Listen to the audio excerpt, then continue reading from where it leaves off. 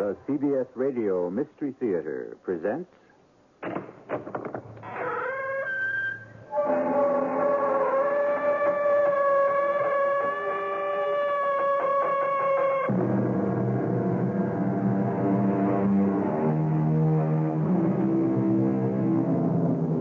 Come in. Welcome. I'm E.G. Marshall. Pause while there is strength and breath to play again with love and death. Love and death, the two supreme games of life itself. Love, which is the only meaning of life, and death, which is the end. But can there be another meaning, or perhaps another ending? Pause. Pause, as the poet says, and listen. Mrs. Purdy, 2 people have died in this room.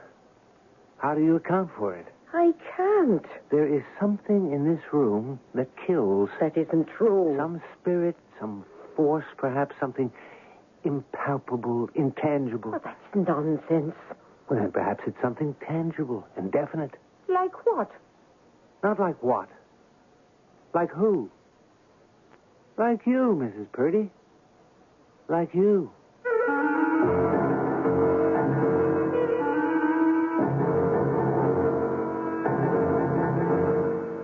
Our mystery drama, Don't Die Without Me, was especially adapted from the O. Henry classic for the Mystery Theater by Sam Dan and stars Robert Dryden and Marion Seldes. It is sponsored in part by Contact, the 12-hour cold capsule, and True Value hardware stores. I'll be back shortly with Act One.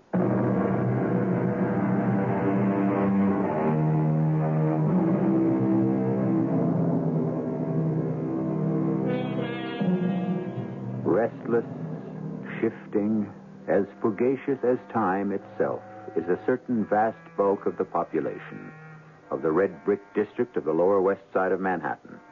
Homeless, they have 100 homes. They flit from furnished room to furnished room, transients forever, transients in abode and transients in heart and mind. They sing Home Sweet Home in ragtime. Thus begins a tale by O. Henry, the great master of irony, which illuminates 2 of life's greatest ironies, love and death. Ah, but the tale is begun. Let the storyteller continue. Hence, the houses of this district, having had 1,000 dwellers, should have 1,000 tales to tell. Yes, there must be a story behind every one of those windows. This open one on the 2nd story, from whence comes music played on Mr. Edison's latest invention. The tune is ragtime. But does the heart beat in ragtime, too?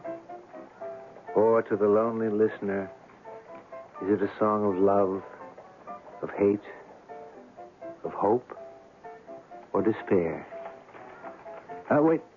Wait. What's that down the street? A crowd, an ambulance.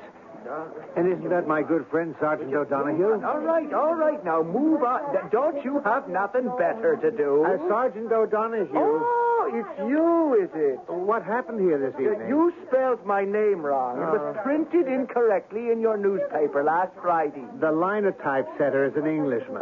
Well, that explains it.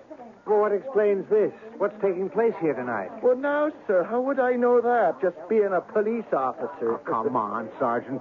Police officers know everything, especially if they're named O'Donoghue. O'Donoghue with a G. I remember. Now, sir, tell me something. Why do they come to New York town? Why does who come to New York? All the sweet and pretty young things. It's the bright lights of Broadway, Sergeant. Even a police officer knows that. Yes, like moths to the flame. I see where this is leading. And here this evening we had a little moth. Perhaps she believed she was a butterfly, but what does it matter? The flame consumes them all in the end. Well, I'm certainly a man who can follow a figure of speech, but what is this flame to which you refer, Sergeant? The flame of despair and the flame of loneliness. They sit alone in a furnished room, a stranger among strangers, and they look at the flames, the leaping yellow flames. The leaping yellow flame? But now it has become the flicker and blue light of the gas range. They look at the light, and it's so cold and distant. A chill flame without light and warmth, like life itself, cold and dark. So they lean forward, and almost without thinking, they blow out the flame. Now, they're alone in the blackness of the night, and all is silent except for the gas. The low, soft hiss of the gas. What you're saying is that a girl in this building turned on the low, soft hiss, like the hiss of a snake. But a kindly snake. She's dead then, Sergeant? Yes, sir. May the good Lord rest her gentle. Are they sure? Oh, yes, the doctor was there. He passed down the word. You'll have to step out of the way, sir. They're taking her down now. A very young doctor who rode the ambulance for the city hospital and who was still very new on the job tried to hide the horror in his heart with a look of cynical boredom on his face, but wasn't quite experienced enough to carry it off yet. He was followed by two orderlies who carried a stretcher. The face of the poor unfortunate was supposed to be covered, but the blanket had slipped. For a moment, I caught a glimpse of a fair young face with reddish gold hair. A beauty mark on the chin. Just for a moment. And she was gone. Into the ambulance and away. To be lost and gone forever.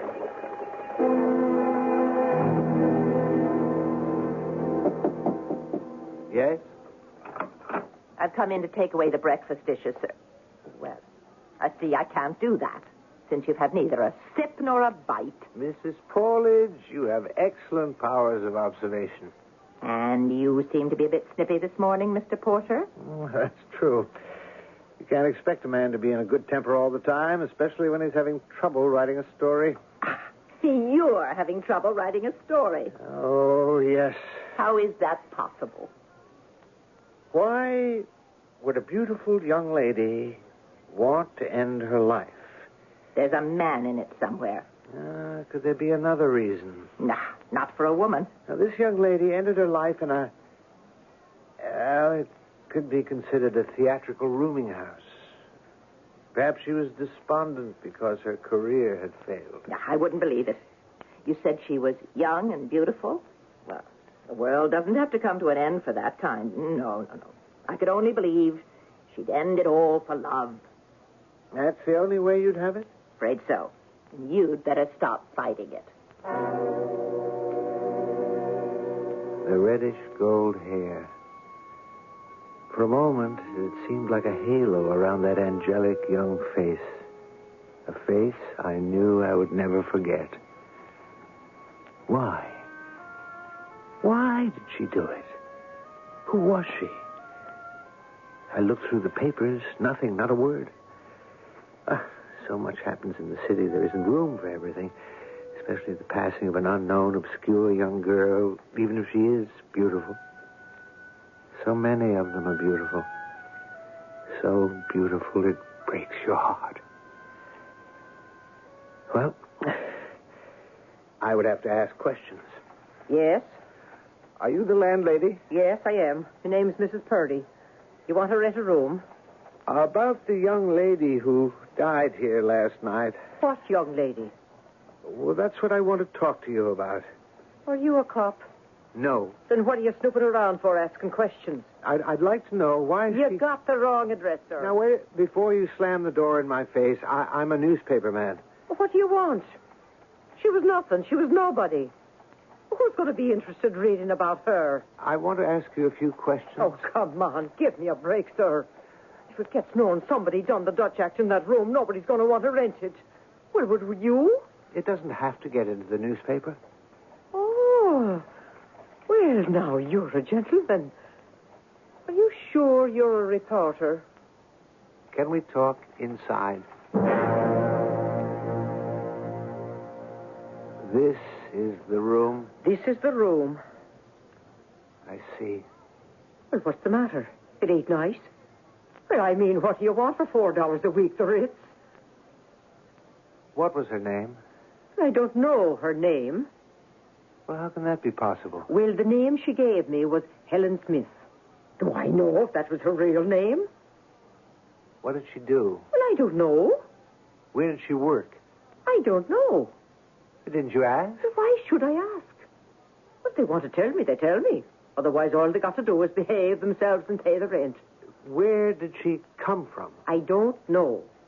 How long had she been here? How long? Well, 3 weeks. Yes, I remember I was supposed to collect the 4th week's rent from her this morning. So, you don't know who she was, where she came from, what she did, or why she killed herself. Who knows? What happened to her belongings? Belongings? Oh, she didn't have none. Oh, what I mean, she had the dress she was wearing and another one, a skirt, 2 blouses, some underthings, and the shoes she was wearing. Oh, just a few stitches of clothing was all she had to show for the world. Poor child. And among the things she owned, there was nothing to identify her? No, sir. No jewelry? Jewelry? Oh, bless us. No. A watch, a ring, a bracelet? Nothing. Who discovered her? Oh, that was my misfortune. I was sitting in the kitchen drinking beer with Mrs. McCool, my next-door neighbor. And I said, "Is there a smell, Mrs. McCool?" And she answers, "There's a smell, Mrs. Purdy." And with that, we put down our glasses and come rushing up here to the 3rd floor back. We open the door. And there she is, poor child, laying on the bed. And... Yes? Well, we open the window, but it's too late. So we both ran screaming downstairs into the street. Well, what else can you tell me? Oh, nothing. Nothing at all, sir. We saw the policeman on the beat, and he sent for the ambulance. Oh, not that it done her any good at all. And there's nothing you can tell me about the girl?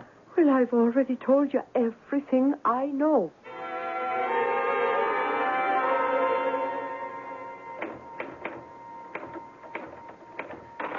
No. Lunchtime. I don't want any lunch. You won't write any better if you're hungry. Confound it, Mrs. Powledge. I want to be let alone. I made you Manhattan clam chowder. All right, set it down. Mrs. Powledge, I'm licked. The story won't come out. Enjoy the chowder. Why does this story defeat me? It has everything. It has youth, beauty, tragedy, death, and yet I can't put anything together. The room, seedy and sinister. Yes, sinister. I don't know why. A dungeon, a cell of despair. She came there. She chose the place. Why? Why is the story? Have I lost it? Lost what? It, the divine, the gift, the God-given gift to write. I don't think so. Who is this girl? Why did she kill herself? You should be giving answers instead of asking questions. I'm even asking the wrong questions. Does it matter what her real name was or where she comes from? Isn't it up to me to create all that? I've always been able to do it before. Come in. Good morning, sir. Oh, why, Sergeant O'Donoghue. with a G. Yes, sir. I come down here because I thought I could bring you something that might be of interest from a literary point of view. Yes? You remember, sir, it was just a week ago. This poor girl that's done herself in. I wish I could forget. Well, it's happened again. What's happened again, Sergeant? Another one. Another one of those unfortunate situations in the same house, in the same room. What are you telling me, Sergeant? I suppose what I'm saying is that the room stayed vacant 6 days. Then, last night, the landlady rents it out to a young gentleman, and early this morning, he took the same way out.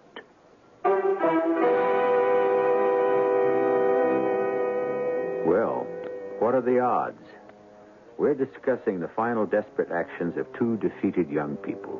What are the odds? that they could have chosen the same room out of so many thousands in the city. Consider the room. Is there something in the room or about the room? We try to answer questions like these in Act 2, which I shall bring you shortly.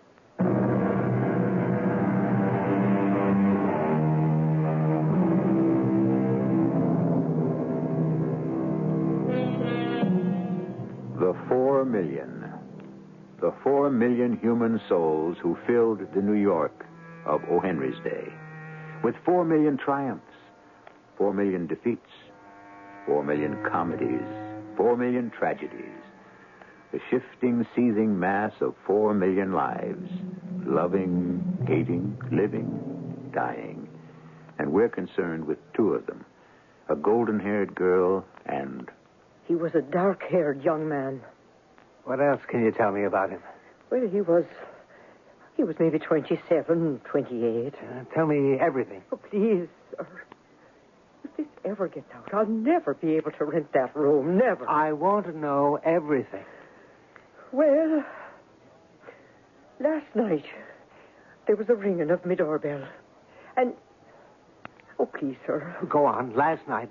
What time? Well, 9 o'clock, I believe. 9 o'clock. Go ahead.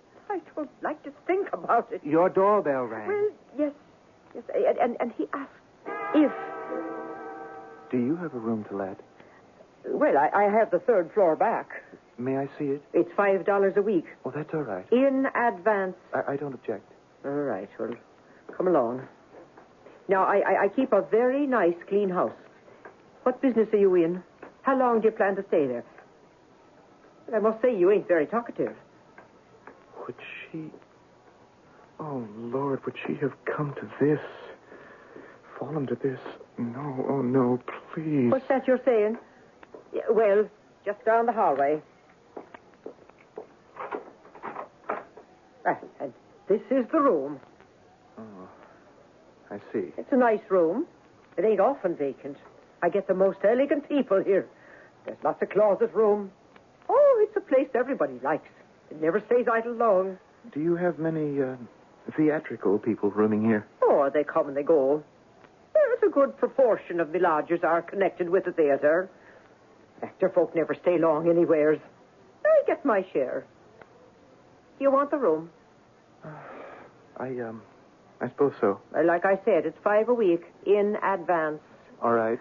The room has been made nice and fresh. Your towels and the water pitcher's full. Mrs. Purdy. Oh, I didn't get your name. Jones. Jones. All right, we'll leave it be Jones.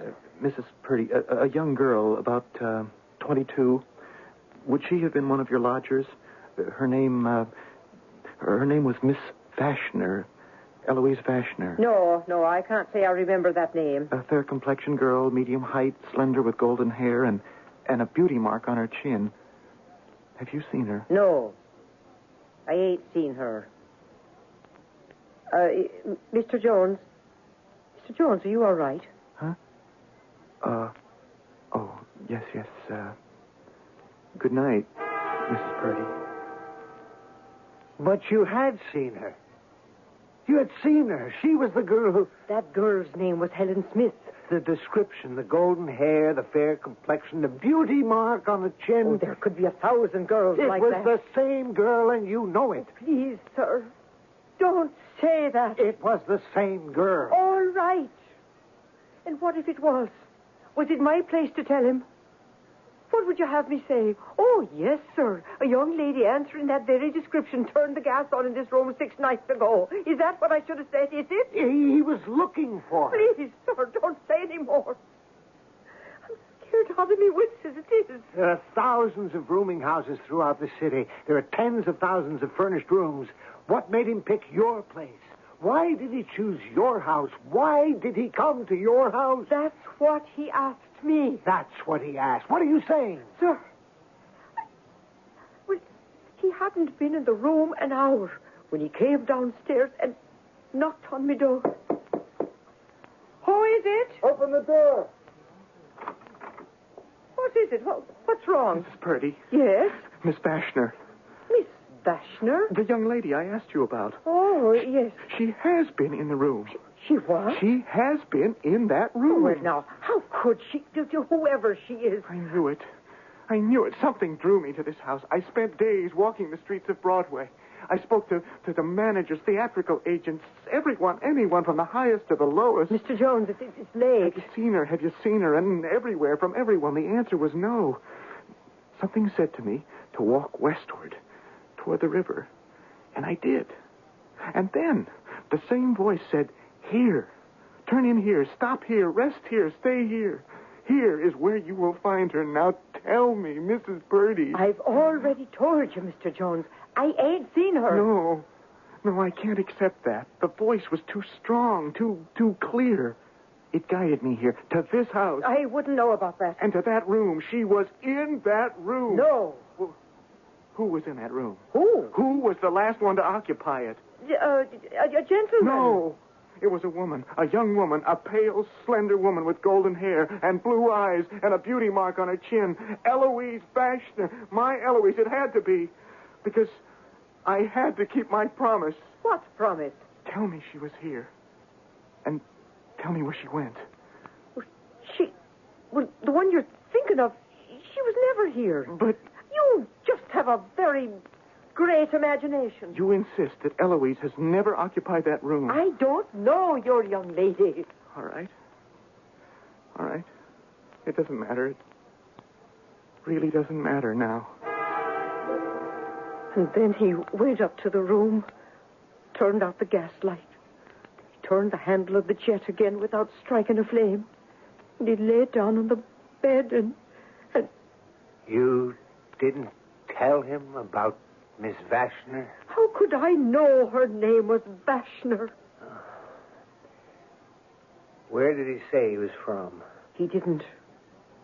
And you didn't ask? I never ask. But did he have any papers, any identification? No, none at all. How do you know, Mrs. Purdy? How do I know? Well, I looked. There was nothing.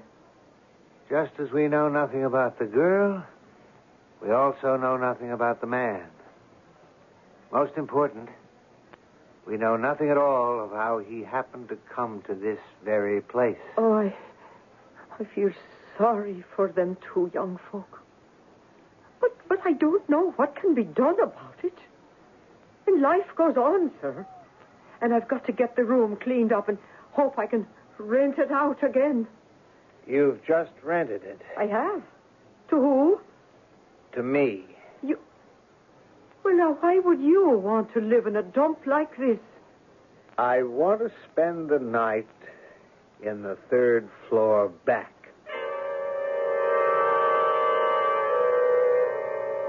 Two people had died in that room. Were they connected to each other? My romantic writer's instinct said yes. I wanted them to know each other, to be in love with each other, and to have died because of a misunderstanding. That was the story I wanted to write. A story of star-crossed lovers in the shadow of the 9th Avenue elevated. And yet, there could have been another interpretation. The room itself. There may have been something in the room itself. Something strange and terrifying and deadly in the room itself. The only way to find out was to sleep in the room. Spend the night there. And, if necessary, fight against the room itself. Yes? Sir, I wanted to know, is there anything you need? Oh, no. I'll be quite comfortable, thank you. Why? Nothing. Well, I'm not sure it's nothing. Mrs. Purdy? It is. It's nothing at all. Well, then why did you hesitate before you said nothing? Because, well... Yes, Mrs. Purdy. Because? Because whatever else was true about them, the fact is the last two people who slept in this room were troubled people. Trouble? You know what I mean. Troubled. It's something that shows in their eyes. Oh, you can hear it in their voice. And Sir, you look like a troubled person to me. I do? Yes, sir, you do. And, well, maybe the room gets to be, well, too much. Do you know what you're talking about, Mrs. Purdy? Yes, sir. And so do you. So I'm asking you, if you're really and truly troubled, don't spend the night here. Thank you for your concern, Mrs. Purdy. Well, I just couldn't afford to have a third one. I mean 3. And in just about the space of a week, I'd be ruined forever. Oh, I hadn't thought of that. And it might be best if I was never to rent it out again. I could use it for storage. Yes. That's exactly what I'll do. I've just decided, starting tonight. It's starting tomorrow, Mrs. Purdy. But I won't let you stay here. I'm afraid you have no choice. I've paid my rent in advance. All right, sir. But after it's too late, don't say I didn't warn you.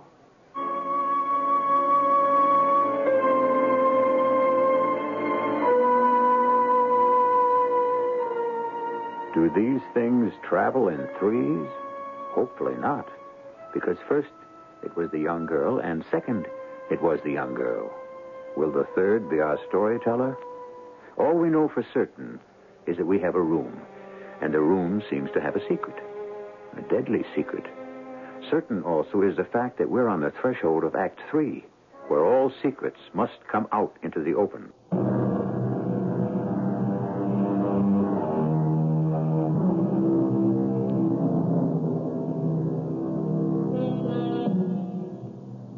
First, we had a golden-haired girl, Miss Helen Smith, or Miss Eloise Vashner.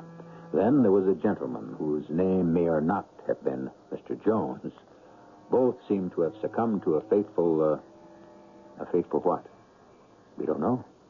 But neither could survive the third floor back. A seedy little furnished room in a tawdry little rooming house on the west side of Manhattan. O. Henry's Manhattan. And now the master storyteller is determined to discover if he can survive it himself. The first thing is to turn the gas up high. High, bright. Light.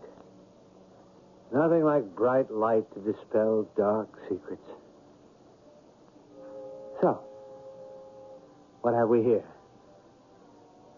Dingy, grimy little cell. But what's the story? Could it have been murder? Murder. Oh, rule nothing out. Suppose I were to talk with my friend Sergeant Seamus O'Donoghue, with a G. Supposing I were to say, you're satisfied with suicide? Satisfied? Oh, bless your soul, sir. Who could be satisfied? All right, I can understand that, but there are other possibilities. Such as? Murder.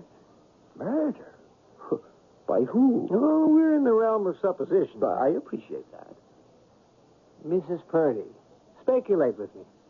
Suppose Miss Smith or Miss Vashner had something of value. Such as? Oh, a ring or a jewel of some sort. A gift from a loved one. And Mrs. Purdy saw it. And Mrs. Purdy was tempted. And Mrs. Purdy stole into the room. She had a key. And she turned up the gas. And your evidence? I have none. Well, then of what value is this theory to the police? It's of no value at all to the police. But then why do you present it to me? Because I'm a writer, and everything goes through my mind. Well, sir, going along with that theory, for the sake of argument, as it were, say she killed the poor, unfortunate young lady. How do you account for the death of the young man? The young man knew. Or what did he know? He knew the young girl had been in that room. How? I don't know yet.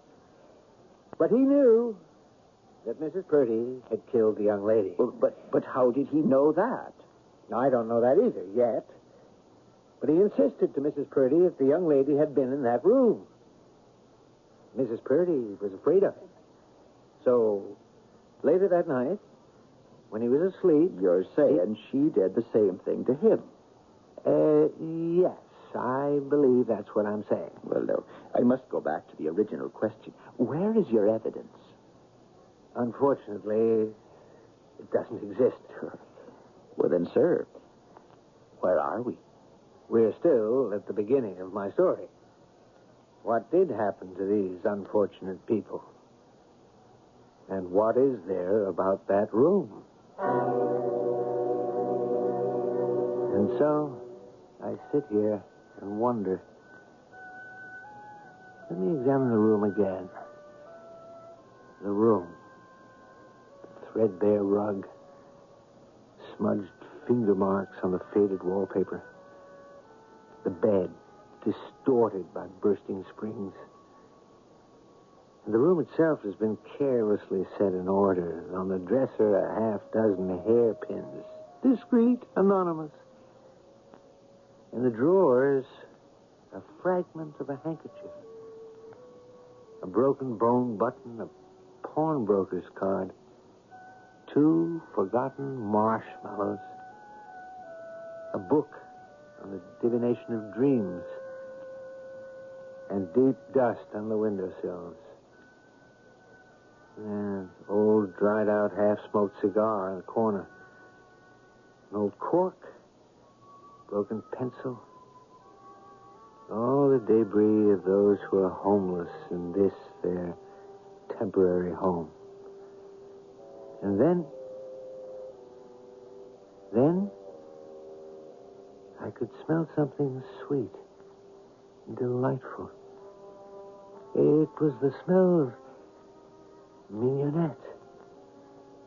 It came as a single buffet of wind with such sureness and fragrance and emphasis that it almost seemed a living visitant. And then the room grew dark. I heard voices. Voices, clear. And here, in the room. I love you. I love you, Eloise. And I love you, George. I don't want to live without you. George, I'm supposed to be the romantic one. I can't conceive of life without you. Well, you'll have to live without me for a little while, George. Darling, I don't want you to break your heart. Nothing. No one can ever break my heart. Except you, and you'd never do it. The world can break your heart.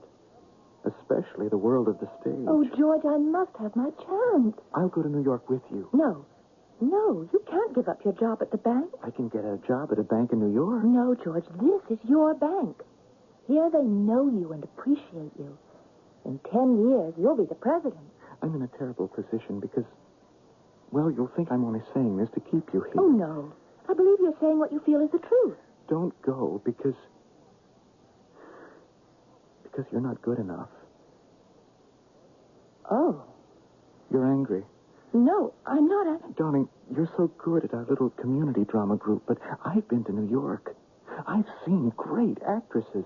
Ada Ree and Bernhardt and Miss Barrymore. I know I'm not as good as they are yet. But there are thousands and thousands of hopeful girls like you. Oh, George, dear, we've talked about all this before. Yes, I suppose we have. And we agreed that I am to have my chance.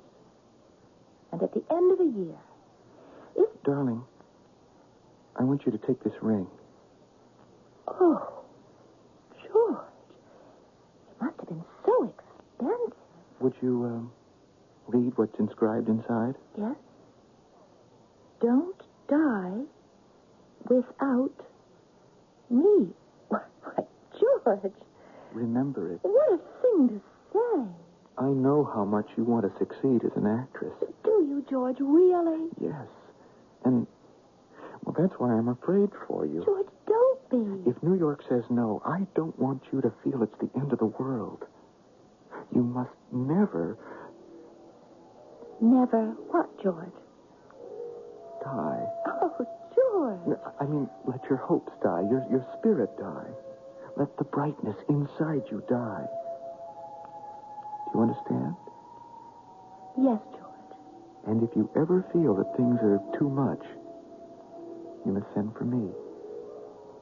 That's what it means. Yes, George. Yes, my darling. I know.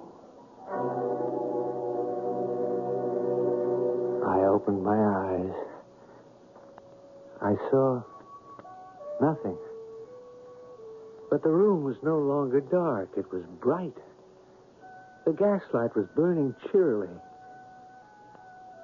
Where were they, those two people? Who were they? I'd heard them so clearly. They could have been in the room with me. George, he must have been Mr. Jones. And Eloise, of course, she had been Eloise Vashner. And this had been their parting scene. Then, once again, the stale, dank odor of the room had disappeared, only to be replaced by the sweet aroma of the mignonette. And once again, voices. It's a beautiful ring. I didn't say it wasn't, but it's small. Yes, but it should be worth... Worth what? It has an inscription, which lowers the value of the ring. Oh, please. How much for the ring? Where do you live? Does it matter? On the west side? No. Where is your home? My home? Well? I don't have a home anymore. Oh, yes, you do. I can't go back. You can. Now tell me, where is your home? Why? Because, wherever it is, I will give you the price of a railroad ticket home. Why don't you go back to him? Who? Him, whoever he is. Do you mean to stand there and tell me there isn't a boy back home? He wouldn't want me now. Well, the ring. Do you see what it says on the ring? You mean a boy who would have that engraved on a ring wouldn't want you? Please, give me anything you want for the ring, anything you think it's worth. Call him. Send him a telegram. Don't you understand? I can't. And once again, the voices were gone. The room was still dark, and the sweet smell of mignonette persisted. I heard a whisper at first. Then it grew louder. It was her voice. The voice of the girl called Eloise. George? Are you there? Oh, George. How did you find me? Where are you? Eloise, where are you? Oh, George, how did you find me? I hear you, Eloise, but I can't see you. How I wanted you to come to me. How I longed for you. How I needed you. Eloise, it's you, Eloise. But I couldn't, not after what I did. Eloise. You were right, George. It was the end of the world. My hope died, and my spirit. Eloise, where are you? And I died. Eloise. Oh, Eloise, you forgot what I said. No, George, I never forgot. Why did you do it, Eloise? Why did you die without me? You have to forget me. You're still young and strong and filled with hope and spirit and brightness. Why did you die without me, Eloise? Please, George. No. You can't die without me. You can't. No. George. Don't. It won't take long, darling. I'll be with you in just a few minutes.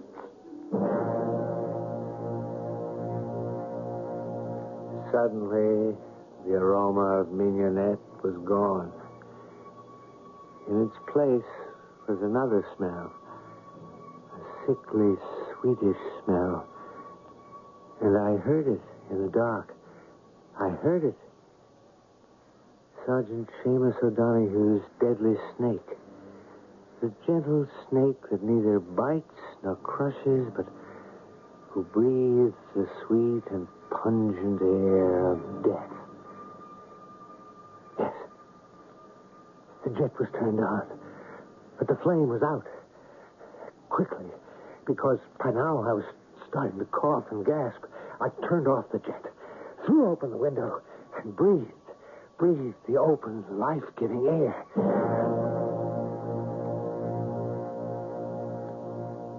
I must say it's a beautiful story.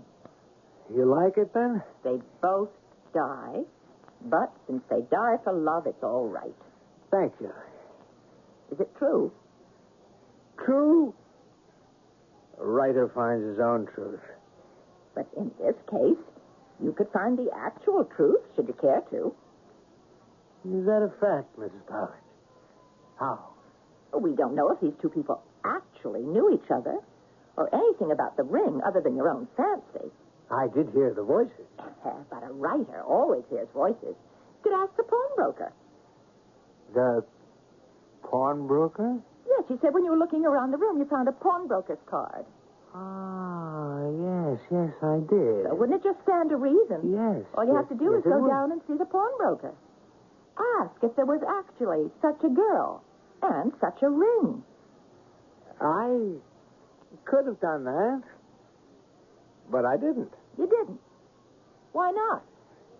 Because, Miss Powledge, that would have been cheating.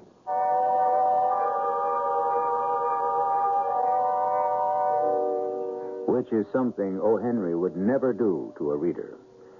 And so, the master of irony and suspense was so good at it, because in suspense is how he loved to live himself. He must have been his own best reader, just as surprised by his surprise endings as you and I are. I'll be back shortly.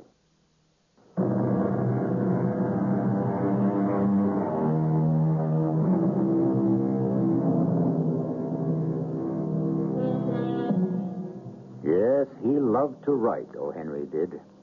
And his favorite theme was the one of two lovers kept apart in the maze of the great unfeeling city. Sometimes they were united in this world, and sometimes they had to wait for the next. But he always joined them together at the end. For to O. Henry, the end was eternity. For you, our listener, however, there is no end. We go on here 7 times each week. Our cast included Robert Dryden, Marion Seldes, Joan Shea, and Russell Horton. The entire production was under the direction of Hyman Brown. And now, a preview of our next tale. The short barrel comes out of holster faster on the draw. Draw? But what are you talking about? Oh, nothing. Now, don't you say that to me, Luke. Now, what you want me to come out here for, huh? To watch me. To watch you what? See that bottle sitting on that rock? Uh-huh. Well, I want you to watch me draw and shoot. Like this. Luke, what was that for? Jim, am I as fast as ever? What's the point? Just answer me, Jim. Never mind anything else. Am I as fast as ever? You look as fast. Are you sure, Jim? Are you sure? I think so. Well, I guess I'll have to try the real way to find out. What do you mean, the real way to find out, Luke? The real way to find out what? Radio Mystery Theater was sponsored in part by Buick Motor Division. This is E.G. Marshall inviting you to return to our Mystery Theater for another adventure in the macabre. Until next time, pleasant dreams.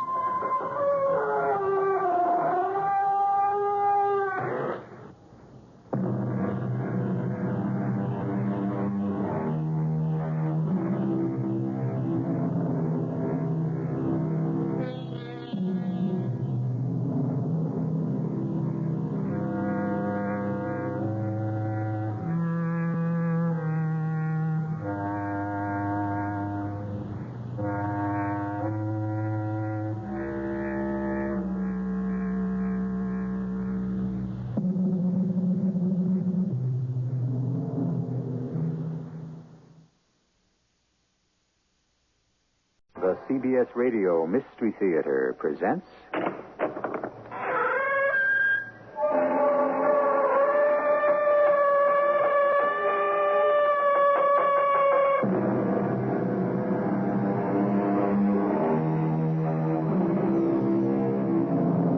Come in. Welcome. I'm E.G. Marshall. Caesar said it. Let me have fat men around me. A fat cat is a contented cat. Fat people are jolly people. Sure. We know all the old cliches, don't we? Including everybody loves a fat man. But does everybody love a fat girl? Not, it would seem, from this.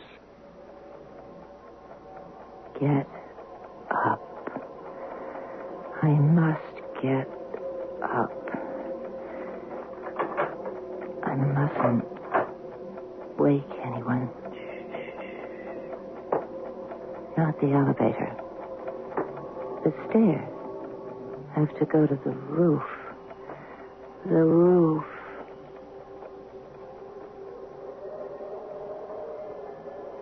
Here I am. No more bad dreams. A whole new world for me.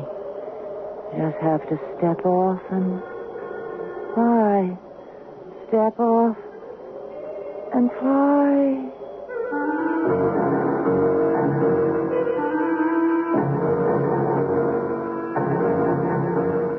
Our mystery drama, Happy Death Day, was written especially for the Mystery Theater by Ian Martin and stars Marion Seldes.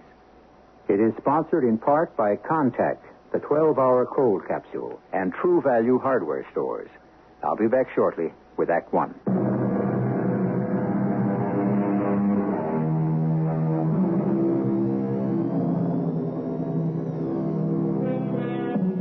Dreams. Waking and sleeping, they are so much a part of all our lives.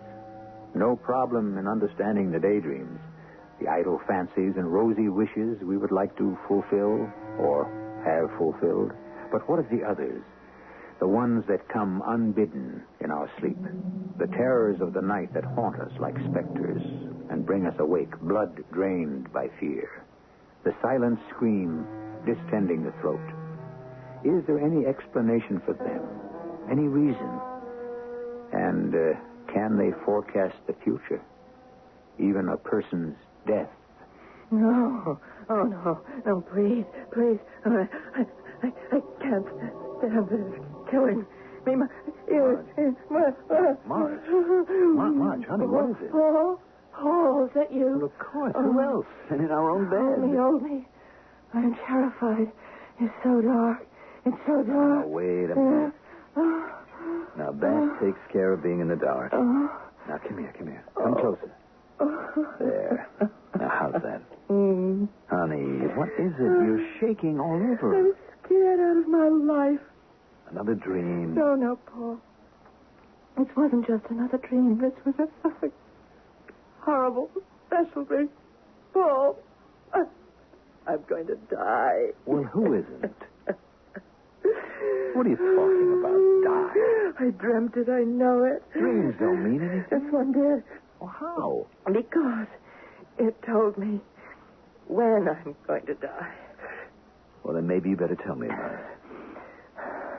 Only two things about the dream. What you'd say, factual, I guess. I mean, they were totally clear, unmistakable. What, Marge?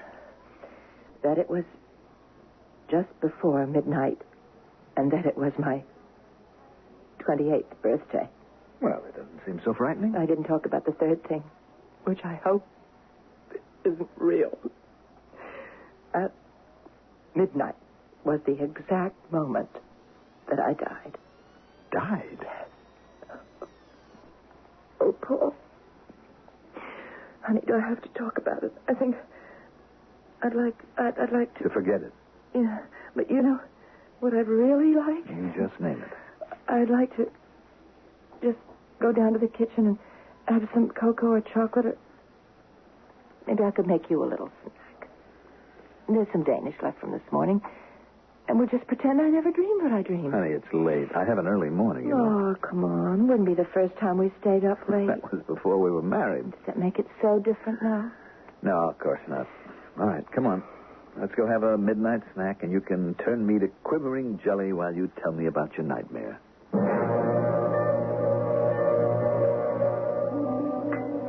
You sure you would like a little mocha cream cake? No, thanks, dear. Well, all you had was coffee. Which I'm out of my mind to be having at 1 o'clock in the morning. Ah, then why did you have it? I just wanted to keep you company.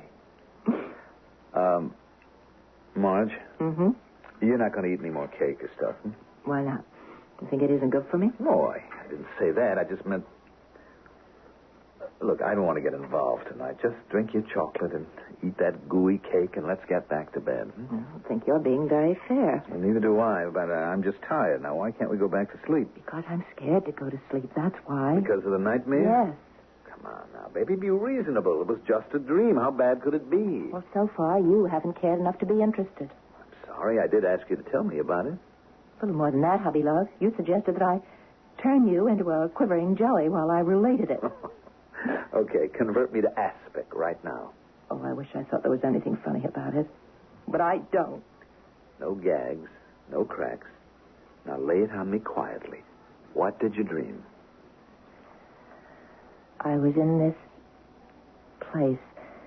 It was dark and shadowy. The sort of space where there are only elevators and stairs. I mean, staircases going up. The elevators weren't running, and so you had to go up the stairs.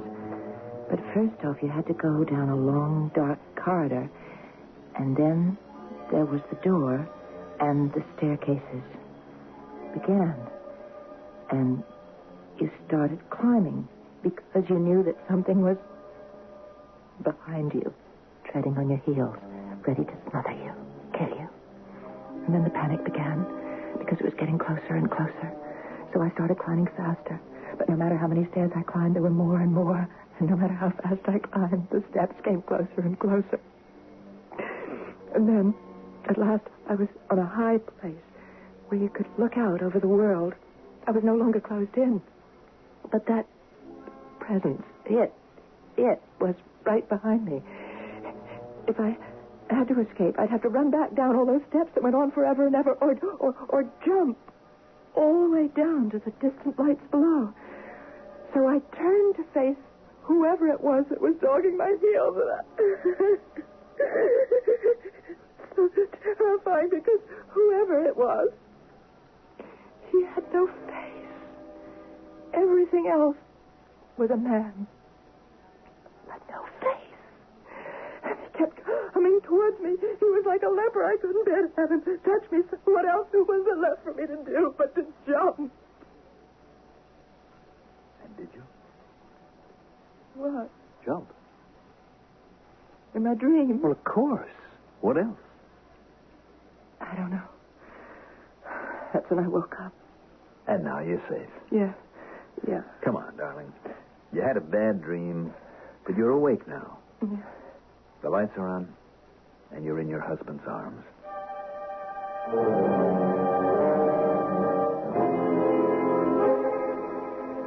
Val, I don't know how much longer I can stand it. Poor Paul. I know my sister's a trial. A trial? She gorges herself on cake and candy. She's blown up like a balloon. And now all this dream nonsense. I have to hold her and croon over her like some lovesick mother with her first baby. Makes me gag. Well, how do you think it makes me feel? The two of you in bed? Well, she is my wife. Only as long as I keep quiet about us. All right, you don't have to remind me. Paul, our relationship may be very close, but it isn't exactly founded on trust. I'm not trying to double-cross you. Well, you better not. Save it for my dear half-sister, who better not be your wife any longer than a month from today. Valerie, have a heart. Let me hang a little loose. No. The moment the money is legally hers, I want you to deliver on your promise. I haven't figured out a way yet. Well, you'd better. For 28 years, I have hated that soft, blue-eyed, fat little phony. She smommed around my father, all lovey-dovey, she and her mother, while I got the Cinderella treatment, even though I was the first. Just because my father hated my mother and never forgave her for divorcing him, I had to take the blame. And Marge and that harpy who gave my father his favorite child made sure I never had a chance. All right, Val. We've been over all of that before. Oh, I just have this feeling, lover, that we need to keep going over it. Now, why are you suddenly ducking the issue?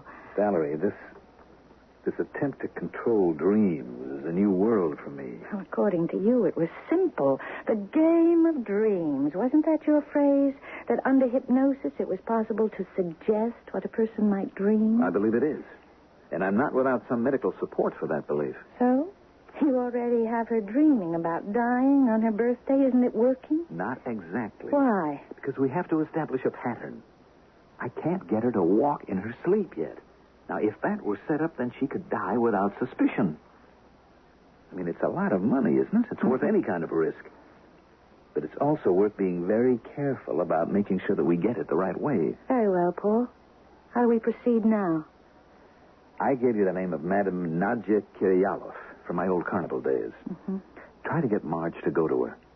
She's made herself quite a name as an interpreter of dreams, tarot card reader, diviner of the future, and so on. Now, I don't want the suggestion to come from me. You try to coax Marge to go to her. It shouldn't be too difficult. All right.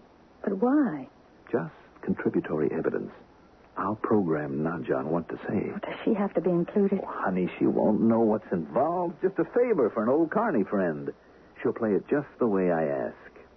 She owes me a few favors. Oh, just bet she does, and vice versa. Not what you think, Tiger. Nadja's at least 80. And if she turned out to be 102, it wouldn't surprise me. Now, will you just steer Marge her way?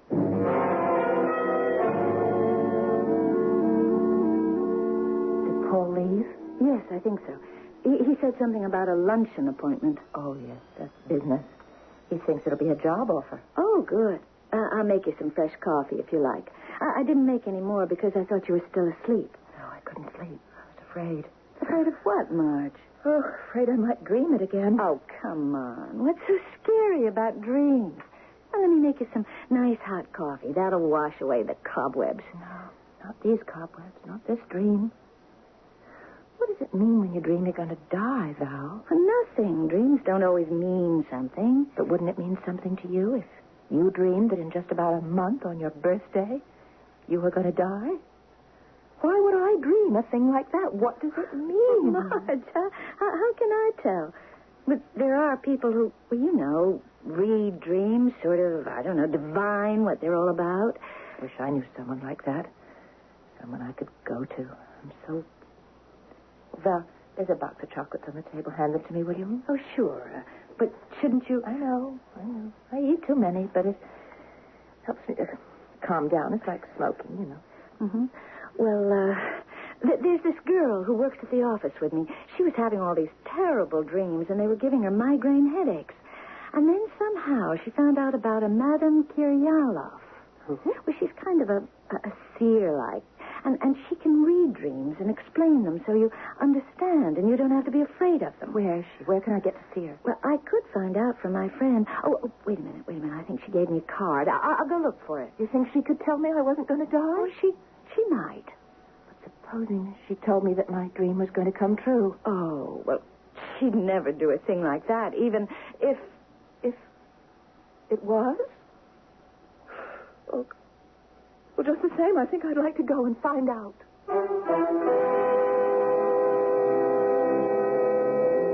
Now, here's a nice, complex, tangled web to untangle before we get to the end of our fiction. A girl threatened by money, murder, and madness, any one of which may lead her to her doom before her approaching birthday. Will it instead turn out to be her death day? I shall return shortly with Act 2.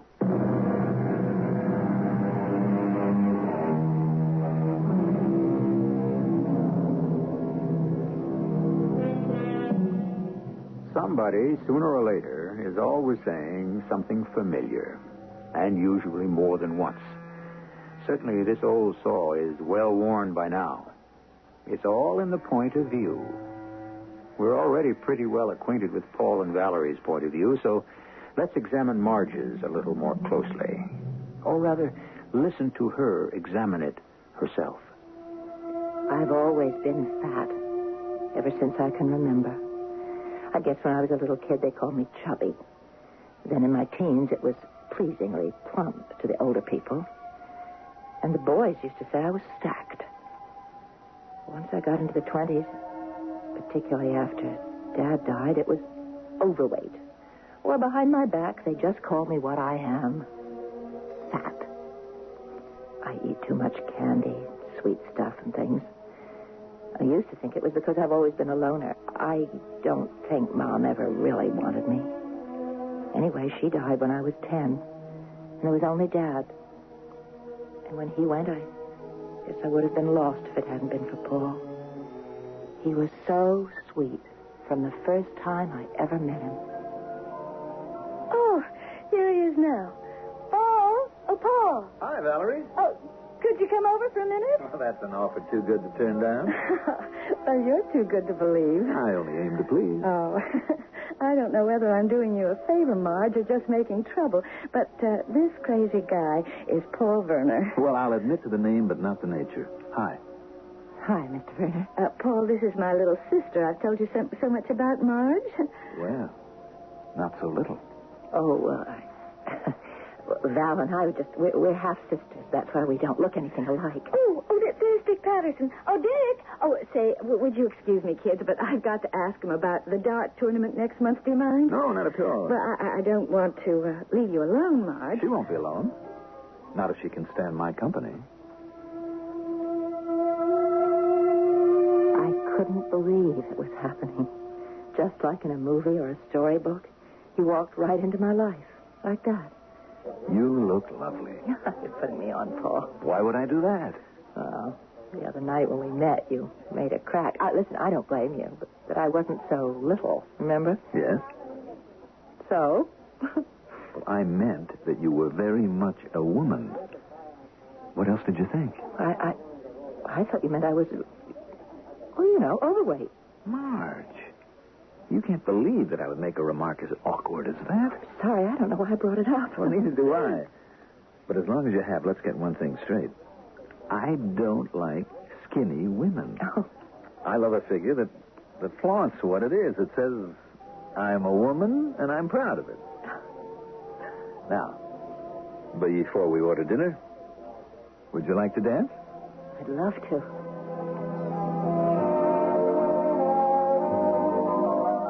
In his arms, I forgot my weight. I was floating. He was a marvelous dancer, and his body, lean and strong against mine as he held me close, put thoughts in my mind I was less ashamed of than thrilled by. You're marvelously light on your feet. I used to dance with my father. I always thought he was the best dancer in the world. Till now. You must be a professional. No. But I do love to dance. What do you do? Oh, that's a good question. I suppose I was spoiled being left so much money, but I traveled a good deal. I became, what shall I say, jack of all trades. But I decided to become at least master of one, so I'm a promoter. What do you promote? That really would be a bore. It all has to do with money. It's investing, managing, finding the right tax shelters, protection of capital growth plans, you know. But that isn't anything to talk about on a romantic evening. I don't want to bore you. I want to charm you. You don't bore me. In a little over a year, I'll have quite a bit of money of my own. Maybe you could help me with some kind of investment plan. Look, I couldn't care less about that. I have other plans for us in which you might share. Or will, I hope. Now, let me hold you close, and let's dance.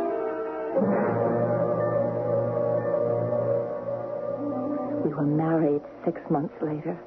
Paul gave me the most beautiful engagement and wedding rings, and I promised myself that my present to him was going to be to slim down. Somehow I never quite seemed to manage, just as I never seemed to be able to stop my dream. Tell me what you dream. Well, Madame Curioloff, sometimes I dream I'm in a room with this snake, and I'm afraid of him, and I run all about the room, but the walls are smooth, no doors or windows. And the snake keeps writhing towards me, and then he reaches up, coiling on his tail, and just as he strikes out at me, I wake up. And that is so difficult to interpret. He is the symbol of man, of fertility. And I think you must not be afraid. You love your husband very much, no? Yes, I do. And you would like to have his child? I suppose so. But you are a little afraid since you never had a child yet. So that is all the meaning. Now, what other dreams? Oh, there's so many. Well, mainly the one that I came to see you about. If you can get rid of my fear about that one as easily as the others, I guess I wouldn't feel so insecure. Tell me. Well, give me a minute to kind of get hold of myself. This one is so real, it's hard even to talk about it.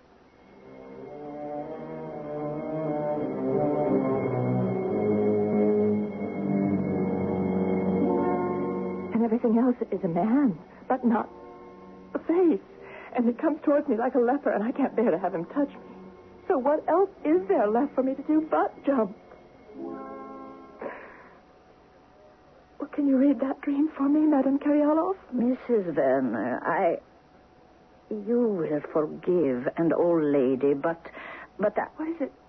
Are you ill? No, not ill. Not in the body, but in the soul. I don't understand. There are people like myself who find paths to the supernatural, but there are others for whom there are no signs, only absolute knowledge.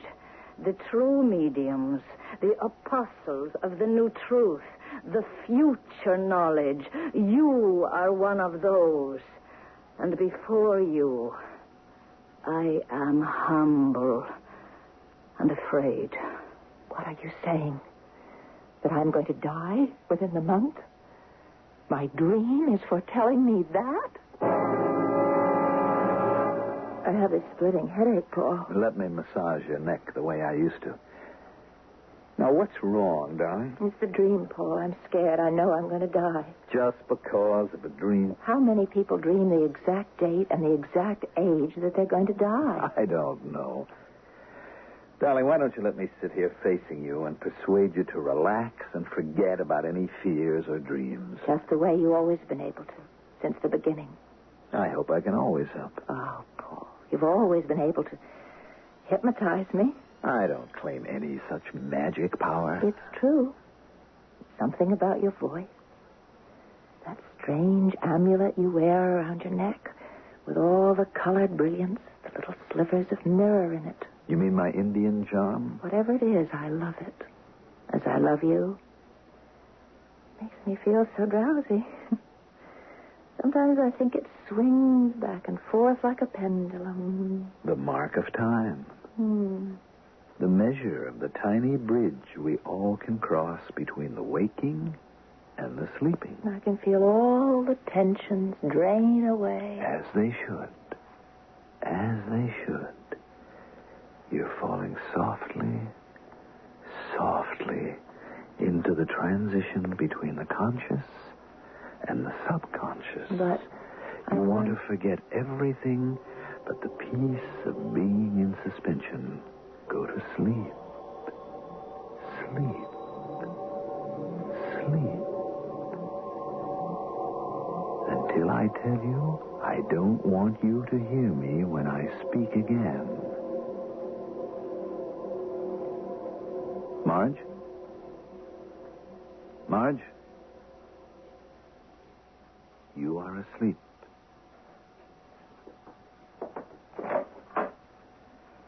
All right, Val, come in. I don't want to wake her. You can't. Only I can do that. Come in. What are you going to do? You'll see. Marge, can you hear me? Yes? I'm going to tell you a dream that you are going to dream.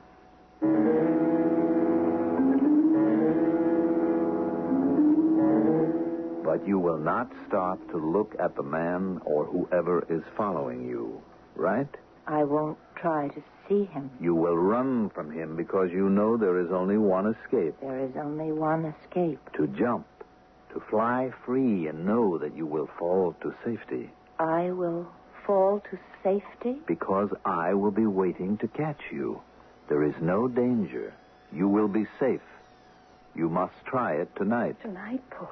It's too soon. Val, it's only the first of a few times. We need to set it up so that it might happen. And that no one is to blame but Marge herself. What are we going to do? Test it out. It's post-hypnotic suggestion. I'm going to tell her that at 11:45 she's to get out of bed. Walk out the door and climb the stairs to the roof of the apartment house, thinking all the way of the dream, remembering it, making it come alive. Can you do that? I can try. She's very susceptible to any hypnotic suggestion. But suppose it works. Suppose she gets up there and she does jump. It's too soon. She doesn't inherit if she... Don't worry. Once she moves out of bed, I'll have the doorman and the elevator man and the superintendent notified so fast there'll be no chance of anything happening, except establishing an alibi for the night when it really happens. Paul, will it really work? Is it that easy? You plant the idea in her mind and she'll just jump? Wouldn't it be delightful if that's all there was to it? Of course not. You can plant any sort of an idea in the subject's head, and within reason, they'll follow instructions, as long as it is not against their own nature or desire. Well, then what's the point of all this? Look, neither of us want to be arrested for murder, do we? Now, together, the night it happens, we can establish an alibi. But it will only hold up if Marge's suicide is not unexpected, if it seems logical and natural. Because in order to make sure she goes off that roof and her inheritance comes to me as her husband, I'll have to be there to make sure that she doesn't hold back. Now, leave me alone before I bring her out of the trance. I want to induce her to dream her dream again.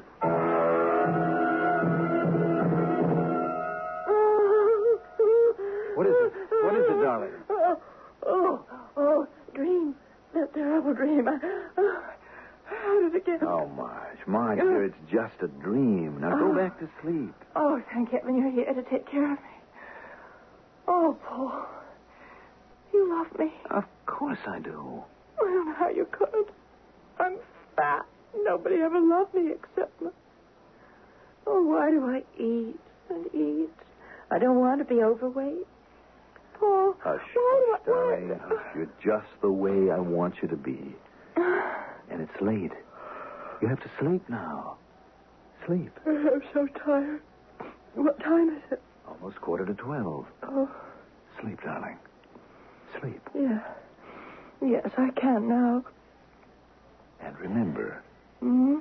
Remember. Yes, I remember.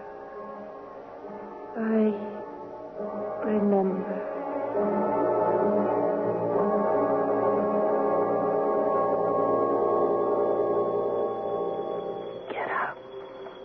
I must get up. Put on my robe. Have to go to the roof. The roof.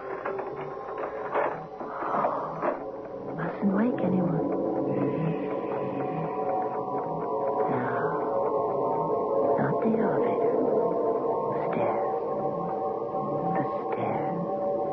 And then when I climb them to the open sky, no more bad dreams.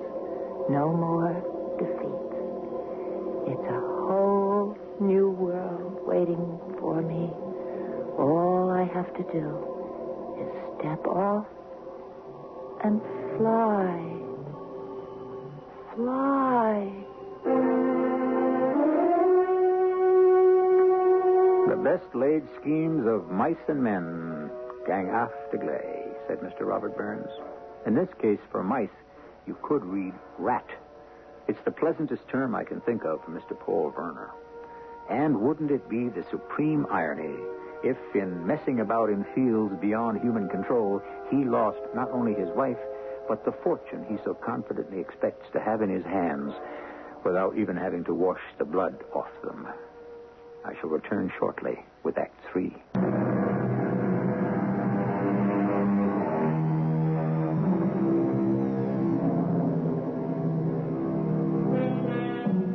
Murder, for all it is the most unforgivable of crimes, is seldom planned. Most murders are committed in the heat of ungovernable rage, by accident, in the heat of some passion. Murder in the second degree. But first-degree murder, the coldly contemplated ending of another person's life, is more complex. And the closer the final moment comes, the more exact and infallible the plans must prove to be. Yeah, Superintendent speaking. This is Mr. Werner, apartment 11A. My wife is sleepwalking again. Send the elevator man to the top floor and meet me there just in case. Good Lord, you don't think... Yeah, Mr. Viner, right away. Help us, sister, quick. Her sister's with her, but... Right with you, Mr. Viner. No, Marge, you can't. You're asleep. You don't know what you're doing. Alone, I can fly. I can fly. All right, Mr. Viner, I got her. I have her, too. What? Marge. What? Marge, what are you trying to do now? Wake up, darling. Come on. Wake up. Well, Wake up now. Come on. Oh. Where am I? What am I doing here? All right, Marge. You're walking in your sleep again. This happened before, Mr. Viner? Oh, just once or twice. There's nothing to worry about. She's never gotten this far before. Real dangerous with someone... I mean, fire laws. We have to have the doors able to be opened from inside to the room. Yes, I know. It won't happen again. We'll make sure of that. Just get us an elevator to bring her back down to the apartment. I didn't dream again that night because I never went to sleep. I was afraid to. I knew I needed help. Someone beyond even my darling Paul or my sister. Professional help. I was going to see a psychiatrist. Mrs. Werner, have you any idea why you dreamed this dream? No, Doctor. A lady that I went to that divines dreams, she... I don't. Tell me. Well, she really made me afraid. She said that my powers of divination were stronger than hers. And I could tell she believed just what I do. And that is? That in a few weeks, when I'm 28, I'm going to die. Well, let's just see if we can't change your mind. You're not your father's first child. No. Valerie was. Except by another mother. I mean, he was married before. But you were the only child your father and his second wife had. Yes. And your mother died. When? When I was just 10 years old. Your father didn't remarry? No. He'd already been married twice. So you were an only child? Well, no. There was Val. By another mother? Yes. You were your father's only child by his second wife. The one who didn't divorce him. You were special. You were his favorite? I guess. He left you all his money, didn't he? Nothing to Valerie, your sister? Yes, that's right. Did you feel guilty about that? No, I don't think so. Today, most of us believe that dreams are generally the result of something we've done or experienced in the past 24 to 48 hours. I don't understand. The first thing to do is to look for a literal meaning. But what if I can't find that? Then we're in the jungle. We must take each dream as it comes and try to interpret it. Well, what about my dream? I mean, the one I have again and again. I think it's wholly symbolic. How? I'm going to be very frank, Mrs. Werner. I think, subconsciously, you would like to kill yourself. Commit suicide? In order to be reborn in a new shape. The shape you would like to be. Slim, attractive to everyone, especially men. Attractive to yourself. That's all it is? A kind of death wish? Oh, dear me, no. You have no wish to die. Only to change. But who is the man who pursues me? The one whose face you never see? Yes. Probably your father. You loved him very much. You looked for his approval, existed on it. How many times as a little girl have you thought, I'll die if Daddy doesn't like this dress, or the way I look, or what I'm doing? My visits to Dr. Stowe were beginning to be of enormous value to me. I didn't dream anymore. Didn't dream at all. And although it seemed to hurt Paul's feelings a little, I wouldn't allow him to try hypnotizing me anymore. I didn't want anything to interfere with my new sense of well-being. I was even losing weight. Mrs. Werner, I'm beginning to see quite a change in you. Thanks to you, Doctor. Inside and out. I notice you've dropped quite a few pounds. Don't overdo the dieting. Oh, I'm not really dieting. I've just cut out sweets and cakes, things like that. I find I don't need them anymore. A little security was all you needed. How about the dream? Not once since I've been coming to see you. Oh, you've taught me so much. But suddenly, 2 days before my birthday, I dreamt it again.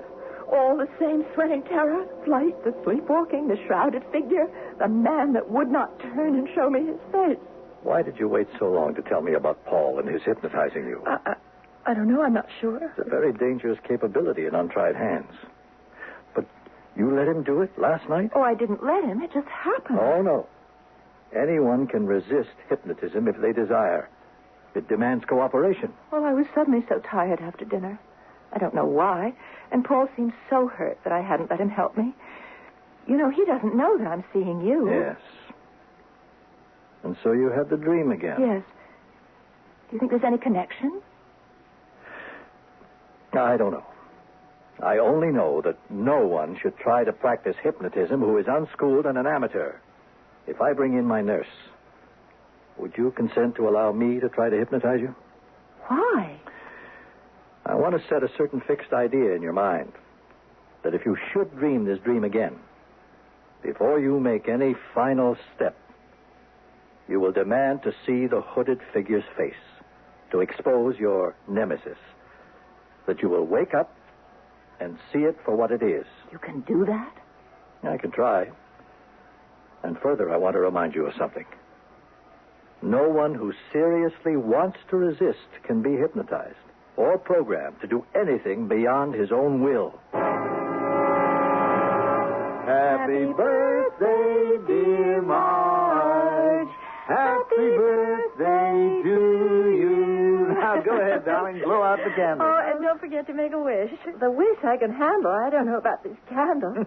So here goes. Hooray! Oh, you missed one. Well, maybe that's to grow on. Anyway, happy birthday, darling. Happy birthday. Oh, thanks, both of you.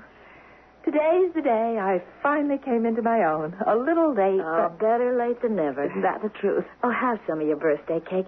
It's just your style. Coconut marshmallow with lovely fudge sauce. Oh, I think I'll pass it up. I am suddenly so sleepy. Well, it was a long day, what with the lawyers and the bankers. But my inheritance and money, that shouldn't tire a person out, should it? Well, I promise you from now on it won't. Now that you've put me in charge of it all. It's what you wanted, isn't it? Well, somebody has to keep track. And there's nobody better than Paul, where so much is at stake. Don't I know it? Oh, Val, I wonder if you mind. I think I'd like to go to sleep. Oh, no, of course not, darling. I shouldn't be here tonight. I shouldn't even be cluttering up your lovebird's apartment. Well, off you go. I think I will. You don't have to come now, Paul. Oh, but I will, darling. Be right with you as soon as I finish my coffee. Good night, my dearest. And closest. Sleep well. We all set? It will be tonight. If it goes right. I've given her the sedative. I'll have to leave you now to make sure that I put the post-hypnotic suggestion in her mind. I just go to bed. No. You stay up doing the dishes, apparently. At 11:45, the pattern I've set, she'll go up to the roof. I'll follow her, and this time we'll be alone. One push, and she's gone. Then I'll be back down here with you helping with the dishes. When she's found, we'll be cleaning up after a birthday party, thinking she went to bed.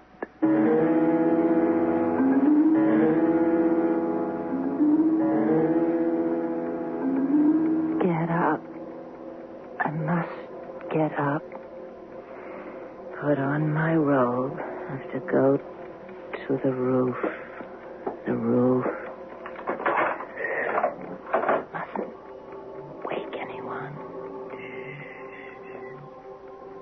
Not the elevator. Stairs. Climb them to the open sky. No more bad dreams. And then I can fly. Fly.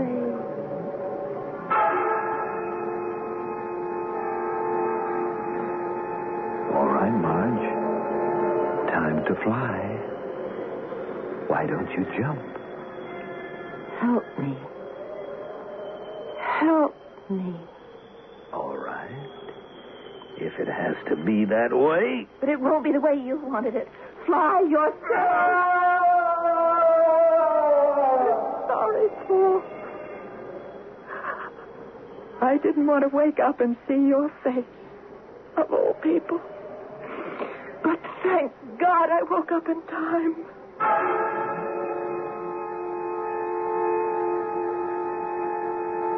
Doctor, did you really know about Paul? Only a suspicion, albeit an educated one.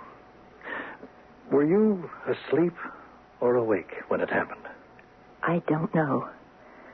I only know I forgot about flying and remembered what you asked me to do.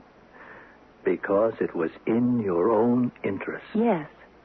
I turned, and I saw the face of death. The man who should have wanted to wish me happy birthday, but thought only of it as happy death day.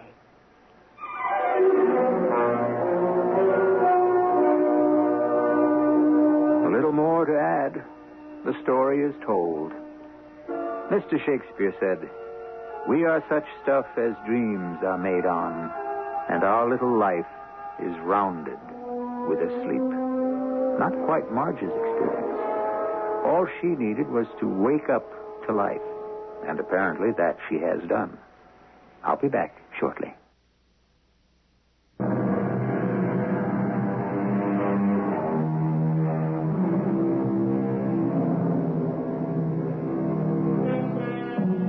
When I spin my tales, I seldom offer you a happy ending. For the fabric of life is a wild game of chance, which promises nothing but what you reach and strive for. And all of us need some part of the element of luck. In Marge Werner's case, it was a dedicated psychiatrist named Dr. Stowe who steered her carefully through the wilderness of the mind. Our cast included Marion Seldes, Mandel Kramer, Carol Teitel, and Ken Harvey. The entire production was under the direction of Hyman Brown. This is E.G. Marshall inviting you to return to our Mystery Theater for another adventure in the macabre. Until next time, pleasant dreams.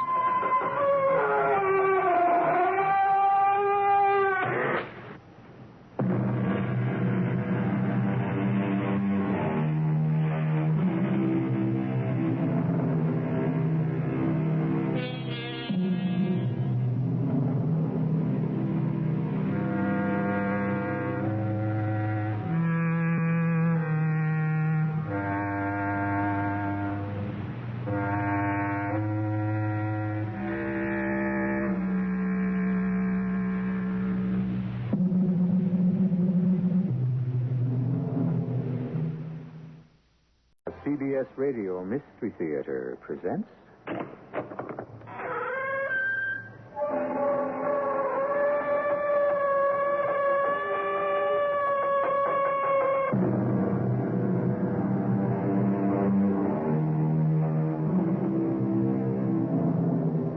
Come in. Welcome. I'm E.G. Marshall. I think it was Charles Kingsley, that notable 19th century clergyman and novelist, who said, "There are more ways of killing a cat than choking it to death with cream." I leave it to you to decipher exactly what he meant to suggest by that. I bring it up only because this is a story of a cat with many lives who at length, without violence, had to end his career. The police are coming back. You better report it to them, Nicole. No, Josh. But if you love me and you want to marry me, say nothing. Let me do the talking. Mademoiselle, I see you waited. Oh, you didn't find the man you were chasing? No, as usual. He has given us this slip. Who is he? I wish we knew. A burglar who roams the rooftops like a cat. That is the police force's only name for him. Le Chat.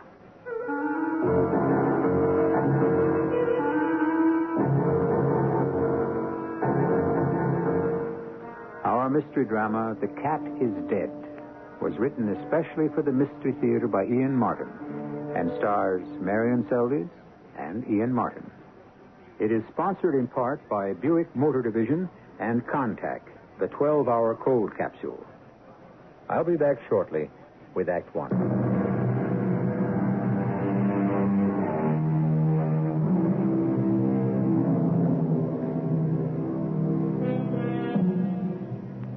Are you a people watcher? I mean, whenever you pass or sit with others on the street, a bus, wherever, can you resist the impulse to speculate who your fellow travelers are, what they do, what kind of people they are? For example, we're on flight 843, bound from New York to Paris. And across the aisle is a tall, slim, still stunning woman in her early 50s. Beside her, in the window chair, is a ramrod-straight, all whipcord and steel man, whose age is only attested to by his almost silver-white hair. Who would you guess them to be? Well, why guess? We're about to find out. Nicky. I'm awake, Josh. I just wanted to be sure your belt was fastened. The sign's up. I didn't have to see it. I felt us losing altitude. You? Oh, I never take mine off, habit. I love you. Because I keep my seatbelt fastened? Just habit. Now, there's a left-handed compliment. Well, I mean, after 30 years. No, Josh, not even a general can make me fall into habit. I wake up to it fresh every morning. What time is it? 5 a.m. Paris time. Midnight our time. American. Happy anniversary, dearest. Ditto. 30 years. How's Paris? You were looking at it out the window. Oh, Paris. It's incredible as always. What is the mot juste? Formidable. No. For coming to our other home. Mine, not yours. Except that I am American now. And part of me will always be what you were, my French siren. Oh, thank you, Josh. It is the most wonderful 30th anniversary present you can give me. Already I feel 23 again, or younger. Well, that makes two of us. Oh, Nicole. Never ask a general to defend war. Except me. Because the war brought me you. Vive la guerre. Vive la résistance. Because it brought me you. Darling. Oh, Mommy. Well, he should be down any minute. He's gone into his approach. We don't have anything to declare, do we? No, why should we? Oh, I don't know if I like that hesitation. Are you up to something? Don't you trust me yet? Wouldn't I be a fool if I did it all the way? You know you manipulate me like a puppet. Why, Brigadier General Josh Maynard, I declare, how can you talk that way? Nicole Lautier, where did you get that phony Southern accent? It wasn't phony. All right. Was pretty good. But, I still want to know about the hesitation. Oh, that pause was only because I wasn't quite sure what it was you thought I ought to declare. Shall I tell the customs officer if he asks me that I love you? Oh, all right. Forget it. The only reason I asked is that I'm so anxious to get to the hotel, unpack, and start prowling all the old haunts. You, don't mind being on the left bank? Oh, Josh, we're here to return to the past and make it live again. That's the best present you could have given me for my 30th anniversary. To get rid of all those 30 years and to go back as near as we can to where it all began.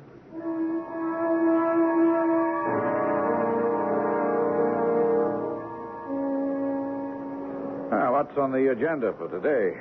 Oh, nothing. Rien, pas du tout. We're on vacation. Why don't you munch a croissant or brioche? Let me read my journal. What's in the news? Oh, who knows? Who cares? I'm in the back pages. I thought maybe we could have a look at what's playing at the Comédie Française. Only by...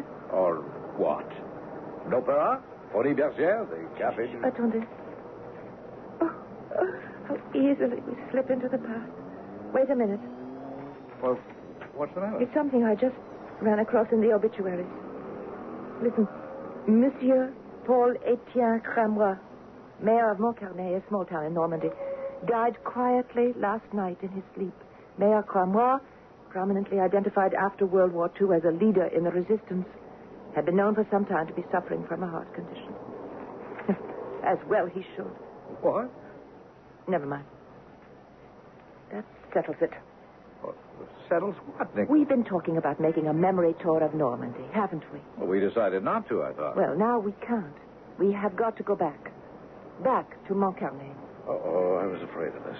Back to Montcarnet? Are you crazy, Nicole? Oh, darling. Don't you remember? Yes, too damn vividly.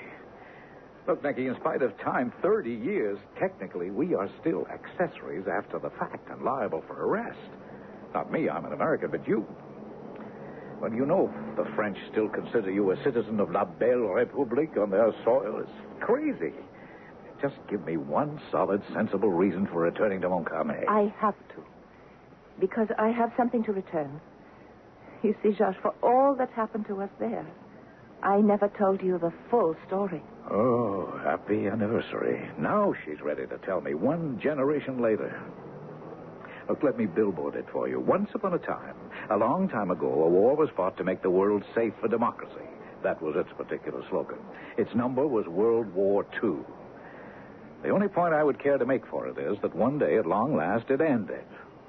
And a sexy, sensational, loving young woman named Nicole Autier, who had saved the life of a young pilot who had crashed in France. And whose name was Josh Maynard. You know, you were the only one I helped pass through the underground and back to the 8th Air Force. That made me want to defect and keep you in France, even in German-controlled France. Oh, you don't mean that. Well, of course not. It's just that I loved you, and I still do. Well, do you think after I met you, I was that eager to get back to Great Britain and start flying again and trying to get myself killed? That was the best part. I mean, that you didn't get killed. Well, obviously. Now, where was I? After the war, thank heaven. Oh, yes. When I found you again, and I was still trying to persuade you to marry me. Well, I wasn't sure I had enough to offer you. And face it, you were not all that sure about me. In the excitement I knew of what war, I wanted. You thought you knew. No. Listen, Montcarnet has settled it for us. Don't you remember? After VE Day, when we got together at last, we took that trip by car through Normandy. Oh, how could I forget? All right. And it all started with us getting lost. Oh, what a lovely night in autumn it was. The moon riding high, tossed like a ship at sea on scudding clouds. 1946. Over 30 years ago. Lights ahead, Josh. We're coming to a town. Town? Oh, yeah. It ought to be Montcarnet, according to the map. Why are you stopping? The guy on a bicycle. Maybe you could recommend a pontoon. Oh, we're in luck. Who could be better? It's a gendarme.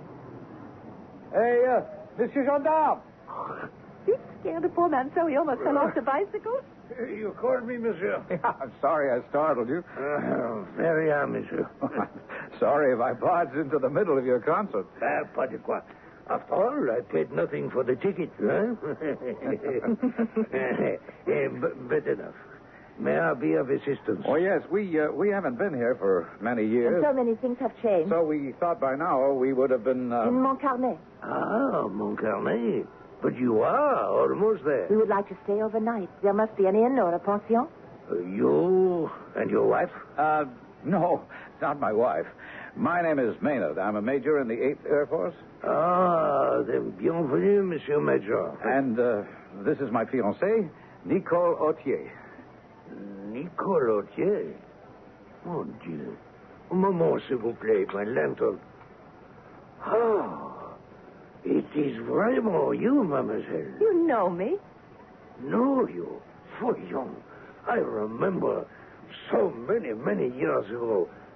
You used to sing in Paris at Le Paragil, no? Oh, I just filled in. I was not known. Oh, you were to me. You are kind to remember me. How could one forget? How you sang. I was, of course, covered with shame. Why? Oh, évidemment. I should have known who I was worshipping. But those were the years of the war, and the whole world was upside down. Are you still singing? Oh, no, I have found a better career. Ah, oui. L'avenue d'Amour. C'est votre mari, ce soldat, Mike. No, this young American soldier is still my fiancé. But you've got the right idea, gendarme. Marie is what I want to be. You would be lucky, Monsieur l'Américain. And I think you too, petite chanteuse. These will be bad times for France after the war. Marry him and go to les États-Unis. I'm going to take your advice, I think. But first, Monsieur le Gendarme, we need some place to stay for tonight. Oh, of course. Mille pardons. Voyons. If you are to reside in Montcarnet, there's only one choice. L'auberge. Down the road, next turn to the right, drive 1 kilometer to the heart of town. You cannot miss it on the left. Very small, but for les amis, très important. Well, if it's right for lovers, it's sure right for us.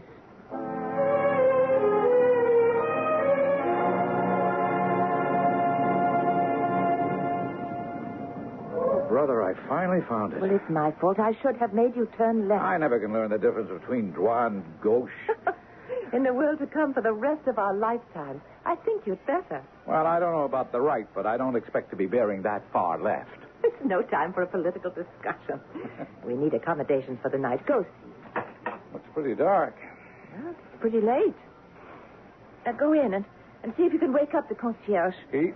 Oh, aren't you coming with me? No, I think I'll just stay for a moment and look at the moon. Okay, moon lover. Won't be a minute. Au clair de la lune, mon ami Pierrot, ouvre-moi ta porte.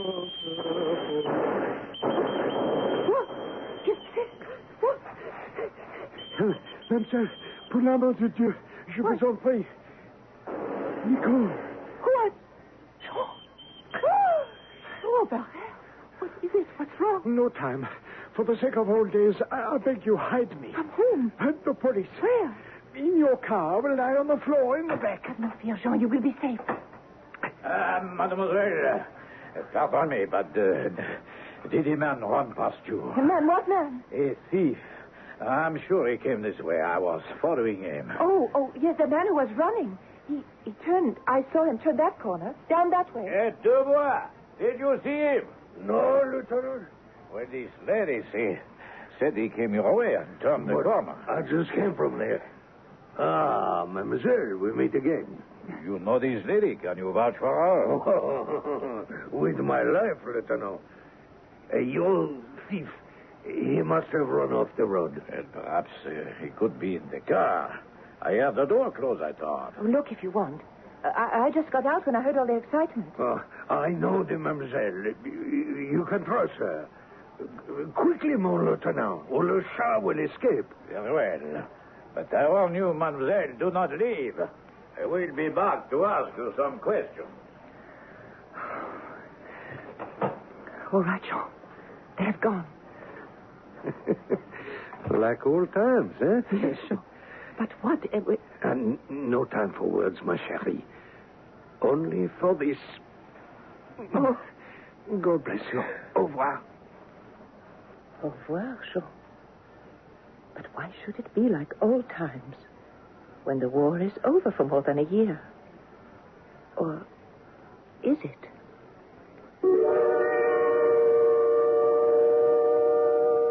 So, now we know who the people we were watching are today. And we're beginning to know who they were over 30 years ago, before they became Brigadier General Joshua Maynard and his wife, Nicole, who once was a member of the French underground. We've opened a door. Want to come into the past with me and find out where their story began all those years ago? If you do, I'll be back to escort you with Act 2.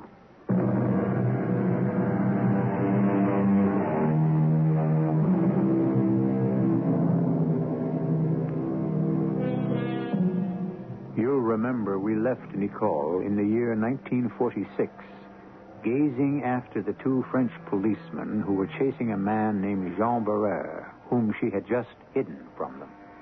And that the moment they were out of sight, she had released the man from the car where he was hidden, that he had embraced her fervently, kissed her, and vanished also into the night. Now, Josh, a major in the U.S. Air Force, still in uniform in those days, comes rushing out of the inn to her. Nicole! Nicole, are you all right? I'm out, Sherry. Do not worry. But I heard shots. No, not at me. Oh, what was it all about? Just after the cops ran off, I saw you helping some guy out of our car. Listen to me quickly and understand. I have just aided a man to escape from the police. What? Why in the name of... Don't ask questions, Josh, please. This man who escaped, we were in the underground, the resistance together. His name is Jean Barrère. Okay, the resistance. That was the war, and you had to choose up sides. But now, Nicky, you don't know what this guy has done. He could have murdered someone. No, not Jean. Come on, he didn't kill anyone during the resistance. It was different. In peace, Jean could not harm a soul. He's too gentle, too kind, too... What would you say? Moral. No, I know him too well. From the clinch I saw, you know him very well. I think you're crazy to take any chances. In the old days, such a short time ago, we took many chances together, Jean and I. You were one of them, although you never knew him. You mean when I crashed during the Stuttgart raid, he helped you and the others smuggle me out and back to England? He was the one who picked you up when you parachuted down. He risked his life for you, dragging an unconscious man in daylight right under the noses of the Germans to one of our hideouts. Well, so my hat's off to him, but these are different times. What different times? To help any member of the underground is simply a reflex action, as tonight. And at any time, I would trust Jean with my life. I would always be sure that... What is it? There's something in the pocket of my coat. He must have slipped it there when he embraced me. What? It's a necklace. Diamond necklace. Shh. The police coming back. You better report it to No. But if you love me, if you ever want to marry me, say nothing. Let me do the talking. Mademoiselle. I see you waited. That is good. You didn't find the man you were tracing.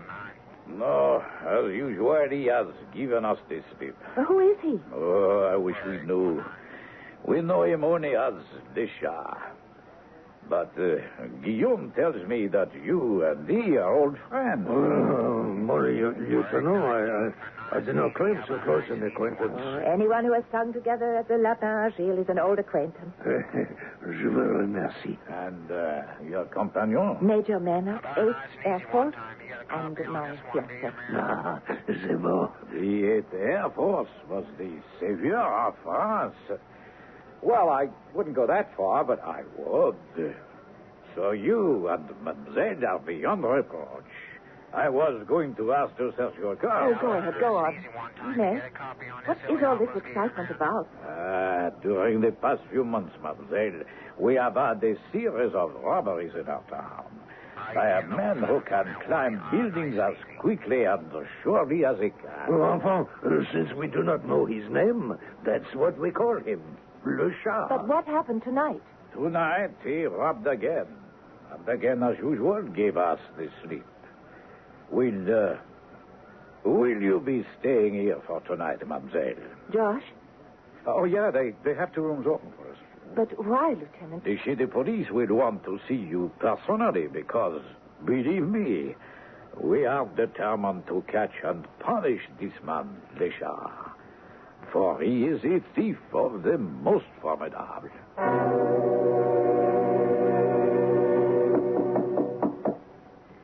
Nicole, it's Josh. Just a moment. Look, I have to talk to you. Is that all? Haven't you noticed I've changed since dinner? Oh, I'm sorry. You look... look, can I come in? I shouldn't let you after the way you brush aside all the trouble I've gone to make myself look beautiful for you. Nicky, I've been getting stewed about this whole thing, and for the last few Josh, hours, please. We discussed it after the police left. We agreed to get settled in the hotel and forget about it for tonight. But for Pete's sake, don't you recognize that you're compounding a felony? That you're making yourself an accessory after the fact? Yes. All right.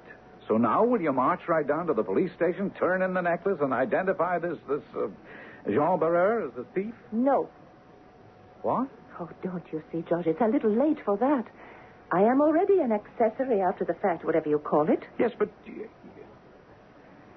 I don't know. I give up. What are you going to do then? something else I learned in the underground. What? Wait. For what? For Jean to get in touch with me. I'm quite sure he will. Oh, and then I suppose you'll just turn the necklace over to him, no questions asked. I don't know. It depends on what Jean will tell me. Oh, fine. Well, I just hope they run a clean jail in Montcarnet and the chow's up to scratch. Oh, darling, don't be mad at me. It's very late and we should get some sleep. But tomorrow this will all be straightened out. And then we'll talk about our plans for the future. I wish I could be as sure of that as you pretend to be. I mean, it isn't even so much this crazy thing you've done as the guy himself. What do you mean?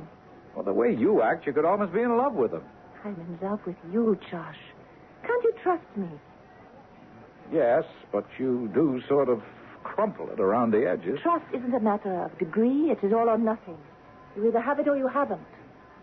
You know something, Bibi? You're quite right. Okay. I'll back you all the way down the line. That's all I need to know. No. Yeah, that's good. Happy? Moderately. Ah, what now? I just can't help asking one more question. Were you ever in love with this guy? I mean, these last couple of years during the resistance, like a fellow says, in those days. In those days, we were all in love, Josh. But not with each other. We were in love with a cause. Good night, darling.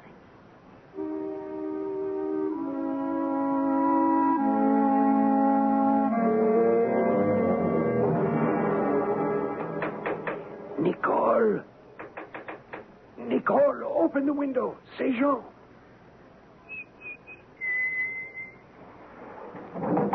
Jean? A moment. Now, close it. Vite.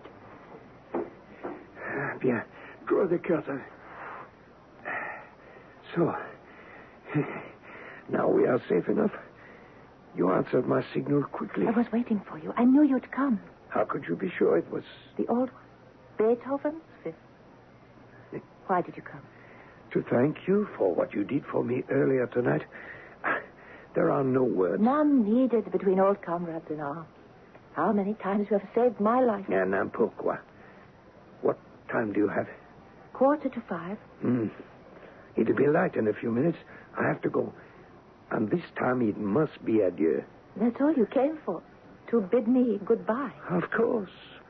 And to get the necklace, obviously. You found it? I found it in my pocket. Then, may I have it, please?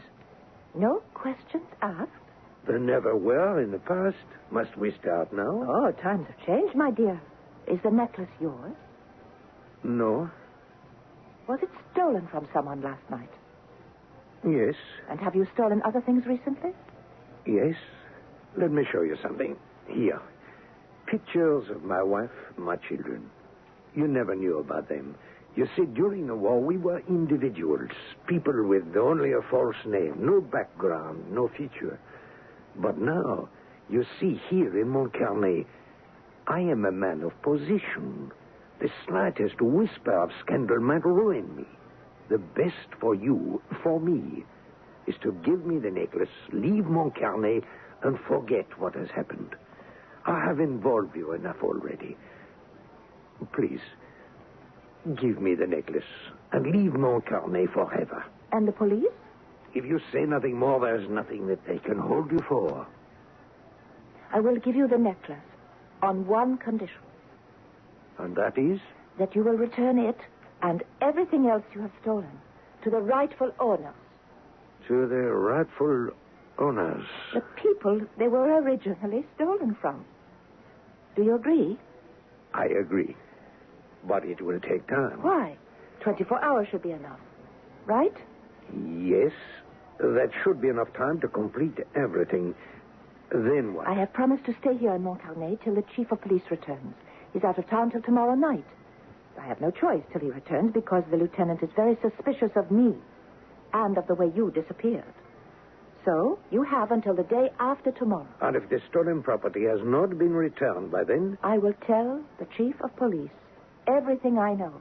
Eh bien. I shall give you my word that if you are not satisfied that the property is back in the right hands, I myself will confess to the thefts, and you will not be involved. Will it? Who's that? I don't know, but... It could be the police. I must go. Wait here. The necklace. Up here. Now the window. My thanks. I commend you to le bon Dieu. It is you who needs the commending. Hurry. Nicky, you all right? Huh? Who is it? Josh. Just a minute. Hurry. I'm coming. What is it, Josh? Come in. I don't know. I thought I heard voices in here. Were you talking to someone? Yes. Oh. Jean? Yes. Where is he? He's gone. The window? Yes. The necklace? Gone. With him. Nicky, what are you letting yourself in for? The man is a thief. Now, perhaps, but he was a comrade and a patriot. He deserves a chance to redeem himself. What chance? He has promised to return everything he has stolen within 24 hours. I gave him that chance. You trusted him? I trusted him. I can only hope he will not fail my trust.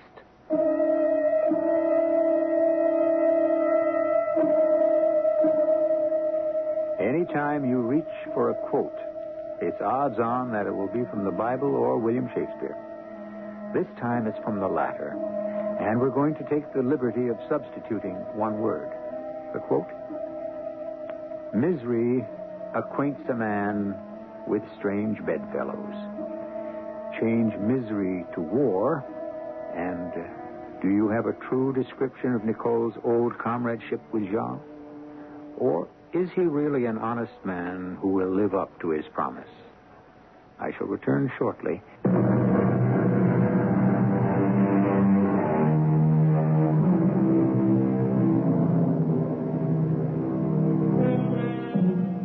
Examining that quote again. Misery acquaints a man with strange bedfellows. There is perhaps one other word that has a bearing on our tale, which affects only one in our cast of characters. Remember that we are back in the year 1946, that Josh is a young man deeply in love with, but not yet married to, Nicole. So suppose we paraphrase the quote thus: "War acquaints a woman with strange bedfellows." And with that in mind, we can understand Josh's fury as he bursts into Nicole's room the following day. Josh, what's the matter? Oh, nothing at all. I just thought you might like to see the afternoon paper. Don't tell me we're back at war. Just read it and weep. Le Chat prowls again. Daring robbery yields him over 200,000 francs. Yeah. There's your knight in shining armor. Not only has he failed to return all the things he has stolen as he promised, but he laughed at you and did it again. I can't believe it. I just can't believe it. I would have trusted Jean with my life. You've trusted him with part of it anyway. Nicole, if you have to confess your share in this, I don't see how you can stay out of jail. What are you going to tell the chief of police? I don't have to tell him anything. Yet. Oh, you've got to be kidding. Nicole, what were you and Jean Barreur to each other that you still can trust him? Comrades in arms and nothing else. That gets a little hard to swallow when you're willing to go this far out on a limb for him. And if you think I'm going to stand by and see a generous impulse get you in trouble... No need. A few more hours, I can cut myself free. I gave Jean 24 hours, and I will live up to that. And then I'll go to the chief of police.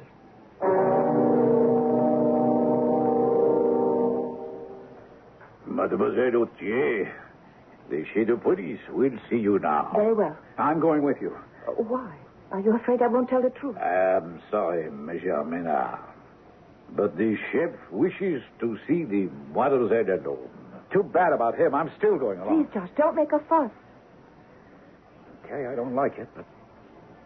Okay. Just keep your fingers crossed. Hello, Lieutenant? What is the name of your chef de police? Capitaine Georges Girard. Ah, permettez-moi.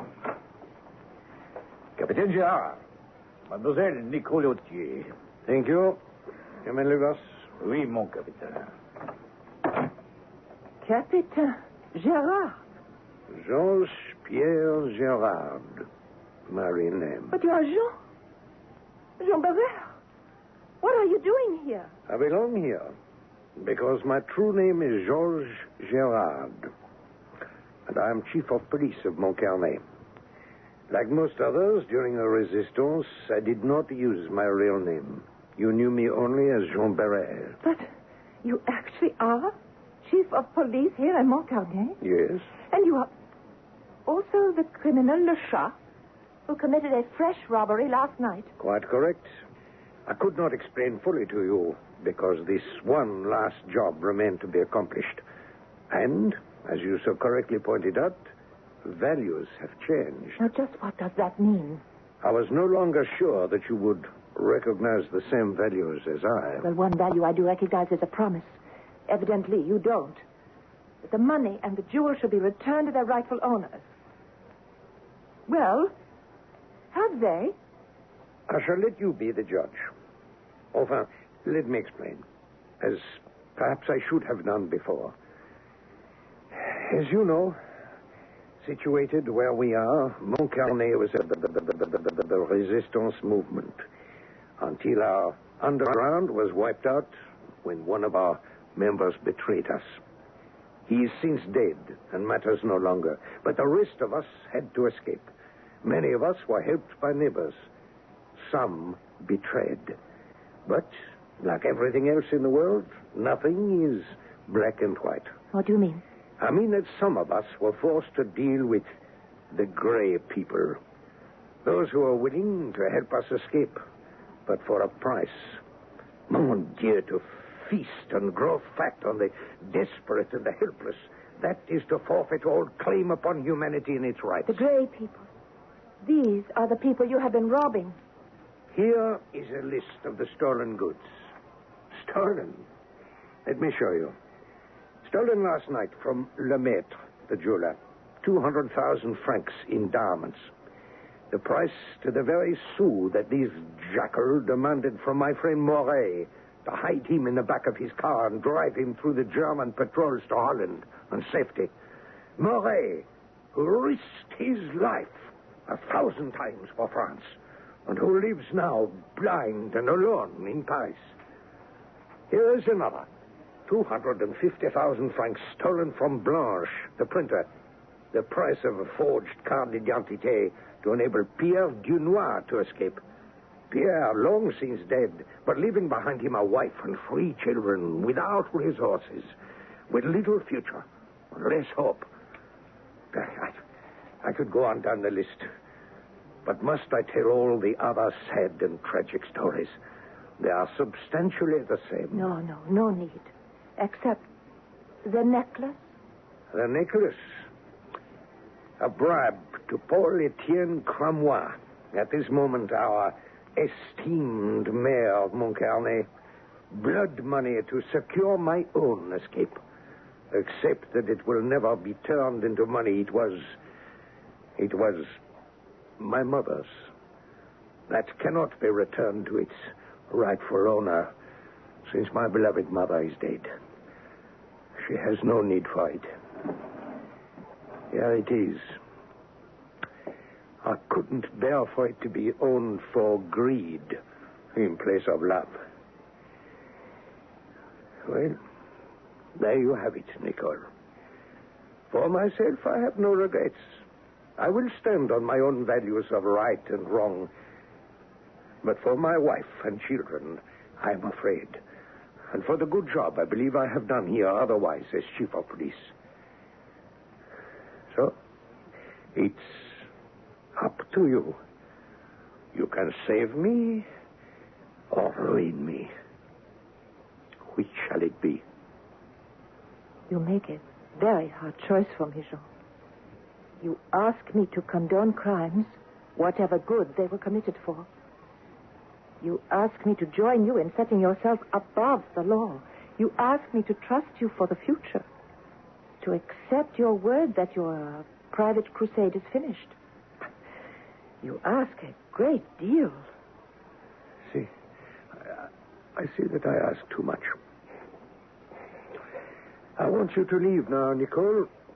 And as soon as you are gone, I will surrender myself to the lieutenant of police and admit my crime. No, Jean. Sit down again, please.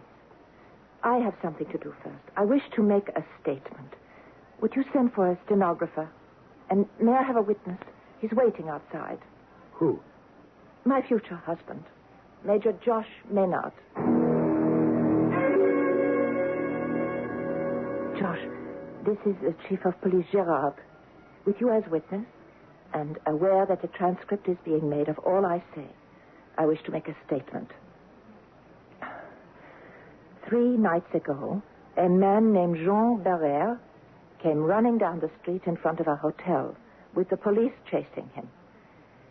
Because of my past knowledge of this man, believing in him and his basic morality, I helped him to escape from the police. Nicky, hold it.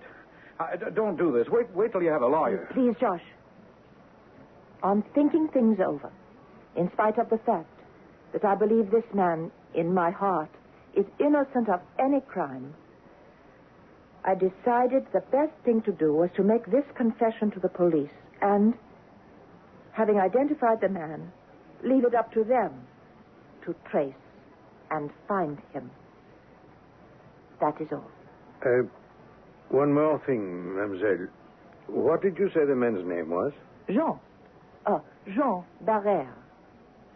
Monsieur Gerard.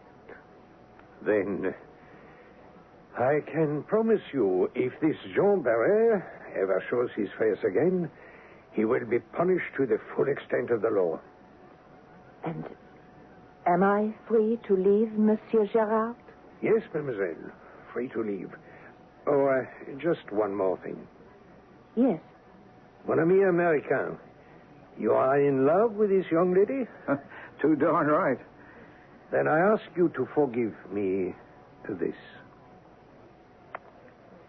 I have stolen a kiss, young man. I saw you flinch. But believe me, oh, please believe me, sometimes there are urgent reasons for stealing. I don't get it. Perhaps not. But I'm sure your bride-to-be understands. I will leave it to her to explain. Only, let me assure you, this was not a kiss out of passion, but out of love and respect.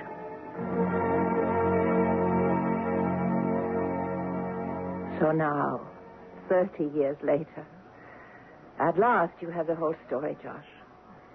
And you can understand why, when I pick up that paper and learn that the mayor of Montcarnet is dead, I have to go back to Montcarnet. I'm sorry, honey, but I don't understand. Why do we have to go back there? It's past history. Not quite. Oh, you're so anxious to see Jean, whatever his name is again? No, I have something to return. What? The necklace. You mean you've had it all these years? As long as the estimable mayor of Montcarnet was still alive. Obviously, Jean had no use for it. Since he heisted it from the mayor, I see your point. And besides, I thought it was a good idea to hang on to it as a guarantee of, well, Jean's good behavior. Okay, darling. You know I can't refuse you anything. Oh, I have to take it to him. It was his mother's. And though she's long since dead, I think it belongs to his wife. You know something? What? I love you. Still, after 30 years of marriage. After 70, 80, 100... And you know how I can prove it? How? I'm still jealous of every other man now, today, tomorrow, and yesterday in your life. Like what? Like, when you see this cat burglar patriot top cop again, you wouldn't be planning to return anything else, would you? What, for example? Well, for example, there's still the matter of that goodbye kiss he swarmed all over you. 30 years ago, you still remember. Yes, and I still resent it. Then I have a better idea. I will let you return it right now. Oh, now you're talking. Oh. Well, better than the chief of police? So much better, darling. That was a kiss that didn't have much respect, but it did have love and passion. We can always go to Montcarnet tomorrow. Hmm?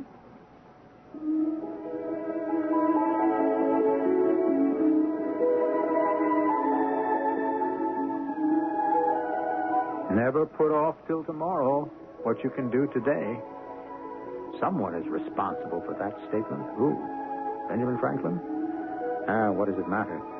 It's a piece of very specious wisdom, especially in a case like this, where love is concerned. Love is immediate, demanding, necessary, and should be taken while it can be had. So with that, we draw the final curtain on General Josh Maynard and his wife, Nicole. I'll be back shortly. I'm Hyman Brown, producer-director of the Radio Mystery Theater. Before we continue with today's play, I'd like a word with the young people in our audience. When we went on the air with the Radio Mystery Theater, we were delighted to hear from so many of you, telling us how much you enjoyed our radio dramas. Well, now I have more good news for you and your parents, too. On February 5th and 6th, we're starting a new weekend drama series. It's the General Mills Radio Adventure Theater. Every Saturday and Sunday, we'll bring you 2 different radio plays, some based on famous books, plus many new and original stories never heard before. All will be filled with action, suspense, and adventure. The popular television star Tom Bosley will be our host each week. I hope you'll be looking forward to it as much as we are. And join with us for the General Mills Radio Adventure Theater starting February 5th on many of these stations. Radio Mystery Theater was sponsored in part by X-Lax and Buick Motor Division. This is E.G. Marshall inviting you to return to our Mystery Theater for another adventure in the macabre. Until next time, pleasant dreams.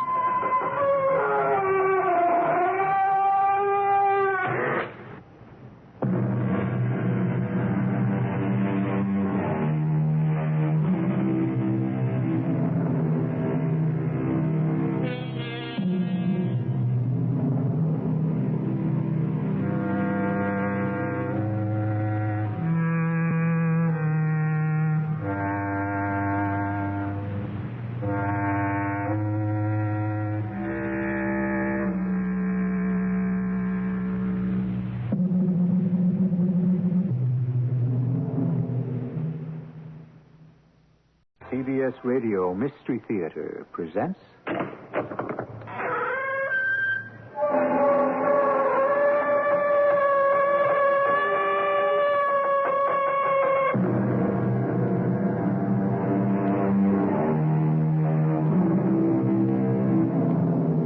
Come in. Welcome. I'm E.G. Marshall. No one comes into the world by choice. No one has a voice in this momentous decision. No one asks to be born. Pushed by the mother, pulled by the doctor, the brand new being is introduced to his life. There is a highly respected theory that all later anxieties reproduce the trauma of this first bloody battle, the one called birth, the one from which no one emerges without wounds. This has a logical sound to it, and for all I know, it's true. I am youth. I am beauty. I am a creative person. I am light and love and everything harmonious. I am in tune with the universe. I am everything that is good. I am that truly remarkable human being, myself. A precious thing to be. Separate and unique. I am a goddess.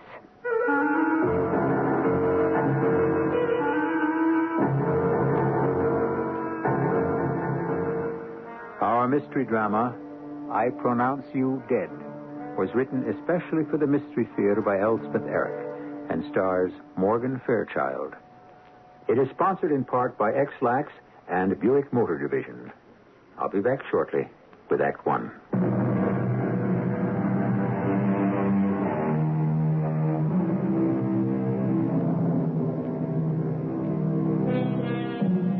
It's a Midwestern town, neither very large nor very small. Its citizens, for the most part, are neither very rich nor very poor. They would call themselves comfortable, and so they are. So are their homes. And it's in one of these homes that we begin our story. My name is Helen Todd. I live in this big old White House with my mother and my father and my brother Kevin. I'm finishing up my last year in high school. Right now I'm dating Billy Masters, who is tall and good-looking, captain of the football team. I was nominated to be president of my class. Even though I didn't win, it's obvious that I'm popular and well-liked. But is all this important, really? I mean, I don't take any of it seriously because the minute I graduate, I am going to cut out of here and become an actress. And my whole life will change. And nobody knows I'm going to do this. Not my father or my mother or Kevin or even Billy. No one. But I know it. And I know it will be wonderful.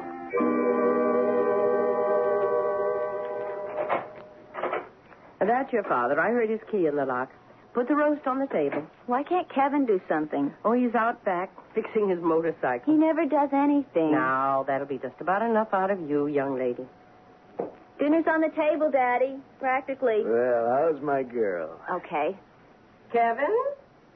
Come inside, dinner. Roast beef, huh? And corn on the cob. Coming through. Hello, dear. Have a good day? So. Where's Kevin? Oh, working on his precious motorcycle. Sometimes I'm sorry we bought him that thing.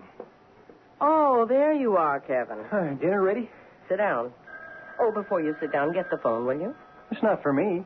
Now, how do you know? Kevin, get it anyway. Okay. You never want to do anything. No. He gets everything he wants, and he never has to do anything. Well, he's a boy. Kevin, hurry up before everything gets cold. Start carving, dear. And Helen, pass the corn. I told you it wasn't for me. Well, who's it for? You, Your Highness. Oh. Excuse me, I better answer it. It's old creepy Billy Masters. Billy? Helen? Who do you think? Hi, this is Billy. I know. Helen, I called you because, you know the big dance Saturday night? What about it? Well, you see, We are going, aren't we? That's why I called you. Turns out I can't. Can't what? Can't take you. Why not? See, I haven't been feeling so good, and my mother says... Well, what's the matter with you? Well, nobody knows yet. The doctor isn't sure. Billy, I bought a new dress. What am I supposed to do? We can get somebody else to take you. Well, everybody's got a date by now. Helen, I'm awfully sorry. Never mind. Just never mind.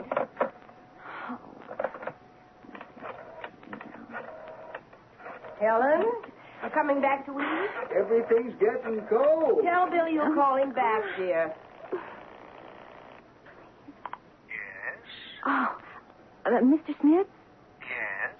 This is Helen Todd. I have to see you. It's terribly important. Right now? Well, after dinner, if that's all right with you. In about an hour. Yes, that would be fine. I'll see you then. The door will be open. Walk right in. Oh, thank you, Mr. Smith. Helen? Yes, I have to go out right after dinner. Where to? None of your business. Helen, don't be rude. Where are you going? I have to see a friend. Oh, somebody we know? Well, no, I don't think so. It's somebody I just met myself a short while ago. Would you pass the corn, please?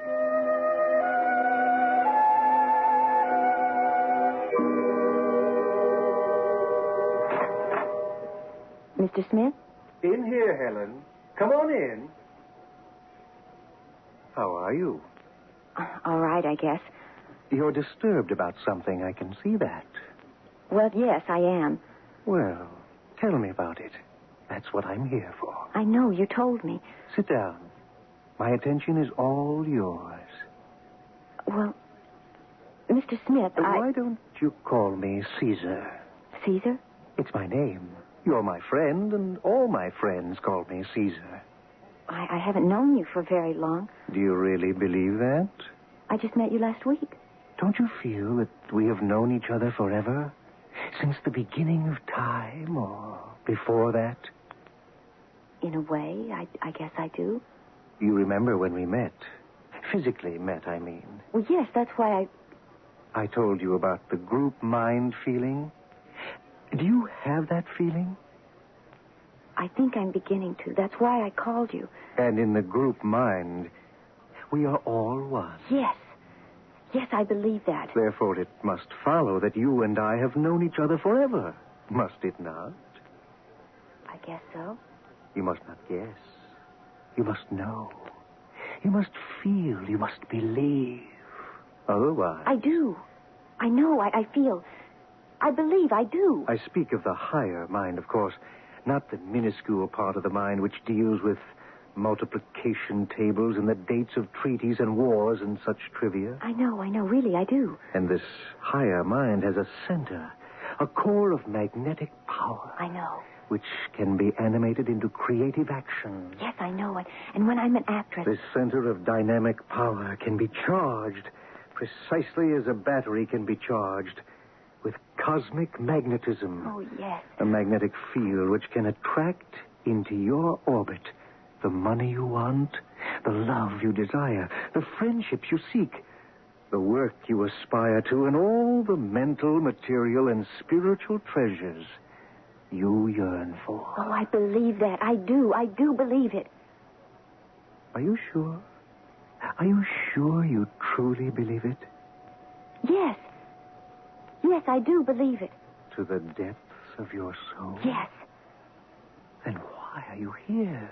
Because I can't believe it all the time. Things happen. What happens? People do things. They hurt my feelings. What people? Oh, my mother, my brother, even my father, and now Billy. Billy? Billy Masters. We've been going steady, and tonight he called me and told me he couldn't take me to the dance Saturday night because he's sick or something, which I can't believe for 1 minute because I saw him at school today and he looked fine, and it's too late now for anybody else to ask me, and I have a new dress that I bought especially, and... Well, anyway, when he told me, that's when I called you. Because your great faith, your great belief wasn't so strong anymore. It was wavering. It needed reinforcement. Yes. Yes, is that possible? It can be done. Can you? Will you do it? I can. I will. Oh, please. Please, it was such a beautiful feeling when I believed. I loved everyone. I was in love with everyone. I even loved myself. I loved the world. Look deep into my eyes. Are you going to hypnotize me? I'm going to make you believe. Call it telepathic hypnosis if you like. Now, look into my eyes. I'm looking. Give me all your attention. Listen to what I am saying. And repeat my words. Yes, I will. I am Helen Todd. I am Helen Todd. I am youth. I am beauty. I am a creative person. I am youth. I am beauty. I am a creative person. I am light and love and everything harmonious. I am in tune with the universe. I am light and love and everything harmonious. I am in tune with the universe. I am everything that is good. I am everything that is good. I am that truly remarkable human being, myself. A precious thing to be, separate and unique. I am that truly remarkable human being, myself.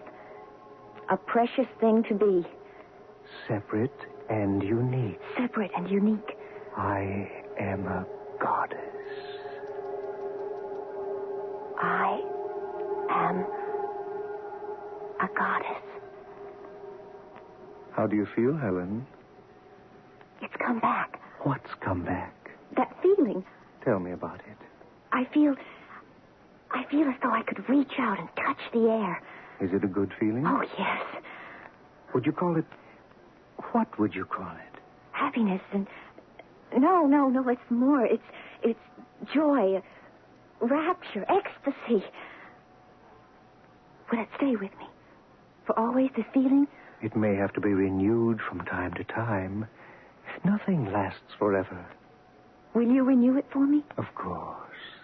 What if you're not here? What if I can't come to see you? It's not absolutely necessary. I could produce the same state of consciousness if I were 1,000 miles away.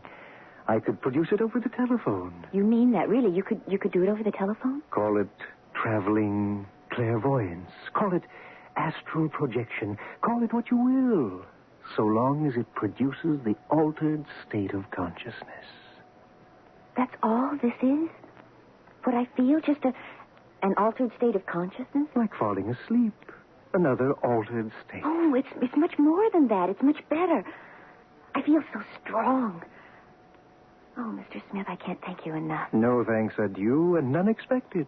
But I've been a nuisance. I've taken up so much of your time. Wait. You're not leaving. Oh, well, I think I should. What about young... What's his name? Young Masters. Billy? Yes. What about him? I don't know. Do you propose to leave him in peace? I don't know what to do exactly. There's nothing I can do. Nothing? Nothing I can think of. But he has disturbed the peace and quiet of your existence, has he not? Well, he did, but I feel all right now. I feel wonderful. Until he disturbs your tranquility again. Well, Do you think he should be allowed to do this? I don't know. You do. You do. But there's nothing I... There's something. A curse? A blast? You mean like a hex? I mean, I've heard of... Call it what you will, but I assure you, Helen, a hex or a curse or a blast can only be brought down upon a person who deserves it. It cannot be used promiscuously. Those who make trouble for others deserve what they get. I'm trying. Have you ever heard of the Fellowship of Ancient Mind? It is 6,000 years old. And the arch-druid Tyron...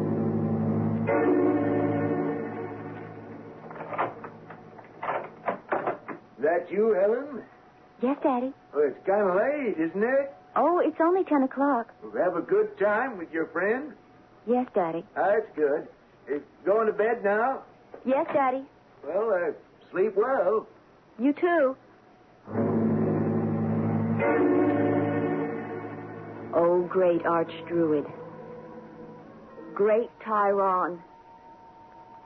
Hear me. I want to invoke a curse against one Billy Masters, who richly merits punishment and who knows in his heart he merits it, and in the dark recesses of his mind is waiting for it and longing for it. Oh, great Tyron.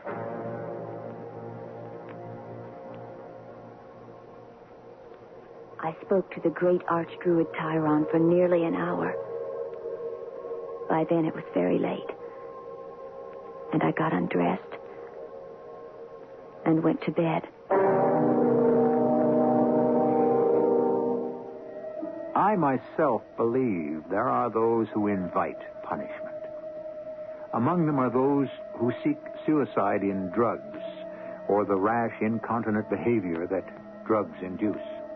Then there are others who do not resort to drugs to bring about their own destruction, but slowly, quietly, with a plodding sort of determination, subject themselves to humiliation and defeat.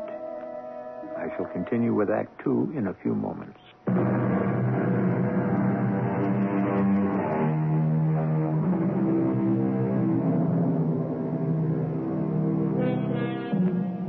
Our little heroine, Helen Todd, 18-year-old high school student and aspiring actress, has been wounded sorely by her boyfriend, Billy Masters.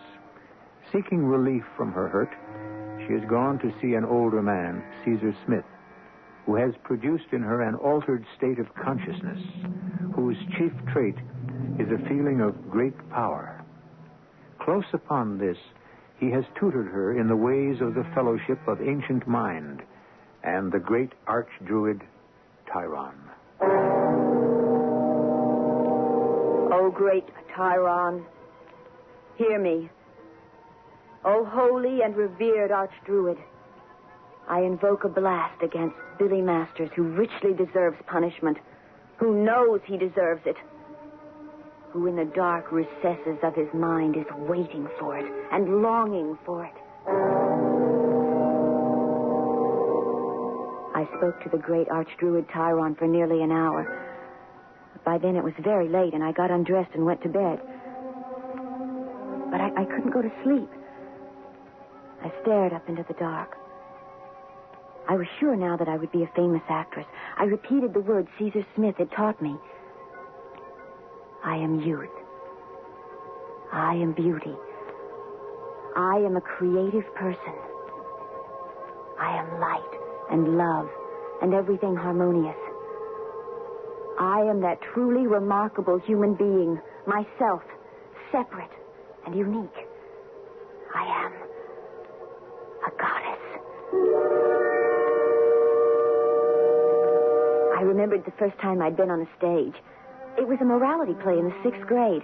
I played the part of Cheerfulness, who introduces the little girl to all her feelings, good and bad, and explains them to her.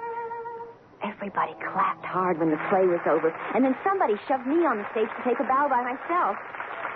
I was so surprised. I was so embarrassed. I was so exalted, all at the same time. But afterwards, at home... Boy, did you look stupid. Stupid? That dumb grin on your face. I laughed fit to bust. Kevin, leave your sister alone. But Mother didn't really stick up for me. She never did. Just because Kevin was older and a boy. My mother didn't like girls, I don't think. I mean, anyway, she never really liked me. Not really. Like when she made me that blue taffeta dress. Stand still, Helen. What's this? Oh, it's some plaid I had left over. I thought we'd make a sash. I hate it. I hate the whole thing. It doesn't fit. It makes me look dumpy. Helen, I've worked a week on this. Well, I hate it. Is that the thanks I get? Work and slave and go without? And that's my thanks? You're selfish, Helen, and you're thoughtless. I never liked that dress. I never liked any of the dresses she made me, but I never told her so again. And when I got to high school, she let me buy my own.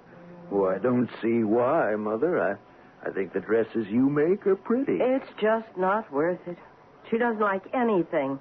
And I have to put up with her complaining. Store clothes. And with my heart the way it is, I just can't do it anymore. Oh, well. All right, then. It wasn't for my sake. It was for hers that I got to buy my own clothes. I thought about the pretty beige lace with the black velvet butterflies that was hanging in the closet. I'd saved and saved out of my allowance to buy that dress to wear Saturday night. Now Billy Masters had spoiled everything. I can't take you, Helen. I see, I haven't been feeling so good. My mother says, well, the doctor isn't sure, but... I felt as though I'd never get to sleep. Never. So I got out of bed and went into the bathroom and opened the medicine chest. There were a whole bunch of pills. Kevin's antihistamines, Mother's digitoxin for her heart, and... Yes, these must be Daddy's. Some sleeping pills. I took one. Then I took another, just to be sure. And I went back to my bedroom and looked out the window. I could see Kevin's motorcycle in the backyard. The moon was shining on the handlebars. How he loved that motorcycle. So proud of it, sitting on his damn cycle. He thought he was some kind of king or something. I went and lay down on the bed and stared at the dark. I'd never even had a bicycle. I mean, Daddy had promised me one, but Mother talked him out of it. She can talk him out of anything. He shouldn't give in to her the way he does. I mean, he should have known how much I wanted a bicycle and not let her talk him out of it. He gives in to her about everything because she has a bad heart. Her heart isn't that bad that he has to give in to her about everything, but he does. Like the bicycle. I don't think he loves me at all. Not the way he loves her. I didn't know how I got there, but there I was, in the kitchen, standing there, opening the drawer where the knives are kept. I picked the sharpest knife I could find and went outside. There was Kevin's motorcycle, gleaming and perfect. It looked like a throne, and I hated it. And I took the knife. The seat of the motorcycle was blue and white leather, all shiny and new and perfect. And I slashed at it with the knife. I slashed it then from the front and to the back and then sideways, and the stuffing came out, and I was What do you slashing. think you're doing? Are you nuts? You are. You're nuts. No. Give me the knife. No, I won't. Stay away from me. Helen. I was back in the kitchen, and I've never felt so sure of myself. The knife was in my hand, and all of a sudden, there was my mother. She just walked in. I was standing there. She looked very calm and cool, as though nothing had happened. Helen? Mother? What are you doing with that knife, Helen? That's my best carving knife. What are you doing with it? I cut up Kevin's motorcycle. You what? What did you say about the knife? I cut up Kevin with it. There's Kevin now. Do you know what this rotten kid has done, Mother? You deserved it. You asked for it. My motorcycle. Shut up. Now, Helen. Just shut up and leave me alone. I didn't know I could do it, but I did. I didn't know I was so strong. I brought the knife down on Kevin. He put his hands up to stop me, but it didn't do any good. I didn't even feel him. I just kept stabbing at him and stabbing and stabbing. And I heard my mother behind me screaming wildly. She was screaming, and then Kevin fell down. You killed him. Your brother, Helen. You killed your brother. Oh, Helen. My mother was walking toward me, and then she stopped, and her face got white. And she grabbed at her chest, and she swayed back and forth, and she reached for the table, but she couldn't reach it, and she fell down. I looked at Kevin with all the blood coming out of him, and I looked at my mother, all pale and still. I didn't feel powerful anymore. All my strength had gone out of me. After a little while, I knew what I had to do. I had to call Caesar Smith and have him fix everything back to what it had been before. I am Helen Todd. I am youth. I am beauty. I am light and love and everything that's harmonious. I am everything that is good. I am that truly remarkable human being, myself, a precious thing, a separate and unique. And I am a goddess. A goddess. Mr. Smith? It's me. It's Helen Todd. You remember what you said before, that I didn't have to come see you, that you could do it over the telephone? Alter my state of consciousness, you remember? Well, I need it now because I'm losing it. I'm going back. I'm getting confused, and I don't know what to do because I've killed my brother, and my mother is dead, too. She had a heart attack when she saw what I'd done. You see, she loved my brother, and when I stabbed him, she had a heart attack, and they're both lying on the floor here. And I have to bring them back to life. I have to stop Kevin's bleeding. I have to get my mother's heart pills. They're upstairs. Only, I can't move. All my strength has gone out of me. I tried saying those words you taught me, but it's not enough. It's just not enough. And I think if you could put me back where I was before, I could save them, because I do love them. You see, I really do love them. And I want them to be alive, and I'm sure I could do it if only you'd... Wait a minute. I hear something. Wait. Mr. Smith, it's my father's key in the lock. I have to hang up now because he'll come out in the kitchen. He always does, and he's going to see what I've done. I'm hanging up now. Daddy? Daddy, that you? It's me. I'm home. Where are you? In the kitchen? Don't come out here. Why not? Because I'm fixing you something special. Oh? What's that? Something, a special drink. Oh? You stay right there, and I'll bring it to you. Well, hurry up. My mind was working like lightning.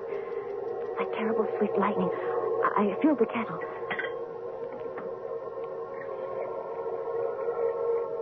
I got out the tea. And the brandy. And then I took the sleeping pills out of my pocket. Very carefully, I broke them open. One by one. All of them. And I put the contents into a cup. Helen? Yes, Daddy? Where's your mother? I don't know, Daddy. Where's Kevin? I don't know. Nobody home? Nobody. Except me. And you. Me and you, Daddy. The water was boiling by now, and I poured some into the cup. And added the brandy. Almost ready. Good. I stirred it and stirred it. I even took a little taste of it just to be sure. The tea was strong, and with the brandy, you'd never know there were 22 sleeping pills in the cup. I put the cup and its saucer on a little tray, and I took it into the living room. Well, well, well. What have we here? Tea. Oh, tea. Tea with brandy. Just the thing for a cold day. Aren't you going to drink it? Where's yours? Oh, I didn't want any. Well, I don't want to drink alone. Oh, well, you go ahead. I really don't want any. Have mine. No. Go ahead. No, I really don't want it. Sure you do. Daddy, I don't. It's for you. I'll go out in the kitchen and make myself a cup. You take this one. No, that's not the way it's supposed to be. Why not? Why not, Eldon? Here, take the tea. You deserve it, No. honey. Go on, take it. You want it. Take No, it. I don't want it. You do. Sure you do. No, But I I want don't. you to have it, Ellen. No. I want you to have it. No. Come on, now, drink it. That's my good girl. Drink it down. Drink it. Oh. I've never tried it, but murder can't be easy. Of course, the thesis of this drama is that there are some people who invite all sorts of disasters upon themselves, even death by violence. The unproved thesis is that these people, the world's masochists, bring these things upon themselves. But do they really consent to being slaughtered? What happens when they decide not to be murdered and turn upon the murderer? I shall come back shortly to you with Act 3.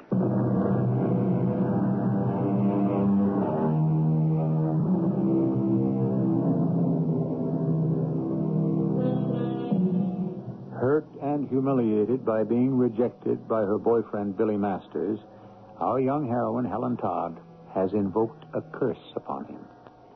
She then attacked her brother, Kevin, with a knife. Her mother, entering upon the bloody scene, succumbs to a heart attack. Close upon this, Helen's father comes home.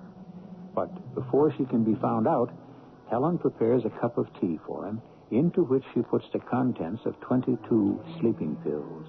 This she offers to her unsuspecting parent. Or does he suspect?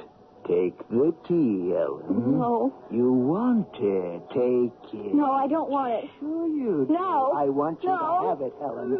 Come now. Drink it. That's my good girl. Sit down.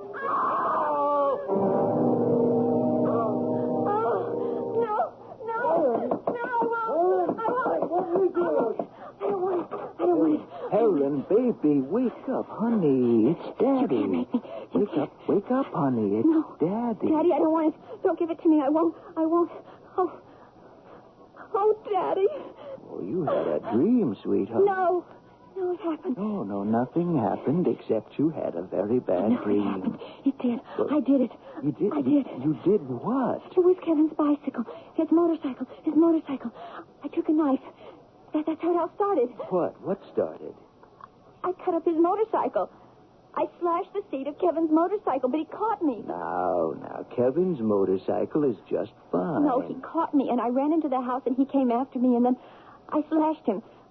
And he fell down. He was all bloody, and then Mother came in, and she saw him on the floor, and she saw him, and she screamed, and she came towards me, and I was going to do something to her, but she had a heart attack. She fell down, too, and then you came home. Oh, I've been here all the time, honey. I didn't want you to see them dead on the floor in the kitchen, so I made you some tea, and I put all the sleeping pills in the tea and some brandy. And I took it to you, but you wouldn't drink it. You tried to make me drink it, and I didn't want to, but I was going to drink it, but something happened. You screamed, baby. You woke yourself up. You see, you woke yourself up out of a bad dream. No, it wasn't a dream. It was real. It happened. Now, Helen. It did. I know it happened. Oh, Daddy. After I killed Kevin and Mother, I telephoned Caesar Smith. I felt so awful. I wanted to save him. No. See, I thought that if I could stop the bleeding, I'd get Mother's digitoxin pills, the pink ones. That way I could save him. But I didn't feel strong enough, so I called Caesar Smith. Only then you came home. Honey, you couldn't kill anybody. But I did. And you couldn't bring anybody back to life either. Look, baby, Mother's downstairs right now getting breakfast, and Kevin's there, too. And I'm here. So you see, you didn't kill anybody. You just had a bad dream. No, it was real. I did it. Now, you get out of bed right now, put on your robe, and come downstairs, and we'll all have a nice big breakfast. Okay? He went out of the room, and I got out of bed, and I put on a robe just to please him because I knew Kevin and Mother were lying dead in the kitchen. But I went downstairs anyway. Come and sit down, Helen. Pancakes. Get them while they're hot. Somebody pass the maple syrup, please. You feeling better, dear? Here's the syrup, Kevin.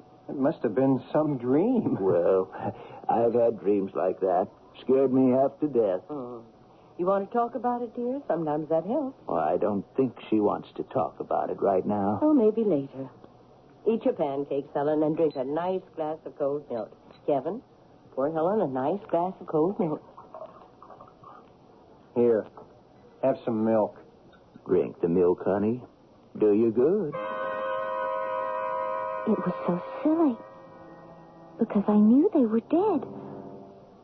They just sat there talking all this dumb talk when I knew they couldn't talk because I had killed them and they were dead. I hadn't been able to save them because Daddy had walked in at just the wrong moment, and I tried to kill him to keep him from knowing, and then he had tried to kill me, and of course I couldn't have that.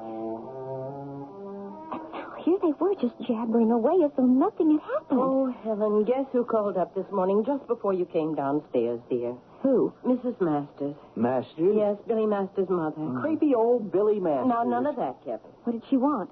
Well, she wanted to tell me and wanted me to tell you that Billy's quite sick, dear. What's that? Billy's sick? Yeah, it happened quite suddenly. It seems he had a cold. Of course, they didn't pay much attention to that. Billy's always getting colds.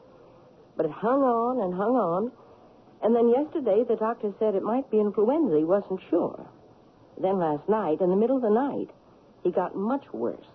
And they called the doctor, and he said it was pneumonia. Pneumonia? Well, they have penicillin now. Yes, but there's a certain kind of pneumonia that doesn't respond to penicillin or any other kind of drug. And they're afraid that's the kind that Billy's got. Well, I sure hope not. Where are you going, Helen? Upstairs. But what about your pancakes? I'll leave her alone. Let her do what she wants. Oh, dear, she didn't even drink the milk. I got dressed in a hurry. I knew I had to do something and do it quick. It was bad enough that I'd killed my mother and my brother and almost killed my father, but now Billy Masters was going to die, too. They'd catch me. They'd put me in jail for 1,000,000 years. Where are you going, Helen? Out. Have you picked up your room? They simply didn't understand. None of them did. I was a black murderer, and they didn't even know it. Nobody knew it but me. And just possibly, Caesar Smith. Come in. I've been waiting for you. I thought you'd be waiting. Sit down, my dear. Thank you. Now, how did it go? You mean about... The hex, the curse, the blast. Has it taken effect? Oh, yes. Let's see. The young man's name was Billy, wasn't it? Billy Masters. Oh, yes. And? And he's very sick. Oh? Well, he brought it on himself, you know. You do know that, don't you? When he upset you, he brought it on himself. But he may die. Oh, I don't think so. Yes. I wouldn't have thought you had so much power. I killed my brother. Oh, surely not. And my mother, and I tried to kill my father.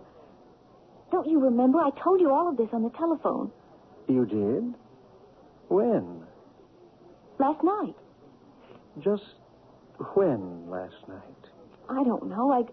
I got home around 10 o'clock, and I put the hex on Billy, and then after that, I ruined Kevin's bicycle, and then I killed him and my mother. Now, my dear. I called you because I was sorry I'd done it. I talked to you. What did I say? I don't know exactly. I don't remember because my father came in and I tried to kill him, but he wouldn't. I couldn't. Which? He wouldn't? Or you couldn't? I forget how it was. Your occult powers are not sufficiently developed, my dear. That's why I'm here. I want you to, like you did before, produce the altered state of consciousness. I don't want Billy Masters to die. It's too late to do anything about the others, but I don't want Billy Masters to die. We went through the ritual again. I felt the power coming back. And when I left his house, the words were still ringing in my ears. I am youth. I am beauty. I am that truly remarkable human being, myself, a precious thing to be, separate and unique. I am a goddess. By that time, I was at Billy Masters' house, and his mother let me in to see him. Helen, I'm really sorry about the dance Saturday night. Oh, Billy, don't even think about that. No, but I'm really sorry. You're going to be all right now. I know it. I've got to go home now because your mother said I shouldn't stay more than a minute, but I want you to know, Billy, you're going to get well. I still had my power. I could still feel it in my veins. I was that remarkable human being, myself. A precious thing to be. Separate and unique. A goddess. Yes, absolutely. As soon as I got home, I went up to my room. Oh, great Huron. Oh, great archdruid. Take back the curse I placed on Billy Masters. Let him be well. Let him recover. Let him not die. Let him take me to the dance. Helen? Let him... Well, I have some news for you, Helen. Mrs. Masters just phoned. Billy's much better. His temperature's gone down. It's not normal yet, but... Oh, my goodness. Why don't you ever pick up your room? It looks a sight. I'll do it later. Mrs. Masters said she thinks your coming to see Billy did him a lot of good. Oh, gracious, what a mess. Oh, both you children, you're so untidy. Look, I said I'll do it. Well, at least I'll hang up your dressing gown. What's the good of buying you pretty things if you just throw them on the floor? I've told you time and again, hang them up the minute you take them. What's this? What? What's what? In the pocket. It's a bottle of sleeping pills. What are they doing in your pocket? You don't take sleeping pills. I took one last night. Oh, now, I don't like your taking sleeping pills. Helen, you didn't just take one. Why, this bottle is empty. Is it? I'm certainly going to speak to your father about this. I thought he only took a sleeping pill now and then, but he's been taking them every night. Well, I'll soon put a stop to that. Now, please, finish picking up your room and then come downstairs and help me decide what to have for dinner. I get so tired of deciding what to have night after night.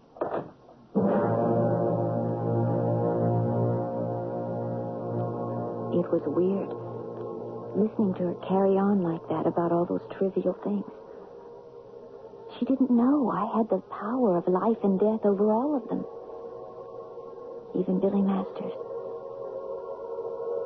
I thought maybe if he's well enough by Saturday, I'll go to the dance with him and wear my new beige dress with the black velvet butterflies. Then I'll start making plans for my career. I'll go to New York, and I'll become an actress.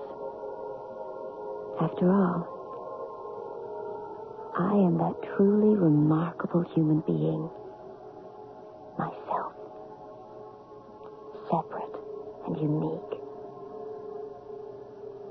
I am a goddess.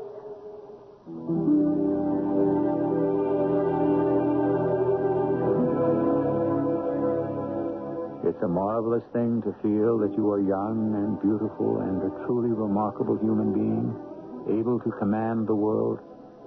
At least I guess it is. Later on, it's apt to be painful to discover that your power is not quite so great as you'd once felt it to be. That you cannot pronounce people dead. That they, too, have strengths of their own. that they persist in living even after you have killed them. And when they do, in truth, die in their own way and time, you do not have the power to bring them back to life.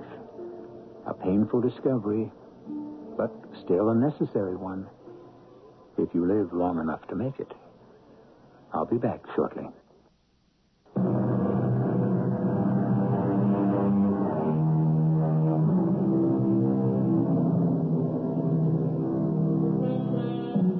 There is one small part of Helen's incantation that I find to be of value. And that is where she says, I am that truly remarkable human being, myself, separate and unique. For I believe that each of us is a remarkable human being, a particular set of genes that is duplicated nowhere else. Each of us is absolutely unique, and each of us is separate from every other set of genes, every other remarkable human being.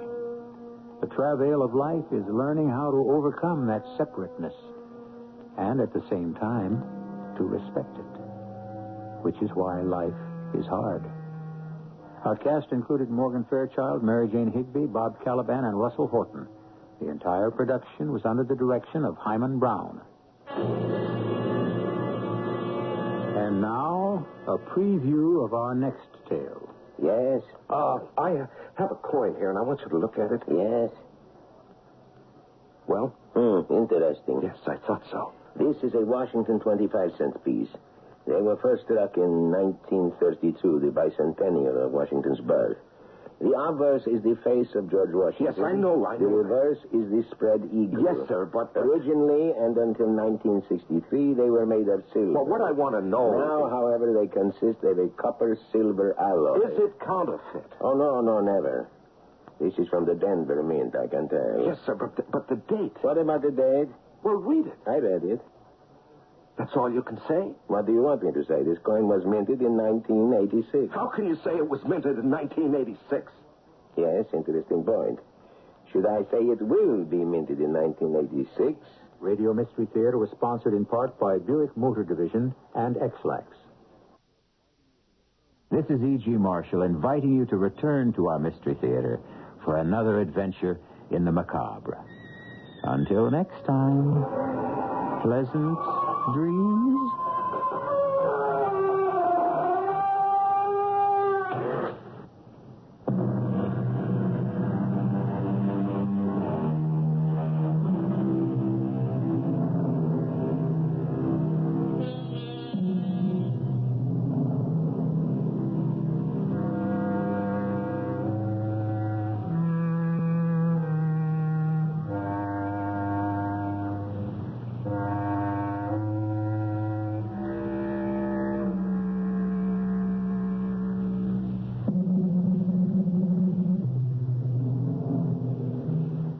CBS Radio Mystery Theater presents...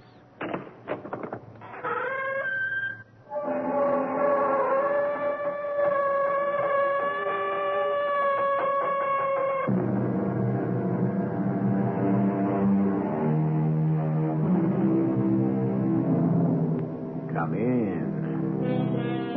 Welcome. I'm E.G. Marshall. We all know the phrase brotherly love, used to express strong ties of affection. But actual brothers may be bitter enemies. Is it because they are so different, or because they are so much alike that their ties are twisted into a tangled web of misunderstanding, a form of self-hatred rather than love, with the shortcomings of one blamed upon the other? Acting together, their power for evil can be devastating, especially when antagonisms are passed on from one generation to the next. If anything would happen to me, Jerry, what would you do? Well, I'd go ahead with the sale, of course, and claim the inheritance. Well, no, not all of it. You can't. Now, don't worry, Gordon. Nothing's going to happen. But, Jerry, if it does, promise me you'll take care of my family. Look, I don't have any obligation whatever to your wife and kids. Please, Jerry. Promise. I'm scared. Something's happening to me. I can't breathe.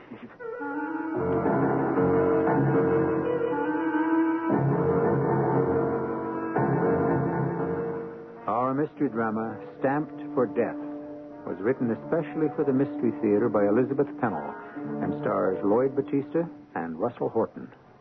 It is sponsored in part by General Electric Citizen Band Radios and Buick Motor Division.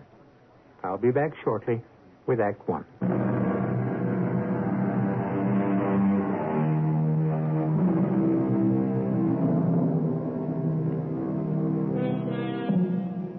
George Taylor was a stern and taciturn man who was never close to either of his two sons, although he seemed to favor his younger son, Jeremy.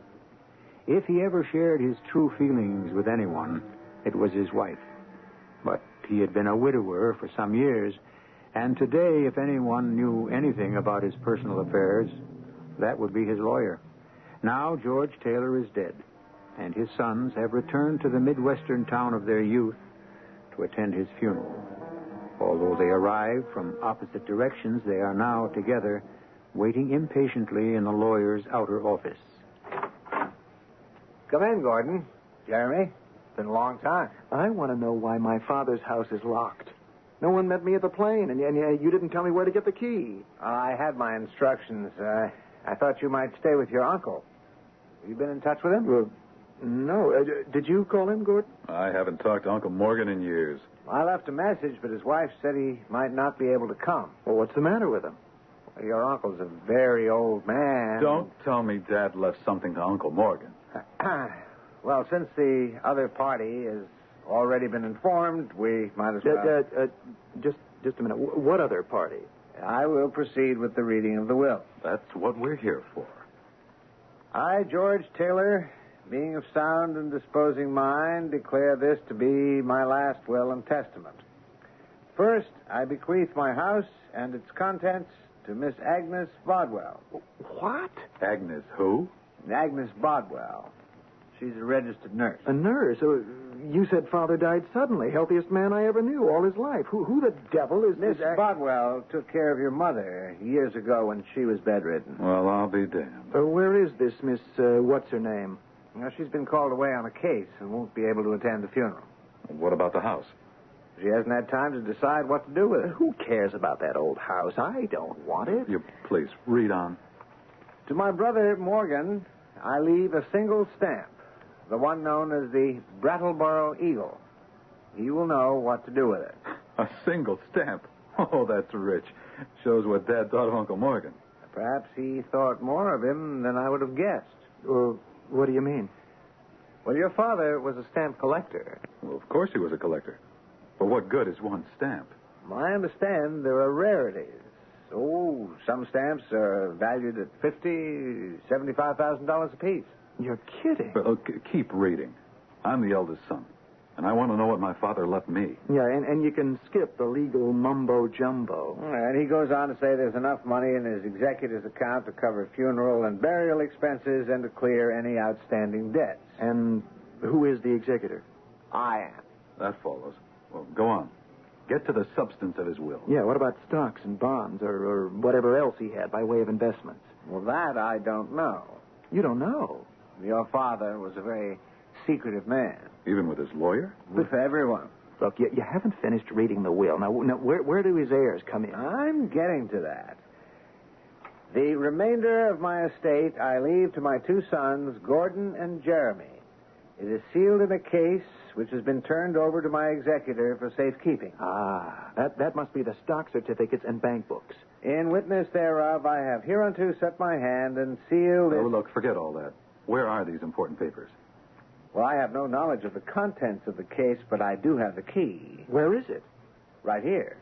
My instructions are to unlock the container in the presence of both of you. So what are we waiting for? Oh, I can't do anything more today. Well, in the name of heaven, why not? Because it's in a vault at the bank, and the bank closed at 3 o'clock. When does it open? 9 tomorrow morning. I'll pick up the case and take it to you. Now, where will you be? Well, I'm staying with relatives of my wife. Here's the address. Oh, no, you don't. Not with a bunch of people looking on. We'll meet in my hotel room. Where's that damn fool lawyer? What time is it? 10 after 10. We should... Hello? Yes. Yes. Send him right up. Do you think this lawyer is on the level? What if he's pulling a fast one? That thought occurred to me. But you know how crazy cautious Dad was about the people he did business with. Well, just suppose our fine executor removed a few items like... Don't start imagining things. The certificates will have our names on them. And he wouldn't do... I'll get it. Come in. Ooh, wow. It's a whopper, isn't it? Yeah, it's heavy, too. It feels as if it were full of books. I thought you meant a briefcase. That's practically a trunk. It's a suitcase, actually. And you see, it's sealed with tape as well as locked. Well, here goes. Let's rip the tape off. Come on. Come on. Where's the key? I have it right here. And I feel like the male counterpart of Pandora. There. It's just a bunch of folders. I'll take that gray one. By George, there are books in there. Wait a minute. There's nothing in this folder but stamps. Sheets and sheets of them. The other stuff must be at the bottom. This book is filled with stamps, too. Colorful, aren't they? Yeah, I'm only interested in one color, green. Don't be stupid. That wouldn't stash away folding money. Well, there's got to be something more. Look in the pockets for bank books. I felt all along the sides and inside the top. Keep looking through those folders. Yeah. Nothing but crummy sheets of stamps. I don't think you're going to find anything else. You said you didn't know what was in here. I didn't. But your father told me not long ago that he had consolidated all his holdings. Well, then where are they? He had stocks and bonds. I know he did. And a large bank account. At one time, maybe. But it looks to me as though he converted everything into his stamp collection. What a dirty trick. Not with all these unused stamps in perfect condition. You may have inherited a sizable fortune. How much do you think? Well, I'm no stamp collector. I wouldn't have the slightest idea, and I don't know anyone in this town who would. Well, then I'll take them back to New York with me. The big city will have several stamp appraisers. I'll find out who's the best. Nothing doing. As the eldest son, I'll take charge of this suitcase. Don't you touch it. I can find an appraiser just as well as you can. There must be plenty in Southern California. No, I think you'd be better off in New York. Down by Wall Street on Nassau, there's a whole city block full of... So it's settled. I'm taking them with me. Not unless I come along. I'll change my plans and fly back east with you. Well, then I'll keep the case right here for the night. I wouldn't trust you alone with it for 5 minutes. Well, what do I know about stamps? You know enough to remove something which might look tempting. We could divide these folders up right now. Half for you, half for me. Well, you'll be sorry if you do. I imagine it's the total collection that would have the highest value. Well, when do we leave? I'm booked on the first flight out after the funeral tomorrow. 3:00 in the afternoon. Well, my mission is complete as far as you two men are concerned. I'll be leaving. Not without the suitcase. Why, I don't understand. You see, I don't trust my brother Gordon any more than he trusts me. So you keep the stamps overnight and then bring them to us at the airport tomorrow.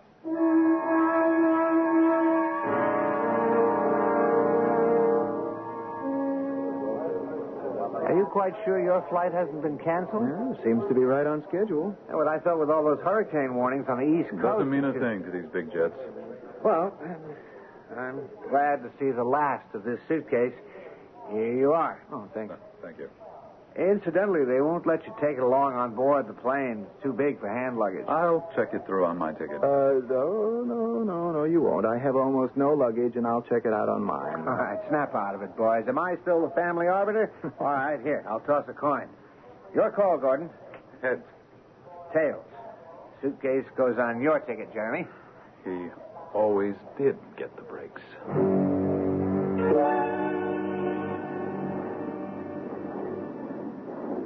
Jerry, I just thought of something. Don't bother me. I'm trying to sleep. But I just thought, what if Uncle Morgan really got the best of the deal? Well, how could he?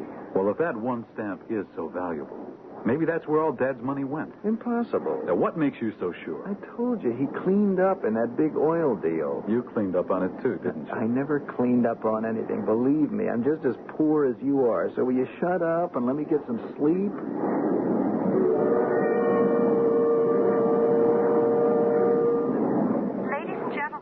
Captain has just turned on the fasten your seatbelt sign. Jerry, wake up. What do you want now? Fasten your seatbelt. Why, are we getting ready to land? Well, not yet, but the stewardess made an announcement. Where is she? Stewardess, I'd like a cup of coffee. Sorry, not right now, sir. We're experiencing a little turbulence. Must have slept longer than I thought. Pitch black out there. Except for the lightning. We've hit some really rotten weather. I don't like it, Jerry. I just thought of something else. What is it now? Is that suitcase insured?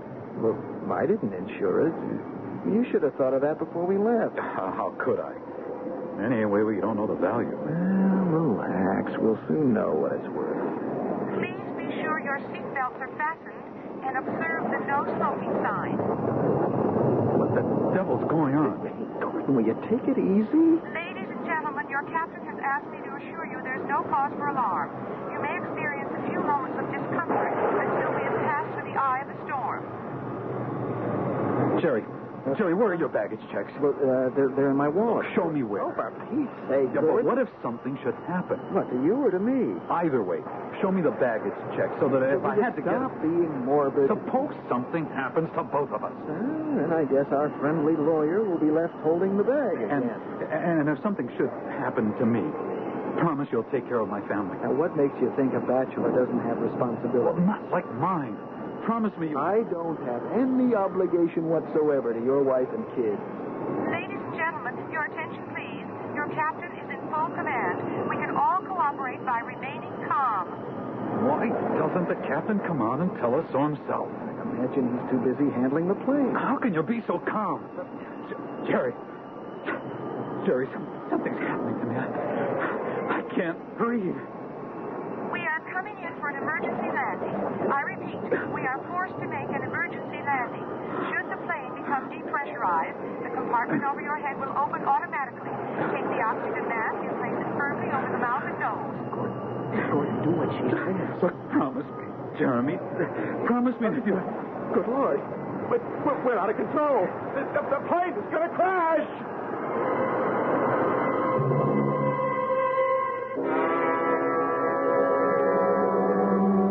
I don't want to frighten anyone with details of a plane crash. Actually, statistics prove that air travel is the safest means of modern transportation. And many a storm has been weathered with little more than a few moments of uneasiness. Nevertheless, our unloving brothers are in a situation ominous enough to terrify the bravest. We'll find out what happens when I return shortly with Act 2.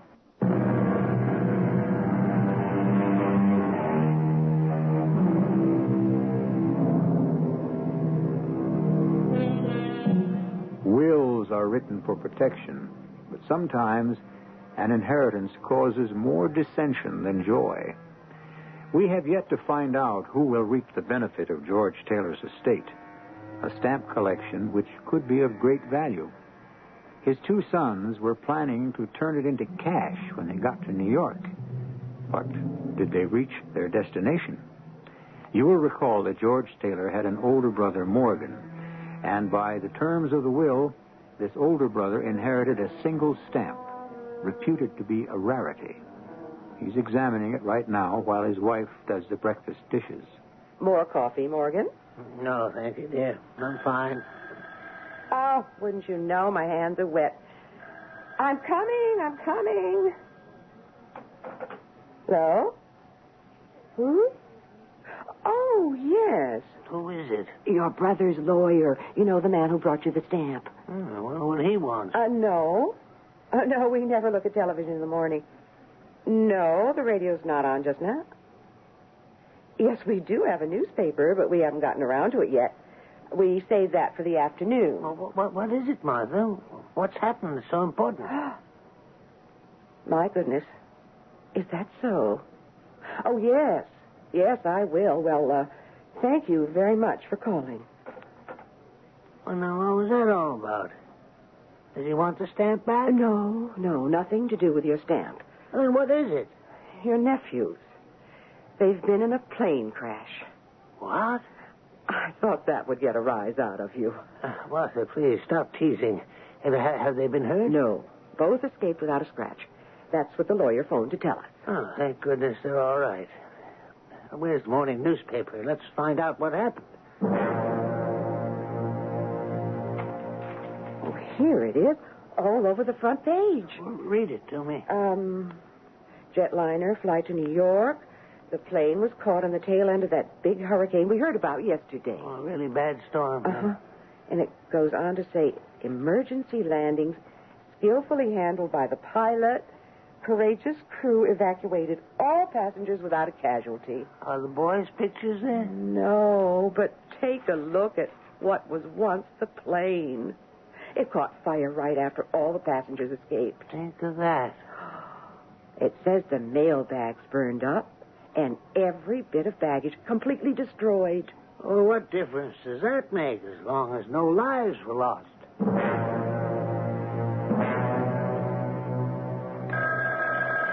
Oh, my goodness. That telephone never seems to stop ringing. Ever since the boys were in that plane accident, people have been calling to talk. Turned this into some sort of celebrity. Well, hurry up, Martha. Answer the phone. Hello? Why, hello, Gordon. Yes, your uncle's here, but it's hard for him to get to the phone. May I give him the message? I'll come if you just help me up out of this chair. Yes, just a minute. Gordon's in town, and he wants to see you. Asks if he can come right over. Well, of course. I'm not doing anything. Yes, Gordon. Right away. Goodbye. Neither of my nephews has set foot in this house for the last 10 years. I wonder what Gordon has on his mind.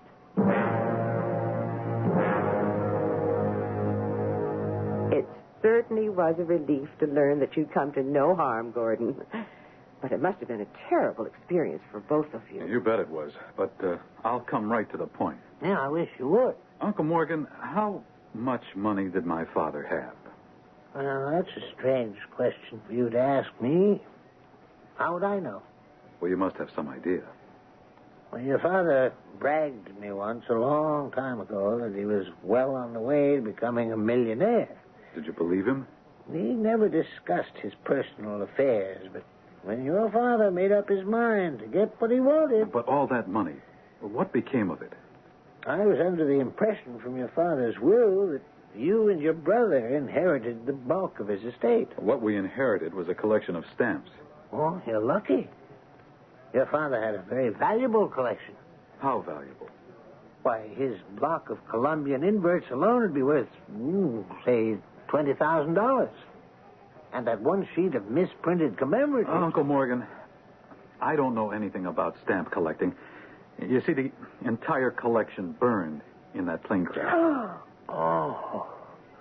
Well, now, that does make a difference. Darn right it makes a difference. Jerry and I are wiped out. Maybe you don't know that I was recently laid off, and I am completely broke. Oh, I'm sorry. Uncle Morgan, you're the only person I can turn to. You have to loan me some money. I've got to have money to live. Well, so do we all. Yeah, but you're comfortable. Look at this house. Mortgage to the hilt. I only want to borrow some money. Your aunt and I get by just barely on Social Security and the interest on a few small investments. It's hardly enough to pay our monthly bills. Look, there's no use beating around the bush. I happen to know that by the terms of my father's will, you were left a single stamp. Oh, Gordon, you've upset him. Now, your uncle can't talk anymore. You'll hear me out. Not now. I will have to ask you to leave. Uncle Morgan, you... Now, that will be all, Gordon.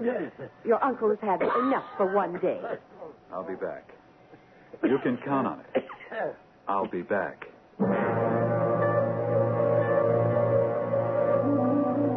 Morgan, are you all right? Certainly I'm all right. Oh, thank heaven. You are a cagey one.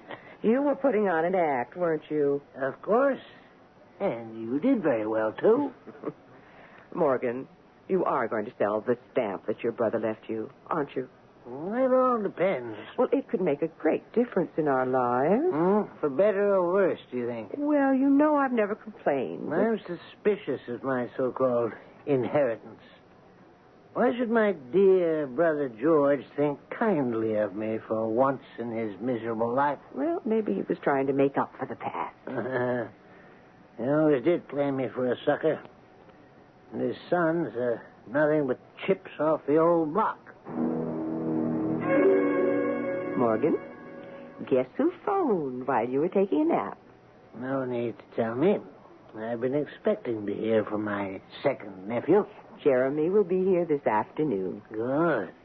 When he comes, bring him into my bedroom, and I'll be working on my stamps.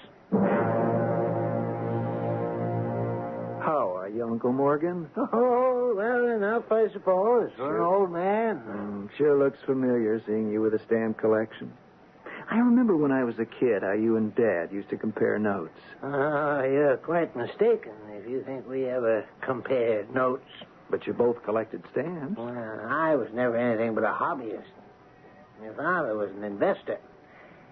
He always said I didn't know a damn thing about stamps. Uncle Morgan, I'd like to see the stamp my father left you. Is it here? No, it's been put away for safekeeping. Oh, you mean it's not in the house? Well, I didn't say that. But my eyesight is not what it used to be, and I wouldn't want to get it mixed up. Well, tell me where it is. I'll get it for you. Oh, not now, Jeremy. Let's just have a visit. Tell me, how's your business doing? Oh, my business. What a laugh. Uncle Morgan, the fact is I need money, and I have a proposition to make to you. I've already made it clear to your brother that I'm penniless, so don't ask me for a loan. I know a way we can both benefit from the stamp my father left you. Tell me. Turn the stamp over to me, and I'll put it up as collateral for a business loan to tide me over.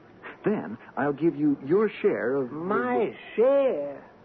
Well, that stamp was left to me. Well, sure, but you and Aunt Martha will have plenty of money to live on, and when I get on my feet, you'll have the stamp back. Don't you see? That's a proposition I'd have to think about. Why don't you think about it now? Oh, in good time, Jeremy. That's enough for today. I'll get in touch with you when I've thought it over. Well, Gordon, you said you were going to talk to your lawyer. Have you come to any conclusion? Well, I haven't been able to see him yet. But I'm convinced that my father was not in his right mind when he made his will. So, what are you going to do? Unless you agree to sell the stamp and give me my rightful share, I'm going to sue you. Why, come in, Jeremy. What lovely flowers. For a lovely lady, Aunt Martha. Oh, thank you. I suppose you want to see your uncle. No, not at all. I came especially to see you. I can't believe this is strictly a social call. Oh, but it is. I thought you and I could get together and do something nice for Uncle Morgan. Oh, that's very thoughtful. I realize that now he's mostly confined to his bed. You must be the family decision maker. Morgan and I have always worked together. Oh, it's only natural with someone his age. Uncle Morgan's mind works slowly. On the other hand, if you and I... You want that stamp for collateral, don't you? Exactly. Where is it, Aunt Martha? Perhaps I shouldn't be doing this. But if we can do anything to make your Uncle Morgan more comfortable, I'll cooperate. Well, you have the right idea. So, now, if you would give the stamp to me... We've been keeping the package in this desk drawer. I assure you, you will never regret this, Aunt Martha. Here. Martha! Just a minute, Morgan. Don't tell him I was here. I'll leave quiet. Martha, can you come in here, please? Old man, it worked. Just the way you said it would. He fell for the whole scheme, huh? Hook, line, and sinker. Wait till he opens the package and finds out it's nothing but a sheet of blank paper. That worries me, Morgan. If Jeremy would go so far as to steal, then he might very well... I'll bet you a nickel, Martha. That's the other one back to bother us. Uncle Morgan, I'm fed up with all this stalling around. I've been expecting to hear from your lawyer, Gordon. You did mention legal steps. He said the suit is inadvisable. And I'm tired of waiting for you to sell that stamp. In all my life, I've never acted in haste. You're just like my father, with absolutely no concern for me. Now, take it easy, Gordon. I always got the short end of the stick. No one ever paid any attention to what I wanted. I'd appreciate it if you'd stop shaking my Uncle dick. Morgan, I could kill you for the way you... Hey, you're hurting my arm. Gordon, stop it. Get away from your uncle. And you leave this house at once.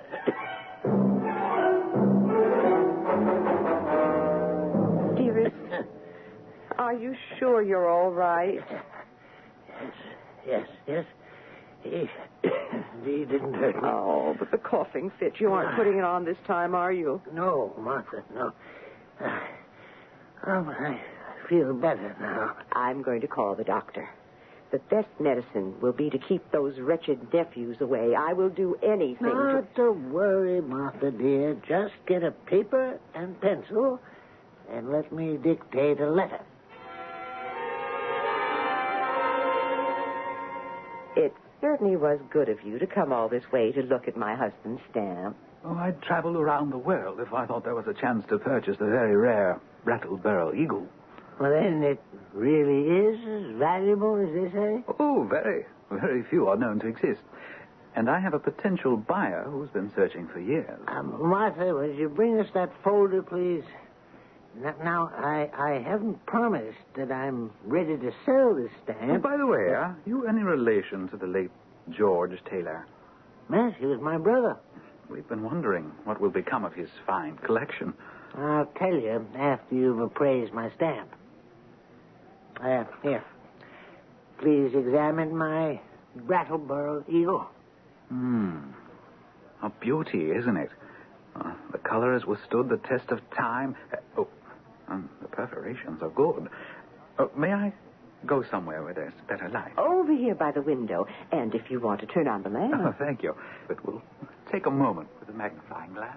You will sell it, won't you? We could be rich. Shh, Martha. Wait till we hear what he says. I don't quite know how to put this. I'm ready for anything you have to tell me. Well, everything about it looks so right. The blue and this fleck of white. But on the back, did you happen to turn the stamp over? Yes, I examined the back, but I've never known enough about Well, stamps. the glue. You see, they didn't use this type of adhesive back when this stamp was issued. Go on. And when I held it up to the light, I could tell that no wooden hand press could have possibly... It was manufactured more recently, was it? Well, I have yet to give it the watermark test, but... Mr. Taylor, I'm very sorry to say that from everything I've seen so far, your fine Brattleboro eagle is a remarkable forgery. Now, there's a surprise and a deep disappointment. But perhaps this is the only way that Morgan Taylor could get his grasping nephews off his back. We would hope that he and Martha can live out the rest of their lives in peace, even if they must scrape along on very little.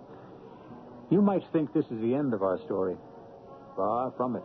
I assure you there's still some quite startling developments in store, which we'll come up with shortly in Act 3.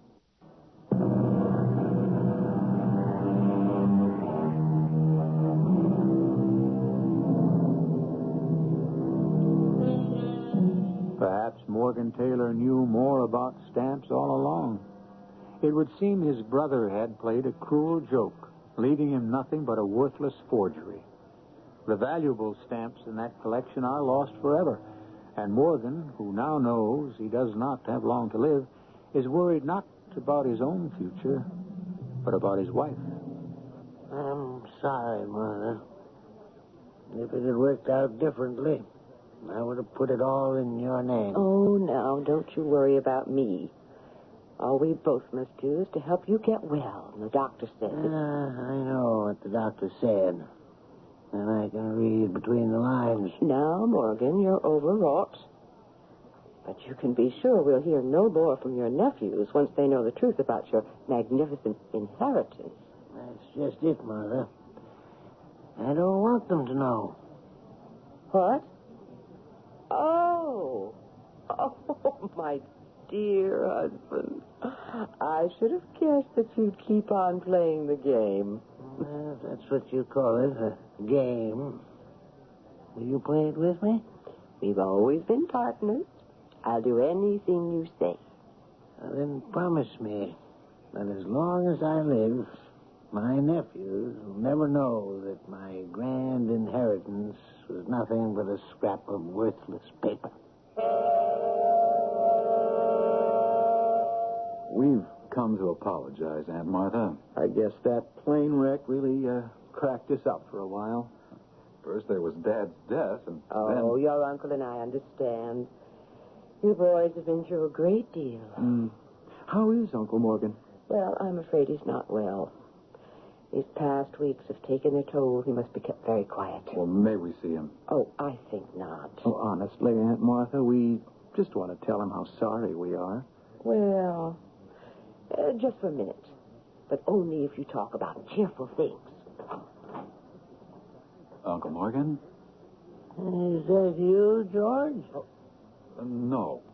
No, I'm George's son, Gordon. I always wondered, George, why you didn't come to see me. But now, after all these years... Hi, Uncle Morgan. It's me, Jeremy. Come closer, George. Let me get a good look at you. He's in bad shape. Boy, this is hopeless. You think I fooled the mother? You came close to fooling me. I'm deeply concerned. No, you mustn't be. I may have gotten even with Gordon and Jeremy, but there's no reason for them to take it out on you. No, they never will. But when I'm gone... Morgan, why don't we burn the forged stamp? I have a much better solution. What have you done with it? Open the drawer in the bedside table and take out that envelope. Yes, Morgan? I want you to take that envelope right now and put it in the corner mailbox. Anything you say. Look at it. Look at the address. Morgan, you've addressed it to the dead letter office? Well, that's exactly where it belongs. The dead letter office. What's our next move, Jerry? That all depends. Plan A or Plan B? But they've taken the old man to the hospital. That makes a difference. He can't have long to live. Don't you believe it. He may be soft in the head, but he can go on for years and years with good nursing care. Hey, hello. Yes? Yes. My brother and I? We're the only relatives. That's right. We'll be right there. If that's who I think it was... Grove Street Hospital. Dr. Miller wants us to go there at once. Things are happening sooner than we thought. I'm Dr. Miller. Your name is Taylor? Oh, that's right. You've called us here because of our uncle? Why, no. It's about Mrs. Taylor, your aunt. And Martha asked you to call us. We knew Uncle Morgan was in the hospital. Well, they're both here. Mrs. Taylor was brought in this morning with a coronary. Aunt Martha? Well, how is she? Resting comfortably at the moment, but I felt it wise to notify the next of kin. Well, of course, you did the right thing. I'll take you to her room. Hello, Gordon. Jeremy, nice of you to come. Well, we only just heard. Martha, this is no place for you. You're looking much too healthy. Oh, you'll soon be out of here. Well, I hope Uncle Morgan and I both will. Aunt Martha, after all that's gone on, Jerry and I have been doing a lot of thinking, and, well, we'd like to really be members of the family. Morgan and I have always been quite self-sufficient. Of course. But since he's been so ill and all... We have a plan we'd like to tell you about. Go on. Well, the woman who lives in Dad's old house was much too big for her, and, well, we understand she's looking for a couple to share it. You're suggesting that your uncle and I... You see, Aunt Martha, this woman's a nurse, and she could help you take care of Uncle Morgan. Well, I must say that's very interesting. Do you like the idea? Oh, it's incredible. Wait till Morgan hears about this. Of course, you would be the one to decide. Oh, no, indeed. I never do anything without your uncle's full agreement. Only he's in no condition to make any... Of course he is. But last time he... You are quite wrong if you think your uncle is incapable of making decisions. Go and ask him. But Aunt Martha... Go on. Discuss this unusual scheme with your Uncle Morgan. He's in room 302. And give him my love. This is ridiculous. If the old boy's in as bad shape as he was last time... Hold on. If he doesn't know what he's saying, maybe we can talk him into anything. Oh, there you are. I was coming to get you. Doctor, we're looking for Uncle Morgan's room. I regret to inform you that your uncle is dead. Oh, well, that's unhappy news, but you must agree, Doctor, it was not unexpected. Very true. Morgan Taylor was a fine man. I've known him for many years. Shall we go back to be with Aunt Martha? Well, I wouldn't if I were you. Let me be the one to tell her. You can come back later. Well, we have clear sailing. That's what you think. Well, of course we do. Aunt Martha has nowhere else to turn. You mean we're stuck with her? Stuck is hardly the word after what I found out. You've been doing something behind my back. I wondered why you were so agreeable. I've simply been using my time to learn more about rare stamps. You got hold of it? No, but I've discovered that the Brattleboro Eagle is one of the most sought-after stamps in the world. Worth how much? At least $200,000. Why, Aunt Martha's rich. Certainly, and when I give her all the details, she'll sell. I won't leave her alone with you for 1 minute. Didn't think you would, but we can't spring this on her right away. Why not? Diplomacy, you fool. We must treat her very gently. All right. I'm the eldest. I'll take care of the funeral arrangements for Uncle Morgan. Flowers, telephone calls, all that sort of thing. Yeah, but first, we must get to the hospital and give Aunt Martha our deepest sympathy.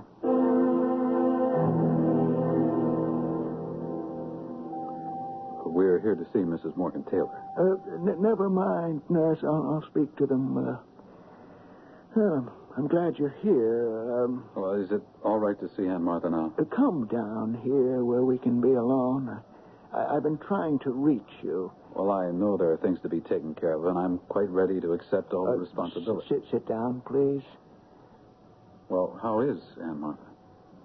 I have seldom known a more devoted couple than your aunt and uncle. Oh, I know, and I'm sure Aunt Martha is going to need It's strange.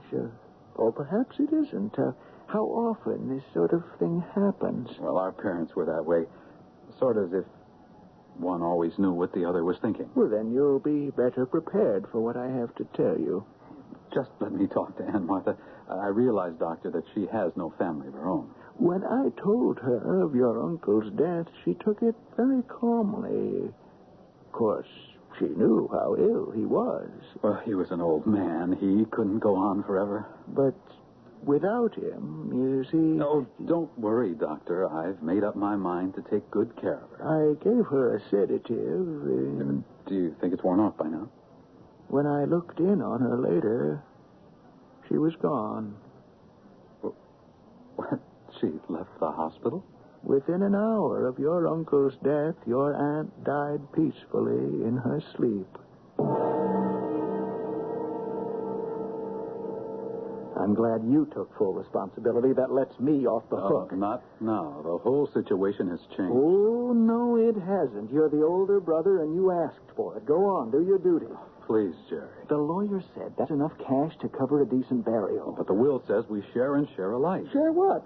Nothing but bills and a mortgage. Well, I'm putting their house up for sale. You can't until we find the stamp. You're the expert. Go through that collection again. It must be there. It's not. Nothing but some U.S. commemoratives. Maybe a couple of $100 worth. Well, sell them. I think the Brattleboro may be in a safe deposit box. Well, then where's the key? Oh, no use. I've looked in every one of those drawers. Well, what did the lawyer have to say? He knows nothing. He says he never even met Uncle Morgan. Do you believe him? As much as you do. Well, I've been through the closets and every pocket. Hey, the books. What if he put the stamp between the pages of one of those books? I'll stay here until I go through each one of them. And maybe there's a safe behind one of these walls. I'll tear down this house if I have to. No. You have to get back to your family. I'll stay on here and see what I can do. I'm not leaving here until I find it. Not if I find it first.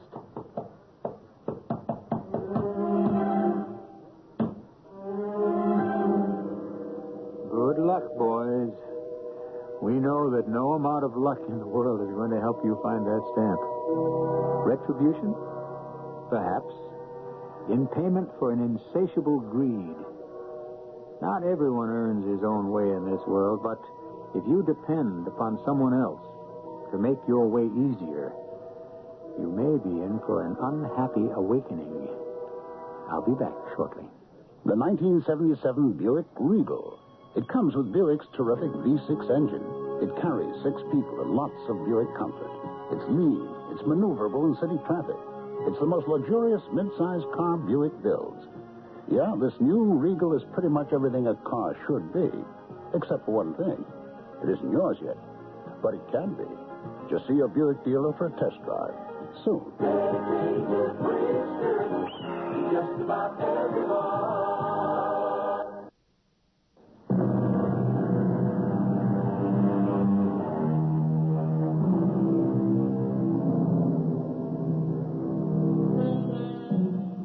One of the mistakes the brothers Taylor made was writing their uncle off as a man too old to know what he was doing.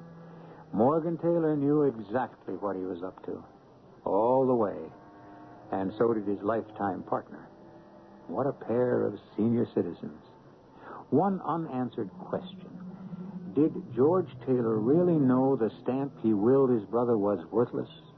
And if so, what did he mean when he said that Morgan would know what to do with it?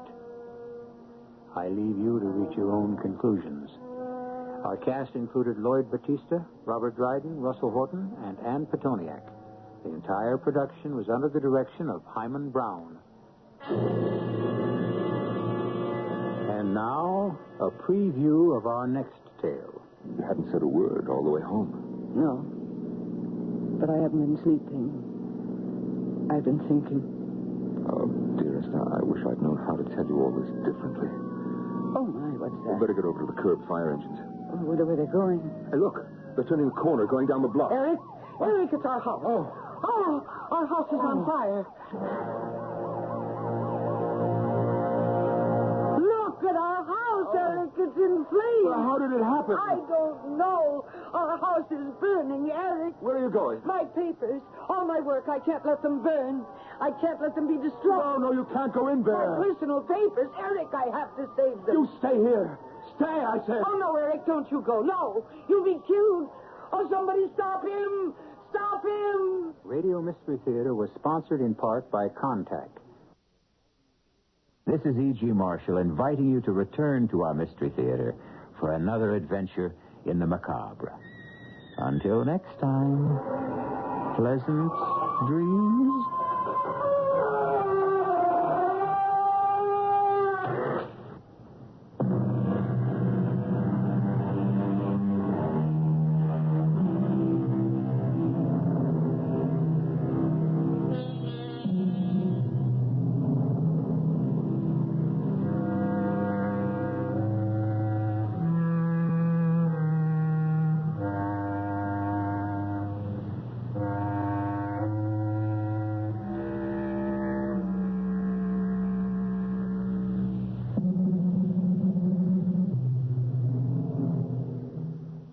The CBS Radio Mystery Theater presents...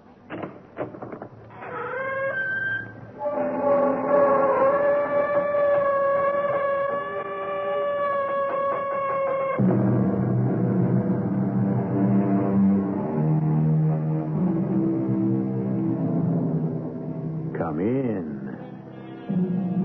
Welcome. I'm E.G. Marshall. Who was it that said... love is like the measles. You can only have it bad once. And the later in life you get it, the harder it goes. Well, there are those things that can only come once. True love, true fame. And it's better to know them when you're young and can live with them, because if you have to wait till you're old, all you can do is die with them. I love you, darling. And I am so happy. Really, you make me feel so wonderful. I want to devote my entire life to you. Harry, my darling. There's only one way I can describe you. Yes? You are out of this world. What did you say? Darling, what's the matter? What did you just say? I only said you were out of this world. How did you know? How did you know?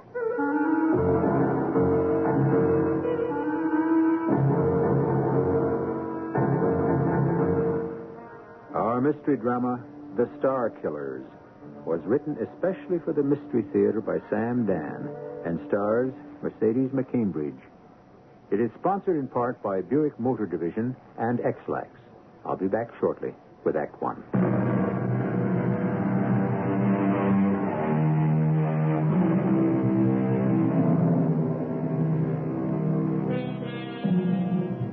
As long as rivers run down to the sea, or shadows touch the mountain slopes, or stars gaze in the vault of heaven, so long shall your honor, your name, your praises endure. Those words were spoken by a president of the United States, and they were said to Dr. Mary Jane Marisette at a reception in her honor when she won the Nobel Prize for Physics. What a year that was for Dr. Mary Jane Marisette. Wined, dined, toasted, interviewed, and then one day, Dr. Mary Jane Marisette simply disappeared. That is, she was no longer in the public eye, and everyone promptly forgot her. Today, our celebrities come and go so quickly they crowd one another off the stage. Once they disappear, well, in case you're interested, this is what happened to Dr. Mary Jane Marisette. We're in a sanitarium. How do you feel this morning? I feel resigned. Which means? My arms are folded. My eyes are closed. Your arms are folded, but your eyes are open. Well, that's only out of courtesy to you, Dr. Abelard, because I look at nothing.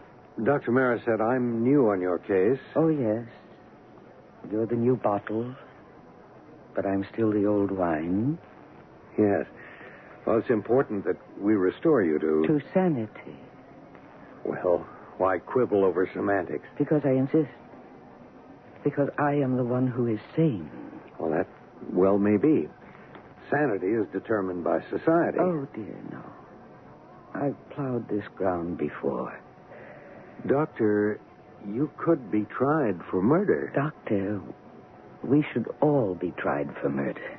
All? All men and women of science. Why? You know why. Because we are destroying the world. You have no right to withhold your knowledge. Oh, please shut up. Shut up. I'm sorry. Forgive me.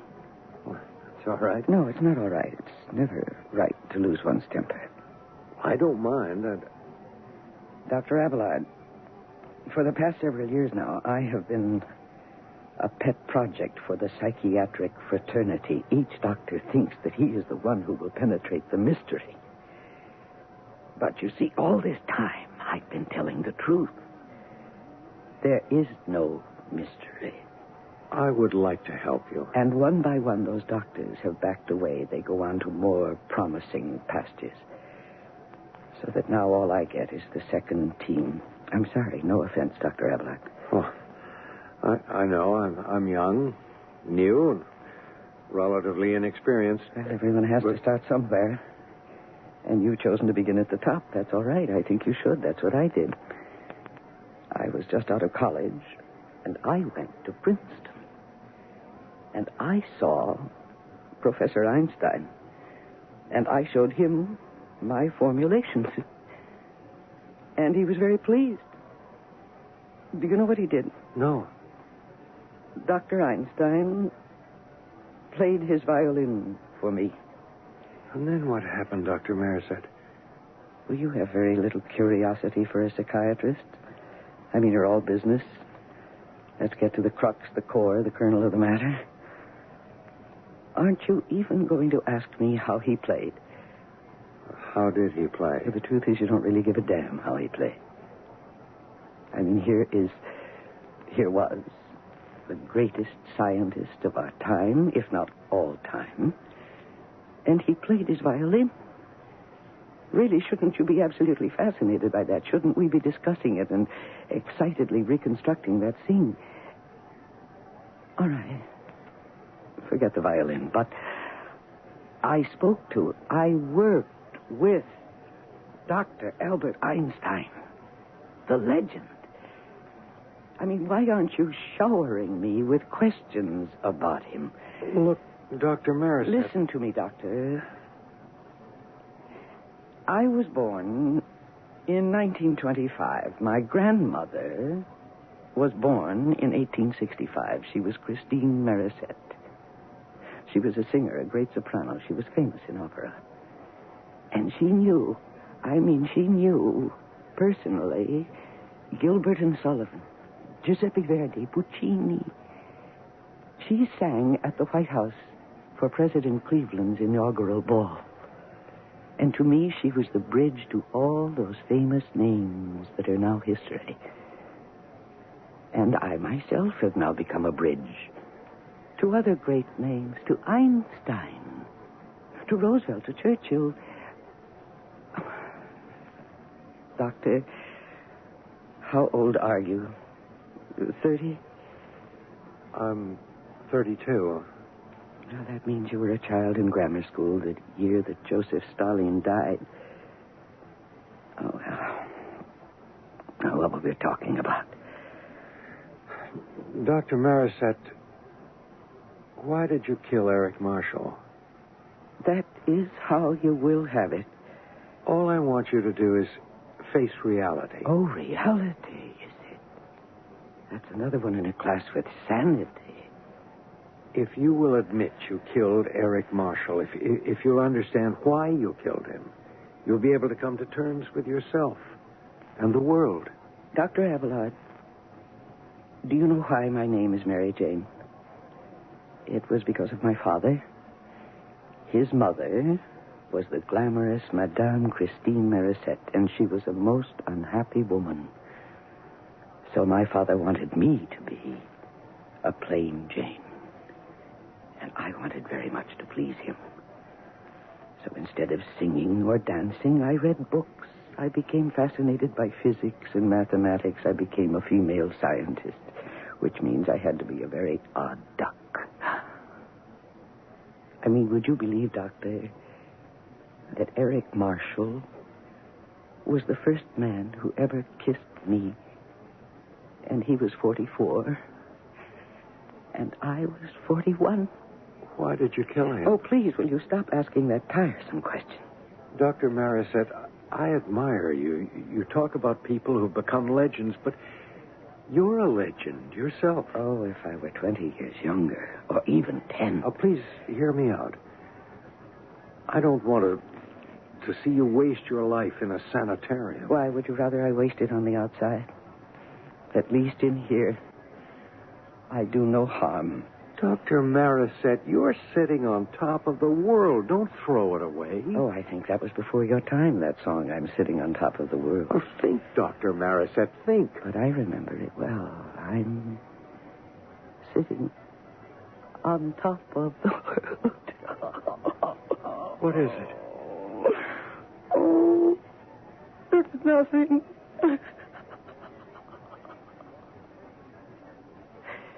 No, really, it's nothing. It's thinking of Eric. I'm just thinking about him on our first date. You're retreating. You're retreating to that little cocoon again. I was driving home from a meeting of the AEC, the Atomic Energy Commission. Yes? That sounds pompous, doesn't it? Well, anyhow, there was a car that was pulled over to the side of the road, and a man was waving, and... Well, why did I stop? I don't know. I mean, at that moment, did I realize that he was going to be handsome? Did I suddenly feel that lonely? I don't know. But I stopped. Oh, thank you for stopping. Are you in trouble? I suppose so. Could you give me a lift to the nearest telephone or gas station or something? What's the matter with your car? You got me. As far as automobiles are concerned, I can start them, steer them, and stop them. But underneath that hood, it's all terra incognita to me. Terra what? Terra incognita. That's Latin for dark, unknown, mysterious country. I see. Would you like me to have a look? Where? Under the hood. Well, thank you. Oh, no. I should thank you. Thank me? For what? For nothing. For nothing? I mean, nothing on your face or in your voice that says, what does a woman know about engines? I really hadn't thought of that. It's just that I've been standing here in the cold for the better part of an hour, and you're the first one who stopped for me. Oh, I see. You're just being polite. Probably.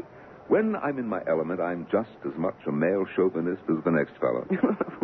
Well, at least you're frank. No, at the risk of a very feeble jest, I'm Eric. Eric Marshall. Now, will you get behind the wheel and try to start it? It won't do any good. Been trying for an hour. However, what did you say your name was? Mary Jane. No, don't do that. You're running down the battery.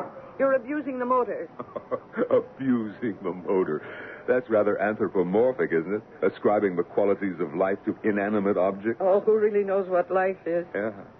Mary Jane what? Oh, Marisette. Then why is that name familiar? Do you know what's wrong with your car? No. Nothing. You're out of gas. Mary Jane Marisette. I remember reading that name. It scans like poetry. It sings like music. I'll give you a lift to the nearest service station. You are the atomic scientist. You won the Nobel Prize for Physics. You'll get a 5-gallon can of gas, and then you'll pour it into the gas tank. Do you know where the gas tank is? No, I'm not sure. I'll drive you back. You know, I always dreamed of winning a Nobel Prize. For what? Literature. But the fact is, I'm not good enough. Oh, you shouldn't say that. I'm sure you're a very good writer. Yeah. Well, maybe I'll never win the Nobel Prize, but there's one way I can have it in my house. What's that? Get married. Oh, my dear sir, we hardly know each other. We won't really know each other until it's all over. Until what is all over? Life. It takes years and years, and then at the end, we'll sit down together and say, will you marry me? That's a very serious request. Well, I'm giving it very serious consideration. I mean, it's a proposal of marriage. And whether it's serious or frivolous, false or sincere, the fact is it is the first one I have ever received. You are joking. Are you joking? I cannot believe that this is your first proposal. I mean, you're an extremely attractive woman. Well, very few eligible men ever get this close to me. I mean, most of my time is spent with important and elderly scholars. I think it's remarkable. Well, I'm afraid I'm an institution. And an institution is admired and respected, but is hardly a love object. Shouldn't we be getting your gasoline? We should be getting dinner. I've just discovered something. I love you. And we are going to be married. We are? Oh, we'll go through certain ritualistic procedures. We'll go to dinner, theaters, concerts, parties, outings. We won't celebrate the marriage right away. We'll wait a decent interval. Do you have any objections? Oh, I certainly do. Name one. Why do we have to wait?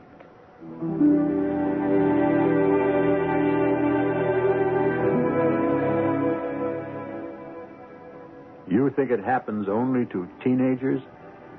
It happens to everybody. And if you want the true facts of life, the older you are, the faster it happens. Well, let's reflect. We spent the first act getting to know about her, Dr. Mary Jane Marisette. Now, who is Eric Marshall? And why is she being accused of murdering him? So far, it looks very cozy and warm. Well, there will be another temperature reading in just a few minutes, when I shall return with Act 2.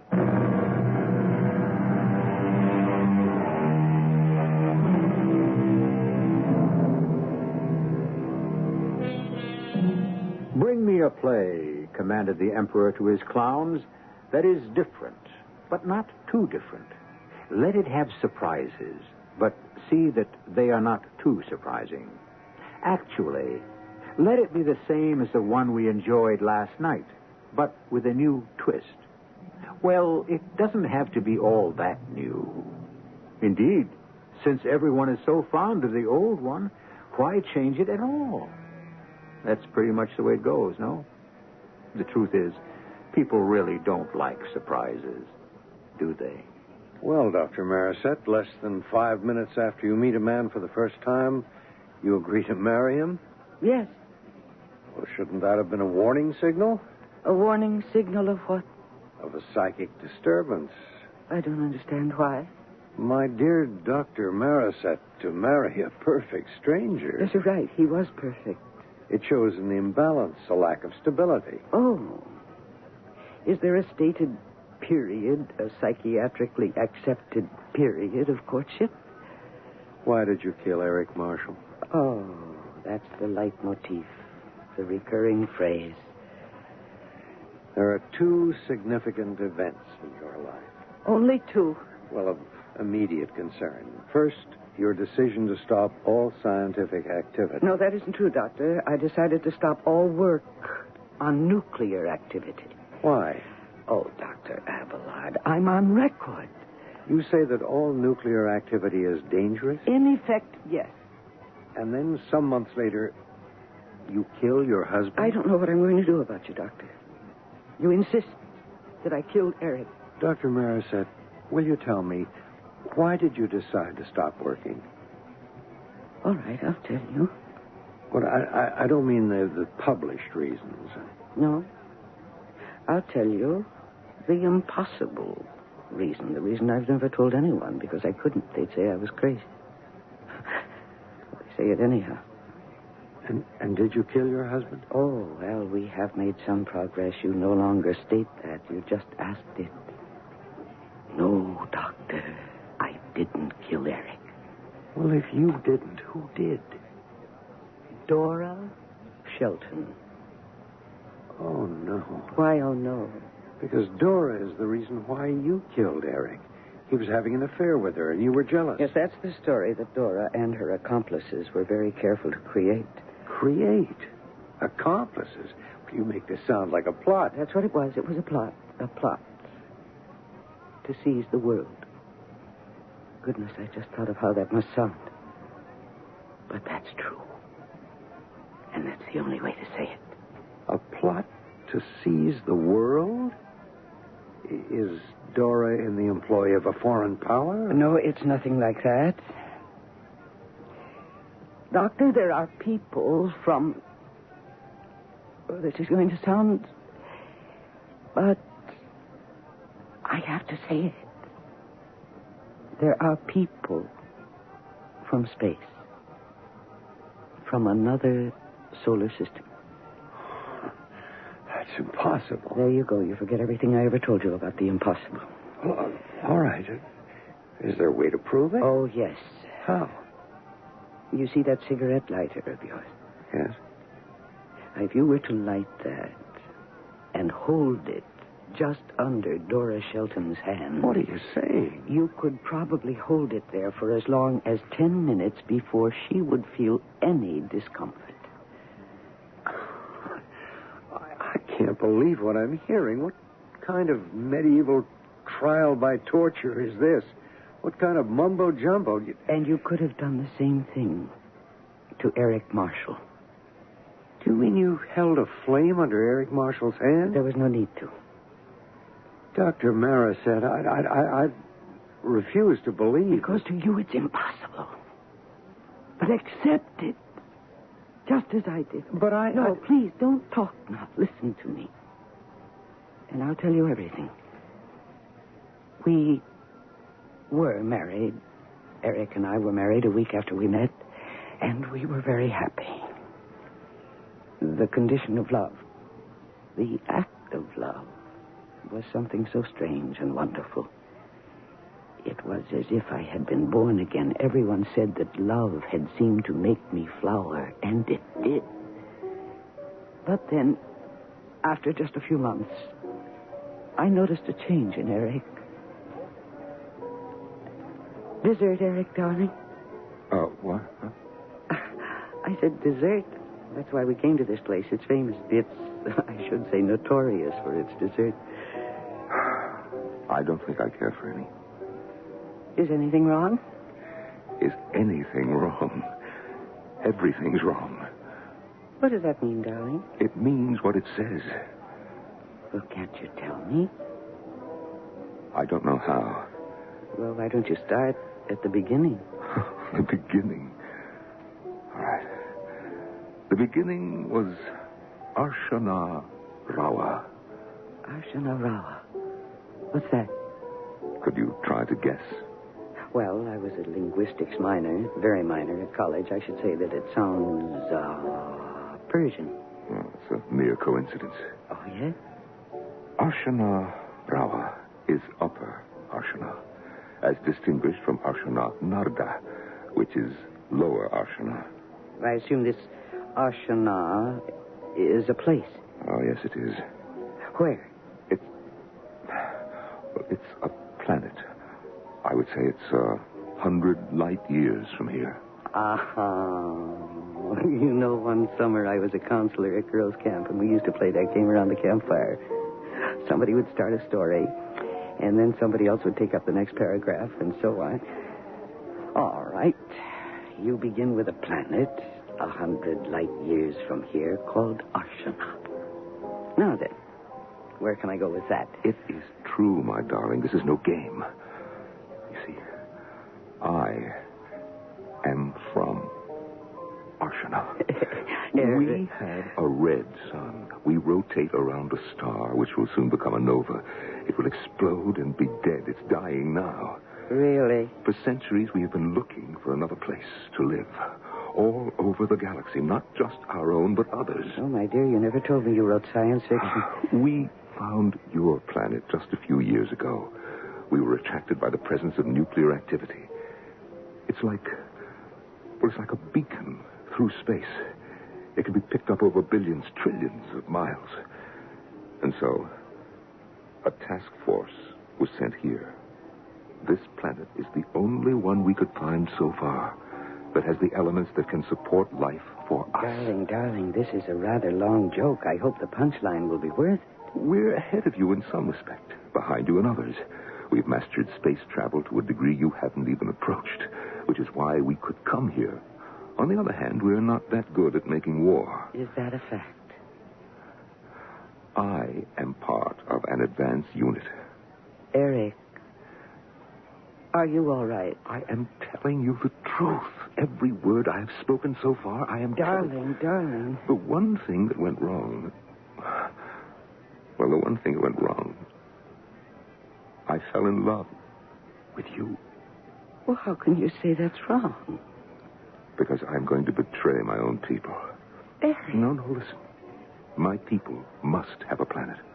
Ours will be a dead world in several hundred years. Well, in that case, why not come here to ours? I mean, we've accommodated uncounted numbers of refugees for centuries. It's impossible. There are 4 billion of us. Could this planet hold another 4 billion people? Eric. No.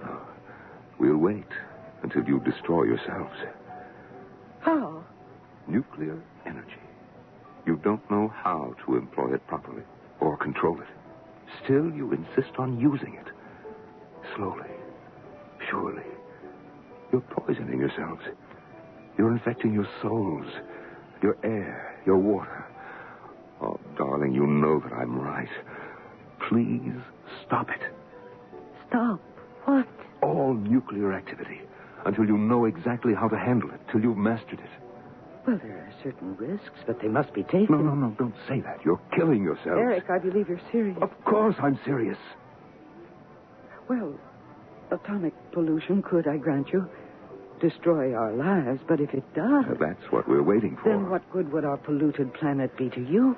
You see, we won't be affected. You won't? We do not burn as easily as you do. What's that? Just what I said. We have a greater resistance to fire. And also, radiation does not alter our cell structure as radically as it does yours. You see, we could live with it. Darling, you're telling me this story for a reason. What is it you want me to do? I want you to use your very considerable influence to put an end to all nuclear activity. All of it? Yes. If I were to take a public position on that, I would create a storm of controversy. Probably. And I would have to resign my position. I'd have to give up everything. Well, I've given up everything. My home, my loyalty to my own people. I'd be an outcast. And no one would listen to me anyhow. I realize that. But you have no choice. You have to save the world. You're really serious. Let's even say you mean it. What could your motive be? Darling, I told you. Please, Eric, please tell me this has all been a joke. Some big, unwieldy, unfunny joke. Because if this is not a joke, Eric, I don't know what to do.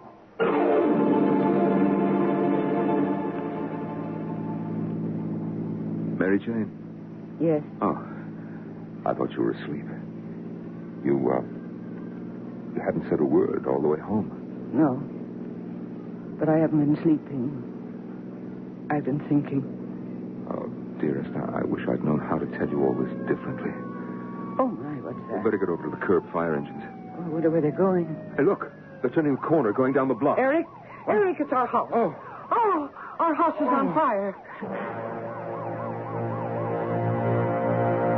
Look at our house, Eric. It's in flames. Well, how did it happen? I don't know. Our house is burning, Eric. Where are you going? My papers, all my work, I can't let them burn. I can't let them be destroyed. No, you can't go in there. My personal papers, Eric, I have to save them. You stay here. Stay, I said. Oh, no, Eric, don't you go. No, you'll be killed. Oh, somebody stop him. Stop him.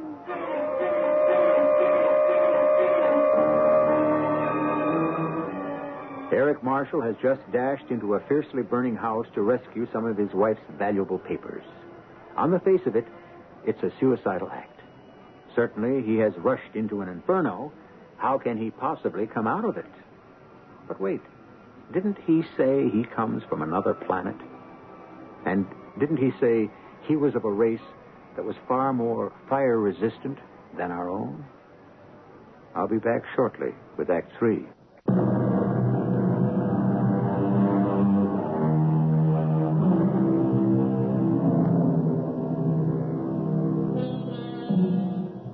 Accept the impossible. This is the slogan for all who would advance the cause of learning. Accept the impossible. Live with it. And soon it becomes the everyday, the familiar. It was always impossible to transplant a human heart, to break the umbilical cord of the planet Earth, except for those who accepted the impossible and made it happen. And Dr. Marisette has also accepted the impossible as it concerns her husband, Eric Marshall. He ran into that burning house, Dr. Abelard, into that raging inferno. And in just a few moments, he came out of it unharmed, with a box of my precious papers in his arms. Well? What do you mean, well? Well, what? There were witnesses, Doctor. The best witnesses you could ask for, the policemen, the firemen, the down-to-earth practical people. Well, perhaps the fire seemed to be worse than it actually was. A few moments after Eric emerged from those flames, the house collapsed. It was a total ruin. Yes. Well, there's some things we simply cannot explain. Yes, but we can explain this. How? Eric is from another world. His body, his tissues, have a greater resistance to fire than ours do. They have a much higher flash point. You can't dispute the evidence. And so that very night, we went away together. We went away from our charred ruin of a home, and we went up to the country, and there we decided on the course of our lives. You must stop all nuclear activity. But if I told people why, Eric, I'd probably be locked up as a nut. There is evidence that the present course of activity will destroy the world. My darling, you are not a scientist. You don't know how it is with people like me. You think that things could be that clear-cut, but they couldn't. A single set of facts can make 50 different impressions. But you have to do something. I'll also have to do something. I'll try to convince my people to look for another planet. There's only one person in this world that I can trust with this story, Eric. Just one. For years he's been my guide. He's the chairman of the commission. Can you trust him? With my life.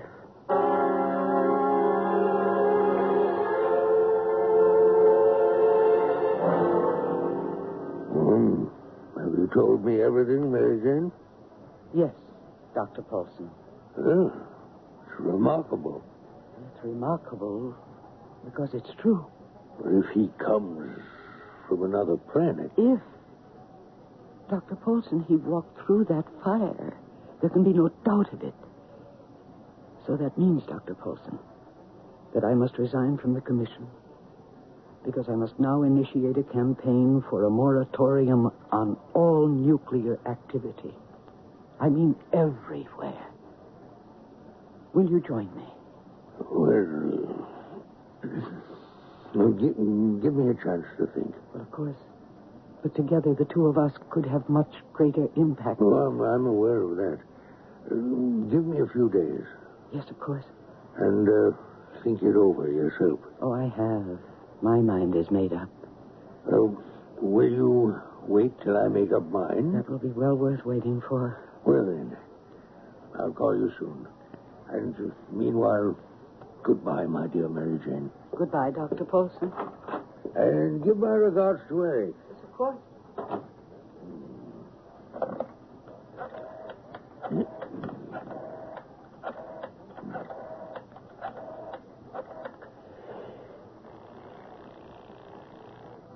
Hello? Dora, this is Dr. Paulson. Yes, Doctor. We have a problem. I know. With Eric Marshall. How did you know? He spoke with me. About what? About abandoning this planet for colonization. What did he tell you? Nothing. I was about to report it to you. Well, yes. Keep seeing him as often as you can. Yes. Keep listening. Say nothing definite. Yes. Arrange to meet him in a motel room. Yes. We can't afford to have her come out against nuclear activity. She has to be sidetracked somehow. And we have to eliminate Eric. I think perhaps we can handle both matters in a single action.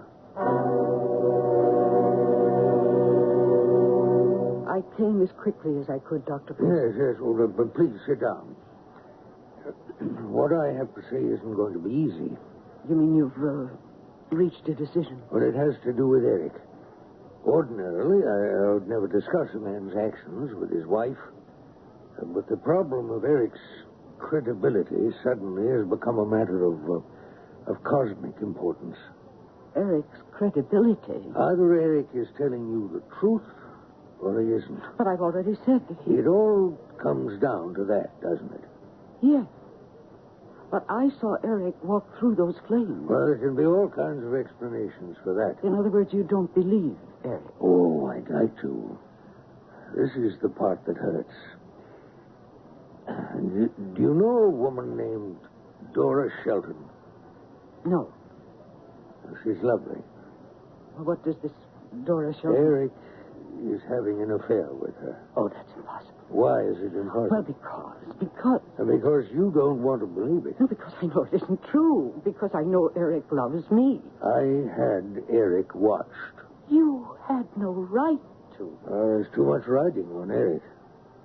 He's been seeing this Shelton woman. I don't believe that. We have times and places. We have witnesses. Excuse me. Dr. Paulson here. Yes? Where? I see. Thank you. That was our detective. Eric and Dora Shelton are in a motel room off the turnpike. No. Oh, no. Mary Jane, my dear, I'm sorry. Here, let me help you. Oh, you're all right. Let me give you a drink of water. Oh, really, I'm all right. Here, drink this. You'll feel better. What is it? Oh, just something to steady your nerves. Drink it. You'll feel better. Thank you, Dr. Paulson. What am I going to do? Face him with it. I can't. Don't you see, dear? Don't I see what? Why he's unfaithful. Why is any man unfaithful? He wants to get back at his wife. Why does he want to get back at you? He's 15 years younger. 5. We checked his records. Why would a man marry a woman 15 years older? Because he fell in love with me. Especially a man who's very attractive with women. Well, that's all part of his record. Why did he marry you? Why did he marry me? I suppose it was to get the Nobel Prize. He admitted that.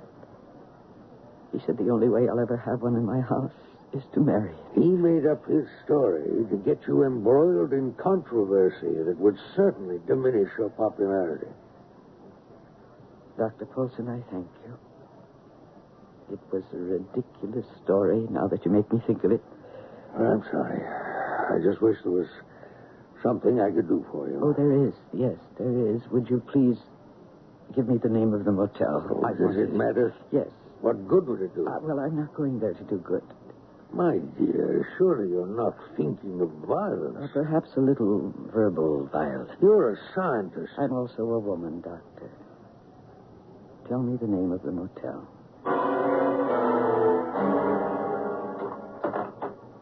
Mary Jane.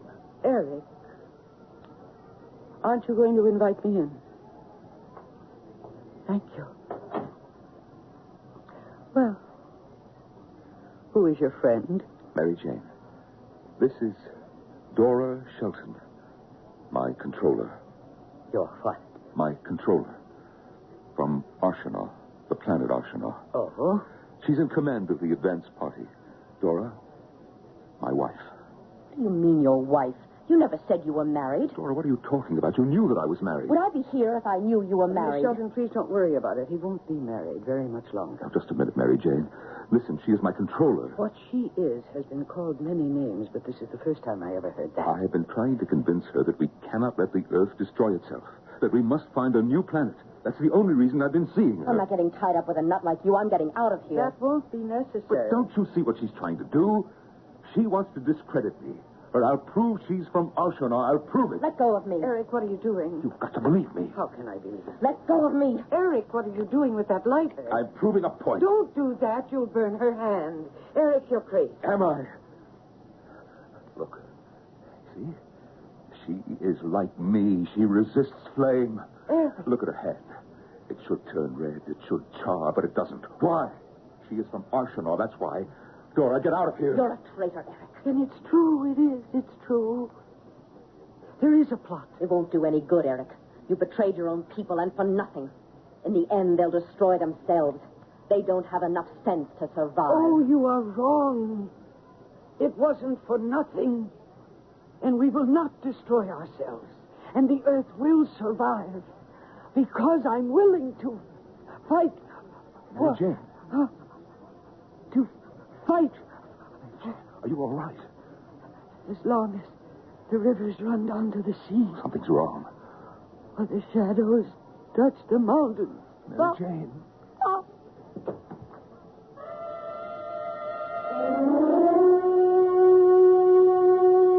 Four stars gaze out in the vault of heaven. Dr. Marisette. Every now and then, I recall those words. What the President of the United States said to me. That was quite an occasion. You say you confronted them in the motel room. Yes, I did, Dr. Abelard, and I fainted there. I must have been drugged. Drugged? How? By whom? I don't know. It must have happened in some way, but the next thing I knew, the police were in the room, and I was told that I had murdered Eric. I see. No, you don't see. How could I have killed him? With the .32 caliber revolver that was found in your hand. With the .32 caliber revolver that was placed in my hand, in my unconscious hand, after Eric had been shot. By whom? By Dora Shelton, and whoever else from Arsenal was helping her. But, of course, you don't believe me. Oh, but I do. You're not just saying that. I believe it. Do you? That's good. because I'm not sure that I do. You don't believe it? I don't know what to believe anymore. I am so tired. I want to rest. I want to sleep. The only time I can be with Eric now is when I sleep. Will you excuse me? Yes, of course. You come back tomorrow. Please. Promise. I promise. So long will your honor, your name, your praises endure.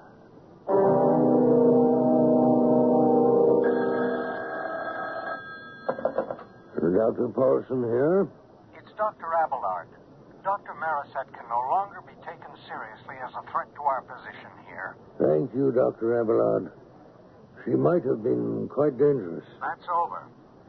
The inhabitants of this earth can be relied upon to destroy themselves, quite possibly before the end of the present century. What do you think, Doctor? I think it's a reasonable estimate, Doctor.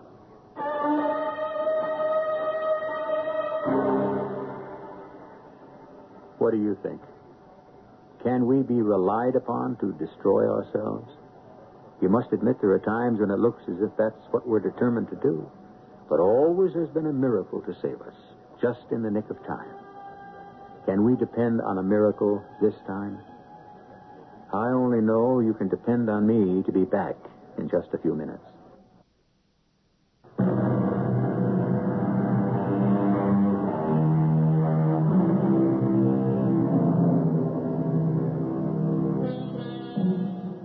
Will man destroy himself? The popular opinion seems to be he won't because he can't.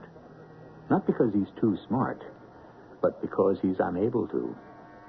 However, this business of being unable was true only of the past. Today, man does have the wherewithal. Someone can press a button, or throw a switch, or release a lever. Our cast included Mercedes McCambridge, Norman Rose, Court Benson, and Judith Light. The entire production was under the direction of Hyman Brown. This is E.G. Marshall inviting you to return to our Mystery Theater for another adventure in the macabre. Until next time, pleasant dreams.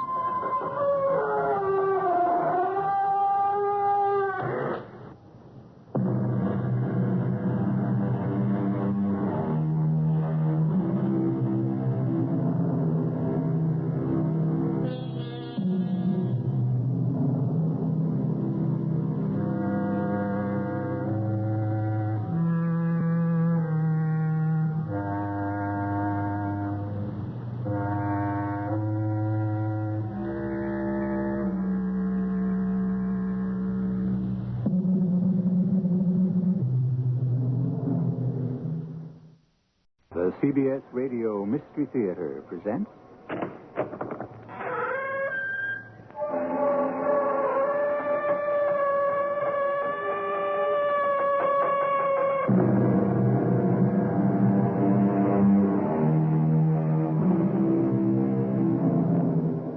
Come in. Welcome. I'm E.G. Marshall. Each day across our wide country, and even beyond its borders, I greet you to share a story. This time I invite you to sit at my table for whatever meal suits the occasion. I offer you a modest banquet of several courses. For hors d'oeuvre, for example, or an aperitif before the meal, may I suggest the most delicate hint of international intrigue? Jake, there's someone at the door. Relax, Lily. Train conductors are hardened to love. No, not the inside door. Outside the train. What? Clinging to the outside door. Help me. Help me to get him in. That guy must be crazy. Look out for the door. I'm going to open it. Give me a hand. Hold tight. Jake, can you... I hope so. It's him or me. Either I get him in or... Here I go.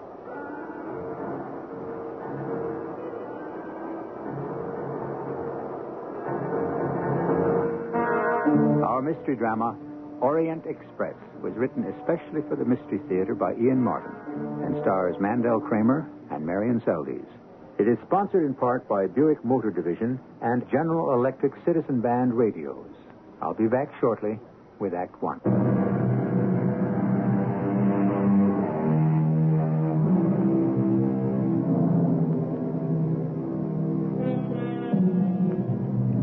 The Washington Bulletin began publishing proudly in 1800 with the birth of our capital city. For 175 years, it published uninterruptedly an independent newspaper, respected and admired for its continuity, its devotion to uncompromising faithfulness to the whole truth and nothing but. Sadly, it went under a few years ago and published no more. Its demise was just about the time of this story, though neither fact had a bearing on the other. The timing was strictly coincidental, and the year was 1969. Jake Shaw. My master's voice. Yes, boss Jake, man. Where the Sam Hill are you? Right here, PM. Just stopped for a little drink. Well, that figures. From the water cooler. That don't figure. Come on, get into my office. I got to talk to you. On my way, my general. Hours not to reason why. Hours. Get in and shut up. I got no time to hack around. Your bad grammar is showing. Never mind the way I talk. I got no time to bother about grammar right now. Then why does that little blue pencil of yours have to be so busy revising the prose us hotshot reporters turn into you? Well, that's different. That has to be read in the bulletin. We got to maintain a standard. How long will it take you to pack? Summer or winter? Sport or sincere type suit, black tie, or... Whatever you figured be right for Berlin and points east and south. Behind the Iron Curtain? How do I manage that? Well, that's up to you. Here. Airline tickets, expense money, contact. You're booked on the night flight to Paris. I thought you said Berlin. You'll contact our European chief in Paris. He'll bring you up to date on the latest on Stepanek. Jan Stepanek? That's right. We want you to cover his trial. Get the full story back to us. But, PM, he's being tried in Czechoslovakia. That's right. Well, would you please tell me how I'm going to get there without a visa, without a... Passport? That's right. Is yours up to date? Well, sure, but how do I get a visa for Czechoslovakia? That's why you're going to Berlin. One reason, anyway. It's up to you how to get over or under the wall and on down to Prague. Oh, come on, PM. What have you got against me? Why pick me to get my tail shot off? Or end up seeing red in some Russian hoosegown? I got nothing against you, Jake. I picked you because you speak German and some Czech, but mostly because you're the one guy I know I can get to take this assignment. Well, guess again. I'm no hero. Well, I'll top you. You guess who's in Berlin, back at the Odeon. Lily? How does that grab you? Oh, no. No good. No good. Nice try, PM, but that's over and done with. You too? You lit a pretty big torch, son. Well, it burned out. Why? Well, two professions that don't mix. She circles the world packing them into nightclubs to hear her sing. I circle it looking for someone to sing the right tune and give me a news beat. Trouble is, we don't travel in the same circles, and they don't cross often enough. So we just decided to split. You could have made an honest woman out of that girl. Why didn't you marry her? I guess her torch didn't burn quite bright enough for that. Well, I'm sorry. So you're turning down the assignment, huh? Does a PFC thumb his nose at a chicken kernel? No. I'll take a crack at it. Great. I wouldn't kid you. There might be some danger. Yeah, I noticed the ticket was only one way. Auf Wiedersehen, mein Führer. See you in church. Well, I hope not. You stay out of trouble. What am I going looking for?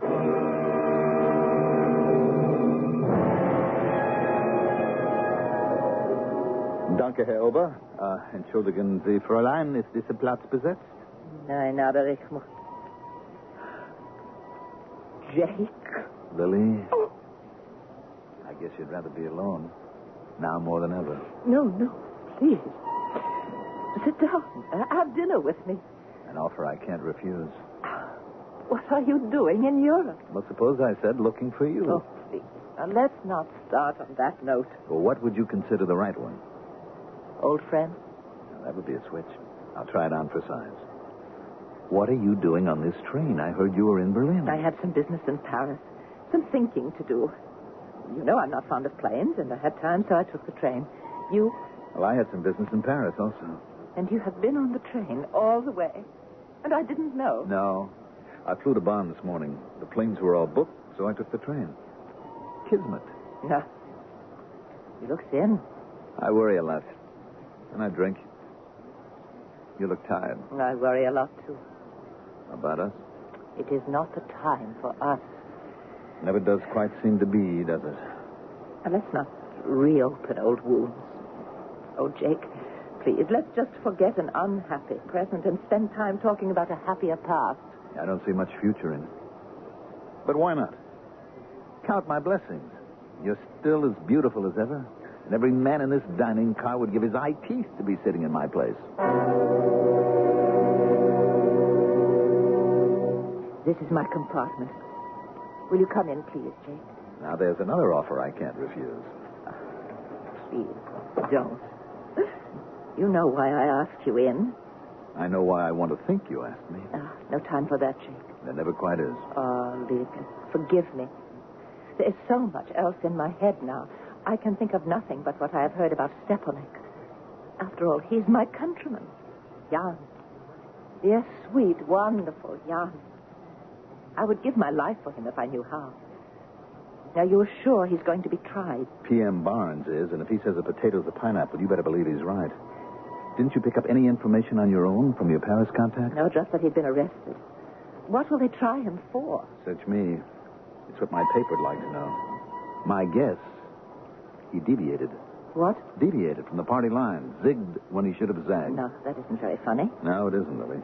But frankly, I find it just too tough to waste any sympathy on that party. Jan Stepanek is a Czechoslovakian. More than that, he's a patriot. As much a patriot as Mazarek or Benish. Well, in spite of that, he remained in Czechoslovakia. He has a wife and children. Oh? And other reasons. And he is no communist. I did pick up some feedback in Paris that triggered a notion he might be a contact man for our side. Was he? I don't know, really. But knowing Jan, I'm sure he could have been. Oh, what will they do to him if they find him guilty? They arrested him, Lily. If they intend to bring him to trial, he'll be found guilty. Oh, Lord, no. Oh, poor Jan. He's so kind and so gentle. And when I think of what they may be doing to him now... All right. Now, just take it easy, Lily. Easy. If it's any comfort to you, my bet is Stepanek is dead already.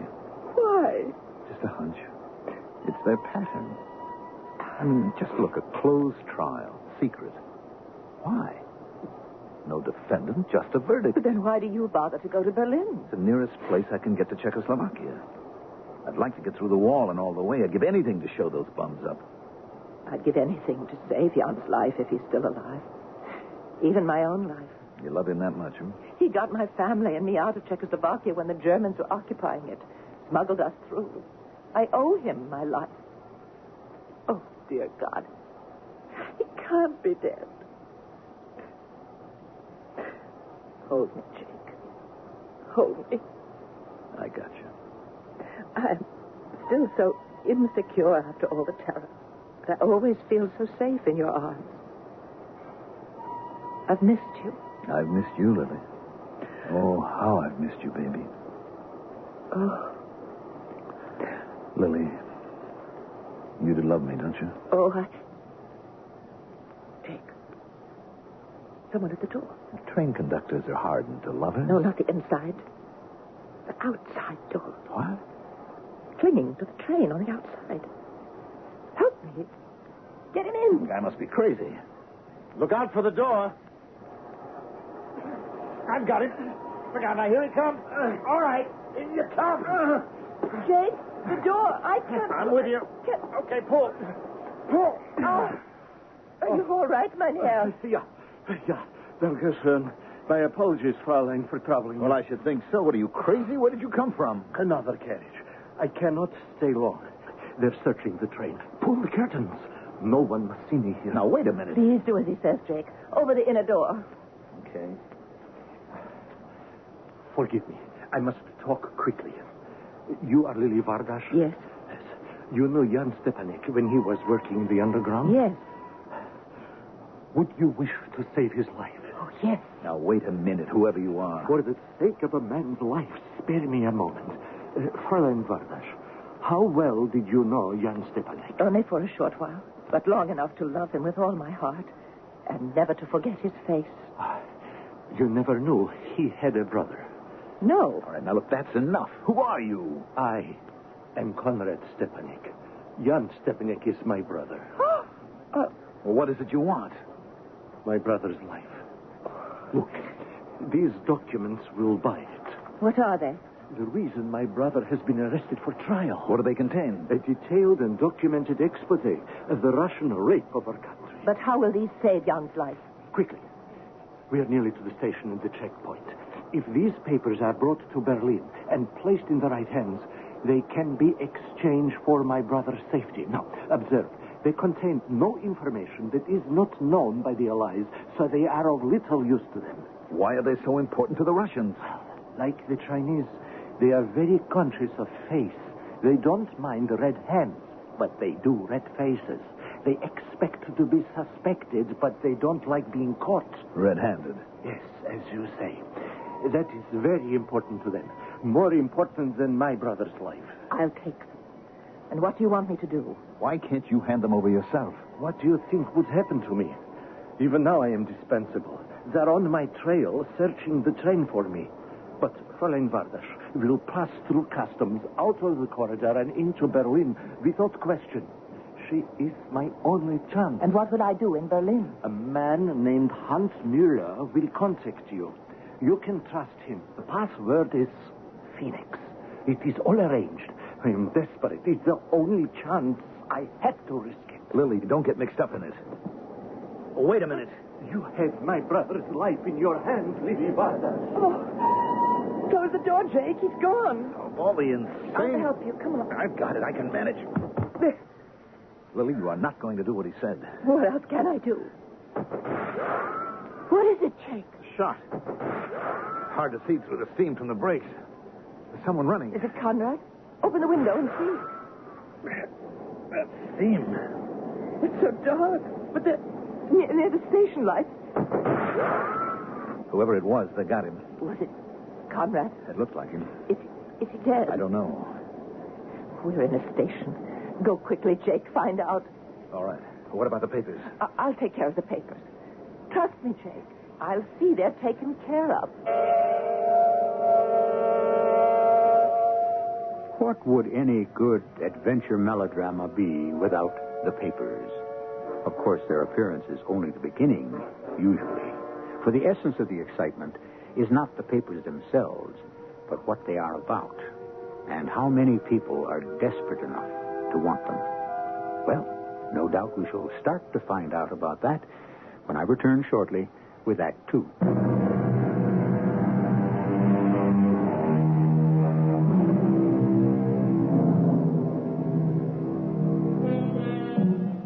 The long, sleek lines of the Orient Express glisten, a pattern of rain reflecting the station lamps. Orient Express. Oh, perhaps I hadn't mentioned, that's the train Jake and Lily are on. For in its day, you know, there was more than one Orient Express. The fabled one that ran south from Paris to end in Istanbul, Turkey, and the northern one, as mysterious and storied in its own way. The one we are traveling on from Paris to Berlin. The train to which Jake is hurrying back rapidly and surreptitiously at this moment. Lily, what are you doing on the platform? Looking for you, Jake. You were gone so long. What happened? Come on. Too many guys in too many uniforms. We don't want to call attention to ourselves. Let's get back on the train in a hurry. Was it Conrad? Yes. And? Climb aboard quickly while they're too busy to notice us. So far, so good. Conrad. Was he shot? Yes, killed, I'm afraid. Oh, why? And the best I could gather, trying to keep out of sight in case someone took a pot shot at me, was for resisting arrest. But killed by whom? Now, there you have me. Look, Berlin's divided into 4 parts, so there were Russian, French, English, and American uniforms, to say nothing of some plainclothesmen. But we're not in Berlin yet. No, the train evidently was flagged down. Why? Well, I'd say to trap Conrad Stepanek. And or the papers. Which leads me to something else I'd like to say. What? They're too hot to handle. Now, let's turn them over, Lily. I can't. Why not? If and when they search this train, as they've already started to do, how can you hide them? I told you. I said I'd take care of them. I wish I had never heard of Stepanek or his brother or the damn papers. All I want to do is make love, not war. For some of us, Jake, it seems the war never stops.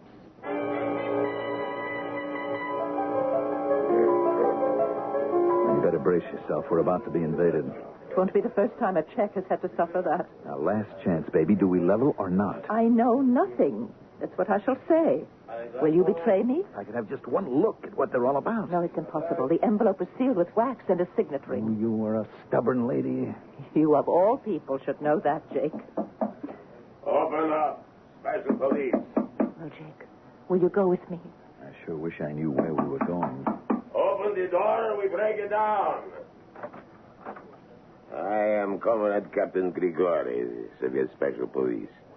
This is the compartment of Lily Vardash. That's right. Who are you? Jake Shaw, Washington Bulletin, reporter. A newspaper man, no? A newspaper man, yes. My country does not hold a very high opinion of your so-called profession. Well, that makes us even. My profession doesn't hold such a hot opinion of your so-called country. What are you doing in this woman's compartment? Come on, Captain Grigori. Is one man of the world to another? Mr. Shaw is an old friend of mine. We met by chance in the dining car, and he had just seen me back to my compartment when the train stopped and all this excitement happened. What is going on? Everyone on this train must be searched and all the baggage. But this isn't customs yet. We are empowered by the East German Socialist Republic to stop this train. Newspaper man, you will come with me. My men will search you and your baggage, Fraulein.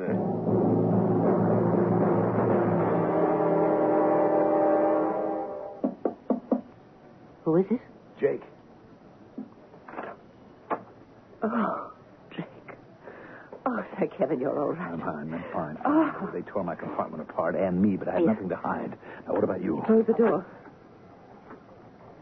As you see. Boy, what a mess. Just like mine. They turned everything upside down. They ripped things apart. They found? Nothing. Nothing? Not a thing. What did you do with them? Eat them? No. Throw them away? No. Then where are they? Wouldn't you like to know? Yes. And what's more, I'm going to. No, you're not. This is my problem. Lily, you're not going to throw me off. But the train did. What? Threw you off your feet and into my arms. Well, I never needed a train to do that.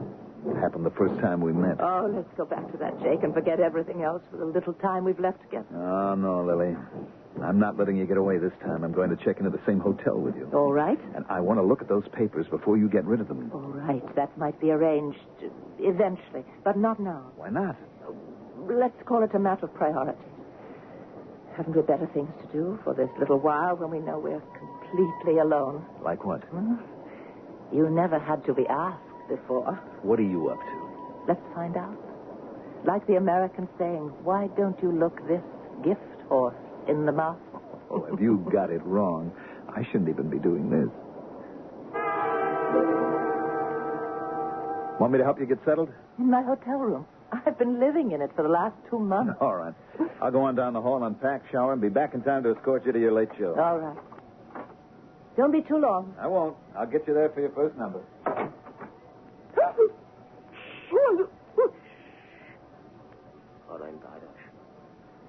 did you get in my room? Easily.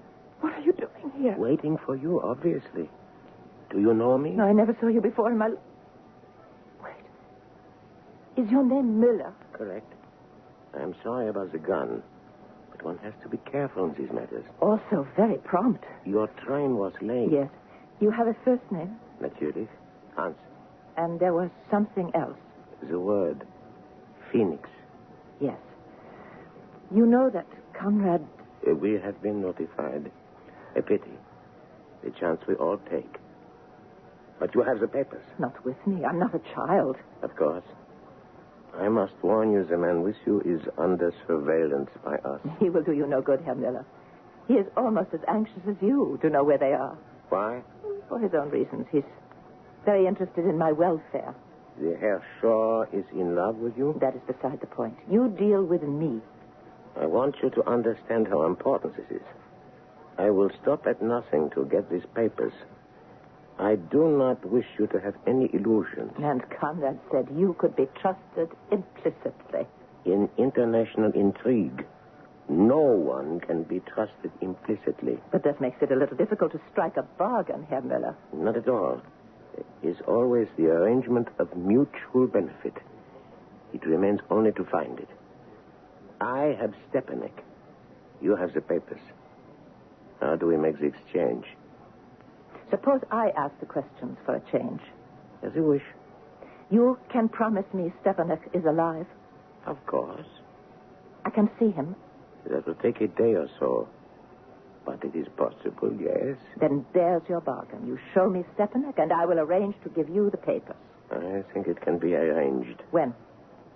You will have to leave that up to me. This far I can be trusted. But you? In a matter of mutual benefit, why not? Beyond that, Jan Stepanek is my friend, and I would give anything to save his life. Including your own? I don't think that will be necessary. I sincerely hope not. So, for once I feel I can break my rule.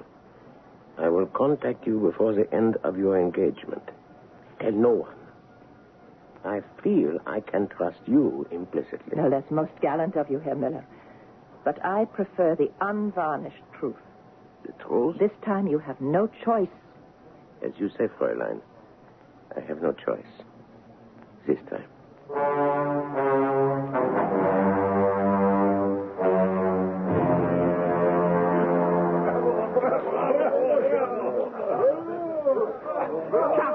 Just one more encore, Fräulein Barbasch. They come to the nightclub only to hear I'm you. sorry, I can't sing anymore. But this is your last night. Yes, I have many things to do and a plane to catch tomorrow morning. But you were magnificent as always, and will return soon to the Odeon Cafe, I hope. I shall be delighted to, Herr Lanz. Now, I must change. Oh, there is a gentleman waiting for you in your dressing room. Herr Shaw? No. He is on the... I forgot. The Herr Shaw is on the phone, and he says it's urgent. Why didn't you tell me right away? Well, in my excitement, I forgot. I will have the call put through to your dressing room. No, wait, no. I'll take it on the wall phone backstage, sir. So, yes. That is the one he is holding on. Danke. Hello? Lily, where have you been? The manager forgot to tell me you were on the line. Aren't you meeting me here? You wait for me. I'm calling from a phone booth on the Kurfürstendamm. I'll be there in about 10 minutes, but listen to me carefully. Can I talk to you safely? I think so. All right, now listen. I don't know what you've been up to the last few days, and I still don't know what happened to those papers. But let me tell you something. I've just had information that they're worth a hell of a lot more than they were set up to be. Don't do anything to let them out of your hands. What is in them, Jake? I'll tell you as soon as I get there. But I'm warning you, don't let them out of your hands. Jake, what... Jake! Oh, anything wrong, Fräulein Barbasch? No, I hope not. But you look so concerned. Perhaps I am not used to having a man hang up on me. Well, may I escort you to your dressing room? No, that's quite all right. I can manage very well alone. Guten Abend, Fräulein. Herr Müller. Once again with gun in hand. Unfortunately, circumstances dictate caution. Please to come in quietly and close the door.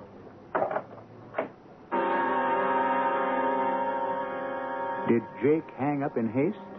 Or did a hand stifle him from talking and other hands hang up the phone for him? Is the smiling and ubiquitous Herr Muller to be trusted at all? And will Lily stick to her side of the bargain now that Jake has warned her not to? Like a good soup being prepared to be served, the plot thickens. We'll be ready to serve it shortly when I return with Act 3.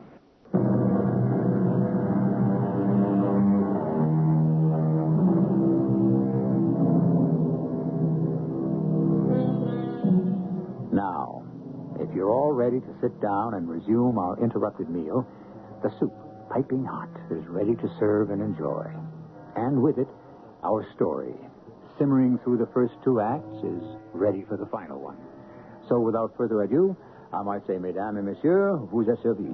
Or perhaps, more correctly, Meine Herren und Damen, the repast is ready. Did you think I had forgotten our little rendezvous, Fräulein? I'd hope not. But you come at the 11th hour, Herr Müller. It's quite so. You plan to leave Berlin tomorrow by American Army plane. A party of 2 or possibly 3 at midday. Yourself, Herr Shaw, and one other. You are well informed. It is my business. Well, shall we go? Where?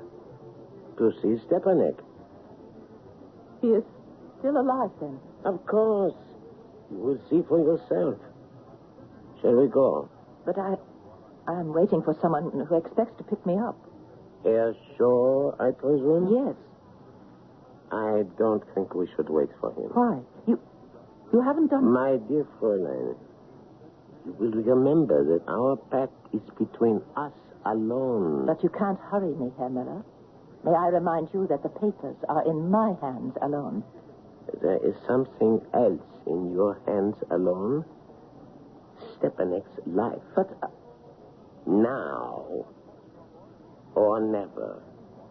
Which shall it be? Now. You see, Fräulein, at this time it is you who has no choice.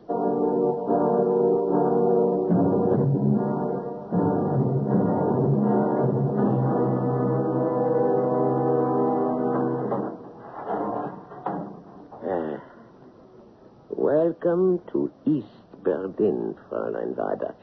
We're beyond the wall. The labyrinth of subterranean passages and underground rooms we have passed through brought us from west to east.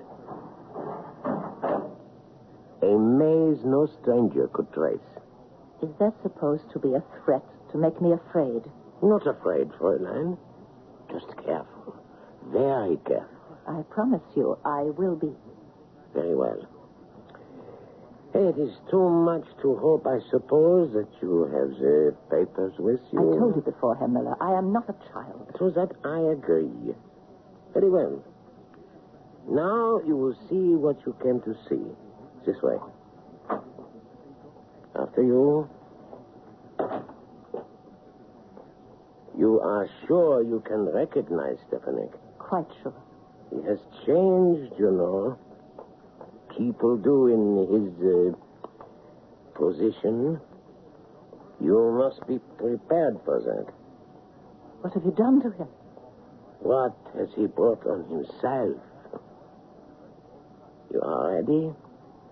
Yes. Ready. Sehr gut. So. Jan. Jan. Stepanek. Jan. What have he done to you? Is that you? Little Lily. Yeah. Oh, you find it hard to recognize me?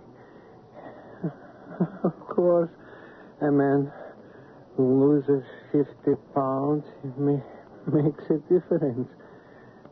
A man lies abandoned in a stone box, scarcely room to move, and the muscles grow slack, the flesh wastes. How much does a skeleton look like a man? Oh, yeah, you're so sweet. Not only the body, but the soul. Are you really the Jan Stepanek I knew? Remember the scar and the broken arm in Trebek? These fingers from that awful night in Munich.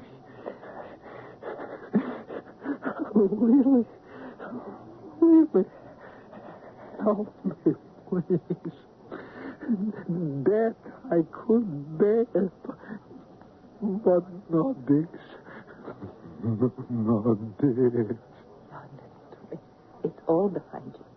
I have your papers. They can be exchanged for your life. There's nothing to fear anymore. I'll arrange the exchange with Miller, and you'll be free. Jan, listen to me. Look at me. Believe me. Lift up your head and look into my eyes. Hope is not gone. Let me see your eyes.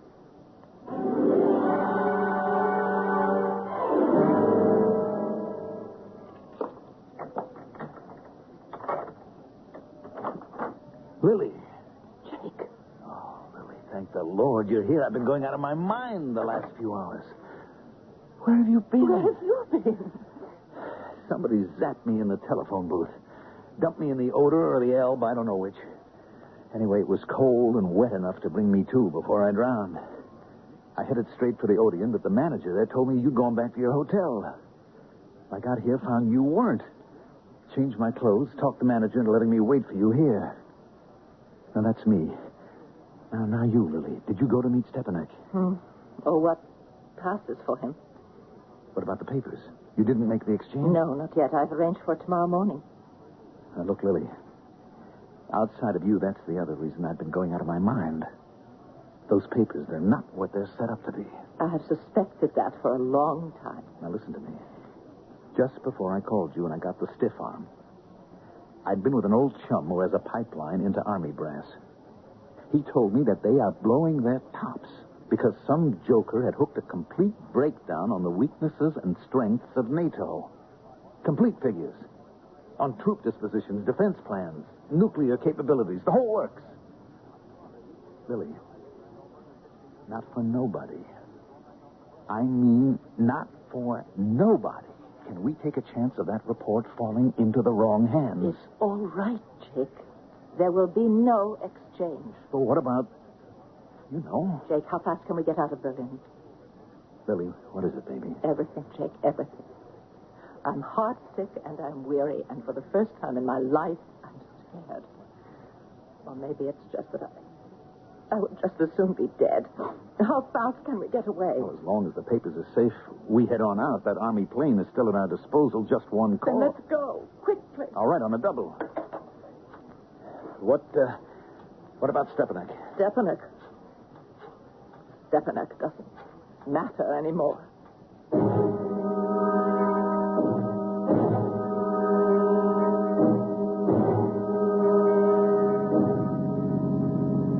You okay, Lily? I'm here. You could have let me go to the Teufelhaven gate and taken a stab at trying to get Stepanek through. No use. I'd have gone myself, but he wouldn't have been there. It was only a trap. A little backup might have been arranged. It might have been worth a chance. A chance not worth taking. Let's not talk about it anymore. It makes me sick. Because you feel you've run out on a friend? Stepanek. Well, who else? That wasn't Stepanek I met tonight. What? Well, the scars he showed you. The things he knew. Who was it? Oh, it's one of the things that make me sick inside. What men can do to their fellow men for power or money or gain. Miller, that loathsome toad, so secure that the pitiful thing he showed me was so broken in spirit and body that no one could recognize him. But I knew. How can you be so sure? I think your hunch was right, Jake. I think Jan was dead long before this thing began. I knew it in the train. You see, I was sure that Jan never had a brother. Well, then why? Because, don't you see, I couldn't take any chances. In case Jan, dear wonderful Jan, was still alive. And now? No. Now I know. Because whatever else can be disguised, you cannot hide the eyes. Or what lies in them. This man's eyes were brown, and Jan's were blue.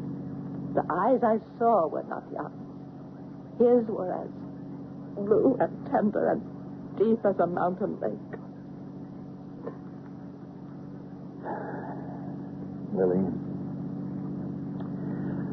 Lily, I hate to bring this up now, but the papers. You're sure, are you, that... We're being followed. I've known it for some time. It was one reason I kept you talking. What are we going to do? Just hold onto your hat and pray the Marines arrive as scheduled. What do you mean? Around the next bend, I think. Our territory and a roadblock. I asked for it just in case. How do we get through it? We'll make it, don't worry. But I don't think our friends will care to chance it. Geronimo! Geronimo! Let her rip. We're through. What was that? A little gadget known as a flamethrower, guaranteed to stop even King Kong dead in his tracks.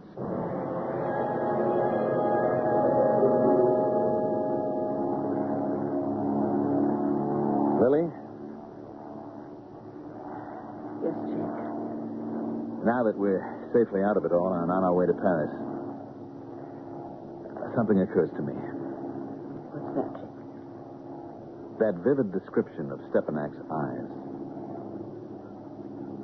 How well do you have to know a man to describe his eyes so vividly? Oh, very well. Enough to be in love with him? In love with Jan Stepan. The man who saved me and my whole family from death. How could I fail to be in love with him? I remember back to the time when my whole world spun like a child's top at his slightest wish. His every look, his smallest command. I would have lied for him, stolen for him, begged for him. And if he'd asked me to jump off a mountain blindfold or dive into the deepest ocean with chains of lead around my waist, I'd have done it for a smile from that sad, brave face. And his eyes, I will never forget, no matter what they did to him. Dauntless, unafraid, clear, holding only one prisoner in them. Me, Jake, the most willing of slaves. In love, I loved him with all my heart. Well, I guess that puts me right in my place again. Why?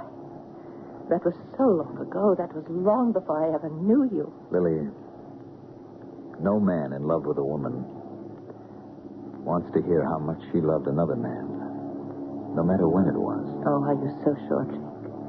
Remember, Jan was, I don't know, somewhere in his 20s, and I was 11. Going on 12. You ought to be ashamed. Putting me on the rack like that, you ought to be ashamed. No, Jake. Just let me remember all the good things about Jan. Of course. I have a terrible nerve. No, this time don't retire quietly from the field, Jake. I've learned a big lesson. Nothing is more important than how people feel for people. And love is worth more than any career. And, Jake, I love you. There is no one else. There never has been. That makes two of us, Lily. Two of us who just plain ought to be one. Oh. Oh, honey. Oh, Jake. Nice, huh? Oh. So nice. Honey, just one thing. Honest, Lily, I hate to bring it up. But there is all sorts of brass waiting for us when we land in Paris. Where are those damn papers? Hmm? Oh, the papers. Well, when you were finding out what happened to Conrad at the first station, I just addressed the envelope to myself and mailed them in the station postbox to me at the hotel in Berlin. For Pete's sake, did they arrive before we took off? No. Well, then they're still there. We'll have to turn back and pick them up. Why, Jake? Well, after all the waves I've set in motion and the flak I've stirred up, we can't turn up in Paris without them. Don't worry, Jake. This is my week for thinking of almost everything. They will be in Paris almost as soon as we are. How do you figure? Well, I did put a return address on them. If not picked up within 5 days, please return to Mr. Jake Shaw, care of American Embassy, Paris, France. Oh, Lily, you know you are a genius. But what do you mean almost everything? Well, I can't do it all. You are the one who has to make a completely honest woman of me. You mean at last? Well, why not? You've just proved to me that you're the only one who could have made me an honest man.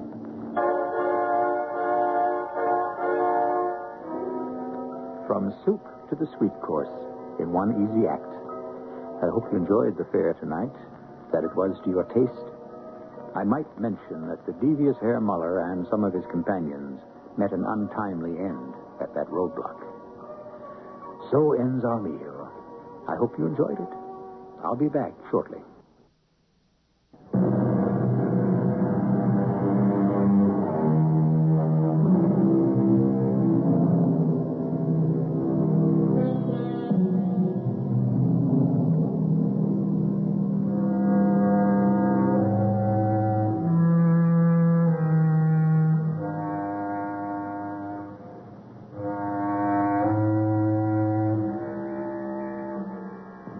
before we finish our coffee and say farewell, any questions? Lily and Jake? Yes, they were quietly married in Paris before returning to the United States.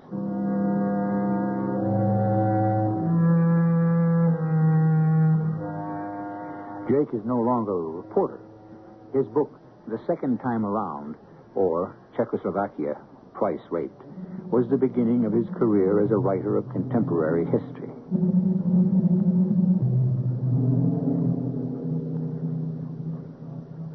Lily no longer sings, except, of course, with the older children, Jan and Jake Jr., and to the baby, who hasn't been named yet. On the other side of the curtain, all is silence. Men make their own prisons, and only man can set himself free. Our cast included Marion Seldes, Mandel Kramer, Hans Conried, Leon Janney, and Earl Hammond. The entire production was under the direction of Hyman Brown. And now, a preview of our next tale. Quickly, Jane, hold that basin while I sponge his wounds. She's a fiend incarnate.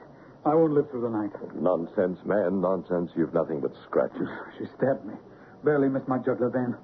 I'm bleeding to death. Courage, Richard. You'll survive. But my arm. She sank her teeth into it. We'll get the doctor as soon as we can. Just be calm. Calm? She sucked my blood and said she would drain my heart. Surely after this murderous attack, Grace Poole would be removed from the household.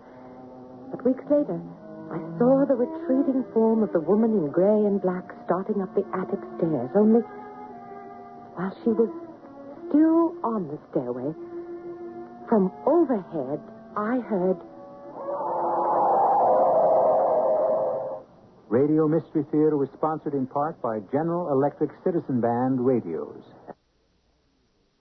This is E.G. Marshall inviting you to return to our Mystery Theater for another adventure in the macabre. Until next time, pleasant dreams.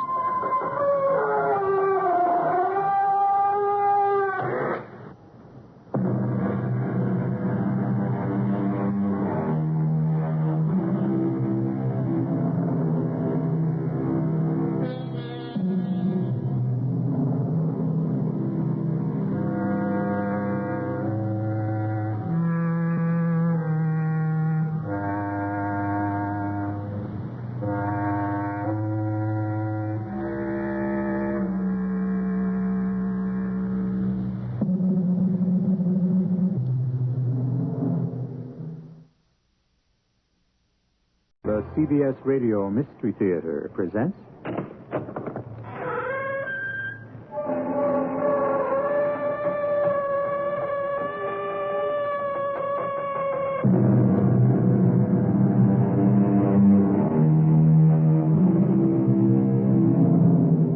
Come in. Welcome. I'm E.G. Marshall. I remember when I was in high school, I studied a poem which struck terror to my heart. I still recall the opening lines, which went, I fled him down the nights and down the days. I fled him down the arches of the years. I fled him down the labyrinthine ways of my own mind. Some of you will recognize the author as Francis Thompson, and the poem as The Hound of Heaven. And it's still terrifying. But think how much more fearful it would be if the hound you were fleeing from was a hound of hell. Good Lord! What's that? I don't know, Sir Henry. Some sound they have on the moor, I think. Don't coddle me, Watson. When the people of the moor hear that cry, what do they say it is? They say it's the cry of the hound of the Baskervilles, seeking its prey.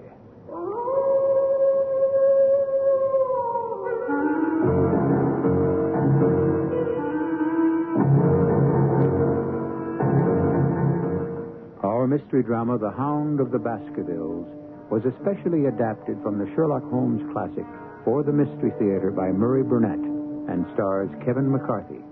It is sponsored in part by General Electric Citizen Band Radios and Buick Motor Division.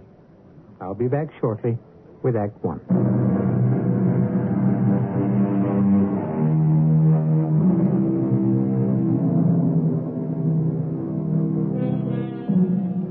marvel of immortality is elusive and unpredictable. Two fictional characters created at the turn of the century by Arthur Conan Doyle have become undying legends. So strong is the public belief in their existence that the City of London recently granted the owner of the premises at 221B Baker Street the right to change the number of that address permanently in order to avoid the hordes of tourists flocking to see the actual living quarters of Sherlock Holmes and his colleague, Dr. Watson. Our story today starts in those very rooms in the year 1902. My training as a medical man made me an early riser. Sherlock Holmes wasn't. On this morning, my friend was at the breakfast table while I was intently examining a cane that had been left behind by a visitor who had missed us last night. Well, Watson, what do you make of it? You've been looking at the cane for some time. Since we've been so unfortunate as to miss the owner and have no notion of his errand, this accidental souvenir carries some importance. Let me hear you construct the man by an examination of it. Well, very well, Holmes. Really, it's child's play to read that the man's name is James Mortimer, that he's a physician. But I would go further and say he's an elderly country practitioner who does a great deal of his visiting on foot because the end of this stick is very heavily worn down. Excellent, Watson. Now, the stick was given to him by the Friends of the CCH, which I take to be the Something Hunt, a local group to whom he's possibly given some assistance. Now, has anything escaped me? Now, here, let me have a look at it, Watson. Well, I trust there's nothing of importance I've overlooked. No, Watson. This man is certainly a country practitioner who walks a great deal. Then I was right. To that extent. But since we know that the man is a doctor, is it likely that presentation to him would come from a hospital rather than a hunt? And when we see the initials CCH, does not Charing Cross Hospital leap to the mind? Can we not also infer that such a presentation would be made at the time he left? Perhaps to practice in the country. And since the date is on the stick, and it's only 5 years ago, it's highly unlikely that an elderly, well-established physician would go into country practice. So, we now have a young fellow, amiable, unambitious, and possessor of a favorite dog, which I should say is larger than a terrier and smaller than a mastiff. Come, Holmes. Well, the dog is too much. No, not at all. If you'll observe these tooth marks in the middle of the stick, where the dog has been accustomed to carry it. The dog's jaw is too broad for a terrier and not quite broad enough for a mastiff. It may well be... It is a curly-haired spaniel. My dear Holmes, how can you possibly be so sure of For that? the very simple reason that I see the dog itself on our doorstep. And there is the ring of its owner, and we shall soon discover why he has come to see us. The appearance of our visitor was a surprise to me because although Holmes had correctly deduced his age, his back was already bowed, and he walked with a forward thrust of his head. As he entered, his eyes fell upon the stick in Holmes's hand, and he ran to it with an exclamation of joy. Ah, I'm so very glad. I wouldn't want to lose that stick for the world. Presentation, I see. Yes, indeed. From Charing Cross Hospital? From some friends there on the occasion of my marriage. Ah, dear, that's bad. I beg your pardon. Why was that bad? Well, only that you've disarranged our little deductions. We had surmised that you left the hospital. Oh, and so I did. Immediately upon my marriage. Ah. It was necessary to make a home for my wife. Well, we weren't so far wrong after all. And now, Dr. Mortimer, I think it wise if you'll tell me what the exact nature of the problem is in which you ask my assistance. And then, to my astonishment, the physician took a worn and ancient manuscript from his pocket and read to us a most horrifying tale concerning the manor of Baskerville, located in Devonshire, and the origin of a curse on the Baskerville line. The manuscript told of the abduction of a young girl on Michaelmas Eve and locking her up in Baskerville Hall. The girl, being both courageous and ingenious, dared to escape from an upper floor by clambering down the ivy and then setting off across the moors towards her home. Upon discovering that the maiden had indeed escaped, Hugo Baskerville became as one possessed, and he cried aloud before his companions that very night he would render his body and soul to the powers of evil if he might overtake the girl with the hounds he would set upon her. Excuse the interruption, Doctor, but you're certain of the authenticity of this document? Oh, absolutely, Mr. Holmes. It's in the form of a letter from the third Hugo Baskerville to his sons, explaining why they should fear going out on the moors at night. I see. I presume that manuscript gives a reason. Oh, it most certainly does. The Hound. The Hound of the Baskervilles. If you let me continue. Hugo's companions, riding after him across the moors, came upon a night shepherd, a man so crazed with fear that he could scarce speak. He told the riders that he'd not only seen the maid running for her very life, but also Sir Hugo on his black mare and running mute behind him, such a hound of hell as God forbid should ever be at my heels. When I come to the close, Mr. Holmes, it says here that 3 riders came upon the body of the maid, dead from fatigue and fear, and also the body of Sir Hugo Baskerville, with a great black beast, larger than any mortal hound, ravening at Sir Hugo's throat with its jaw dripping blood. Well, such is the tale, my sons, of the coming of the Hound, which is said to have plagued the Baskerville family so sorely ever since. Well, Mr. Holmes, would you find it interesting? Only to a collector of fairy tales. Well, then how would you classify this newspaper account in the Devon County Chronicle of 3 weeks ago? 3 weeks ago. Regrettable death of Charles Baskerville. Body found at Famedew Alley of Baskerville Hall. Pronounced dead by his friend and physician, James Mortimer. That's you. Coroner's verdict, cardiac exhaustion. Despite some strange aspects of the death...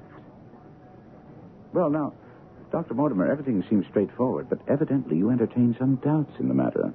Something you didn't state to the press or at the inquest? Yes, Mr. Holmes. When I first saw the body, Sir Charles lay upon his face, his arms out, fingers dug deep into the ground, and his features convulsed into such a grimace of terror that I, his best friend and physician, hardly recognized him. Dear me. No physical injuries? None. But although Harrison, the caretaker who found the body, said he saw no traces at all upon the ground, I did, Mr. Holmes, I did. Footprints? Footprints? A man's or a woman's? Neither. They were the tracks of a gigantic hound. And your reason for withholding this information at the inquest? Because the people of the countryside do not share your opinion about the curse hanging over the Baskerville family. Sir Charles himself believed in it, and I certainly had no wish to add fuel to the flames. Besides... Yes? Well, there's a realm in which the most acute and most experienced of detectives is helpless. You mean the supernatural? Well, I confine my investigations to this world, and I cannot understand why you are now consulting me. But I came to ask your advice about what I should do with the heir, the new Sir Henry Baskerville, who arrives in Waterloo Station in exactly 1 hour. Meet him, take him to a good hotel, and both of you come back here tomorrow at noon. Mr. Holmes, Dr. Watson, this is Sir Henry Baskerville. How do you do? I'm all at sea. I have been ever since I got the news of my uncle's death and my inheritance. I had no idea Uncle Charles was so well fixed. Dr. Mortimer, as the executor of the estate, can you tell us, are there any other claimants? No, sir. And then this morning, I find this note at my hotel, and one of my brand new boots is missing. May I see the note? Of course. Dime novel stuff, if you ask me. As you value your life or reason, Keep away from the moor. Oh, we must all agree there's nothing supernatural about this. Now, the missing boot. A brand new pair. I bought them just yesterday. Left them outside my hotel door to be polished, and one of them's gone this morning. I can only tell you that there's no devil in hell and no man upon earth who can prevent me from going to the home of my own people. And so it was arranged that on Saturday I was to accompany Sir Henry and take up residence with him at Baskerville Hall, because Holmes was insistent that someone be with Sir Henry at all times. When Holmes and I called to pick up Sir Henry at his hotel Saturday, we found the young baronet in a rage. I won't be played for a sucker in this hotel. You still haven't located your boot, Sir Henry? But this is a different one. What? I got the other one back, and now I'm missing an old black one. I'm beginning to think this hotel is nothing but a den of thieves. I think it's very odd and damnably dangerous. Mr. Holmes, if you know something, you should inform us so that we may... Dr. Mortimer, I know only that you were concerned about the safety of Sir Henry, and quite rightly so. I also know that someone knew that you were in this hotel and saw fit to warn you to keep away from Baskerville Hall and the moor. Now, we all know that there were extremely suspicious circumstances surrounding the death of Sir Charles Baskerville. I therefore suggest that anything out of the ordinary, such as the curious incidents with the boots, must be taken very seriously. Surely you must be joking about the boots, Holmes. I fail to My see... dear Watson, did you bring your revolver as I asked? Well, of course. Good.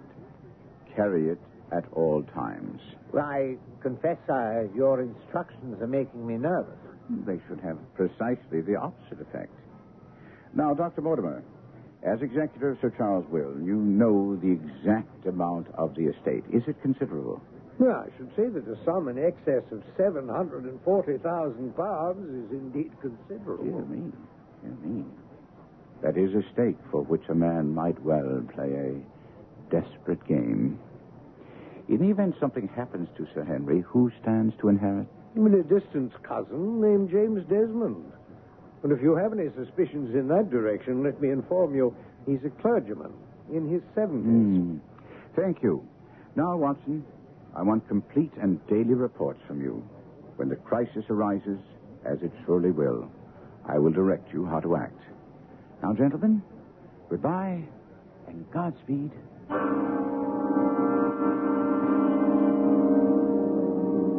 Ever since I was old enough to read, I have delighted in the adventures of Sherlock Holmes and his bumbling but lovable colleague, Dr. Watson. The game is afoot, and we'll be back shortly with Act Two.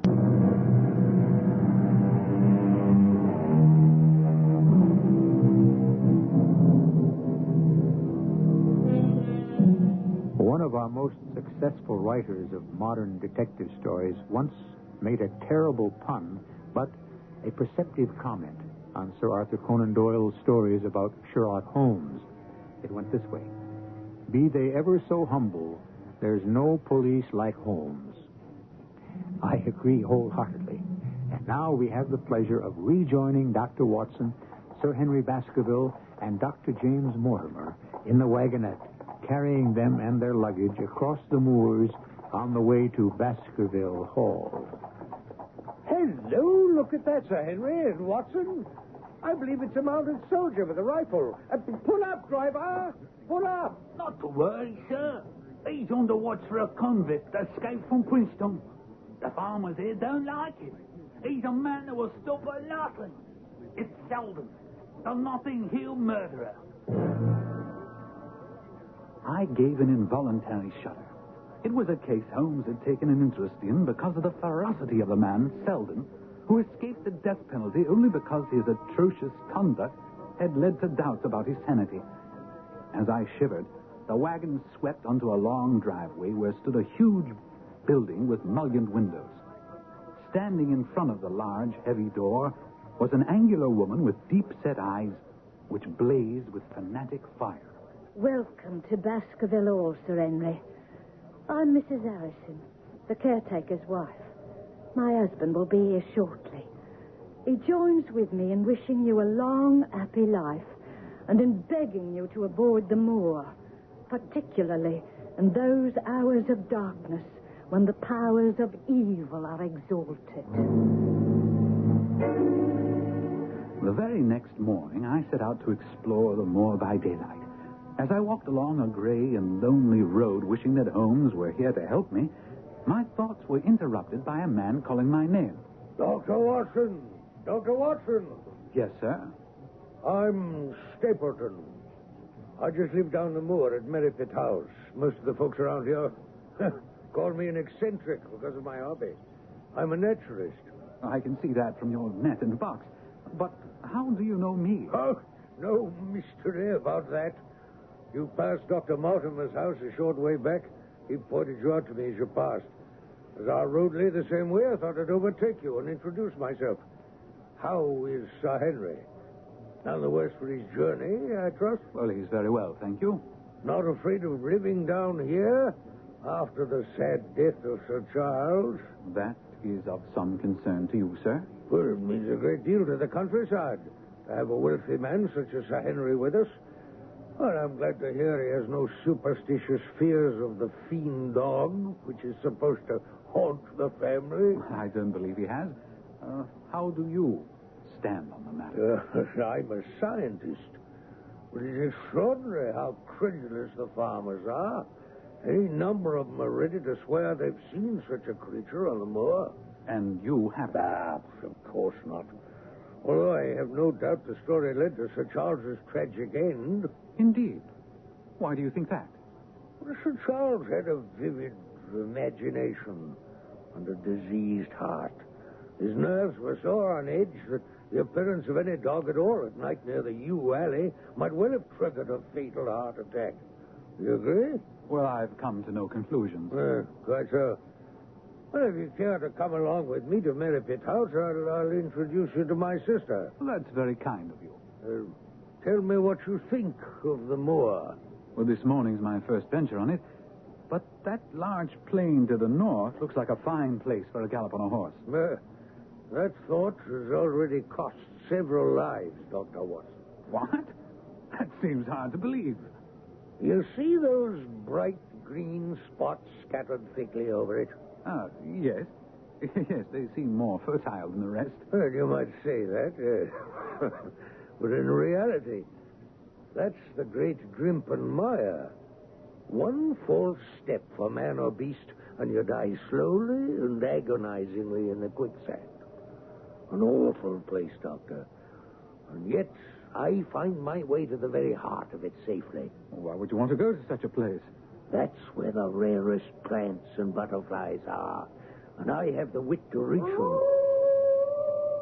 Good Lord, what was that? The natives say it's the hound of the Baskervilles calling for its prey. Well, you don't believe that, do you? Perhaps it's the mud settling in the bog. Excuse me, but unless I'm mistaken, there's a purple hair streak. Very rare. I'll join you at Merripit House. You can't miss it. Stapleton was off with amazing speed and agility. To my dismay, the creature fluttered straight for the great mire. But Stapleton never paused for a moment. I stood watching him and then turned to find a woman near me upon the path. Slim, elegant, with a sensitive mouth and dark, eager eyes. Go back. Go straight back to London. Instantly. Instantly. What? Why? I mean, why should I go back? I cannot explain, but do what I ask. Go back and never set foot on this moor again. But I have just only come. Can't you tell when a warning is for your own good? Get away from this place immediately. But, ma'am, Brother's coming back. Don't say a word. Hello, Beryl. Well, Jack, you're very warm and out of breath, I see. What was it this time? Purple hair streak. Seldom found in the late autumn. Pity I missed him. You've introduced yourselves, I see. Yes, sir. I was telling Sir Henry that it was rather late for him to see the true beauties of the moor. You think he's Sir Henry Baskerville? Of course. Oh, no, ma'am. I'm only a humble commoner. My name is Dr. Watson. Oh, we've been talking at cross purposes. Well, you've not had very much time for talk. Well, I merely mean that I talked as if Dr. Watson were a resident instead of a visitor.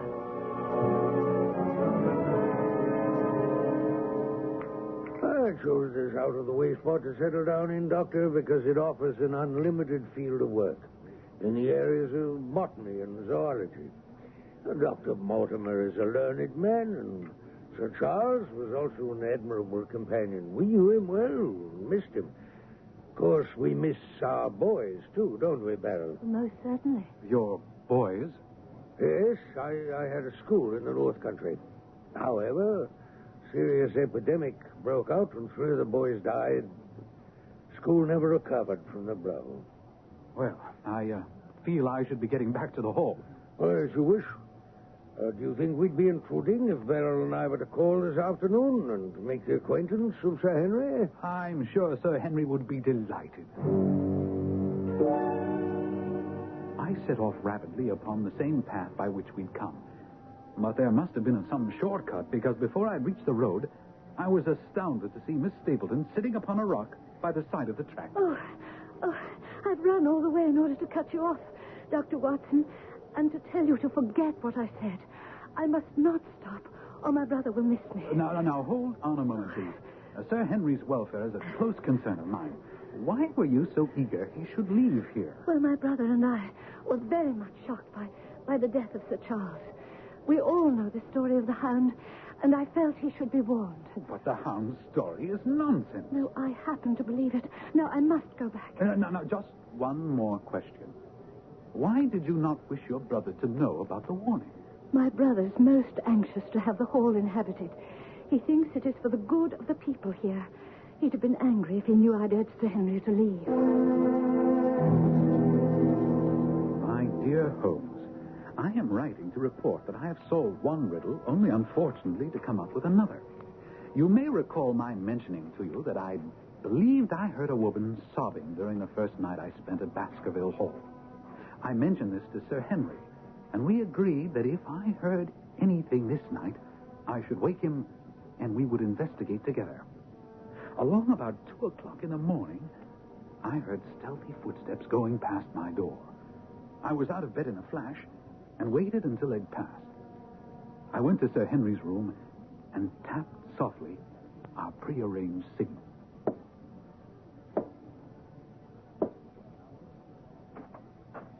Yes? You heard something, Watson? Footsteps. No sobbing? No. The footsteps passed my door and went down the corridor. I see that it turns left. Where does it end? At a window overlooking the moors. And the steps went in that direction. Oh, softly now. What? Why, it's Mrs. Harrison. What in the world is she doing? She's holding a candle against the window and peering out. Her face is pressed almost against the glass. And crying bitterly. Come on, Watson. We'll get to the bottom of this. All right, Mrs. Harrison. Tell us what you're doing up here. Oh, Sir Henry, I was just going round to see that the windows were fastened. On the second floor? Oh, yes, sir. Yes, sir. I check all the windows at night. And that makes you cry? Well, I was doing no harm, sir. I was just holding a candle to the window. She must have been signaling someone. Oh, no, sir. There it is, Sir Henry. An answering signal from the moor. No, sir. It's nothing. It's nothing at all, sir. Move that candle across the window, Watson. That's it. There. Mrs. Harrison. You see, the other light moves also. Now, speak up. What is the meaning of all this? Oh, please believe me, Sir Henry. It has nothing to do with you. It's a personal matter. So you say. I know your family has been employed by mine for more than 50 years, but I'm not in Baskerville Hall a week before I find you deep in some dark plot against me. Oh, no, sir, not against you, not you. You see, sir, my unhappy brother is starving on the moor. I cannot let him perish on my very doorstep. This light is a signal that food is ready for him, and his light is to show me and my husband the spot to which to bring it. Good Lord. Then your brother is... Yes. The escaped convict. Selden. The evil Notting Hill murderer. He is my brother. We took the weeping unfortunate woman to her husband and left her. Sir Henry insisted on accompanying me on the moor to assist me in capturing this dangerous criminal. I had my revolver and Sir Henry a hunting crop.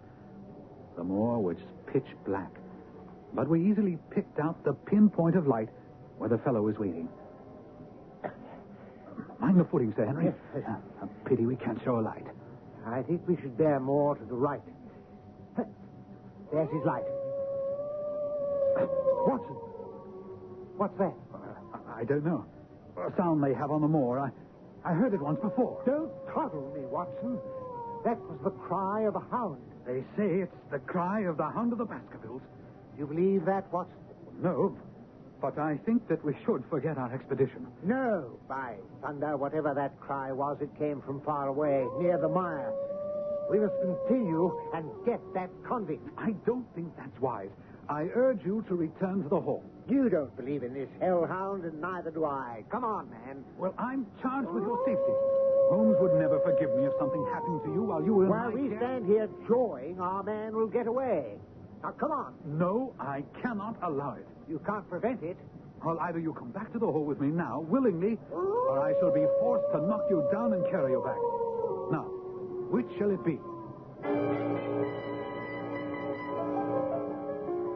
Each of us carries within us the seeds of our own destruction. It would appear that Sir Henry Baskerville was no different. His pride was driving him to disregard the advice of those who were there to protect him. We'll be back with Act 3 and his decision in just a little while.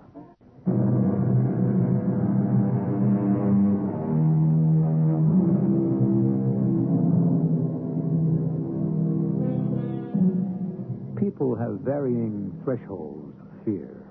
For example, I have no particular fear of heights, but a friend of mine hugs the wall if he finds himself on a terrace more than 3 floors up.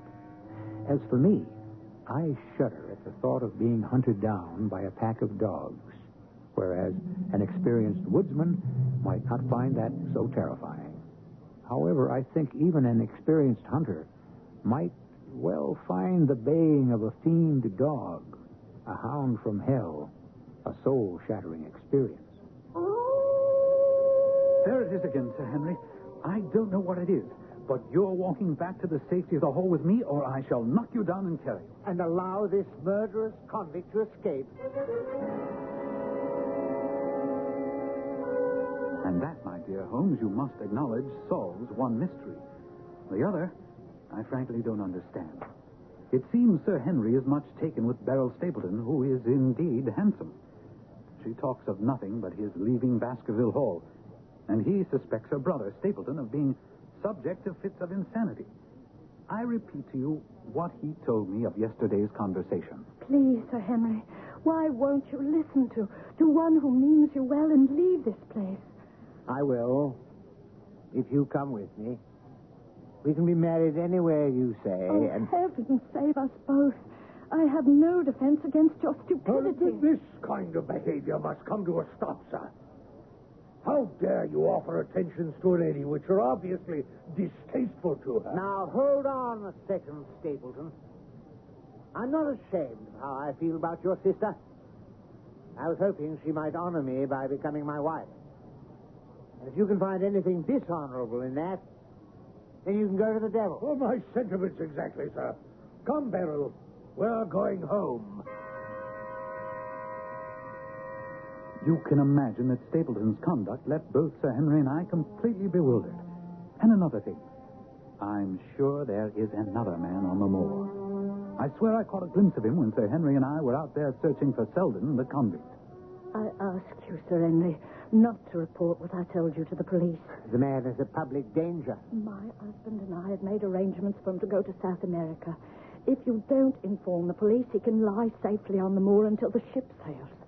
That is, if he can stay out of the way of the other man who hides on the moor. What other man? Whom are you you talking about? Gently, Watson. I only know what my brother told me. There's another man in hiding out there. My brother says he seems to be playing some game of his own. Did he say where he saw this man? Around the old stone huts where the old folk used to live. About my brother, Sir Henry. Are you going to inform the police? What do you say, Watson? Well, if he were safely out of the country, it would relieve the taxpayers of a burden. Oh, Lord bless you, sir. Oh, thank you, sir. I swear he'll go and you will never hear from him again.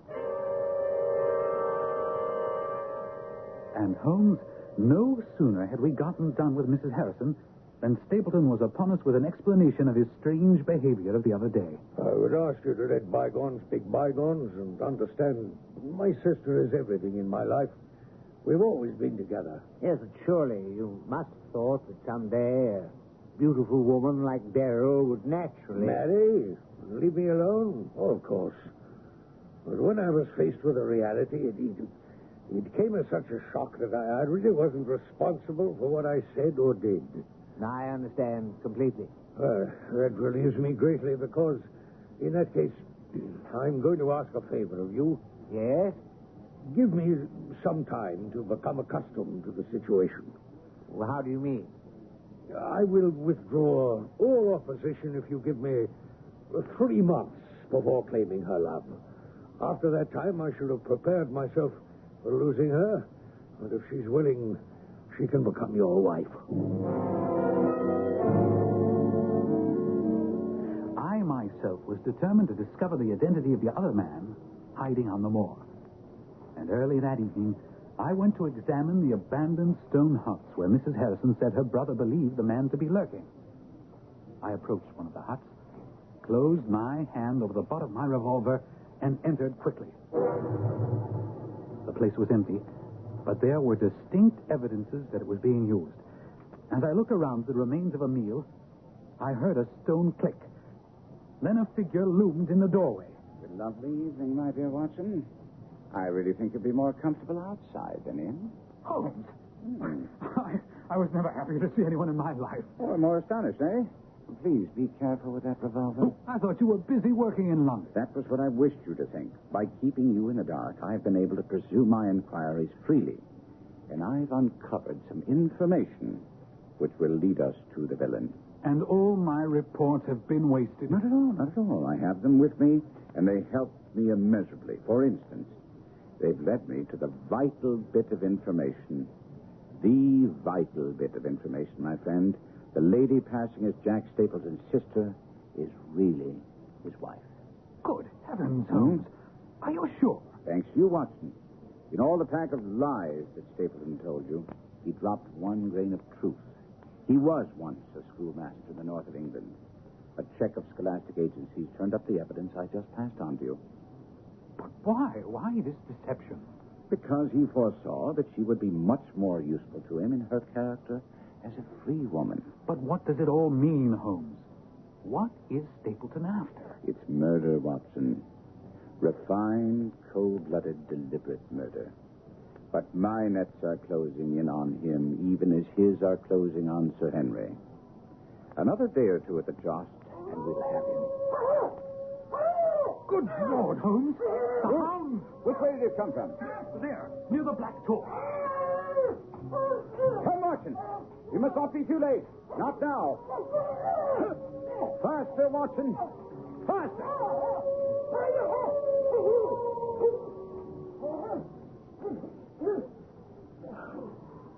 No. He's beaten us, Watson. We're too late.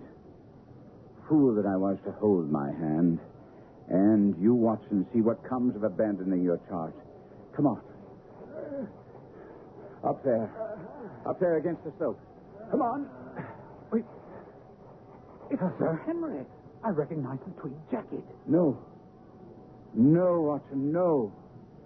Oh, the man has a beard. It's not Sir Henry. It's Selden. It's Selden the convict, wearing Sir Henry's clothes, no doubt furnished him by his sister. Dr. Watson. You're the last man I should have expected to see on the moor at this time of night. What's this? Somebody hurt? Don't tell me it's Sir Henry. It's Selden, the escaped convict who appears to have fallen and broken his neck. What brings you onto the moor at this hour, sir? I heard a cry. You heard it too, I expect.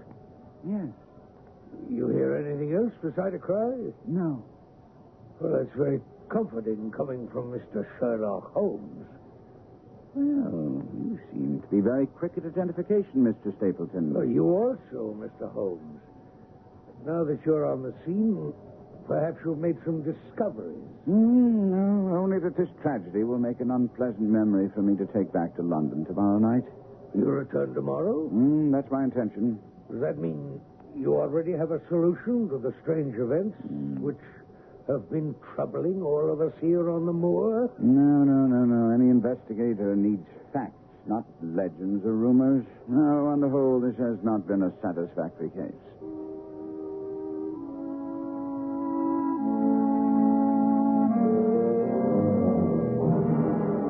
I couldn't believe that Holmes meant to leave the scene, and when I questioned him, he quickly set my mind at rest. He was laying a trap for that cunning Stapleton, and he needed also to have Sir Henry believe he wouldn't be on the scene. The following morning at breakfast... Good morning, gentlemen. I see you've already helped yourselves from the sideboard. I'm afraid I've made some rather heavy inroads on the bacon. It's exactly the way I like it. Tell me, tonight you dine with our friends, the Stapletons. Yes. I hope you and Watson will join me. I'm sure you'll be welcome. I'm sorry, but Watson and I must go to London. London? Mm-hmm. Oh, I hope you and Watson are going to see me through this business. My dear fellow, what I'm going to say next will try your trust in me even more sorely. But I beg of you to do as I ask. What's that? After you dine, walk back to the hall across the moor. What? Isn't that the very thing you told me never to do? I'm asking you to believe me when I say you'll be perfectly safe. But it's essential that you do it. Of course, Holmes and I would be hiding along his path to Baskerville Hall, but we did not tell him that. Careful, Watson. Oh, look over at the Grimpen Mire. Isn't that fog hanging over there? It is indeed, Holmes. Damnation. And it's moving toward us. Our success and even Sir Henry's life hang on his coming out before the fog is over the path. Oh, thank heaven. He's coming now, whistling in the dark. And I can't say I blame him. Quick after him, Watson. Get your revolver. Good Lord, Holmes. What is it? A creature from hell. Watson, shoot.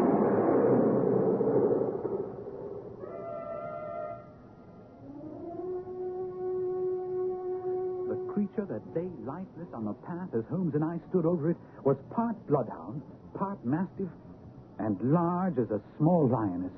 Even in the stillness of death, the huge jaws seemed to be dripping with a bluish flame, and the eyes ringed with fire. A white-faced Sir Henry staggered back to us. What in heaven's name is that creature? The family ghost, and it's dead. Whatever it is. Yes, but the fire. Phosphorus. Look, now my fingers seem on fire. Holmes, it's a cunning preparation because it has no odor. Thus it didn't interfere with the brute's power of scent. And now we must bring the man behind the brute to book. He's undoubtedly been warned by the shots that the game is up. And he's headed back to Merripit House and his wife. Wife? You mean his sister? And surely it isn't Stapleton, but... Sir Henry, I meant what I said. Beryl Stapleton is his wife. And his name isn't Stapleton. Since he's your younger cousin. The black sheep who didn't die in Central America, as we've been told. What? I can't believe it. It can't be. The door's open. I'll wait till the bird has flown, but let's go in and see. There you are, Holmes. The villain's tied and gagged her. One moment, Beryl. Easy does it. There. Oh, Henry, I tried to warn you. You see what he did to me? There'll be time for explanations later, madame. But where is he? Where is he? Burning in hell, I hope. dying slowly in the quicksand of the mire. Oh, he knows a path. He told me so. The path, yes. The path to his safe place in the center where he kept the great hound. I helped place the guiding wands. But yesterday, I changed them. And in tonight's fog, he'll not notice. Stapleton's body was never found. Some days later, when Holmes and I were back in the Baker Street flat, I asked, there's one thing that still puzzles me. That business about the boots. What did Stapleton want with two different boots? Oh, the first boot he stole was brand new, and therefore useless to him because he needed a boot with Sir Henry's scent for the hound. Amazing, Holmes. Elementary, my dear Watson.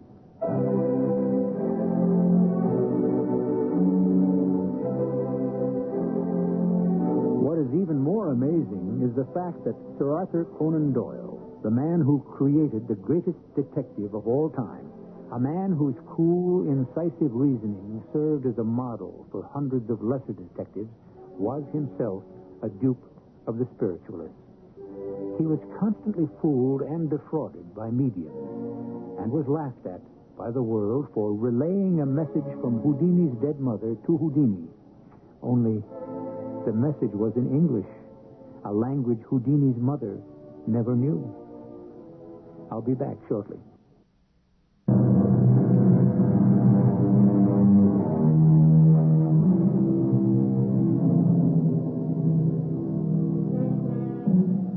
The record shows that Doyle, tired of writing Sherlock Holmes stories, and attempted to kill off his popular detective by having him thrown over the Reichenbach Falls. Popular demand, however, forced a reluctant Doyle to bring Holmes back. Our cast included Kevin McCarthy, Lloyd Battista, Carol Teitel, Robert Dryden, and Court Benson. The entire production was under the direction of Hyman Brown.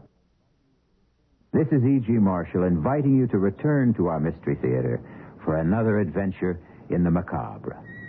Until next time, pleasant dreams.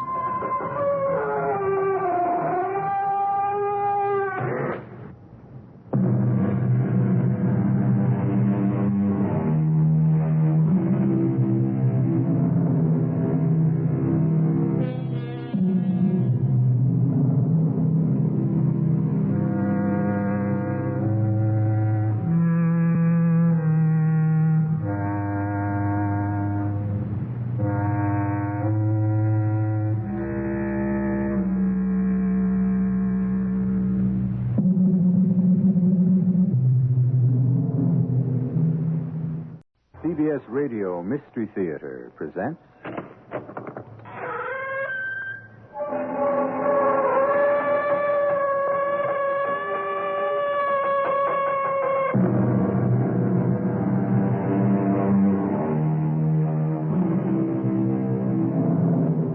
Come in.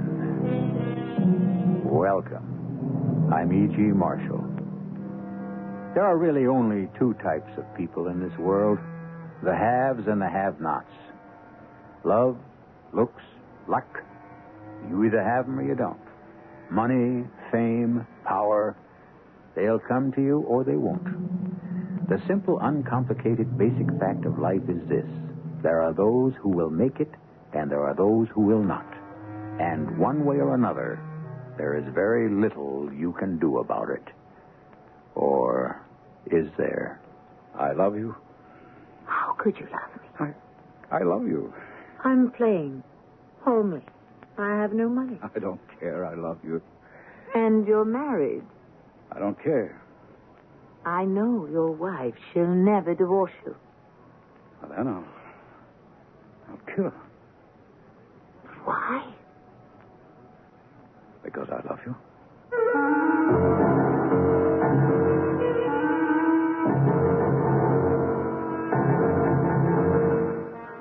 Our mystery drama, Till Death Do Us Part, was written especially for the Mystery Theater by Sam Dan and stars Tammy Grimes.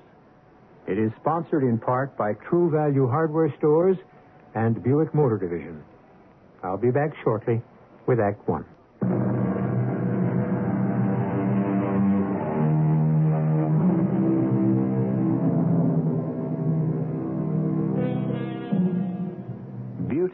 said the poet, is in the eye of the beholder.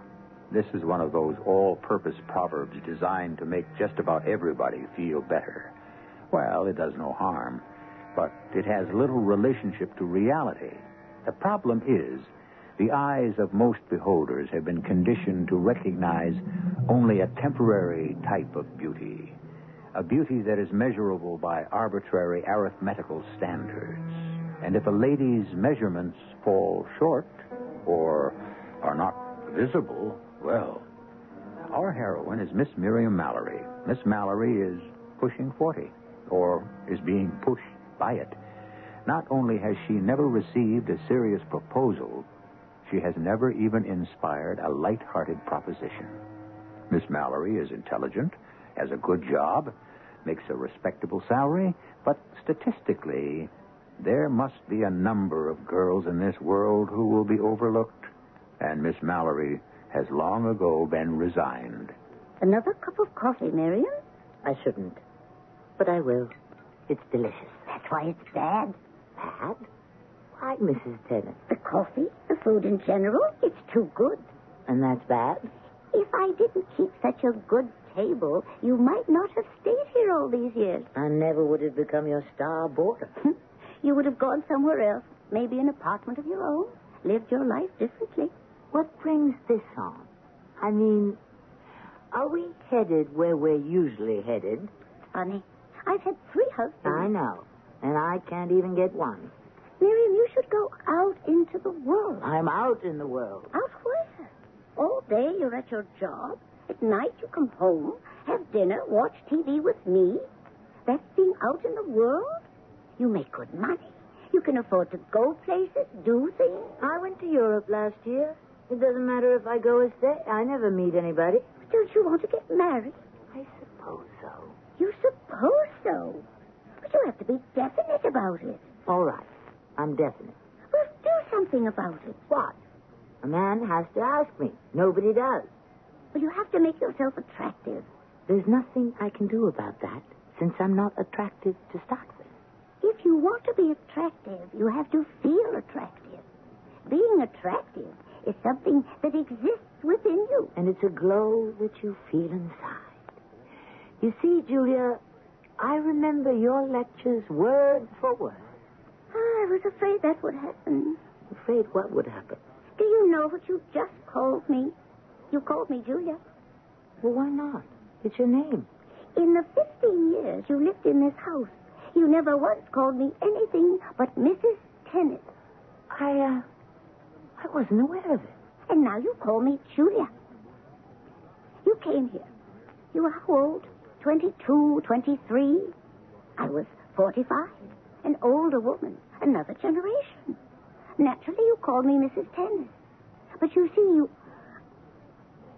What am I supposed to say? Well, as long as you considered me an older woman, you called me Mrs. Tennant. But when you call me Julia, it means we're equal. Miriam, do you know what I'm talking about? No. Oh, yes, you do. You have accepted middle age. Would it help if I didn't accept? Oh, you know what I mean. You've given up. Oh, I gave up long ago. I'm late to work. That's another thing. Why are you always late? Subconsciously, do you hate your job? The fact is, I love my job. Do you feel perhaps it prevents you from fulfilling yourself as a woman? You don't want to believe everything you hear on those TV talk shows. Well, whatever you do, don't speed on the turnpike this morning. I read where the highway patrol has announced a crackdown. Before I leave, are there any further instructions? Any other psychological gems filled with wisdom and insight? I'll save them for dinner.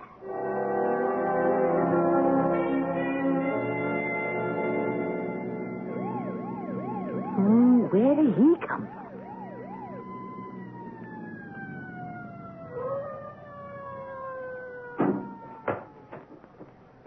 Hey.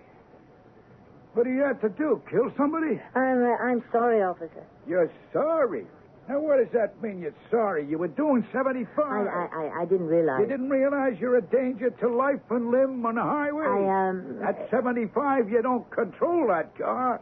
It's an engine of destruction. Officer, Let me have your license and your registration. Officer, I never broke the law before. Yeah, you mean you were never caught?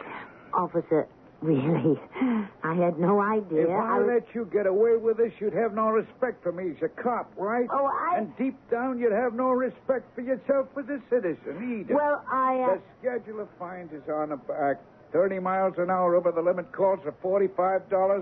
If you don't want to go to court, mail it in. Here's your summons, your license, your registration. Have a nice day.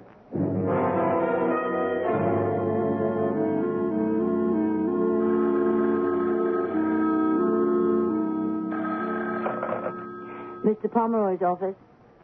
No, he cannot be disturbed. He's in a meeting. You'll have to call again.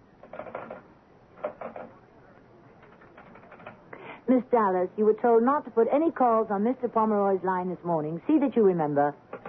My. Somebody's in a rotten mood this morning. Ever have one of those days where it all goes badly? Very, very seldom. To begin with, I got a ticket for speeding. How's that possible? The officer wrote it out. A woman getting a ticket? Don't you know that's not supposed to happen? Why not? The answer in one word. Sex. Sex? Well, you look at him and smile. And I smiled. It didn't work. I don't believe that. Maybe it works for you, Valerie. You're pretty. Oh, every woman's pretty. No woman should ever get a ticket.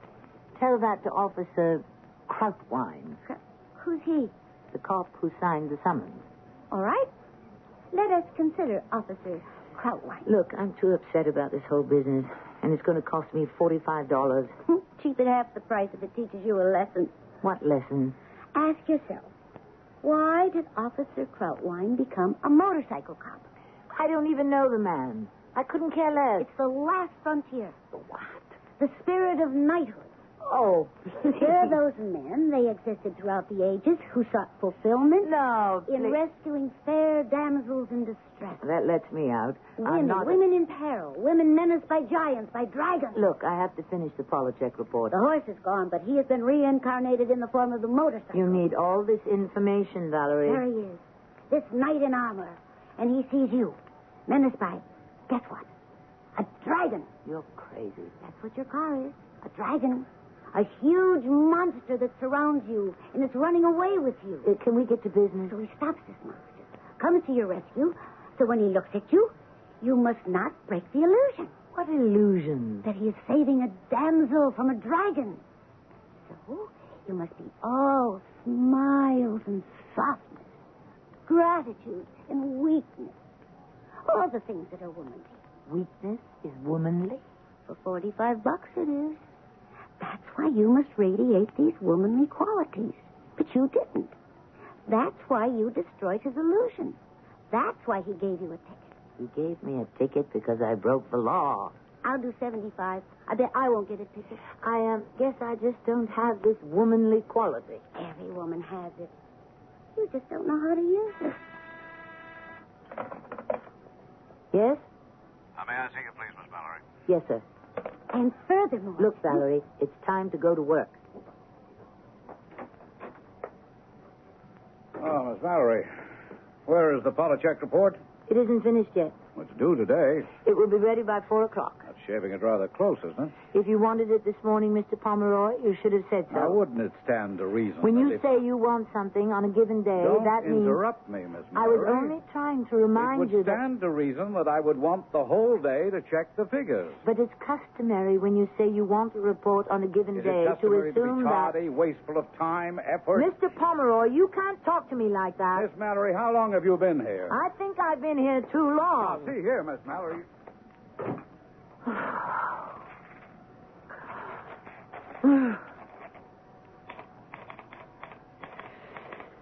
Miriam, what is it? What happened to you? Miriam, quit that typing for a minute. Your face. You should see your face. Read that. To Mr. Irwin D. Pomeroy, please be advised that I intend to resign from Pomeroy Associates within 4 weeks of this date or as soon as a replacement can... What does this mean? What do you think it means? It means I quit. But you can't quit. Watch me. But it's impossible. But you've been here 15 years. For all it means to anybody. Who does he think he Now, is? Miriam, please. Who does he think I am? Some scared little high school girl from the typing pool? But what happened? Everything happened. This is the day that everything happened. Now, Miriam, please calm down. Talk sense. Sense? What sense is there to any of it? I'm just an unattractive, homely woman. You're not homely. You're right. I was giving myself the best of it. I'm ugly. Don't say that. It doesn't matter who you are, what you know, what you can do. If you're not pretty, you're nothing. You're nobody. Oh, Miriam, For 15 years, I've worked for that man, and it's always been Mr. Pomeroy, Miss Mallory, proper, polite, correct. Why? I'll tell you why. I'm an unattractive woman. He feels he doesn't have to extend himself for me. Miriam, you're wrong. He couldn't help himself. Don't make excuses for him. He's in love with you. I don't want to hear another word. Erwin Pomeroy is in love with you. Please, Valerie, don't do this to me. Don't you make fun of me. I know who I am. And I know what I am. And it's bad enough. So don't you... Erwin Pomeroy is in love with you, Miriam. And I can prove it.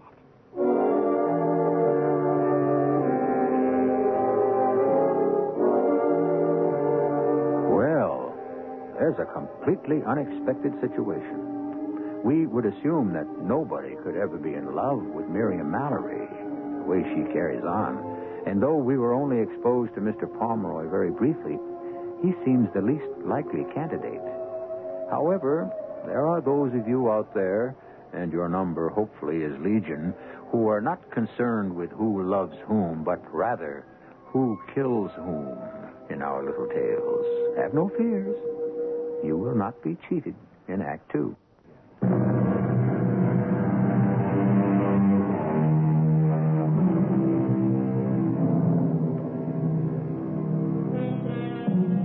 Love, your magic spell is everywhere, says the popular song. Our Miriam Mallory would paraphrase that by saying, love, your magic spell is everywhere, but here. Poor, resigned, unattractive Miriam, reconciled to a lonely, barren spinster's existence. Suddenly, she has received a shattering piece of news. She is loved. Please, Valerie. You shouldn't make a joke of it. It isn't funny to me. He loves you.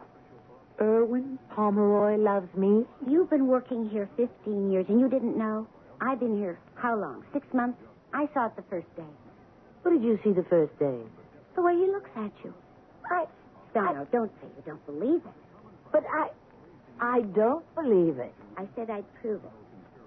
Watch me. What are you going to do? Your letter of resignation. I am going to walk in there and just place it on his desk. But you still want to quit, don't you? After the way he spoke to me? Certainly. He won't let you. Sure. Because he wants to hold on to a good secretary. No. Because he wants to hold on to the woman he loves. Valerie. This won't take a minute.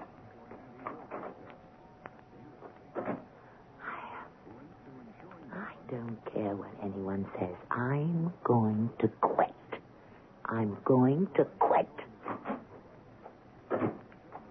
Well, the deed is done. I don't know what to say to you, Valerie. About what? I always thought we were friends. Oh, I hope we are. You know how I feel about not being young or pretty. Any minute now, that phone is going to ring. I don't know what to say. If you're telling the truth, why has he always been so formal, so distant? Because he's fighting it. Fighting it? Why? Oh, Miriam, you know why? There. He's just read your letter of resignation. You answer it, Valerie. Why? It's not my phone. Sooner or later, you'll have to face him.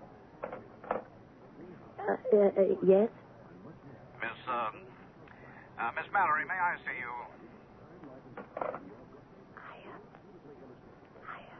I'm not going in there. Until your resignation becomes final, you're still working here, aren't you? All right. Yes, Mr. Pomeroy? Please close the door, Miss Mallory. And, won't you sit down? Miss Mallory, Why do you want to resign? It's highly personal. Yes, I'm sure it has to do with the way I spoke to you. I would rather not discuss it. Miss Mallory, did you ever have one of those days where it all goes badly? Well, I'm having one today. Mr. Pomeroy, It's not just a day where here and there this and that goes wrong. It's more than that. It's a day when you finally admit to yourself that nothing can ever go right for you again. You didn't have to take it out on me. Oh, but I did, because you're part of my bad day. If you are referring to the Polachek report... Oh, bother the stupid Polachek report. Please, Mr. Pomeroy, I don't want to be yelled at. You've been working here 15 years, and you've never even called me by my first name. And I've never called you by yours. It's Miriam. Miriam, do you know what it's been like for me these past 15 years? Being in love with you and being unable to tell you? What do you say? You know what I'm saying. I'm in love with you. Please. Please what? I'm going mad, or this is a nightmare. Nightmare? A dream. No, it's not a dream. It's real. How can you be in love with me? How can I not be in love with you? Please, I don't want to. Yeah, who knows you better than I do? Who spent more time with you than I have? I can't believe. Miriam, I was just out of school. I had brains, ability, and ambition, but I had everything but money. The only way I could get money was to marry it, so I did. She bought me this company. And a month later, you came to work here. Oh, I fell in love with you the day you walked into this office 15 years ago. You fell in love with me? And it was too late. I belonged to someone else. I was already bought and paid for. Why are you telling me this now? Because, Miriam, I can't fight it any longer. For 15 years, I've kept my feelings in check. It's been Miss Mallory, Mr. Pomeroy. I had to draw that line. I had to build that wall. But couldn't you feel it? Couldn't you sense it? I lived a fantasy where you also loved me in secret. I love you so much, I had to believe. I have to believe you love me, too. And so this morning, I faced with my wife. I said I never loved her, and I wanted a divorce. And she laughed at me. She said she bought me, and therefore she owned me forever. Miriam, she will not set me free. All these years, you were in love with me.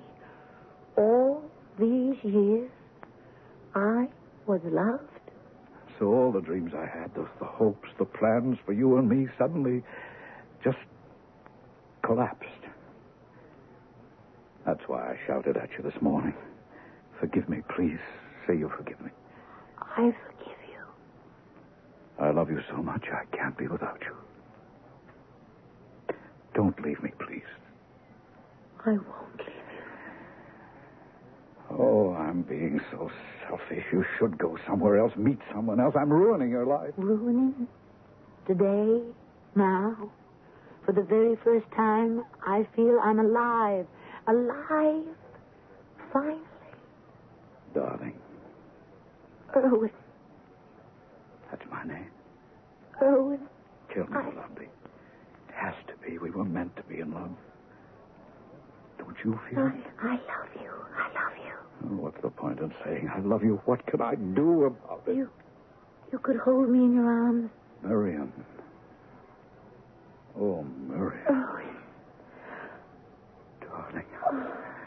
I can't give you anything. I can't give you marriage, a home, children. I never dreamed I would have any of those. Oh, you must have. Maybe, but it was so long ago. And you deserve them. I'll settle for what we can have. What can we have? It'll only be half a life. Half a life is better than none. I must be in love. I'm making bad jokes. No, darling. You should have everything. It's enough that I destroyed my own life. It's not too late for you. I don't want anything else. I don't want anyone else.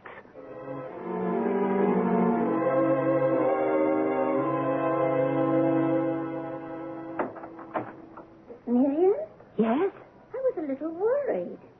Are you all right? Yes, I'm all right. I saved you some supper. Did he keep you working late? We weren't working. Mrs. Tennis, Mrs. Tennis. I've never seen you looking like this. Why, you're beautiful. I'm in love. Oh, that's wonderful. I'm in love. It's happened, finally. It's happened to me. Oh, I am so happy for you, my This dear. wonderful, crazy feeling, this beautiful, terrible feeling. I never knew it. I never lived. Who is he? Who is he? He's the man I love, the man I adore, the only man in the whole wide world. Do I sound like a schoolgirl? Well, why not? Who is he, Mary? We decided we better not tell anyone. Oh, why not? Well, he's married, isn't he? yes. You think it's wrong? Of course it's wrong. I know that. He knows that, but what's to be done? We're in love, and she won't divorce him. But I don't care. I don't care. I'm happy with what I've got. Miriam. You're going to lecture me, Mrs. Tennis. I feel it coming. No, dear. I just want you to have everything. That's just what he said. But I'm lucky to even have this. Why do you insist?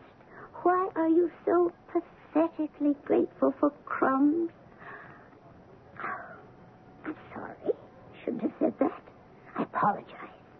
Sometimes I talk too much. Why am I so pathetically grateful for crumbs? It's a fair question. No, it was a cruel thing to say. Perhaps. But it's true. I am. You see, Mrs. Tennis, what might appear a crumb to you is a banquet to me. Some children are doomed from birth. Doomed? Yes. I'll use that word. Doomed to go nowhere, have nothing, be nobody. I refuse to believe you. When I was 10 years old and gawky, no one ever told me I'd be pretty one day. When I was 16 and awkward, no one ever said I'd be beautiful. You just forget it. All right, you were an ugly duckling. But, honey, you have just turned into a swan. No, I'm still what I was. But despite it, he fell in love with me. And I know why. Nobody knows why people fall in love. Despite what we say, we do judge books by covers. No man ever liked my cover. So no man ever bothered to read me before. But he was with me, day after day for 15 years. Sooner or later, he had to read me. He saw that I was loyal, reliable. I gave him in the office what he couldn't get at home. A feeling of security, peace. I was soft, gentle.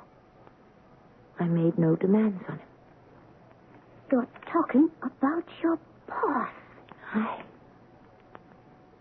I'm happy. I'm so happy. Yes, you are now, dear. But after a while...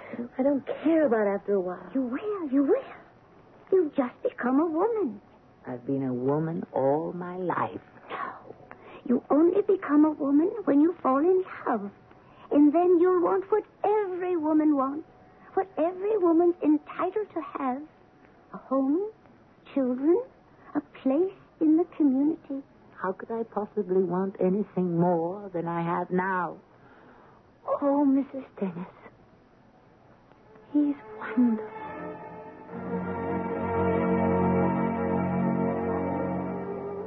Hello, darling. Oh, do you? I ordered for you. A martini with a twist, a chef's salad with Thousand Island dressing, tea with cream. Oh, Miriam, it's as if we've been married for years. I feel that way. Do you know that nice couple we played bridge with last night? Oh, yes. They want to know if we can play golf with them this afternoon. This afternoon? Oh, no, I'm afraid we can't. We have to leave early. We're leaving? Well, I have to be back in town tomorrow. I thought we could stay the week. Well, darling, we could, except it's her birthday. Oh. I'm sorry.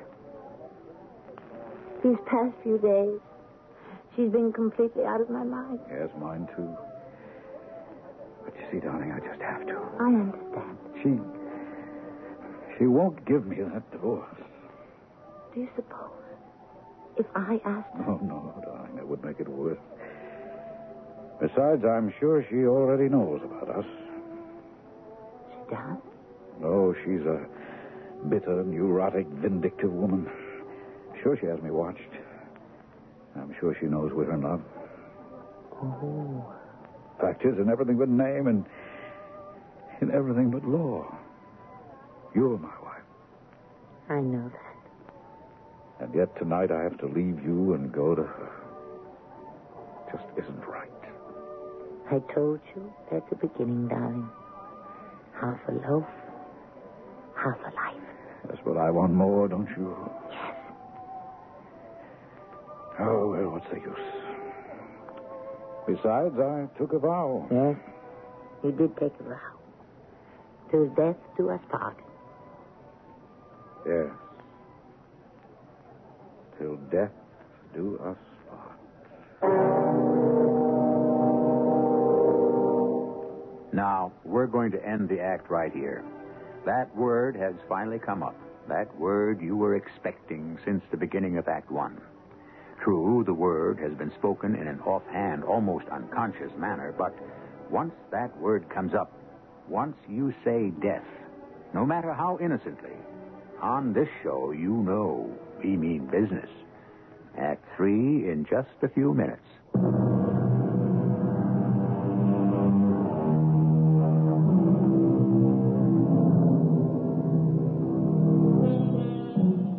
The psychiatrist, the detective, the judge. They ask the confessed murderer the same question. When did you decide to kill your victim? When, the killer thinks. And even if he wants to tell the truth, can he? Does he know? Perhaps he believes it was a sudden wild impulse. Perhaps he insists it was a slowly nurtured grudge that grew and grew till it became a burden too terrible to bear. Or perhaps, well, we fall in love at first sight. Can we also decide to kill the same way? Well, here we are. Yes, my house. I'll see you at the office tomorrow, darling? Yes. Miriam, I know it's difficult. I didn't know you would become so old. Darling, there are times when I just can't bear it. I know, darling, I know. Let's end it. Let's end it now. What are you saying? You mean you're tired of me? Of course not. Then why did you just say let's end it? Is this just an affair? Miriam, darling, you're everything in the world to me, everything. Then why did you say... I'm depriving you of your chance. What chance? To meet someone else and have a full life. We've already talked about that. No, I'm not good enough for you, dear. Don't say that. Look at me. I married a woman I didn't love. I made a bargain, and I'm not man enough to keep it. You're man enough for me. And so I destroy her life. I meet you, and I destroy yours. That isn't true.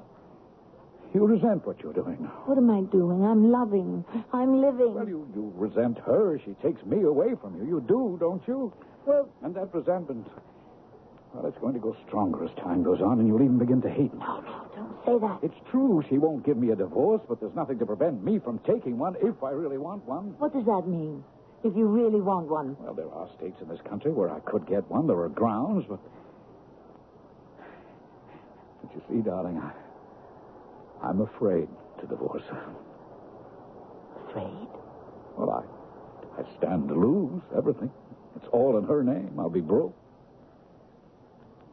I'll be 42 and penniless. I understand. What do you understand, Miriam? That I'm weak? That I don't have the courage to begin all over again at 43? I understand that you're human. We don't fall in love with people who are perfect. And they're not made perfect by our love either. Yes, you have weaknesses. And perhaps you don't have courage. What does that mean? That I can't love you? I'm not very much, Miriam. Believe me, I'm not very much. All right. But I'm not very much either. A very plain, homely woman. so?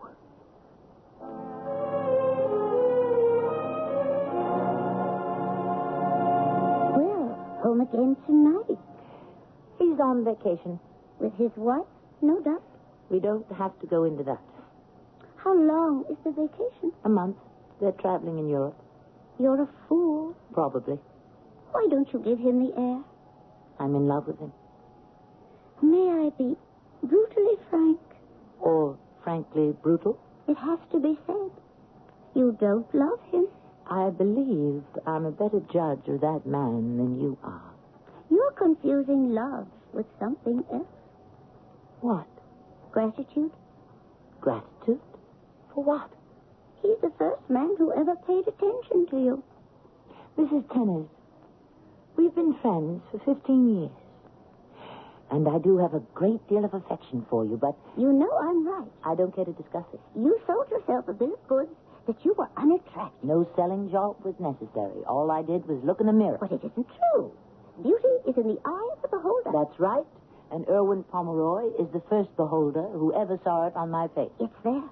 Everyone sees it. You remember we were at the movie the other night? Well, yesterday. There's this very interesting fellow whose mother is a friend of mine. He said to me, Mrs. Tennis, who was that very attractive girl you were with? Oh, I'll get it. You sit still. Hello? Yes? Oh, just a minute. Miriam, it's the transatlantic operator for you. For me? Hello? Yes? Darling? Darling, what? Oh. Yes. I understand. Oh, of course I do.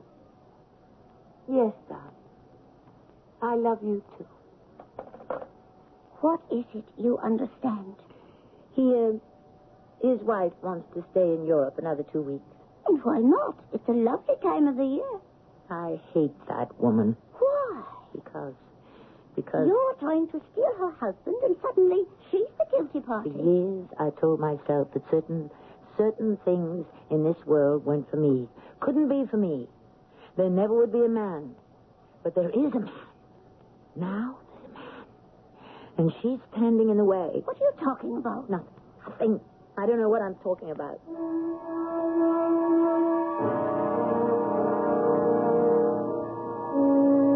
2 whole months. I almost went out of my mind. Oh, my darling. My darling, how I miss you. Let's not think about it. Let's just think about being together. Yes, Miriam, but we're not really together. Not the way we were meant to be together. Night and day, all the time. I know. But what can we do? I tried to do something in Europe. What? I'm afraid to tell you. What is there you could be afraid to tell me? I tried to kill her. What? Miriam, I couldn't stand it. I couldn't stand her any longer. Yes? I bought a pistol.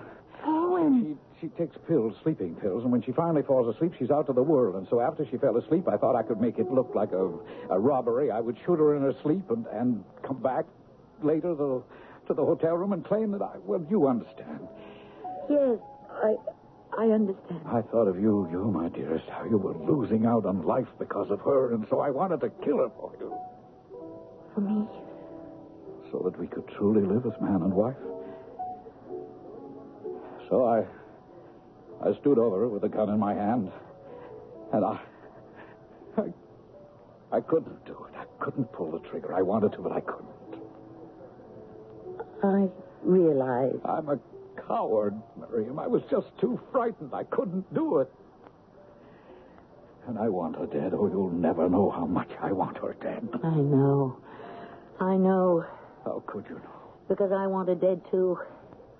Miriam.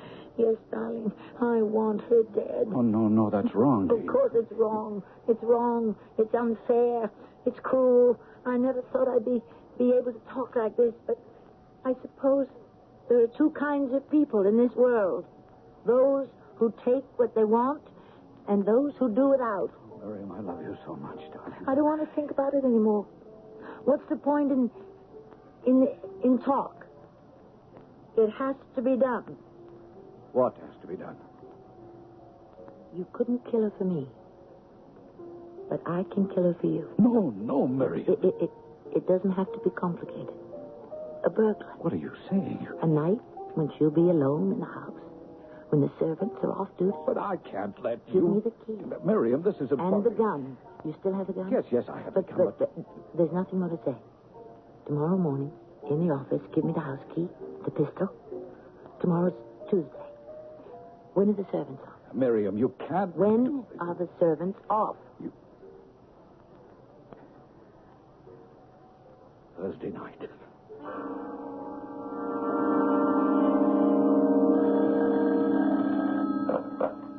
Hello? Mallory, Oh, yes, darling. it worked. Would you believe it worked? I'm the one who said it would work originally, remember? Well, she'll do the job for us. How sweet. Thursday night. Finally, you and I will be free.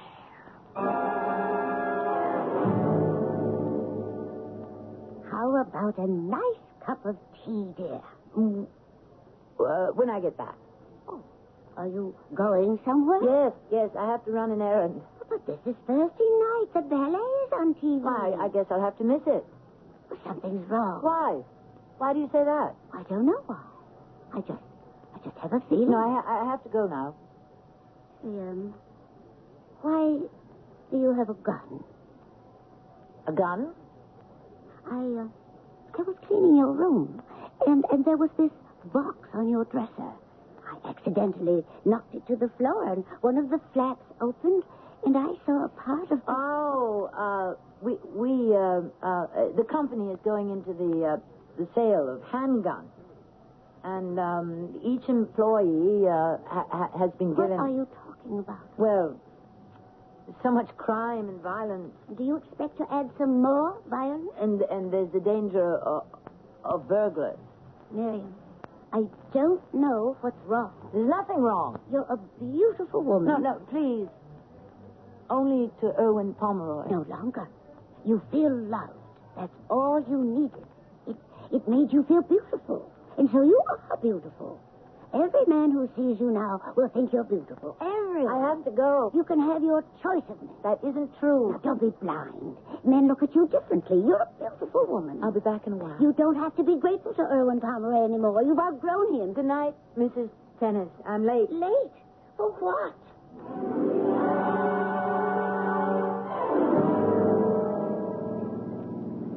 I'll do it for you.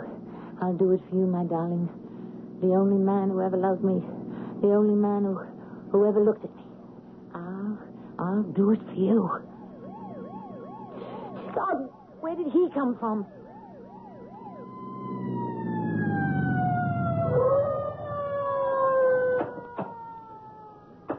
Hey, lady. What are you out to do? Kill somebody? I'm sorry, officer. You're sorry? What does that mean, you're sorry? Sorry.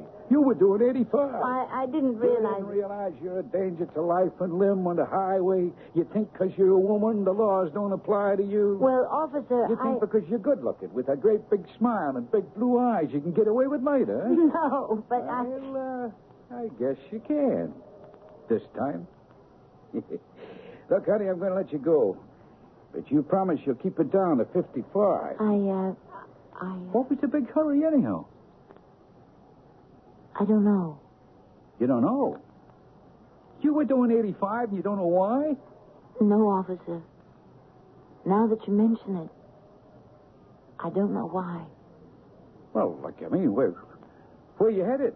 I think I'll make a U-turn and head for home. Thanks to you. Thanks to me? Hey, what did I do? You'll never know, Officer Krautwhite. You'll never know. Good night. James, how can you figure him? Hey, how'd she know my name?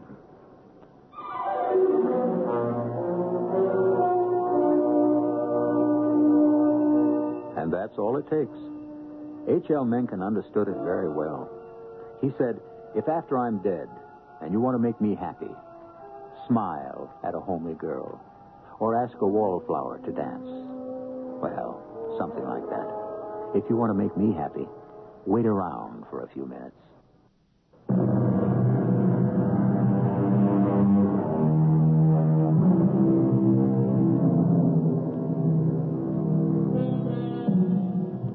Truth is beauty, the poet said. But is beauty always truth? Who knows? And what is beauty, anyhow? The light that is reflected from without, or the light that shines from within? Well, if you listen to us 7 times each week, perhaps the answers may emerge. Our cast included Tammy Grimes, Evie Juster, and Ian Martin. The entire production was under the direction of Hyman Brown. And now, a preview of our next tale. Ladies and gentlemen, this is your hostess, Pamela Winters. There has been a temporary failure in our pressure system, and for your comfort and safety, Captain Chip Ames, our pilot, is making an unusually rapid descent. Do not be alarmed. This sudden descent is merely a safety measure. Please be sure that your safety belts are fastened and that all cigarettes are extinguished. Most of all, don't worry. There is no danger. Radio Mystery Theater was sponsored in part by Buick Motor Division and True Value Hardware Stores. This is E.G. Marshall inviting you to return to our Mystery Theater for another adventure in the macabre. Until next time, pleasant dreams.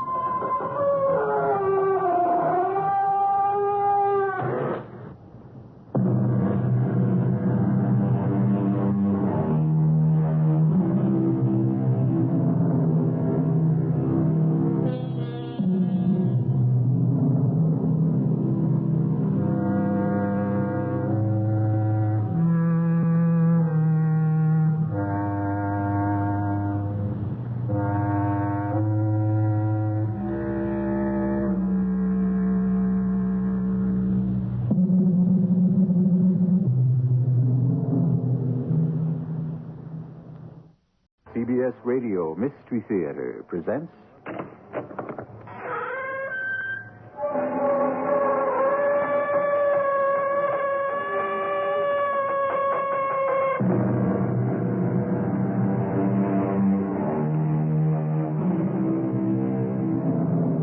Come in.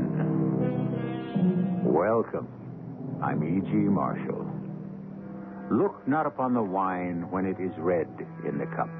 The good book tells us, it biteth like a serpent, it stingeth like an adder. But when it glows that fiery red and bites and stings like a rattlesnake, that's when it bubbles the blood and fires the brain. That's the time, the only time it's worth looking at. But it's hard, so hard to do the right thing. And it's such a small word, such a tiny word.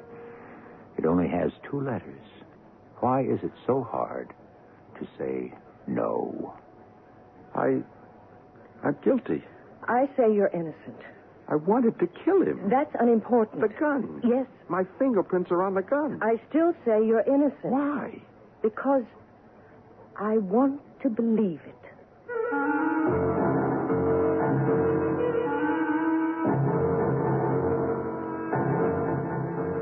Our mystery drama, Little Green Death, was written especially for the Mystery Theater by Sam Dan and stars Kim Hunter. It is sponsored in part by Buick Motor Division and Contact, the 12-hour cold capsule. I'll be back shortly with Act 1.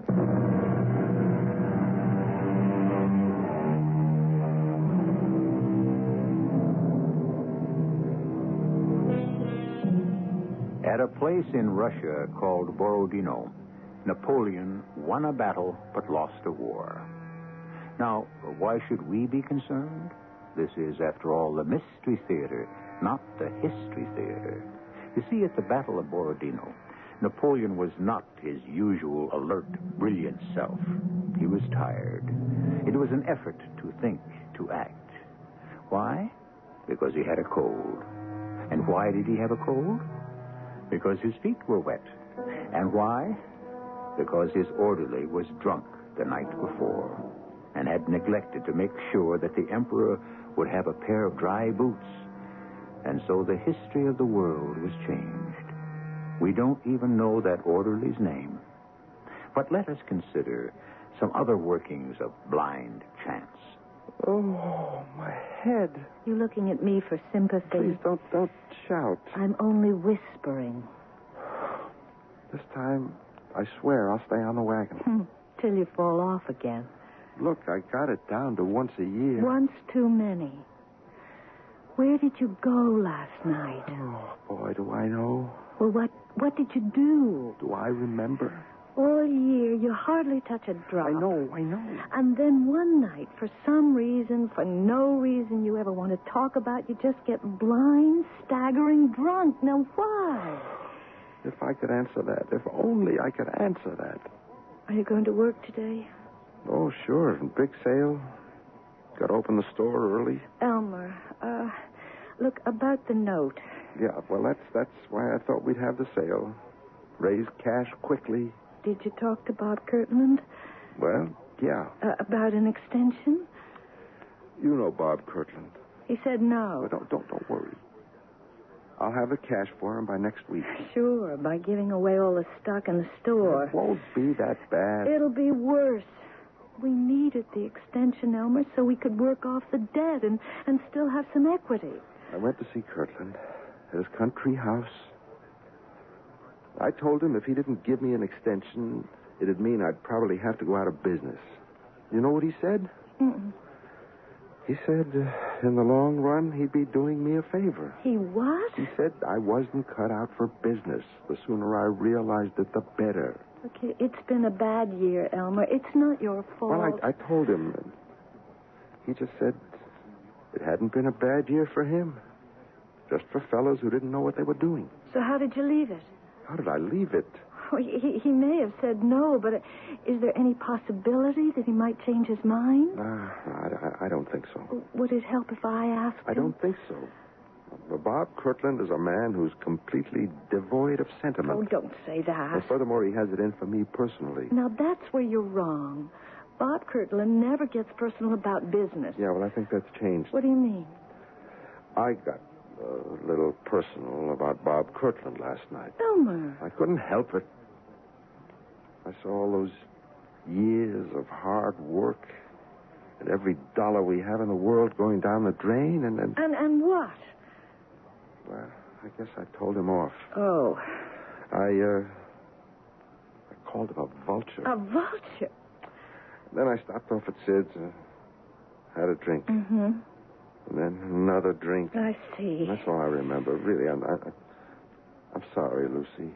I'm really, really sorry. All right. Well, you are going to pick up the phone and call Bob Kirtland, and you are going to apologize. Now, wait just a minute. It has to be done. Not after what I said to him. Especially after what you said to him. I've got my pride. Yeah, pride is an extravagance you can't afford. That's what he wants to do, make me crawl. He is a meticulous man. The floor is clean in his house. I won't do it. I'll dial his number. Oh, now what do you suppose that is at this hour of the morning? Well, don't stand there, Elmer. Open it. Good morning. Sheriff. Oh, it's you, Sheriff. Yeah, I'm afraid it's me. Well, that doesn't sound so good. Well, come on in anyhow. We see you once a year. Each time after Elmer's had his little evening. You were here last, let's see, yes, it'll be a year next month. Elmer went swimming in the town hall fountain. You want a cup of coffee, Sheriff? Well, I do, but I don't know if I should. I come here to place Elmer under arrest. Huh? Well, what for? Did I do something crazy last night? I'm afraid you did. What did he do, Sheriff? Elmer, I arrest you for the murder of Robert Kinfeather Kirtland. Oh, no. I must inform you that anything you say may be used against you. Murder? Bob Kirtland?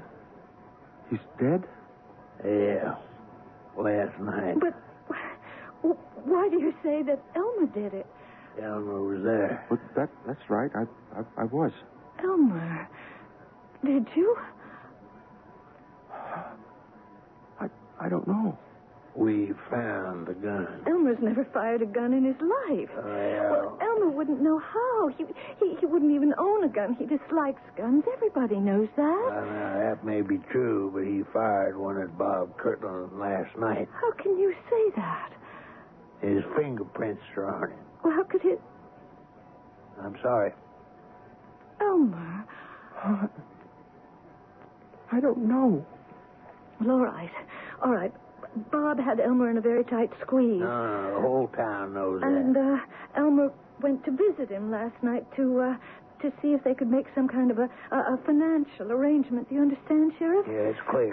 And Bob Kirtland, being Bob Kirtland, I mean no disrespect to the dead, but, well, Bob Kirtland was the meanest, stingiest, most vindictive Yeah, man. I've heard that said. Well, and one word led to another. Elmer became so angry, so desperate. You see, he faces the loss of everything. Do you realize that? Yes. And so he lost his temper, and in a fit of rage, he killed Bob Kirtland. It's murder, yes, but you see, it's not cold-blooded, premeditated murder. Oh, it's not justified. Murder is never justified, but it is understandable, and the jury will have to take that into consideration. The jury also have to take something else into consideration, Lucy. Well, what's that? The fact that he had a gun. A gun? A fit of rage, all very well, Lucy. But why did he bring the gun unless he meant to use it? Elmer? I don't know, Sheriff. I just don't know.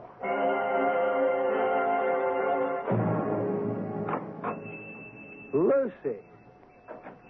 Well, I didn't think you'd be in the store today. I can't afford not to be in the store, Phil.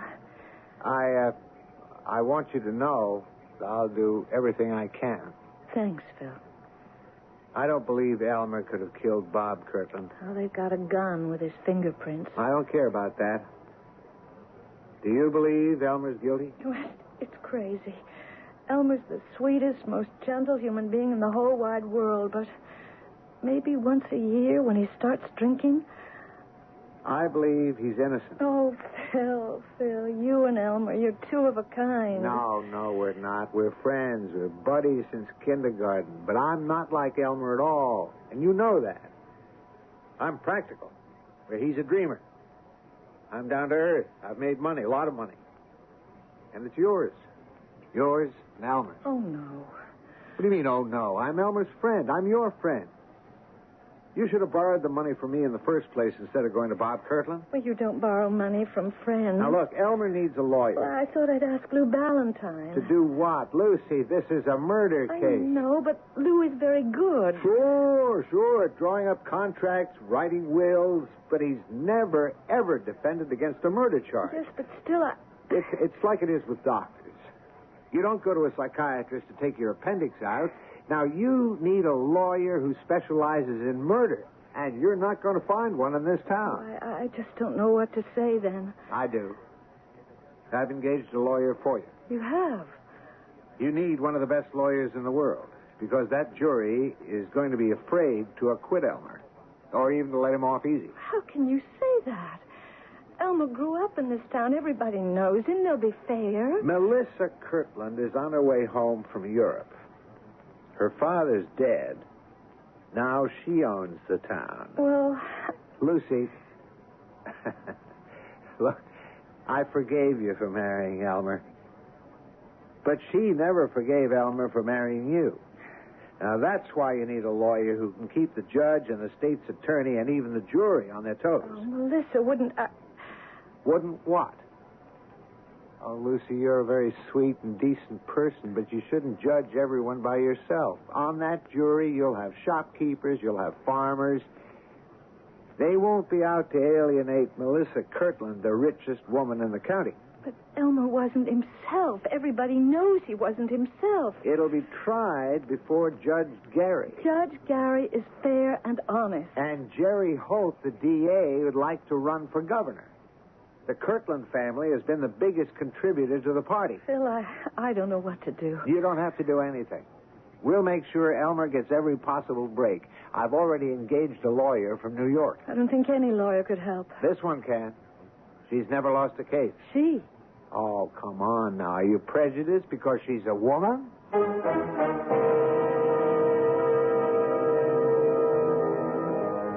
Interesting question. When a man faces trial for his life, no one can be closer to him than his attorney. And if the lawyer happens to be a woman, can his wife ever really feel completely at ease? Especially if he's acquitted. It means that the most important thing in his life will have been done for him by another woman. I just bring this up as a bonus. I'll return shortly with Act 2.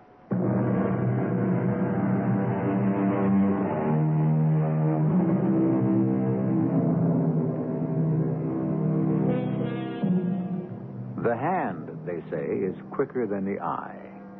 But what, then, is quicker than either? Why, the mind, of course. Mind, eye, and hand. They were designed to work in unison and harmony as a team. But what happens when they seem to be working at cross purposes? Well, obviously, we're in for a great many differences of opinion. Lucy, this is Miss Adelaide Gordon. How do you do? Miss Gordon, Mrs. Baker, Elmer's wife. Tell me, Mrs. Baker, is your husband innocent? How would I know that? I think a woman knows. Well, according to all the evidence. We're not concerned with the evidence. Well, how can you, a lawyer, not be concerned with the evidence?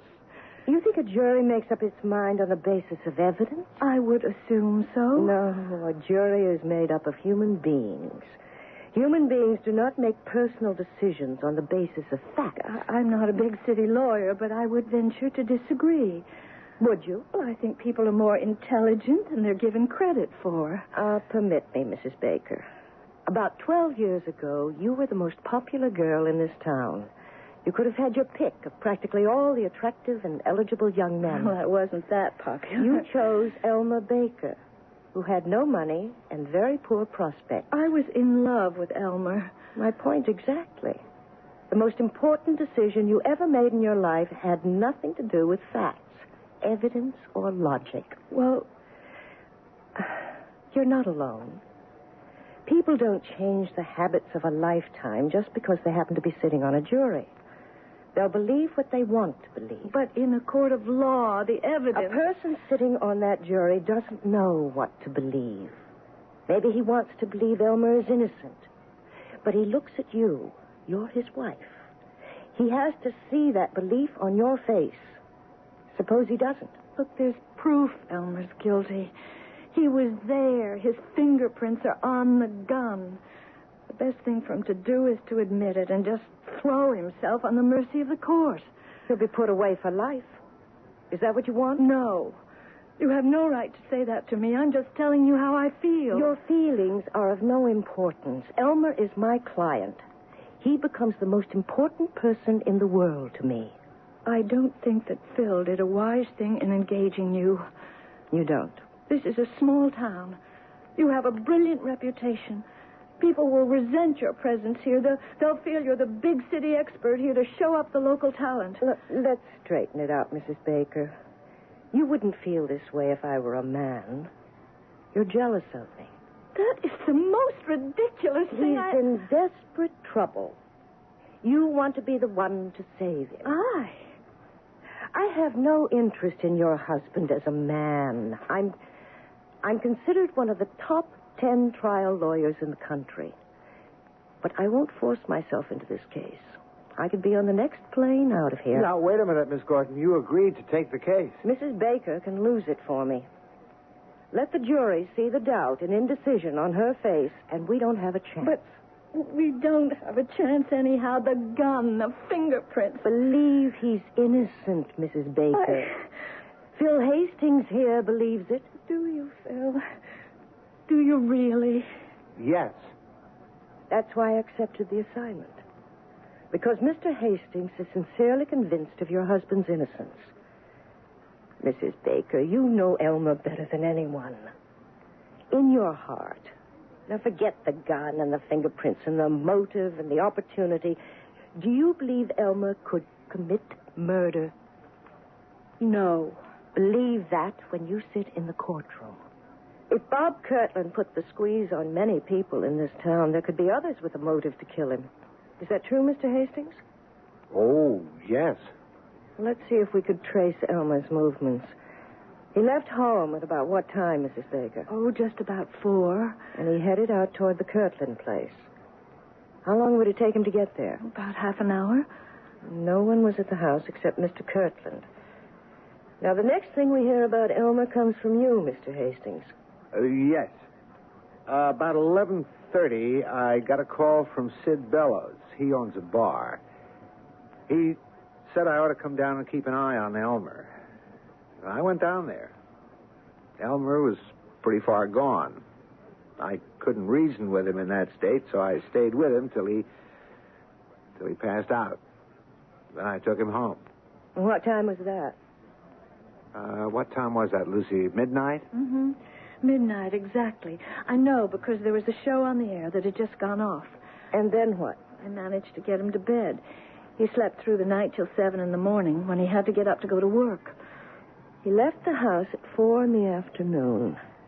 At 4:30, he arrived at the Kirtland house. Well, what time did he show up at the tavern? A little after 5. Sid will confirm that. How long would it take to get from the Kirtland house to Sid's tavern? Maybe a half hour. And he only spent a few minutes with Bob Kirtland. The coroner places the time of death somewhere around 4:30. Oh, I don't know. It just gets worse and worse. No matter how bad it sounds, Lucy, you just keep believing. I'll try.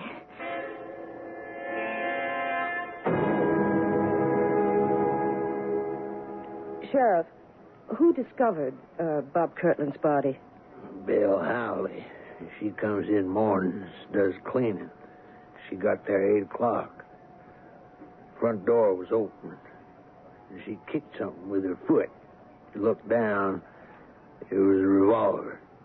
A .32 caliber revolver that fired the bullet that killed Bob Kirtland. That's been established by ballistical tests. Did she pick it up? She was about to. Then she noticed Bob Kirtland lying on the floor, dead.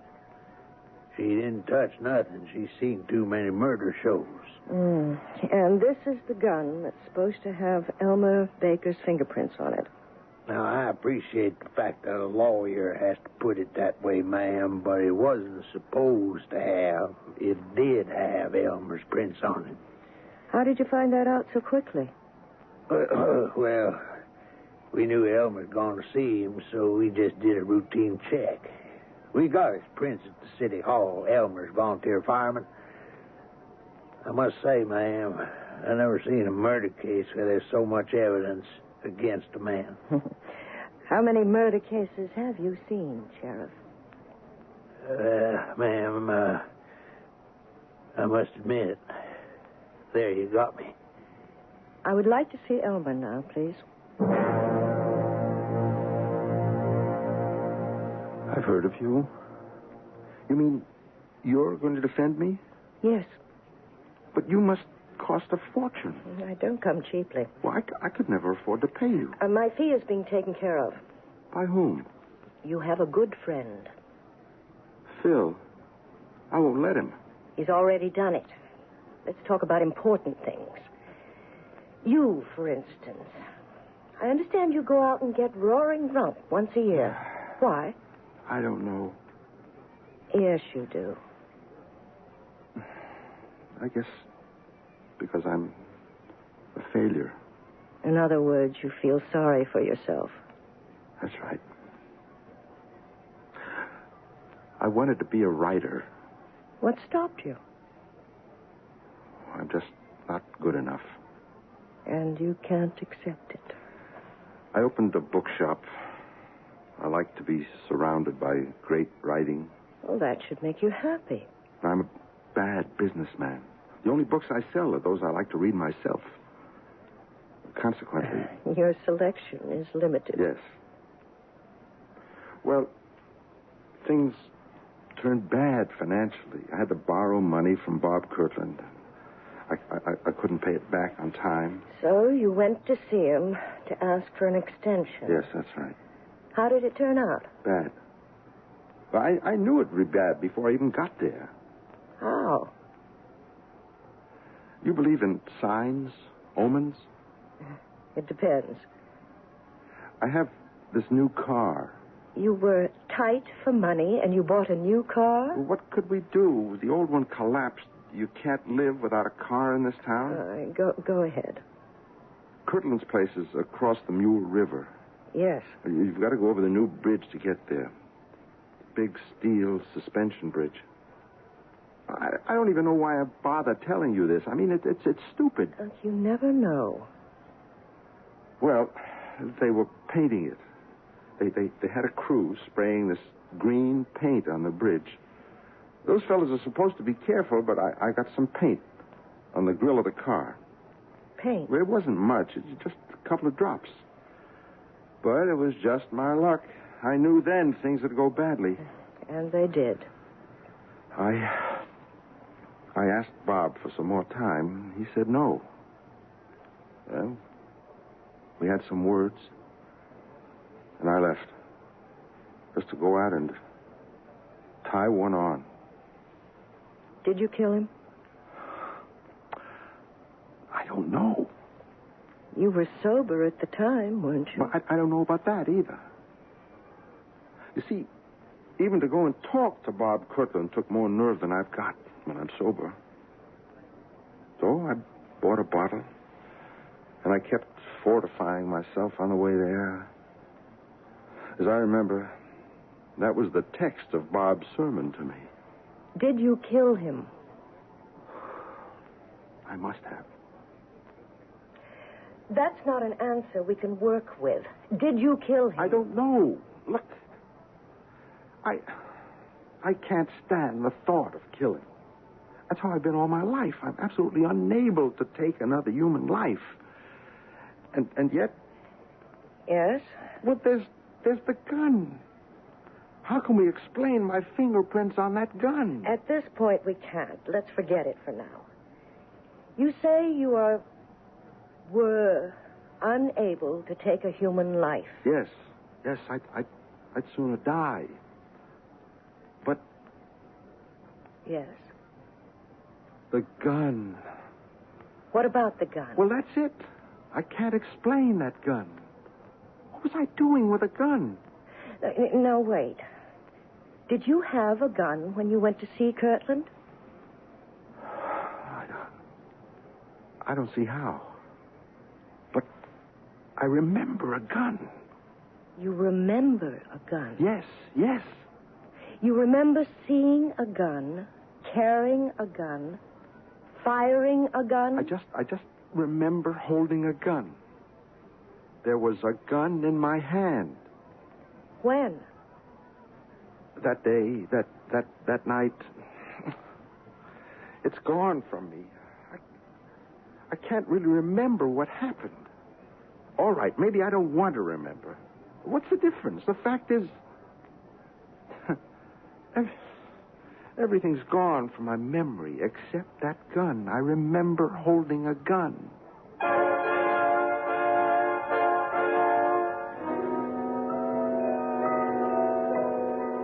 Slowly but surely, it's coming out. He remembers holding a gun. How would you like to be his lawyer? Miss Adelaide Gordon is supposed to be among the 10 best in the country. She's never lost a murder case. How would you bet now? Well, don't risk your money.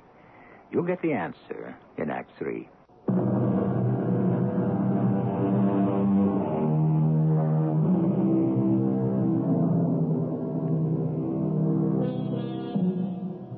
Beware as judging people by appearances, said a French philosopher. And so, if we must forbear to judge people, how much more vital is it to withhold our judgment of things? Give a man a strong motive to commit murder. Have him present at the scene of the crime. Find his fingerprints on the murder weapon. And now ask yourself this question. Would you rather be the attorney for the defense or the prosecution? You remember a gun? Yes, I remember a gun. A revolver. What do you remember about it? Nothing. I just remember a revolver. I was holding a revolver in my hand. Why? I don't know. And you fired it? I don't know. Where did you get it? I don't like to keep saying I don't know. But you have to help me. I have to start with something. But everyone says... Forget what everyone says. Ask yourself, is it possible for you to kill? But how did my fingerprints get on that gun? Let me worry about that. Let you worry? If you killed him, then that would account for the fingerprints. You were desperate. You acted in a frenzy. Why did you bring the gun? All right, you brought it to scare him. You never meant to use it. You lost your head, you pulled the trigger. You were so scared, so disoriented, you even dropped the gun where it could be found. Well, then maybe that's what I did. I must know for sure. If you're convinced you didn't do it, then I'll believe you didn't do it. Did you or did you not kill Bob Kirtland? No. All right. I'm not a killer. I don't care how it looks. I didn't do it. Then that's the defense.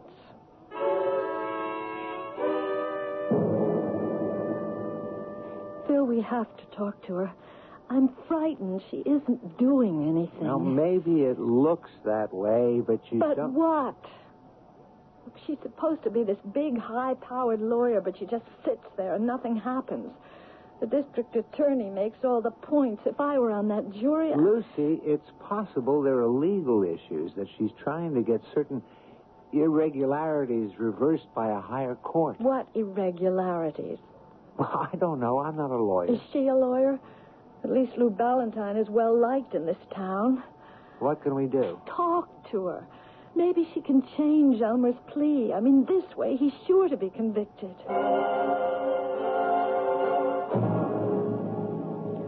I'm sorry. You're dissatisfied, Mrs. Baker. I don't know what to say.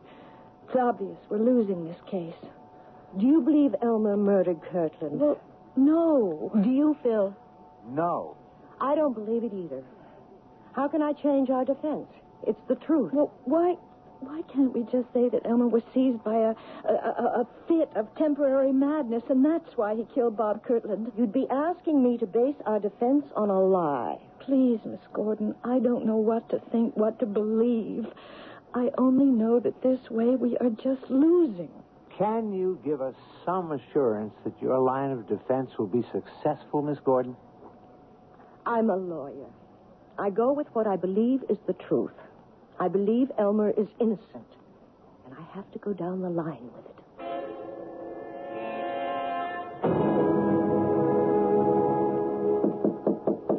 Come in. Oh, well, good evening, Miss Gordon. Mind if I ask you a few questions, Sheriff? No, have a seat. Thank you. Case isn't going too well, is it? Between you and me, it could be better. Off the record. Why'd you take it? I was impressed by Phil Hastings. He's absolutely convinced of Elmer's innocence. And despite the way Lucy talks, so is she. And when you look into Elmer's eyes, you know he's not a killer. None of that seems to be going over with the jury. Well, this jury's different. That's the truth. They can't afford to acquit against the evidence. I know about Melissa Kirtland and her influence.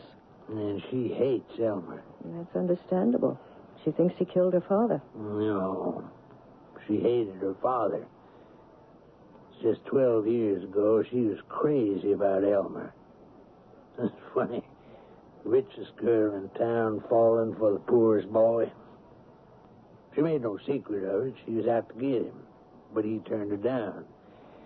And she never did forgive him. He could have married Melissa Kirtland. And instead, he married Lucy. Lucy was going steady. Well, we thought it was steady with Phil Hastings. Phil took it hard. He got into a pretty bad fist fight. I know, I had to break it up.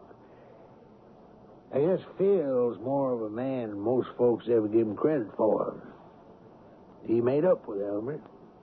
They're the best of friends. I see. He must have gone into hock to hire you, even though he knew it had to be for a lost cause. Why do you say it's a lost cause? Well, you're just the wrong lawyer. Well, now, no offense, now, nothing personal. It's just the way it is.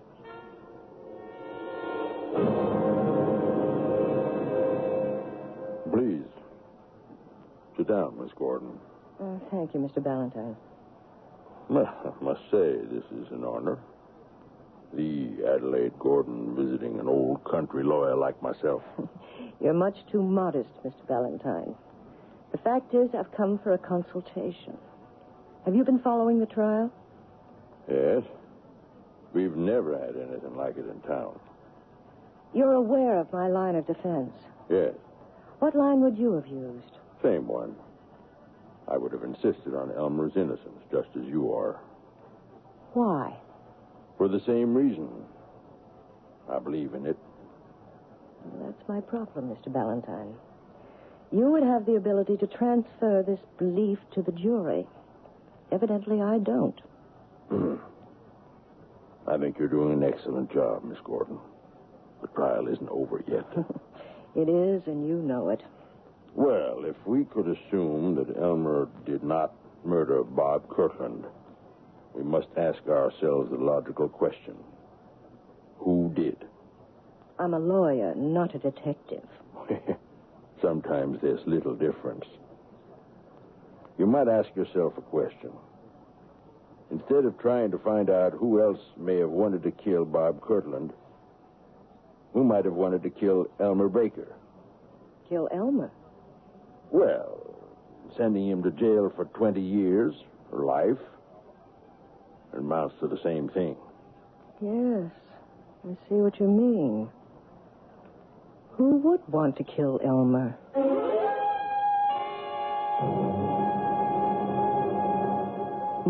Nobody. I mean, I don't have any enemies. Think. Who? You never got into a fight with anyone? No, never. Well, that doesn't square with what the sheriff told me. He said you and Phil Hastings had a terrible brawl when you took Lucy away from him. That doesn't count. Why not? Phil and I, we were best friends before I married Lucy. And even though we had that very brief flare-up, we've remained best friends ever since. Go back to the day of the murder. Oh, again? Did Phil know you were going to see Bob? Yes, he disapproved. He said he'd lend me the money to pay part of the note. And you didn't take it? I like Phil too much to borrow money from him. You left the store and went to see Kirtland. You drove all the way out there, and you had to cross the what bridge? The Mule River. Big suspension bridge. And they were painting it. Yes, that's what lit the fuse. I got this paint spattered on my grill. Then you had your interview with Bob Kirtland. And from there on, your mind is a blank. Yes. But maybe I did kill him. Look, you get to be 40, you're headed nowhere. You don't have the ability or the guts to do what you really want. Look, don't even start that line of thought. Right now, we can't afford it. Your Honor, the defense calls Mr. Peter Garrick. Mr. Garrick, on the afternoon of the 25th, where were you? I was on the Mule River Bridge. What were you doing there? I was there with my crew. We were painting the bridge. Painting the bridge. Well, we were spraying on the first coat. You know what I mean? The green coat. Uh-huh. You were there from when to when? Well, we start in the morning after the rush at 10 o'clock. And we usually quit 4:30 before the night rush. You were spraying this paint, you say. Cars driving past, they could have caught some of it. Yeah, maybe a couple of drops. We keep a bucket of turpentine and rags at the end of the bridge and a sign that says, use this to remove any paint that may accidentally... I know. And you stopped at 4:30. Yes, ma'am. On the head.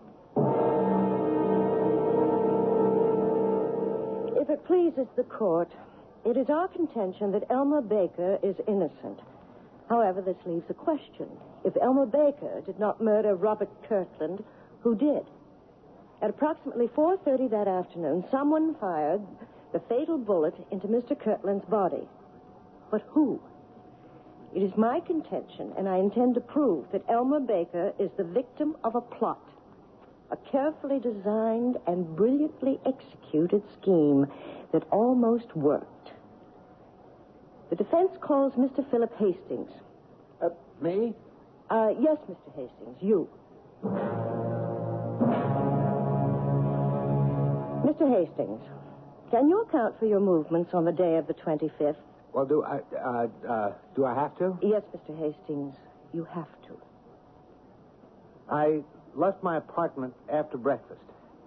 I went to my office, which is just down the street from here. I was busy all day. I even had lunch sent in. And then I worked late, and I went home.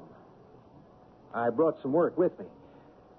And then at 11, I got a call from Sid Jenkins of Sid's Bar and Grill. He said Elmer was getting a bit hard to handle.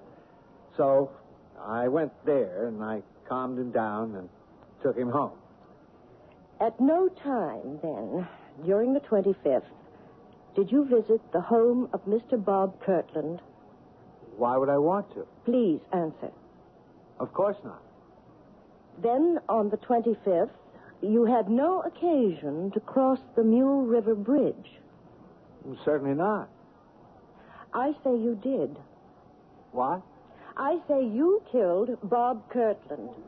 What? Counselor, are you charging Mr. Hastings with murder? I am, Your Honor. On what evidence? Some years ago, Elmer Baker took Lucy away from Phil Hastings. And that's why Mr. Hastings murdered Bob Kirtland? Yes, Your Honor. To make it look as if Elmer did it. Phil never forgave Elmer. He bided his time. Oh, that's a lie. I would appreciate some facts, Counselor. Phil Hastings saw a sudden opportunity to be rid of Elmer Baker. With Elmer in jail and out of Lucy's life, Phil could once again woo her and this time win her. But he had to maintain the appearance of great friendship. So he followed Elmer to Kirtland's house. When he saw Elmer leave, he went inside, shot Bob Kirtland. It's a lie. Your Honor, I shall present the proof in just a moment. He knew Elmer would be staggering drunk. He met Elmer at Sid's bar, took him home, and while Elmer was practically out cold, he made Elmer grasp the butt of the revolver, which is how Elmer's fingerprints came to be on it. Well, that just isn't true. After he brought Elmer home, he drove back to the Kirtland place and dropped the revolver on the floor. What are you trying to do to me? And there was Elmer, neatly tied up for the killing. But Phil had to make sure. In the ordinary way, Lou Ballantyne would defend Elmer. Lou, who knows each one of you in this town, who could have convinced you of Elmer's innocence. So Phil decided to make himself appear a great friend by calling in a famous outsider. Not one word is true. Counselor, this is all supposition. Are there facts? Do you still insist, Mr. Hastings, that you did not go to the Kirtland house on the 25th? I never left this town. You did not cross the Mule River Bridge? Certainly not. Then, Your Honor, I suggest the court moves to the parking lot, where on the right front grille and the left rear panel of Mr. Philip Hastings' car, we will find tiny smudges of the green paint that was sprayed on the Mule River Bridge on the day of the murder.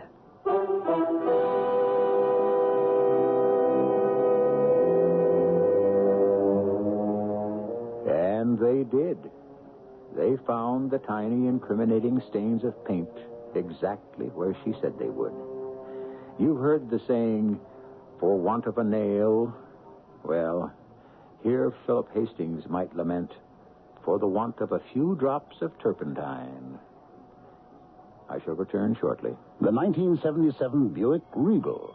It comes with Buick's terrific V6 engine. It carries 6 people and lots of Buick comfort. It's lean. It's maneuverable in city traffic.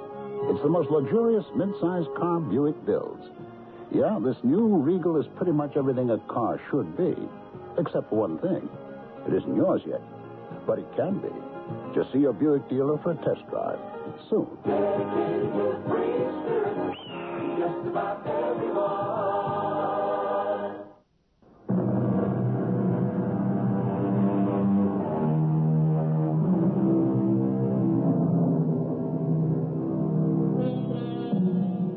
Belief.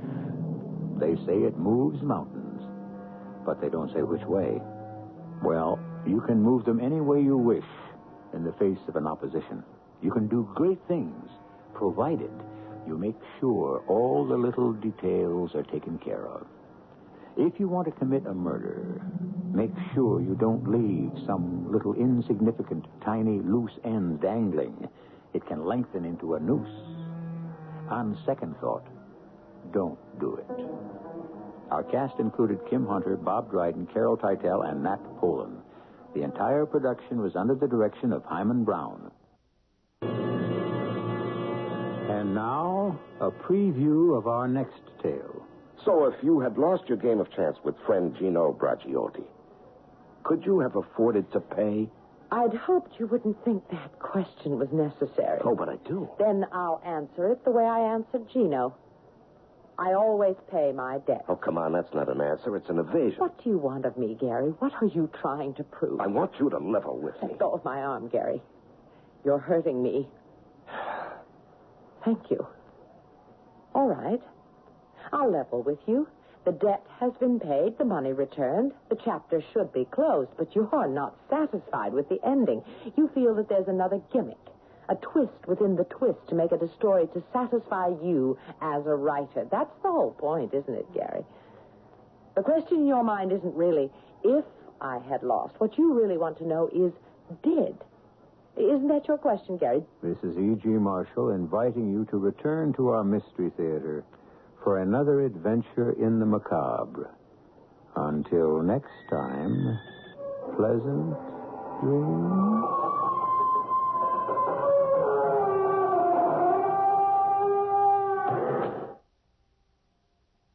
Radio Mystery Theater presents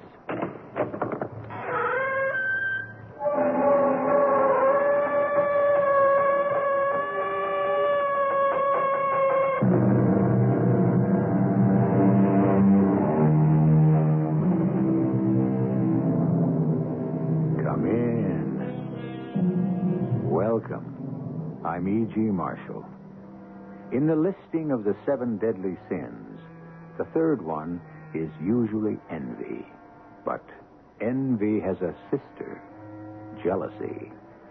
So very like her twin, and yet, in many ways, so different.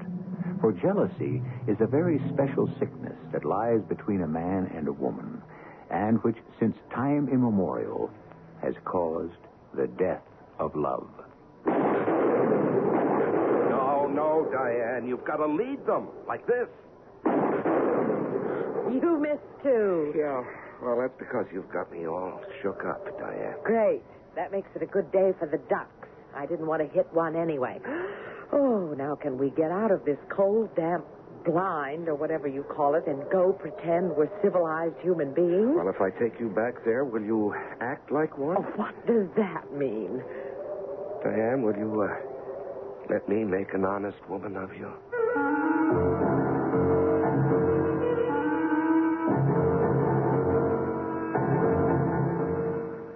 Our mystery drama, The Eighth Deadly Sin, was written especially for the Mystery Theater by Ian Martin and stars Patricia Elliott and Larry Haynes. It is sponsored in part by Buick Motor Division and Contact, the 12-hour cold capsule. I'll be back shortly with Act One.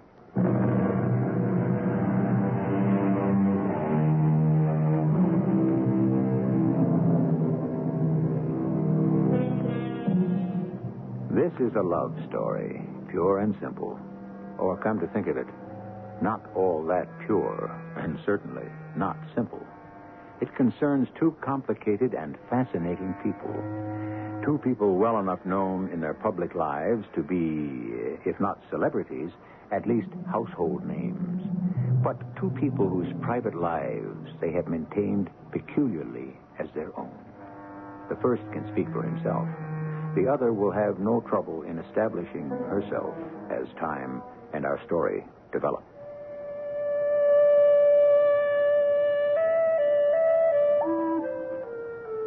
The name is Gary Winter. By profession, a writer. By persuasion, a wanderer. Both of which I work at hard. Or did some million years ago. Let me be exact. Some 3 months, 3 weeks, 3 days, and 17 hours ago, I heard the whispering rustle of a taffeta skirt behind me, turned my head, and lost myself forever. On a woman. One woman.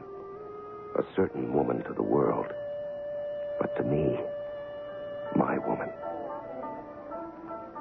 What makes your eyes so big, Mr. Wolf? You? I plan to gobble you up. You might have trouble digesting me. Yeah, but what a way to die. But why do you have to die? For love? That isn't only outdated.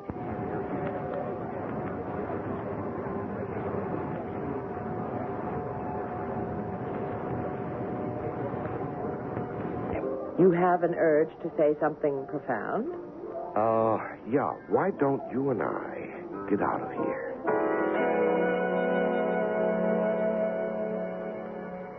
My name is Diane Summers. I suppose I'm hardly the most popular woman in America, either with women or with men. Oh, I'm still a successful movie star, but that may be the result of the hate-love syndrome. Men distrust me because they think I want to emasculate them. Women, because I don't conform. I'm too outspoken, and I haven't ever married. The press has built me in the image of women's lib. I don't mind that. I'm all for anything that liberates anyone, including women. But that is a philosophy, not a cause. I don't like straitjackets anywhere. I am a nonconformist. But I'm still a woman looking for a man that I haven't yet found. Or have I? Where are we headed for? Now, there is a monumental question I was just asking myself. I would have never thought of you as indecisive. Oh, I'm not, normally, but, you kind of scare the lymph out of me. The what? The lymph. One of the body's 3 most important fluids. Blood being the first. Right. But I don't scare that out of you. No, lady. You just make that boil. I make a lot of people's blood boil. Mostly for one reason. Well, just one reason for me. Excuse me. This is where we turn. Turn what? Into my garage. Maybe into a new world for us both. Where we are. Not alone anymore. That's the way it began. Gary and me. When we met, I knew who I was. Or thought I did. I know Gary was sure. He knew who he was. As I had from the first time he spoke to me. The top byline in world coverage. Wherever the action was, that's where you'd find Gary Winter. And the man could write like a dream. There was no question we were made for each other. Or to destroy each other. The only question was, which was it going to be? No, Diane. You've got to lead them like this. You missed too. Yeah. Now, that's because you have me all shook. Great. That makes it a good day for the ducks. I didn't want to hit one anyway. Oh, can we get out of this cold, damp blind or whatever you call it and go pretend we're civilized human beings. Well, if I take you back there, will you act like one? Why? Isn't it time we were married? Not really. Who says? You? You want to be married. No, I didn't say that. You didn't have to. Diane, I'm going away on this African story. And Lord knows when I'll be back, or if. You'll be back, lover. You are indestructible. Oh, no. No, I'm not indestructible. Nobody is when the bullet with your name on it finds you. No, I'd like to buy a little piece of immortality. We haven't much time left for that, I mean you, darling. That's all I need. Something to leave whatever is left over of me. I must say, this is the most lugubrious proposal I've ever listened to. Well, it would be if I really thought for a moment I wouldn't turn up again. Hey, listen. Would you like to go with me?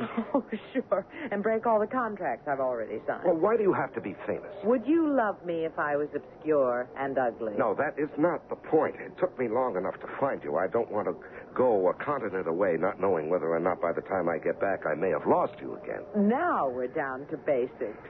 Well, why not us like anyone else? Maybe because I'm scared. I don't know if I'm ready. I'd ask an awful lot, Gary. I have an awful lot to give. But it doesn't make much sense for us right now. Maybe after you've finished covering your African story and I complete my picture in Italy, we've only known each other a month. Give us time before we make a commitment. I've already made mine.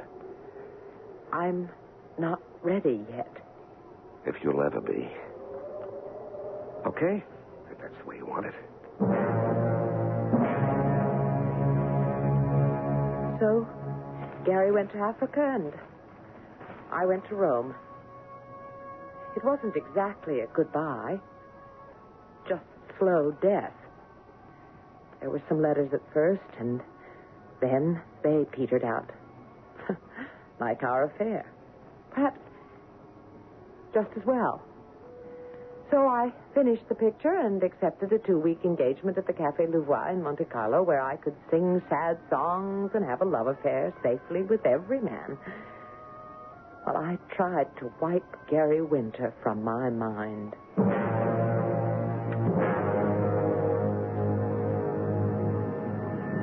The African thing was more than I bargained for. I got trapped behind the lines, and it was 2 months till I got back to civilization. From Dar es Salaam, I called Rome, but Diane was gone. I hopped a jet there anyway. By the time I got to Rome, the hottest human interest story in years had broken. And the first thing I had to do was go interview the man who caused it. So I catapulted from Rome to Monte Carlo and to Diane. From the window as I ride, I can see the shimmering beauty of the Mediterranean. And above my head, the sun is swimming in bright noonday gold. The color of the sea is a woman's eyes, and the sun is the burnished gold of her hair. One woman, and the churning rush of the wheels makes a song of her name in my blood. Diane Summers, Diane Summers, Diane Summers.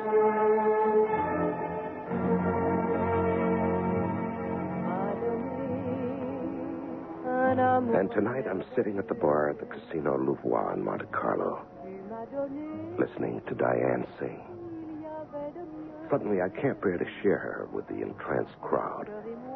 I leave my drink untouched and thread my way through the tables and backstage.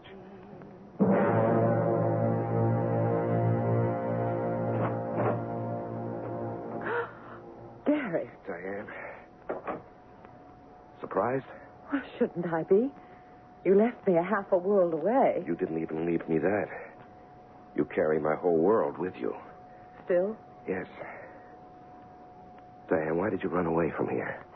I didn't run away.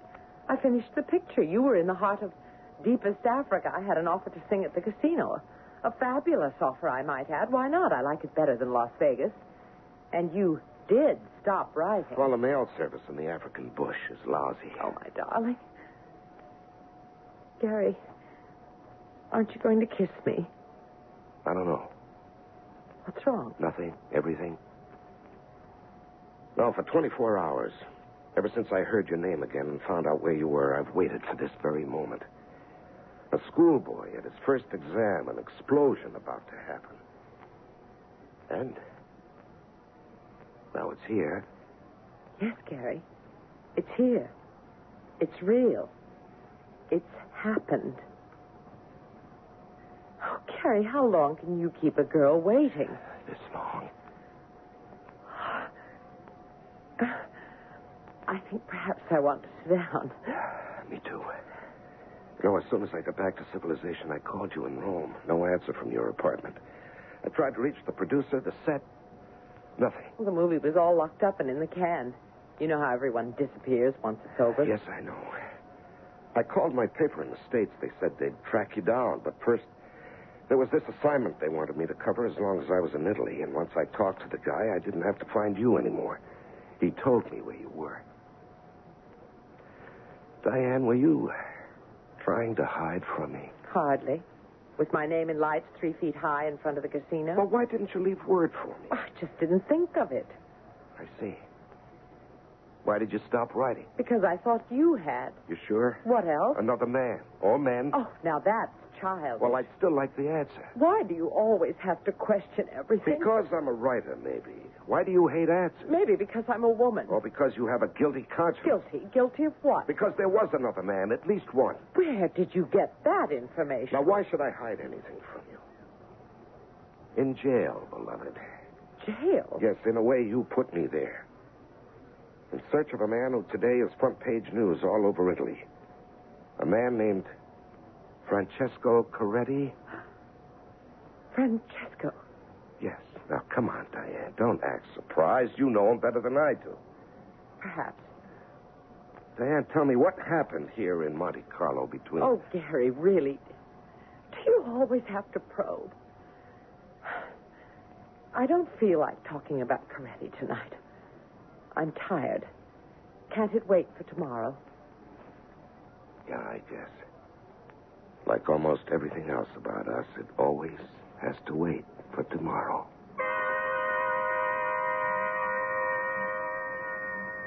So there it was again.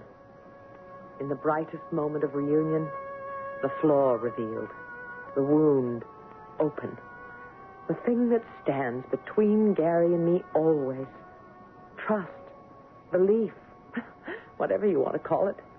The basis of any commitment, because every woman's instinct told me that what had passed between Francesco Coretti and me, he could never understand.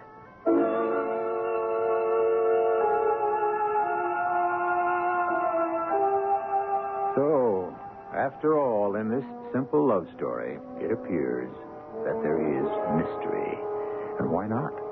For after all, what mysteries are deeper and more complex than those that lie buried in the human heart? I shall return shortly with Act 2.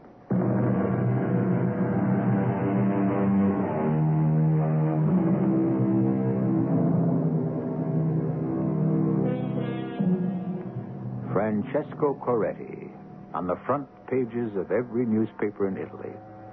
If I told you that he is the idol of every flower girl, teenager, middle-aged matron, to say nothing of a large cross-section of the male population, what would you guess? An Italian Elton John? And a Etruscan John Denver? None of these. What makes him a national headline? We'll have to go back to our story for that, and Diane Summers. It is morning now, and Gary and I ride sun-drenched in a fiacre, while a sleepy driver and a resigned horse draws us up along the heights above the Mediterranean. It's a beguiling view. Yes. And you are a beguiling woman. Am I? Now, no false modesty, please. You know what you are. I'm the one who doesn't quite know. Can't you take anything at face value, Gary? I don't know. I'd like to know more about Francesco Coretti and you. Didn't he tell you? Some. I'd like to know the rest. Must you know a woman's every secret, Gary? Yours. Would you? Really? My sordid affair with Francesco? Very well. Here's a young man, a nobody, really a nothing, who is a diamond courier. He's on his way to Rome with a pouch full of diamonds in his pocket, worth 3 million francs. He also has an idea, or an obsession, or call it what you will, in his head, that he has a system to break the roulette wheel. So he stops in Monte Carlo. But the system backfires, and he gambles it all away. Right? Right. Wrong. Oh. Wrong, Gary. Foolish. But under the circumstances, a little magnificent. What do you mean, magnificent? Well, why am I telling this story? You're the one who went after it. I liked his story. Liked it so much, I went to find out more. I talked to Francesco for an hour. He didn't know when he gave himself up that the money had been returned. There is nothing to tell, senor. I am a thief. I stole. I wish to be punished. Okay, but why? Why did you steal? Why do men do many strange things? For the last 5 years, I have traveled for the firm I work for to Monte Carlo to buy diamonds. Diamonds in Monte Carlo? You must understand the fever of the wheel, senor. Rings, necklaces, bracelets are pawned for a fraction of their value to try to make up for lost money. I buy them for a slightly larger fraction only to bring them back to Rome. I should know the fever of the wheel too well, but like everyone else, I watch and I think I have a system. All those years I have wanted to try it. This time, before I used the money to buy the diamonds, I could not resist. And you used your firm's money to gamble? At first, it was only what I could pay back from my savings. If I lost, too bad. And then the fever was on me, and I used for the first time what was not mine. I would pay it back with my winnings. But the wheel refused to smile, so the next night, the second night, I came back to the wheel, and it took all the money till I was penniless. Oh, my. Why did you do such a stupid thing? I had my reasons, but it no longer matters. The first only was important. But you'd resisted all these years. Why this time? I will not say. Don't you realize what a story you are? The whole country is buzzing. Walk out in the street and 1,000 dark-eyed beauties would marry you tomorrow. You are one with the heroes who become immortal lovers. Of course, there's the answer. A woman. There has to be a woman. That's what you meant by the first, huh? No, of course, a woman. Now, why didn't I see that from the beginning? Now, tell me, what was she like? Was she... Come on now, just between us, Francesco. You want to talk about her. What was she like, huh? Oh, senor, how could I say? Have you been in the north of Italy where our women are blonde and their skin shines as if it had been washed in the sun? You take all of those women, distill one who is the essence, and they would be drab compared. I can remember her scent, sharp and yet sweet as the lemon trees which cling to the hills where I come from. I remember it faint and not to be forgotten. This was such a woman. Yeah, I can understand. There's such a woman in my life. What is her name? It doesn't matter. Diane, as it happens. But what I... Diane? Yeah. The Signorina Diane Summers, no? You know... You know Diane? You know where she is? I knew her. And when I did, it was at the Casino Roi in Monte Carlo. How did you know her? Because she was singing there. It was there I went to listen and to gamble for her love. Oh, senor, do you mind that? Yeah, you're darn right I do, but that doesn't matter for the moment. Is that where she is? Is she still there? I think so. Do you know what, man? I love you. Because through me you have found the Signorina. Oh, what else? So now you can leave. No, not yet, Buster. Now we've opened the gates. Let's see what comes out. Come on now, tell me about Diane. Perhaps so now I can. Now we are simpatico. I am a small man, senor. Oh, not in stature, perhaps, but in life. I came to Monte Carlo with the money to buy the diamonds. That one night I went to the Casino du Roi, a little fling, you understand? Mm-hmm. And there was Diane. The club was crowded as she sang, but for me, she sang to me, alone, see? After that, I sent her flowers, notes, telephoned, and all were unanswered. I was... How can I say it? How can I make anyone understand it? Everything was lost for love of her. All right, you don't have to lay it out for me. So when I could not seem to win her, all the time the wheel was spinning, saying, win with me, as you know you can. Win with me, and you can have anything you want. Even her, Francesco. Even her. I should have been concentrating on the game, but somehow I was more conscious that far off she was talking to the owner of the casino, Bragiotto. And I felt that she was talking only of me.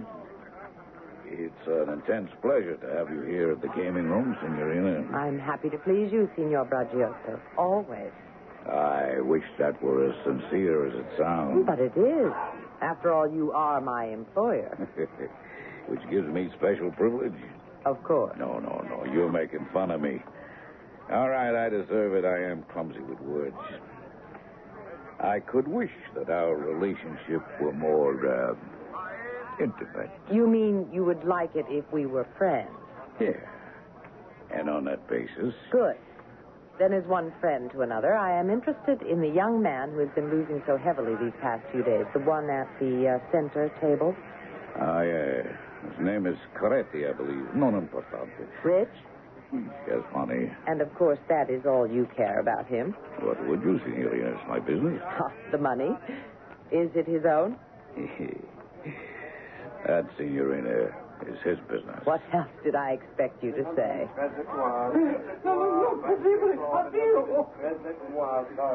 He seems to have lost again. He's leaving the table. Yes, for the balcony. Excuse me, but perhaps I'd better... Let me take over for you and make the gesture of friendship, Signor Bragiotto. They say that misery loves company. You always win. At the table, perhaps, at games of chance. I think what I need is a breath of fresh air. Excuse me? Signor. Huh? What?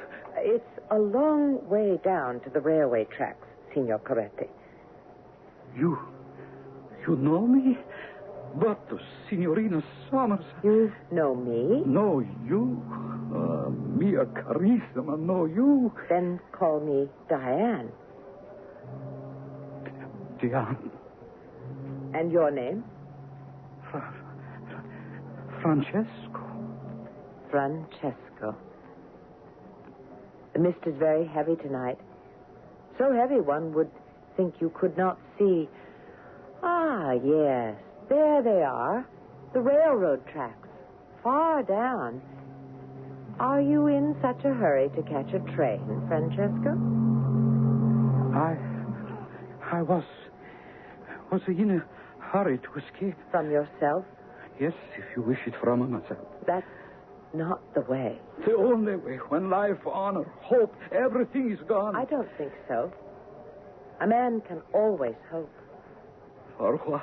Fulfillment, excitement in living, the desire to go on, a future with a woman. A woman? Do you mean can I? You? Why not? If you wish it, it could be me. But Diane... Francesco. Oh. All right now, Francesco. Suppose we sit down together, you and me, and watch the mist drift by, and you can tell me how you lost the money and just how your life fell apart. And then together, perhaps we can dream a dream to put it all together again.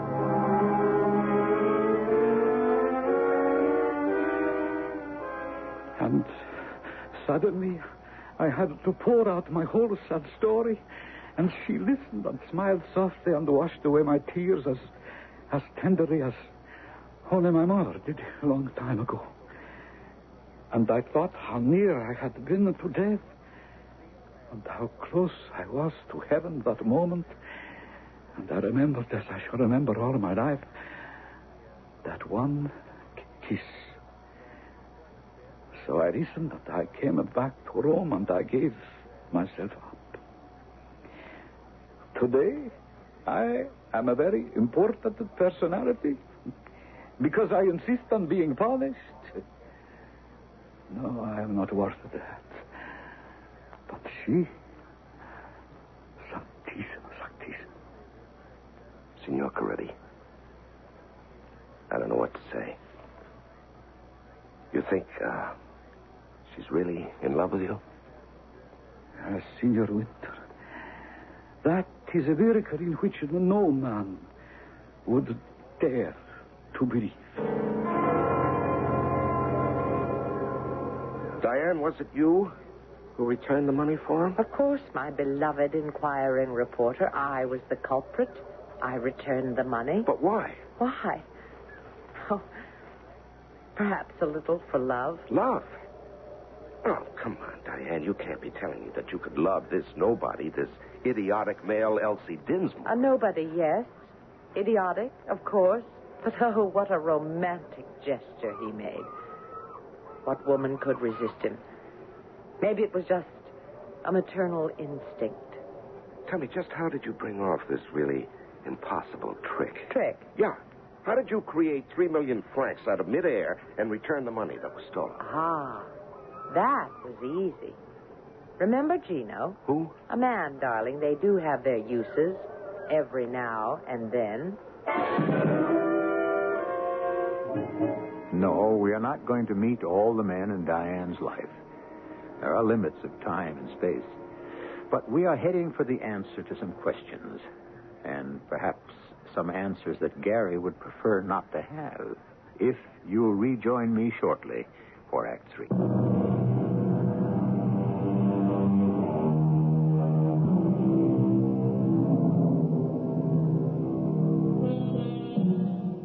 On that headland, magical in the late morning sunlight, warm in the fiacre under a blanket, Diane and Gary should be lovers re-met and be lost in each other. But instead, there are things still unexplained that lie between them like a sword. First one man, Francesco, and now another, the manager of the casino, Gino Braghetti. With a sigh, Diane must explain him, too. And he will not be so easy. How does Gino get into this picture? He runs the casino. So? So that's where Francesco lost the money. Gino was the only one who could pay it back. Oh, sure. Great. All you did was ask him to. Well, not exactly. You see, after Francesco left me on the balcony, I sat for a long time watching the mist eddy in the lights of the casino. I thought of what Francesco had done and how wrong it was. And I thought of what I had sent him off to do and how right it was. Or was it?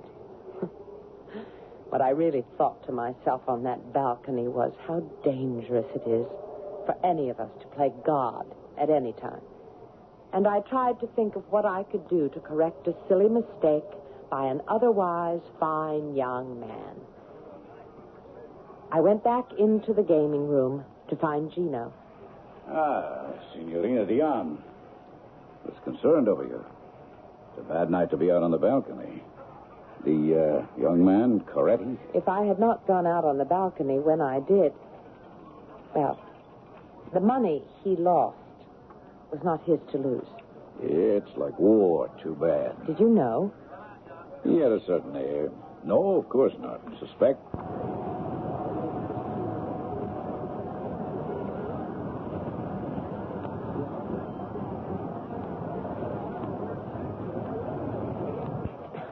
Have you no pity?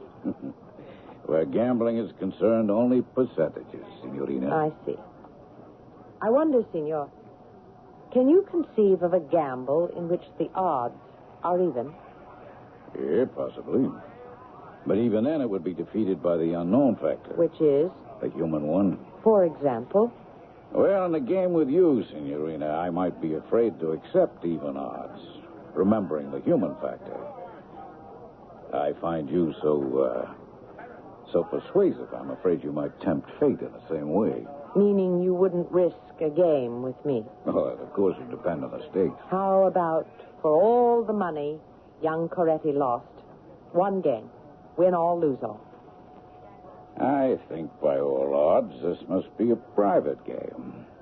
Will the Signorina be kind enough to follow me? This is a small private room for games of no limit. Will you enter? Thank you. It's singularly well appointed for its purpose. Parlor, bath, bedroom, and bar. May I serve you some wine or a drink? Not yet, if ever. Let's consummate our wager first. Oh, by all means. As you see, the apartment has other basic functions. A green baize table, bright lights. What's your preference, Signorina, for our wager? Chemin de fer, piquet, Pantin? As long as I'm American, I'll ride with the dice. Not the best odds. Or the worst. 21 would favor you more. I'll stick with the dice. As you prefer. And while we're speaking of odds, Diana. Oh, I beg your pardon. Think nothing of it. What's a name between friends? I will hope that's a prophetic statement. We were discussing an even game, but I'll try to better those odds for you. The dice are yours. You're most gracious, Signor.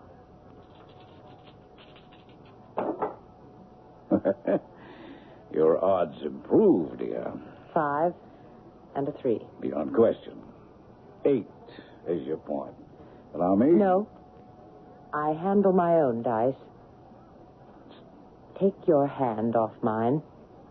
There's one question first. If I lose, I can pay. Can you? I think you can trust me, Signor. I always pay my debts.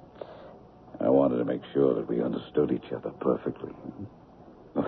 My profound apologies, Benissima. The dice are yours. Buona fortuna. There it was. The whole story neatly packaged and delivered. A man saved first from death and then from dishonor. In a daring gamble by the incredible woman who nestled by my side in a hired carriage as we drove back down the hill to her apartment. But all the way through the slanting afternoon sunlight, something nagged at my mind, incomplete, unanswered. And suddenly I had it. The question, which seemed to scream for an answer. Home, Gary. Yeah, home. What's the matter, darling? I've been thinking. Oh, such a dangerous occupation. Yes, isn't it? I've been thinking about 3 million francs. That's what I like about you. Your thoughts are never small. Yeah, this one is small and very mean, but it's there, and I've got to know. Maybe you'd better let it go. No, I can't. That's what I was afraid of. So? 3 million francs. That sounds like a figure in the national budget. It's a lot of money, so? So, if you had lost your game of chance with friend Gino Braciotti, could you have afforded to pay? I'd hoped you wouldn't think that question was necessary. Oh, but I do. Then I'll answer it the way I answered Gino. I always pay my debt. Oh, come on, that's not an answer. It's an evasion. What do you want of me, Gary? What are you trying to prove? I want you to level with me. Let go of my arm, Gary. You're hurting me. Thank you. All right. I'll level with you. The debt has been paid, the money returned. The chapter should be closed, but you're not satisfied with the ending. You feel that there's another gimmick, a twist within the twist to make it a story to satisfy you as a writer. That's the whole point, isn't it, Gary? The question in your mind isn't really if I had lost. What you really want to know is did. Isn't that your question, Gary? Did I win or did I lose? Yes, that was the question. I look at Diane, tall and slim and clean. I look in her eyes, and they're sad, infinitely sad. I've hurt her. I've cut right through the shining armor she wears on her soul and plunged a knife right into her heart. But it's too late to draw back. I have to have the right answer. The other I could not take. All right, then. Which? Lose or win? How dare you? How dare you, Gary? Diane. Don't touch me. I want you to go. Go? Yes, just leave and don't turn. Don't ever look back. Why? Because I asked a question, one lousy question? No, Gary, not that. Then what? Because I love you. And I suppose will always love you because you love me, but will never trust me. It is as simple as that. Simple? Yes. There's nothing complicated about faith. You either have it or you haven't. You haven't. And there is one thing about me that will never change. Whatever I am, you must take on trust. That's why we're no good for each other.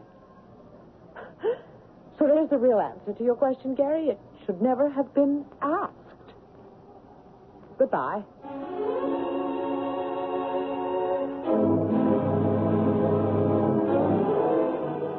Where does an animal run when it's hurt? I had to drown the pieces of a dream. In the bottom of every glass, Diane's eyes, hurt and accusing. In the mirrors behind the bartenders, 1,000 memories. In the smoke that fogged each bar, a picture of Diane. I stood up so suddenly that the bar stool went crashing to the floor. I didn't notice it, or the startled people, or the grim-faced bartender bearing down on me. Because suddenly I had faith again, because I knew. In the cab to the casino, it was all clear. Sure, I knew how Diane threw money around, was always broke, but there were always her jewels. I mean, who thinks of a woman wearing tens of thousands of dollars worth of jewelry? But Diane did. What you looked at wasn't fake. Like everything else about her, it was real.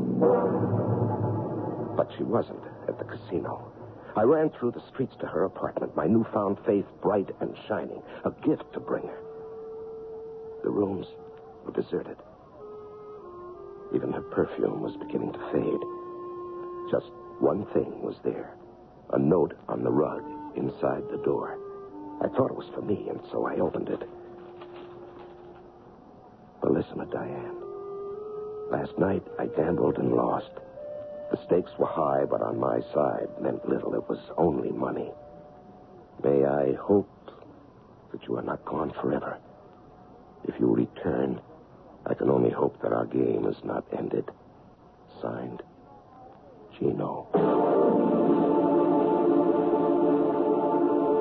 So here I am alone in Monte Carlo, with no one to blame but myself.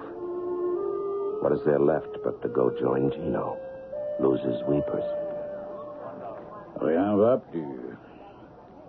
You're out of credit, senor. Yeah, that makes two of us. I ought to belt you one. Because you're a loser? No, not at the tables, with Diane. Oh? We are comrades in misfortune. Now, what the devil does that mean? Now, don't get violent again. I only meant that we both, well, what should I say, have loved and lost. You mean that? Why would I lie? What would I gain? So, senor, you see, the house doesn't always win. So now I'm on the terrace, looking down through the mist at the twisted ribbons of the railroad below. And perhaps I feel very much as Francesco did in his moment of truth. What I feel is very, very humble. Were you thinking of jumping, Gary? What? Diane. I had to come back. Were you? Thinking of jumping? Yes. No. No, not for a moment. I was wondering how I could find my way back to you. That's what I thought. Until suddenly I was here. Do you mean you want to take a chance on us? I'm here. Yeah, but I'm possessive, difficult, and obviously stuffed to the eyes with male hormones. I'm quick to resent, independent, and quite frequently insufferable, but I love you. And I'm a gambler. What are you gambling on this time? Nothing. Not a thing. I'm just betting that you and I don't have to gamble on anything for the rest of our lives, except each other. Diane, you just won the parlay of all time.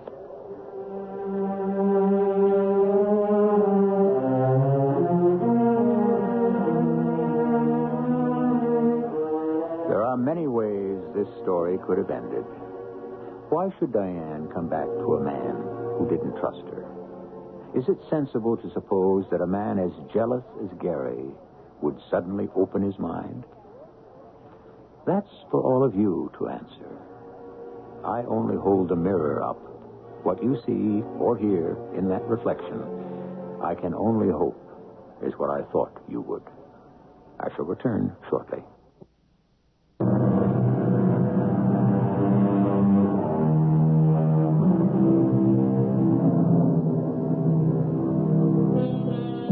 The story of jealousy is as old as time.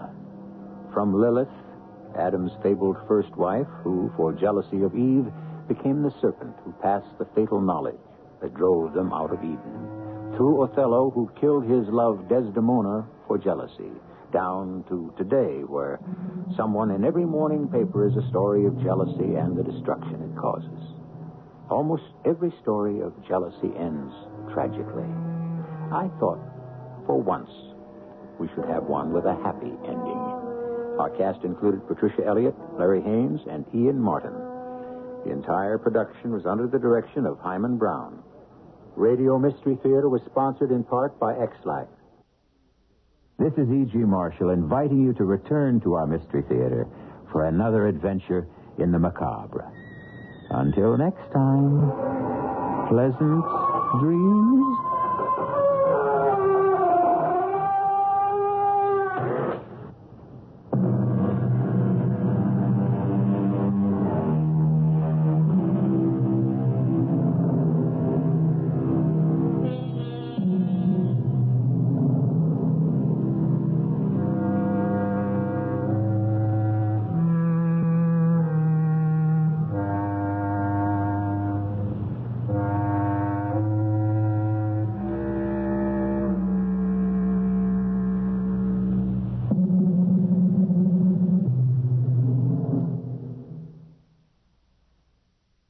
The CBS Radio Mystery Theater presents...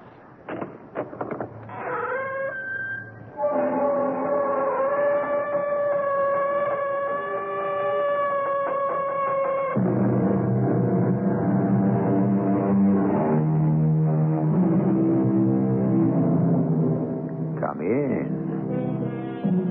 Welcome. I'm E.G. Marshall. How the poets like to talk about the disastrous intervention of the completely unexpected. A sudden gust of wind, a flash of light, the unforeseen, the accidental. We're playthings, puppets dancing in the wind. But although we pay the piper, do we really call the tune? You must pay those people, Paul. You must. Relax, baby. I have every intention of paying. Tomorrow. Do it tomorrow. Absolutely. I'm getting the money tonight. Come on, relax. It's only $9,000. No, it's 10. It was 9 last week. Every week you delay costs you $1,000.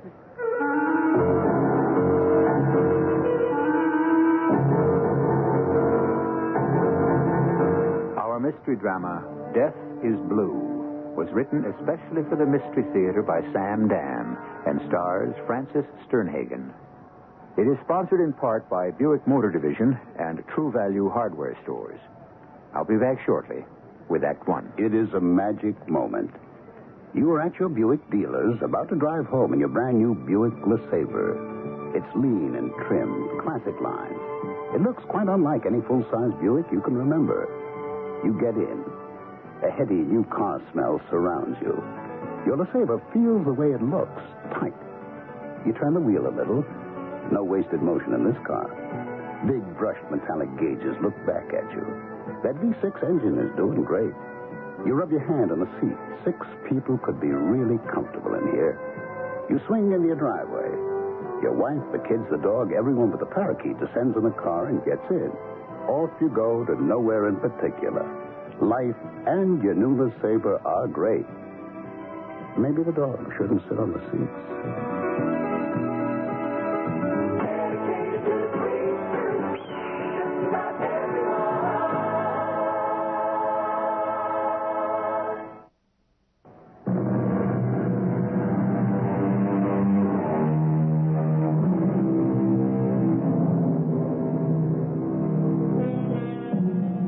are those times when everything seems to go just perfectly, but it doesn't last long. Something, somewhere, somehow arises, and things go back to being normal again. Let us begin in the office of Julia Hoffman. Who's Julia Hoffman? Well, she's a private detective. Well, not a private eye like Dashiell Hammett's Sam Spade, or Raymond Chandler's Philip Marlowe, or even Earl Stanley Gardner's Perry Mason. But she has her points, Ms. Hoffman.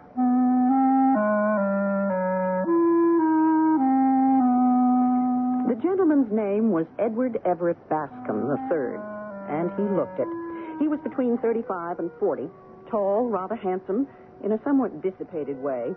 A splendid physique was beginning to show the ravages of good food, strong drink, and easy living. He was extremely nervous and very much ill at ease. But those are the kind of people we get. May I inquire your fee? Of course. $150 a day. $150? Plus expenses. Well, isn't that rather high? You would pay an automobile mechanic or a plumber between $15 and $20 an hour. Which is more important, your kitchen sink, your car, or the problem you have brought into my office? I need your help. Exactly how may I help you, Mr. Bascom? It's a delicate matter. It involves my sister, Matilda Bascom, my spinster sister. Yes. She's about to make an awful mistake. Yes? A tragic mistake. By doing what, Mr. Bascom? By getting married. I take it you don't want her to get married. Not to Paul Darrow. You spell that? D-A-R-R-I-E-U-X. And what's wrong with Mr. Darrow? He's a liar, a thief, a scoundrel. You have proof? Miss Hoffman, he has to be. Why?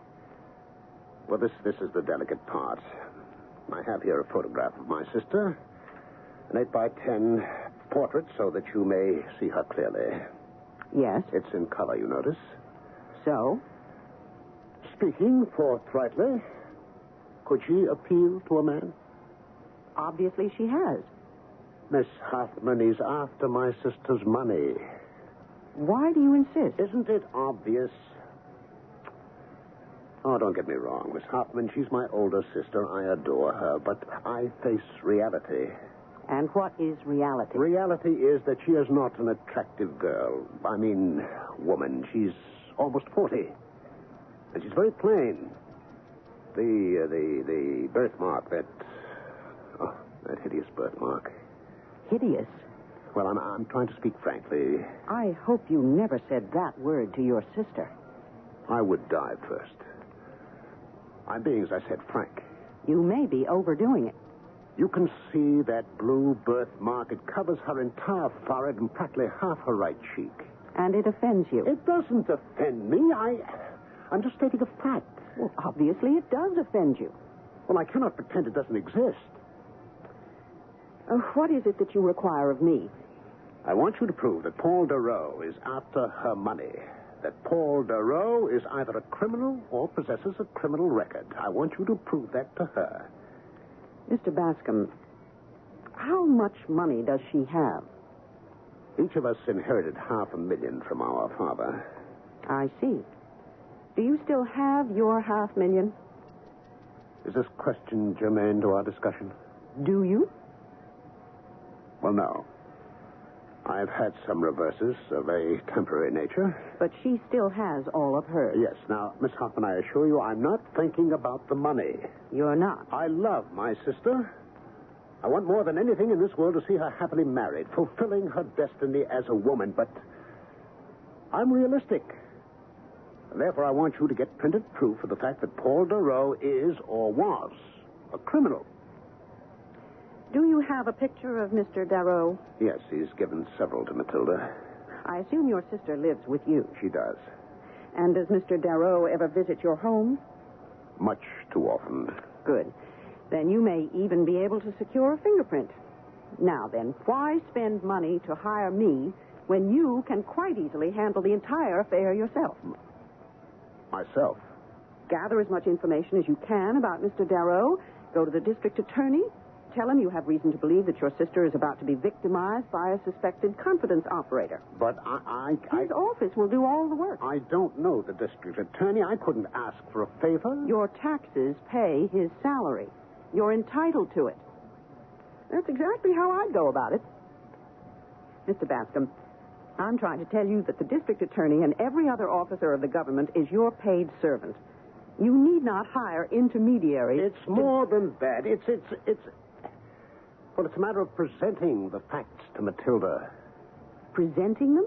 Why should that be a problem? Well, I thought a professional detective who is also a woman would have the proper tactful approach. In other words, since you are unable to behave like a brother, you want to hire me to act like a sister. Could you start immediately? She's so infatuated, she may decide to run away with him at any time. Every now and then, one just drops into your lap. This makes up for the ones that fall on your head. But it was so easy, so unbelievably simple. Let's see. Mr. Bascom came into my office with his problem at 9:30 in the morning. At 10:15, I was in the office of an assistant district attorney.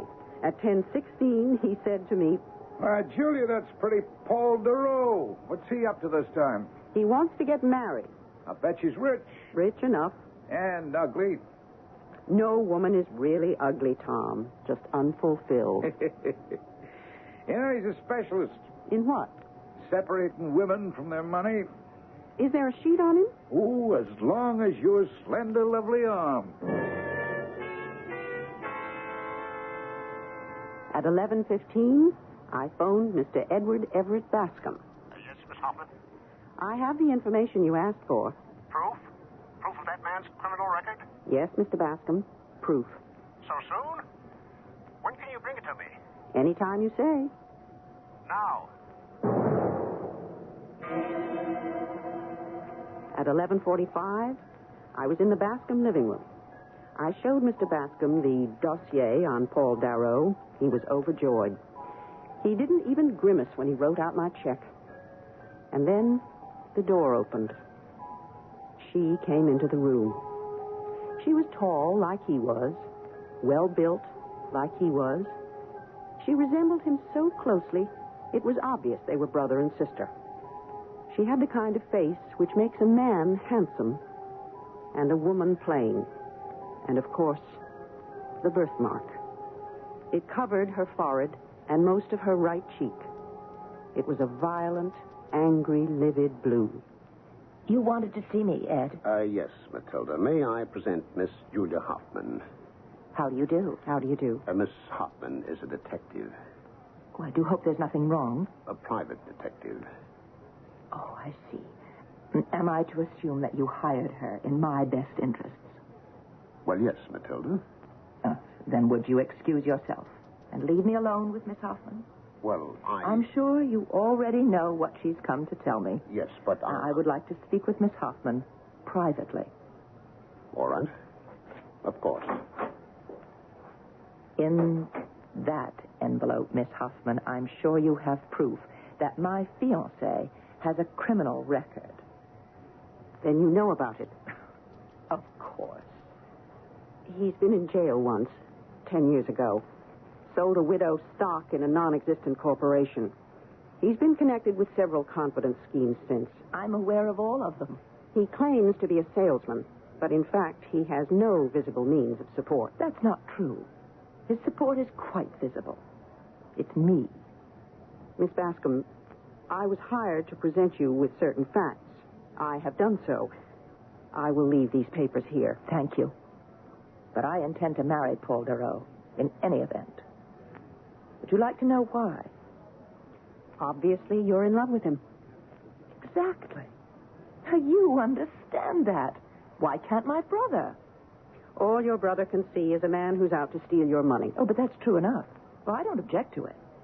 Why not? Because he's going to give me my money's worth. Do you understand? Yes.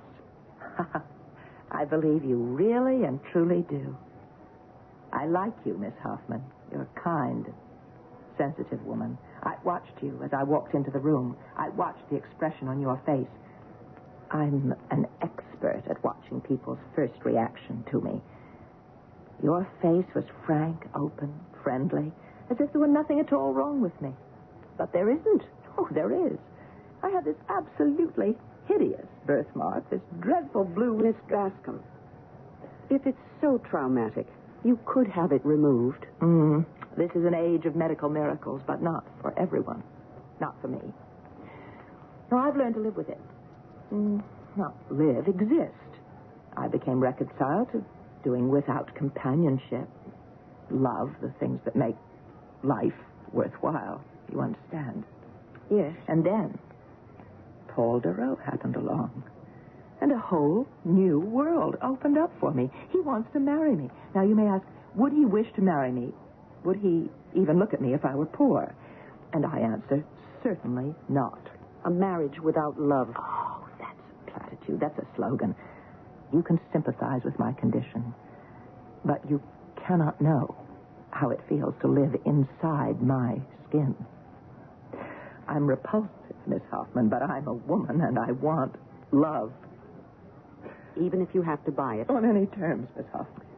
But love, for you, Miss Hoffman, is the love of the poets and the philosophers and the dreamers. Love can come to you at any time, in any place, in any chance encounter. Love, for me, is whatever I can get, whenever and wherever I can get it. And besides... Besides? I have so much love to give. I've been hemmed in, shut off, repressed for so long that I will love him with all of my being, the way no one has ever loved him. And he may even fall in love with me. I wish you the very best, Miss Bascom. Well, no, I don't think that will happen. What will happen? He'll squander my money. And when it's gone, he'll leave me. And you still feel it's worth it? Oh, yes, oh, yes. May I ask you a favor? Of course. I have very few friends.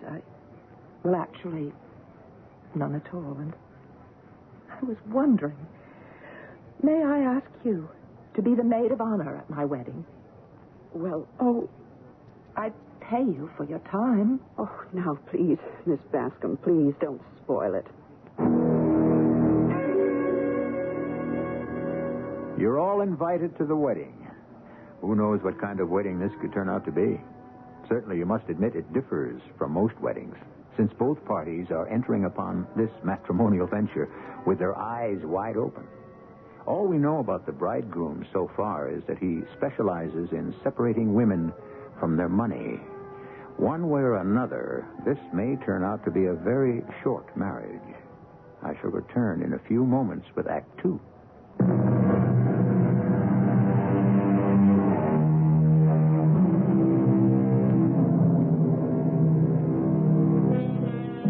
Marriage has many pains, but celibacy has few pleasures.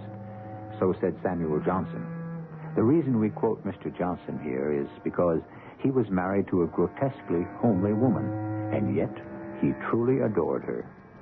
We're about to meet a gentleman, Mr. Paul Darrow, on his wedding day. He, too, is about to marry a woman who may be considered unattractive, and it will be interesting to see how he will cope, if that's the word. The story is being told by a private detective named Julia Hoffman.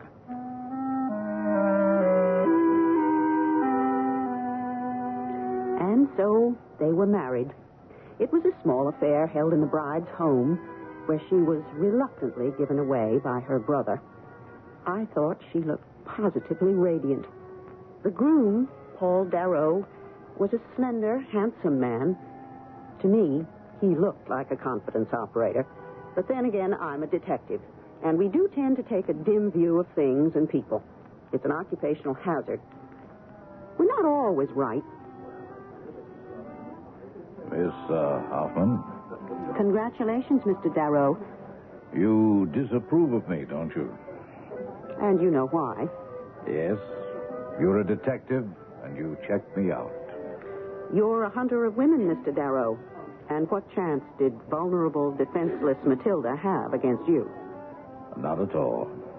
Then we understand each other. No, not completely. If all I wanted was Matilda's money, I could do better elsewhere. Really? Oh, she's comfortably well off, but she's not fabulously wealthy. Do you understand? No. At first, it was all a play for her money.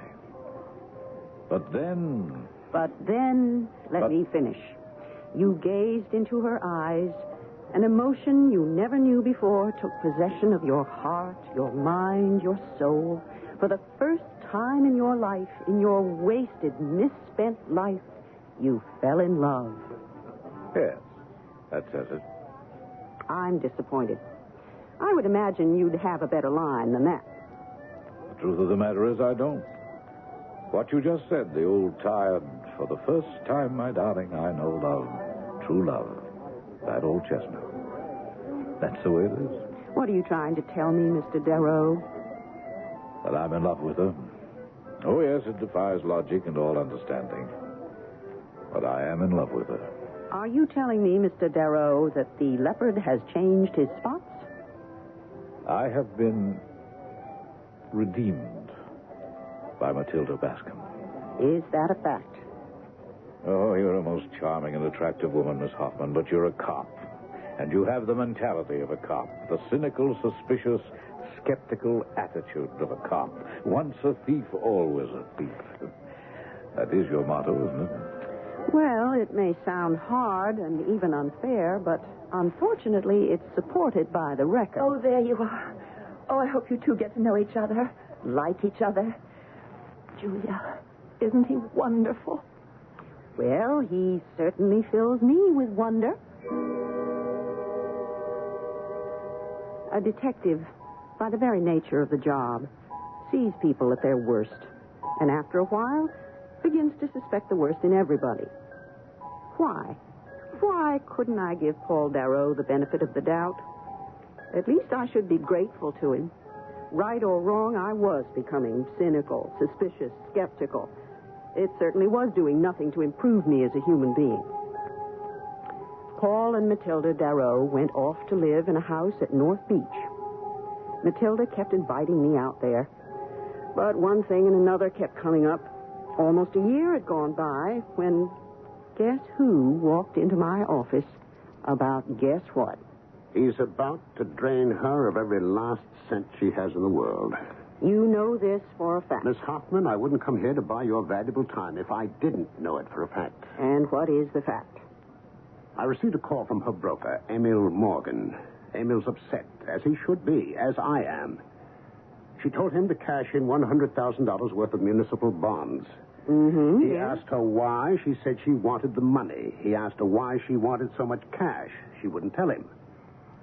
So, I asked her. She said Paul had an excellent business opportunity. She used the word excellent, not me. Well, what do you mean, well? Isn't it obvious? He's simply going to steal that money from her. Probably. Well, how can you sit there and say probably? What else is there to say about it? But, well, she should be... She should be what? Well, told about it. She knows about it. She's even more aware of this man's basic character than you are. How do you know? She told me. She told me, too. Then let's face reality, Mr. Bascom. She has taken a flyer in romance. She knows she's buying worthless stock. She knows she's buying the glitter and not the gold. But she's getting a terrific dividend of happiness while it lasts. Oh, that's nonsense. I can see her point. Well, not necessarily agree with it, but see it and understand it. Just because you're a woman, Miss Hoffman, don't think you have a monopoly when it comes to understanding a woman's emotions. Mr. Bascom, why is this a matter for a private detective? What can I tell Matilda about her husband that she doesn't already know? You can tell her that he's got another woman. Does he? He must. Can you state that as a fact? Absolutely. Well, who is she? I don't know who she is. I only know she exists. How do you know? She has to. He has to have another woman. But you have no evidence. Evidence. All right. That's why I've come to you. Why are you so sure? Because I know the Paul Darrows of this world. I know them very well. It's quite possible that Paul Darrow was truly in love with my sister. You admit it. That was a year ago, but by now he is tired of her. It has nothing to do with her disfigurement, that awful blue birthmark. Even if she were Miss America, she'd begin to bore him. So find out who the other woman is. Get me the evidence.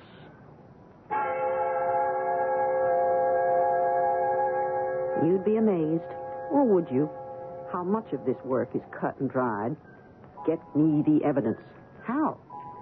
As they say in the movies, put a tail on Paul Darrow.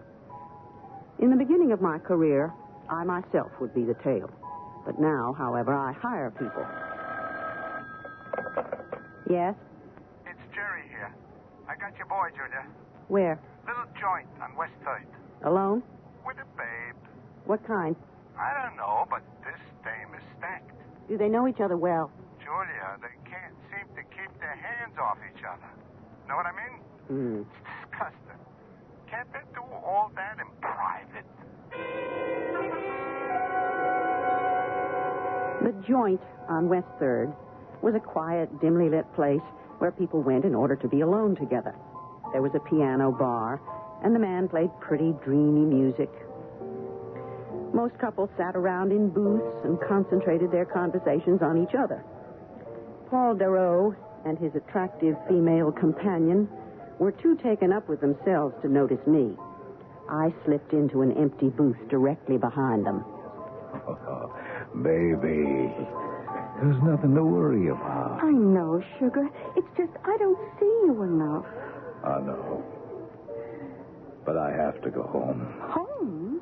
And it won't be for too much longer. Oh, that's what you said last month. You can't leave the goose while she still lays golden eggs. Oh, you were supposed to have your hands on that money last week. Well, baby, it has to be done with finesse. Why? Why not just grab the money and walk out? Well, you have to get that money. You have to. I'm aware of it. I don't think so, honey. You already owe some of that dough. Oh, I know. It's only $9,000. That was last week. This week it's 10. I told you, those guys have a wild way of figuring interest. The bonds are due to be delivered tomorrow. Grab them and run. And here's a photograph of the two of them. There can be no doubt about their relationship. How did you get this picture? That's not important. Oh, but it is. It shows her darling husband practically making love to this woman in public. True. Now, do you know what I suggest you do? You don't have to. I know exactly what I'm going to do with it. I'm going to drive out to North Beach first thing in the morning. Take my advice. Burn the picture. Burn it? Forget it. Are you insane? I intend to expose this man for what he is. He'll do that himself when he runs away with her money. What do you mean when he runs away with her money? Paul Darrow is a desperate man. He's in the hands of the loan shark. That's his problem. If he doesn't pay off, they'll kill him. I'll shed no tears. But Matilda will. I know my sister now. She'll take anything from him except another woman. She'll throw him out. And she'll hate you for the rest of her life. This is a lesson she has to learn for herself. The only lessons of lasting value are the ones we pay for. $100,000 is a good price. I can't believe you're serious. You know I'm right. Are you saying that we should permit this man to steal $100,000? He worked for his money. I can't believe we're having this kind of a conversation. I will not let that man take $100,000 from my sister. You haven't been listening. I told you Paul Darrow is a desperate man. His life is on the line here. If she refuses him, he's capable of turning on her. He could kill her for that money. What are you saying? Believe me, Mr. Bascom. I know your every instinct rebels against it, but don't interfere. Don't risk her life. Pay the price, and you're both out of it. Pay the price. Suddenly, we're able to place a figure on the value of a human life. And the advice is practical. But can Edward Everett Bascom take it? It certainly goes against the grain to permit a swindle. Can he be depended on to swallow his pride, choke down his anger, and eat his words? I don't know. I shall return shortly with Act 3.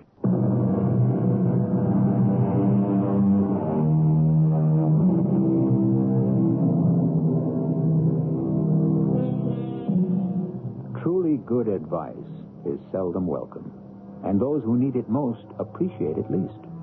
Private Detective Julia Hoffman is in the business of giving advice.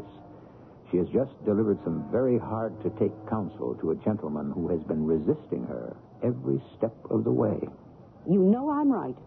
Her safety should be the first consideration. And we're just going to let this fellow walk out with $100,000? Yes, and he's gone forever. And so what's going to happen? From what I understand, her broker can't stall her off any longer. He'll have to deliver the cash for the bonds tomorrow or the next day. And then? You know, and then. She'll give him the money, presumably to invest in his new business. And he'll walk out the door with it, never to be seen again. That's correct. Well, that goes against the grain, but... All right. You're correct. I won't say a word to her. Let's be rid of him. One way or another, let's be rid of him. That was on a Tuesday afternoon. On Tuesday evening, I spoke to Matilda on the telephone. Julia, what a pleasant surprise. How are things, Matilda? Oh, wonderful. I'm glad to hear that. I'm happy, Julia. Really and truly happy. Then that's all that counts. How is Paul? Oh, he's marvelous. Good. He's all excited, optimistic. Really? Yes, he got a chance to buy into a fabulous business. And you're going to give him the money for it. What else is my money for? What else, indeed? Now, Julia, I know you're skeptical about Paul. Well... But he's changed. Maybe marriage has changed, and maybe I changed him. But he's a new Paul, a different Paul.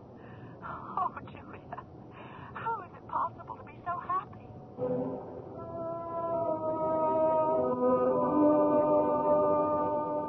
I never spoke to her again. 5 days later, I was called in to see the district attorney. You knew Matilda DeRoe, didn't you? Knew Matilda? She's dead. Murdered. No. Yeah, brother's been trying to reach her all week. Couldn't get her on the phone, so this morning he drove out to her place in North Beach. She's gone. Gone? But that doesn't mean she's dead. There was a struggle.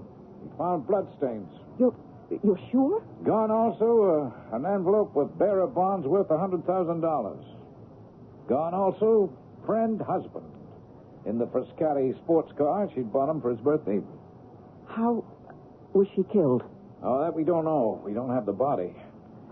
A neighbor, Mrs. Matson, said that at twilight yesterday she saw Mr. DeRoe carrying a huge sack down to the dock. A huge sack? And she wasn't suspicious? Of what? They have a cabin cruiser. At that time, she thought DeRoe could have been taking supplies down to the boat. And that's all you've got? Well, this Mrs. Matson heard the boat go out. About an hour later, she heard it come back. She saw DeRoe hurrying toward the house. She called out a greeting, but he just disregarded her. He seemed very nervous. He didn't have the sack? No, what we can assume is he weighted it down, took it out a ways, and dropped it overboard, where it can never be found. It sounds right. Of course.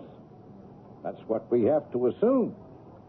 If we can find Mr. Paul DeRoe and he tells us a more convincing story, well, that's what happened. What did you know about Paul DeRoe, Julia? He's into the loan sharks. Ah, then he had to have the money. Yes, but why did he have to kill her? She was willing to give it to him. Unless... Unless what? I have to see somebody. But I didn't tell her. Then why did she refuse to give him the money? I don't know. The only thing that could make her angry enough would be if she found him unfaithful. But I didn't tell her. How do I know? Because we agreed, you and I. I don't trust you.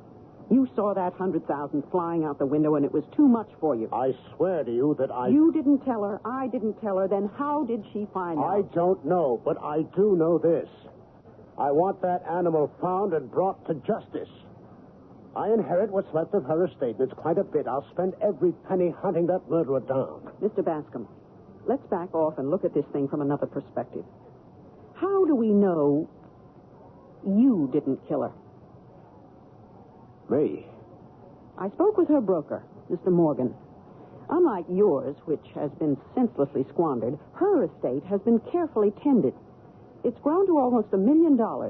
You are the sole heir. This is an entirely reasonable conjecture. You could have killed her. If I killed her, why did her husband disappear? What do you want him to do? Who'd believe him with his record? He's running for his life. Are you saying that I murdered my own sister? I'm saying there are a number of possibilities. But do you believe it? At this point, I don't know what to believe.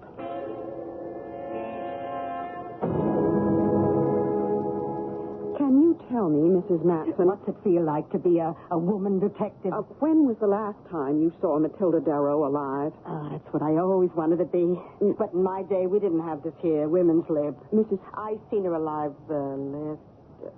must have been 5 days ago. 5 days ago. You get to use a gun. Or are you one of them brainy ones? You see, their house is separated from ours by them hedges, but when I'm sitting upstairs in my sewing room, I can see over to their property. They like to walk down across the lawn a lot to their dock, especially her. But you say you haven't seen her in 5 days. When was the last time you saw him? Right up to the other morning. The morning her brother come on out and called the police. She was last seen on Friday night. Had Mr. Darrow been here all week? Oh, yeah. He'd been keeping more or less to himself. He'd come out every afternoon, take a quick walk down to the dock. It's been raining all week, hasn't it? A little rain wouldn't stop him. Thank you, Mrs. Matson. Have you uncovered something? Not yet.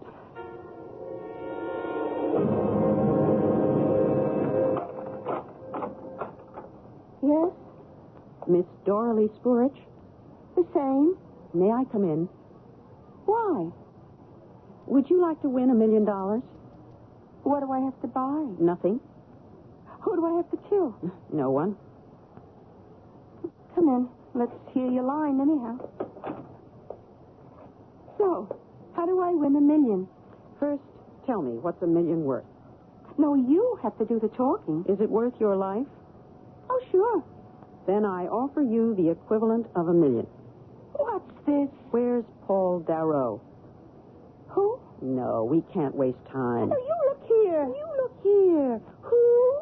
I don't know what you're talking about. All these things waste time. Look at this picture. At every detail from every angle. Mr. Paul Darrow is wanted for the murder of his wife. If you conceal or withhold any information concerning Mr. Darrow, you become an accessory, and it can mean life imprisonment. But I haven't finished.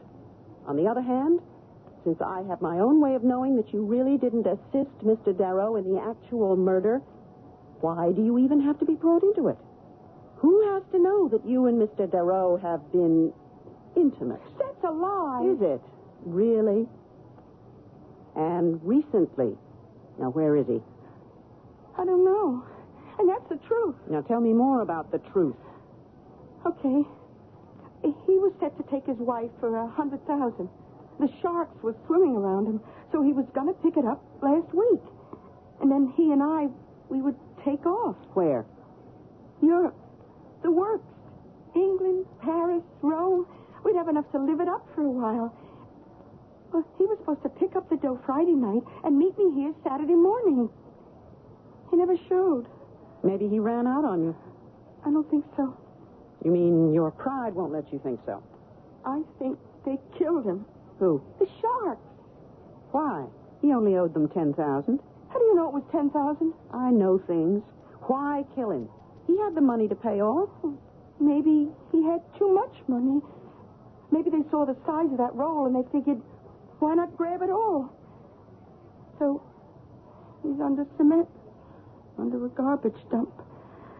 Oh, he was a great guy when he had it. Tom? Yeah, Julia? Anything new in the DA's office on the Darrow case?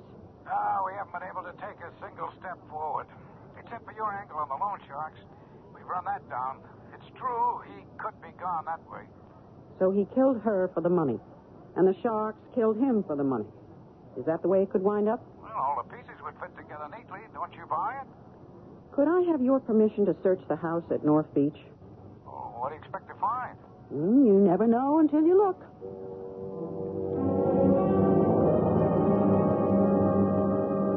Hello there, Miss Hoffman. Oh, it's you, Mrs. Matson. I noticed you poking around out here in the garbage. Well, I'm wondering why there's so much of it. These 2-3 cans full. You should come over and see mine. This is nothing. Well, don't they collect garbage around here? They do when they ain't on strike. Oh. Well, how long have they been out? Oh, 3 weeks. 3 weeks? I noticed you took them 2 things out of the garbage can. Are they clues? That handkerchief and that thing that looks like a little round plastic disc. Are they clues?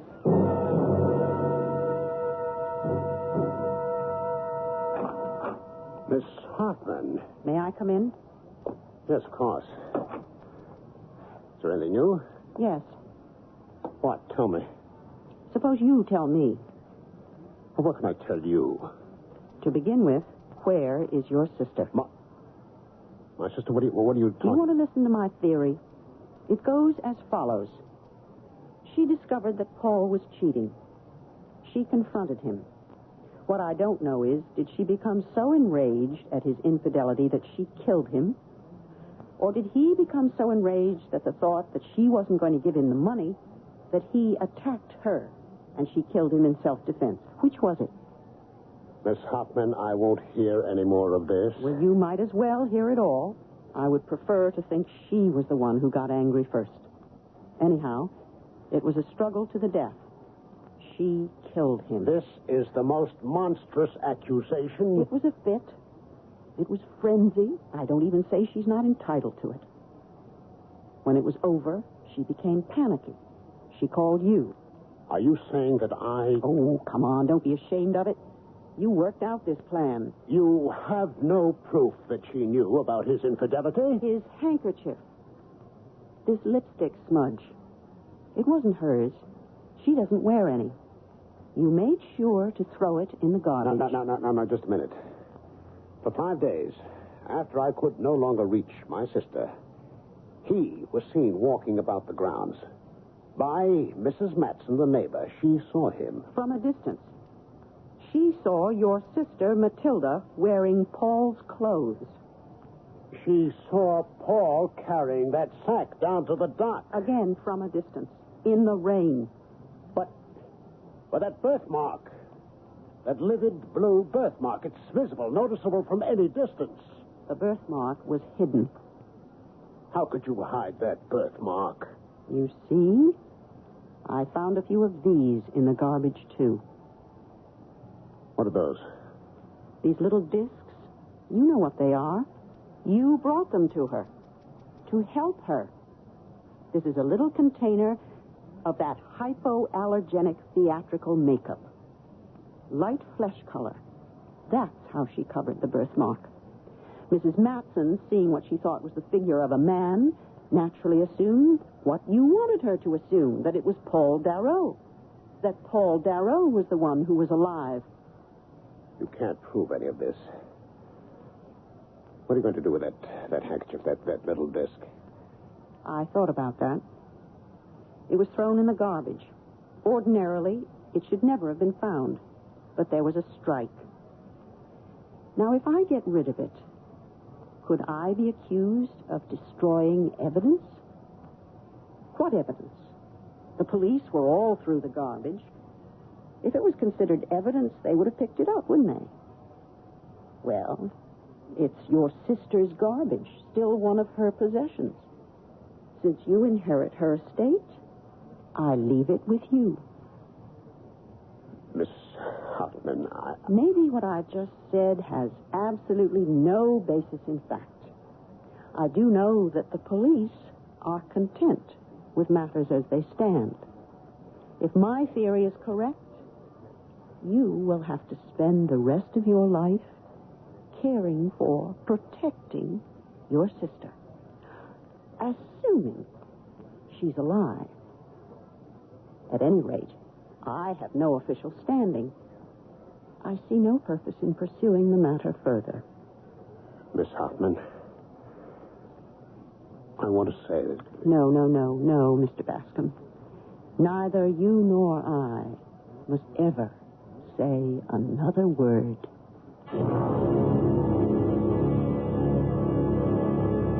And they didn't. And so, we don't know. We really don't know who killed whom. That is, we don't know officially. This story took place some years ago, and neither Matilda nor Paul were ever seen again. The official version is that Paul killed her, and the mob killed Paul. The mob. It really does come in handy sometimes, doesn't it? I'll be back in just a few minutes.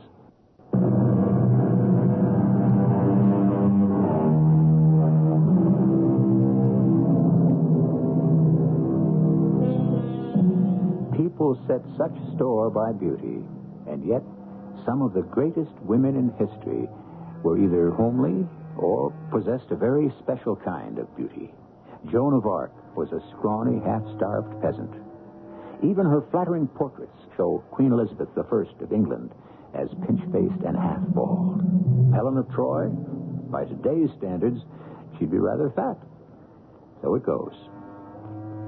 Our cast included Frances Sternhagen, Marion Seldes, Bryna Rayburn, Ralph Bell, and Ian Martin.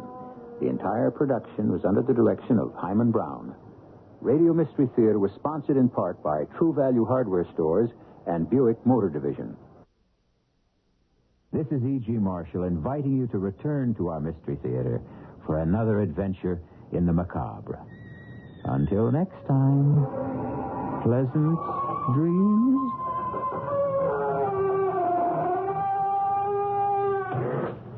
The CBS Radio Mystery Theater presents...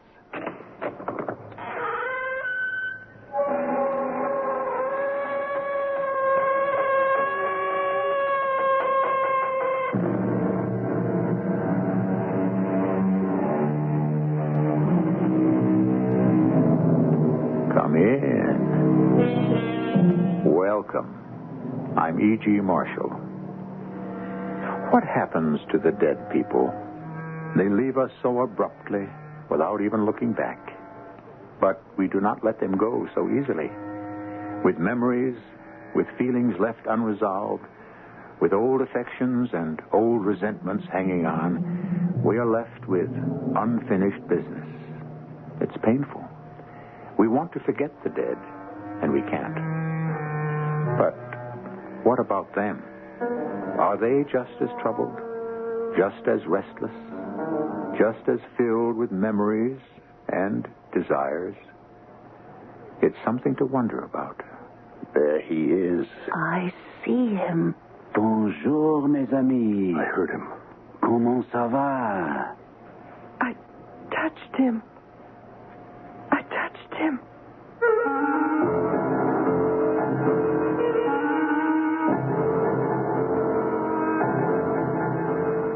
Our mystery drama, The Sensitive, was written especially for the Mystery Theater by Elspeth Eric and stars Gordon Gould and Terry Keane. It is sponsored in part by Buick Motor Division and X-Lax. I'll be back shortly with Act One.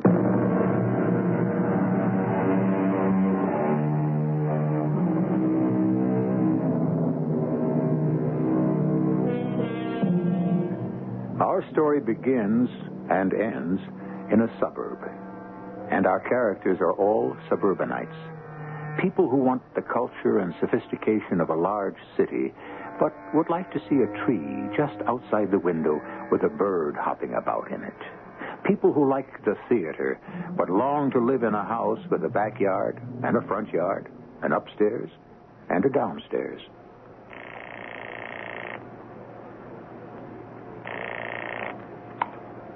Doctor's office. Dr. Hayes there? This is Philo Denby. It's personal. Just a moment, Mr. Denby. Philo, Yeah, what? dinner's on the table. I'm talking to Frank. Philo? Yeah. How's everything, Frank? Okay. You? Okay. What can I do for you? Well, I just wanted to check with you about the tryouts. When are they? End of next week. Oh. What part are you trying out for? I thought the part of Gregor's. Oh, that's a good part. Really good. Now, what about you? Well, I thought Hjalmar. Ah, that's Yeah. Well, I've acted in Ibsen before, you know. Remember Hedda Gabler? Oh, yeah, of Of course. course, it wasn't the leading part. Hjalmar's the leading part in The Wild Duck. Yeah, I got very good write-ups in the Bugle for Hedda Gabler. I don't know if you read them. No, I wasn't in that. Milo, dinner. Sally wants me for something, Frank. I just wanted to check with you about the tryouts. Right, so long. Come on, everything's going to get cold. I want a drink first. You haven't got time. It's only 6 o'clock. What are we eating so early for? Sit down and I'll tell you. Frank's trying out for Gregor's in The Wild Duck. Oh? I think I'd be very good as Hjalmar. Don't you? Marvelous. Come on, sit down. Why can't I have a drink? What's the idea of eating at 6 o'clock? We are going out. We are? Where to? And you have to take a bath first. I'm clean. And change into your dark suit. What for? Your boss's wife called up this morning. Joan Maynard called up? What did she want? They're holding another seance tonight. Oh, not again. They've been going to a lot of them. But that last one was so boring. Well, that was a month ago, and Joan says they've learned a lot since then. Like what? Well, for one thing, everybody should take a bath 2 hours before the seance. No, for heaven's sake. And all the men should wear dark suits, and all the women should wear white dresses. Is that why you got that thing on? And there's a lot more they've learned. She didn't say what. She said, we'll see when we get there. I don't want to go. Oh, Philo, you have to. If Carl Maynard wasn't my boss. But he is. A real dictator. He snaps his fingers and I'm supposed to jump. Anyway, I want to go. What for? I just think there's something to it. You're nuts. Last time, I think I really saw something. I didn't. It was kind of a mist. A wispy mist. Somebody's cigarette. Oh, come on. You know nobody's allowed to smoke. Well, something. Not somebody. Not some dead somebody. Anyway, finish your dinner and take your bath and put on your dark suit. We're due at the Maynards at 8:30.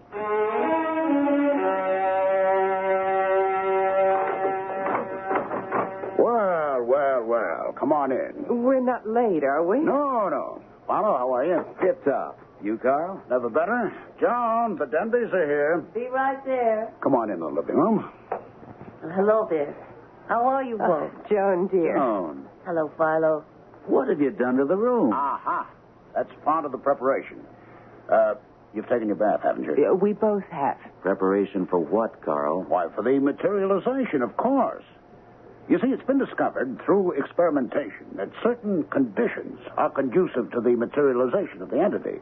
Uh-huh. You'll notice that the room is what you might call slightly chilly. Yeah, I noticed that. It is precisely 62 degrees.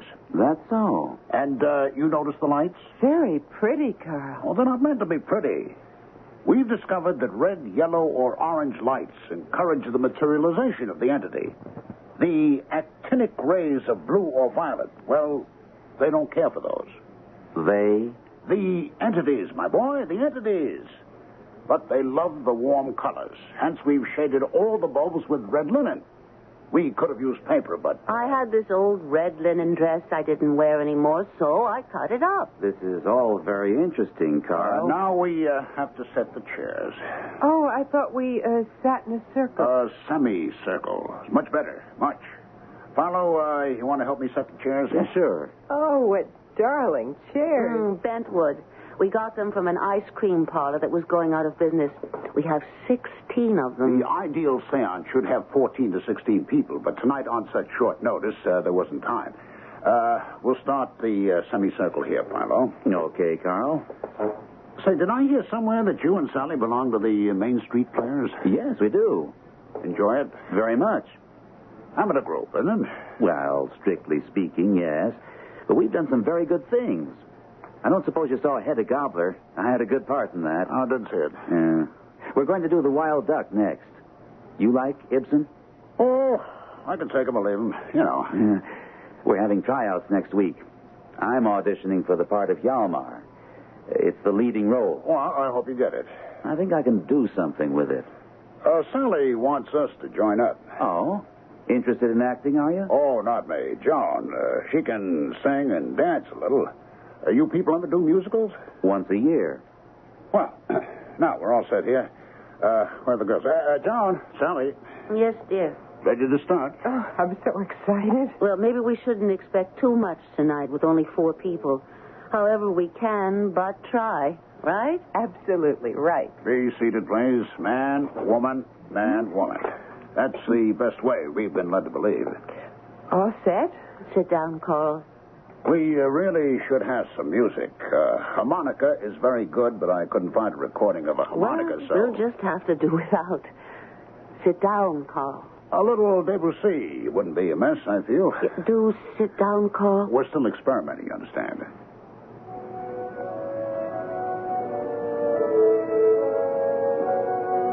Oh, that's nice. Please, sit down, Carl. Yes. I'll sit between Joan and Sally. That leaves you on one end of the semicircle, Philo. Joan on the other end. You're right. I think I'm beginning to feel something. It's too early. I suppose it is. Now, it's all right for us to talk, but very quietly, very naturally. No one is to feel any stress or strain. Everybody very relaxed. Understand? I understand. Now, the 4 of us constitute a human battery. Battery? Yes, we generate power. By joining hands, we concentrate our power. Sally, give me a hand. Joan, give me yours. Sally, give your other hand to Philo. Now, Philo has his right hand free. Joan has her left hand free. From the free hands of Philo and Joan, the power we collectively develop will pass into the sensitive. If we are so fortunate as to have a sensitive in our group... Oh, I hope so. Speak softly. Speak naturally, but softly. Well, I feel so relaxed. Oh, does everybody feel relaxed? I do. Philo, do you? Yeah, pretty relaxed. We should have weighed ourselves. Weighed ourselves? What does that have? No. Speak softly, Philo. Why should we weigh ourselves? Because the entity will assume, if he materializes, a temporary human body. You mean that, Carl? I most assuredly do mean that, Philo. To build up this temporary human body, the entity must draw substance from the sensitive.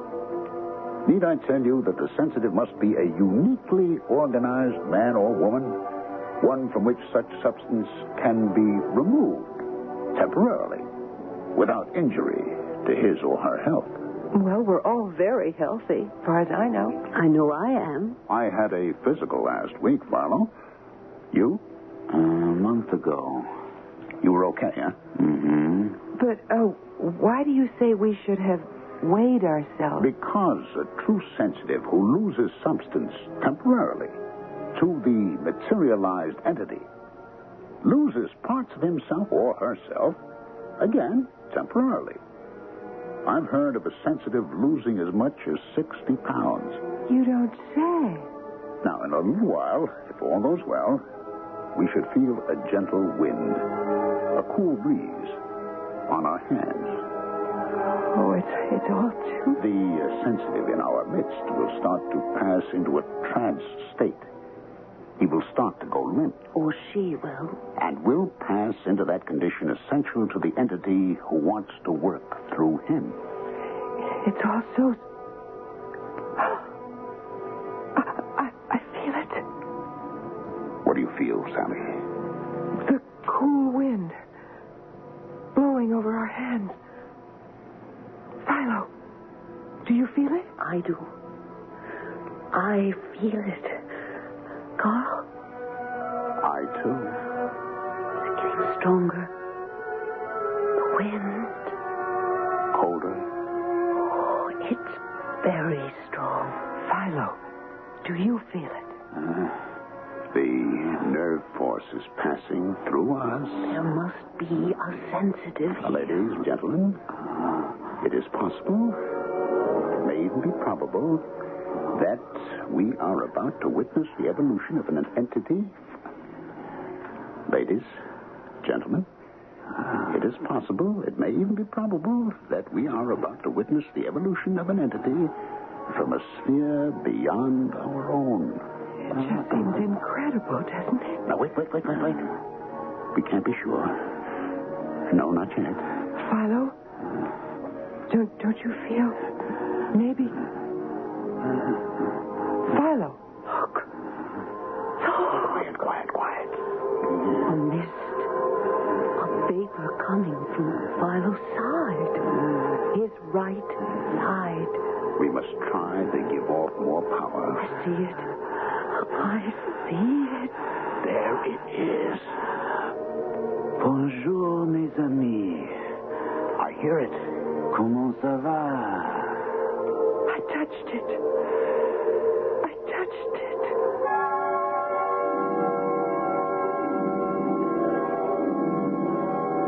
Do you believe it? Do you believe that 3 people saw, heard, and touched a being from another sphere? That their combined magnetism drew him into their midst? That from one of them, he made himself a temporary body, including vocal cords. Do you believe that? No matter. They believe it. Strindberg said, an obsessional conviction about supernatural powers causes events that confirm the reality of those powers. And the poet William Blake put it more succinctly when he wrote, a firm persuasion that a thing is so makes it so. We'll come back shortly with Act 2.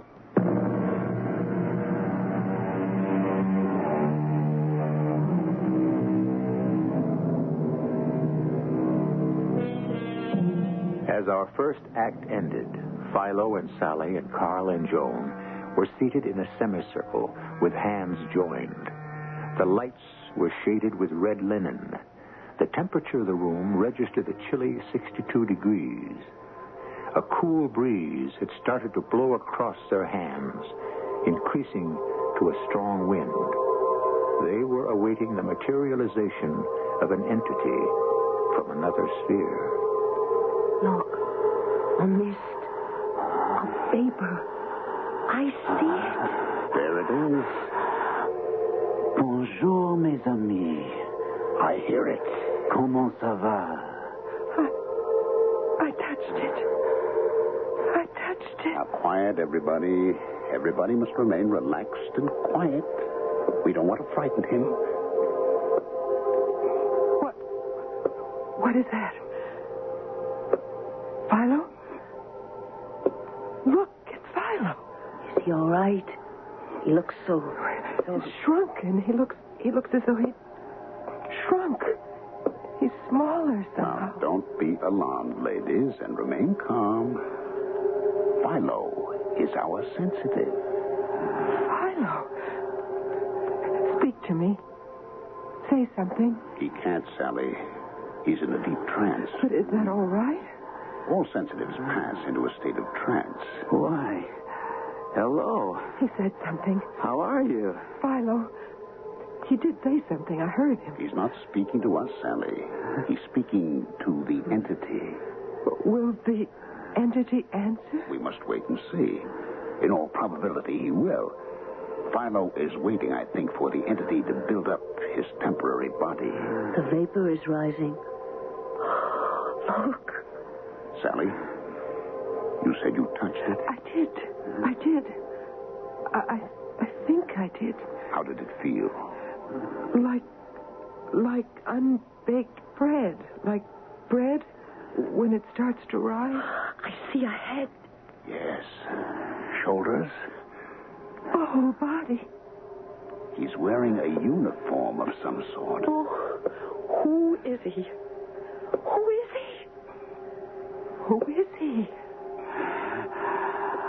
Who are you, sir? My name is Pierre Sorel. In life, I was a soldier in the army of the great Emperor Napoleon.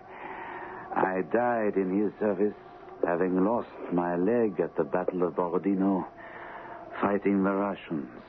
He's still wearing the uniform. He has a wooden leg. To think that Philo, of all people, Philo. Sally, do you think you could touch the entity again? He's standing directly in front of you. I don't want to let go of Philo's hand. It's so cold. He's in a trance, dear girl. It can't hurt him if you let go. Touch the entity, Sally. Sir? Pierre? Do you mind? I don't think he'll speak to anyone but Philo. Go on. Touch him. He's very warm. Yes. He's very good looking. He must have died young. Do you want to tell us any more about yourself? No. I wish he'd say something about us. Yes. Yes, tell us what's going to happen. Something like that. There is a little lady in this room who likes to sing and dance. Me? That's me. She has done so in the past. Oh, that's true. I have before I got married. Retrocognition, knowledge of the past. Well, what about the future?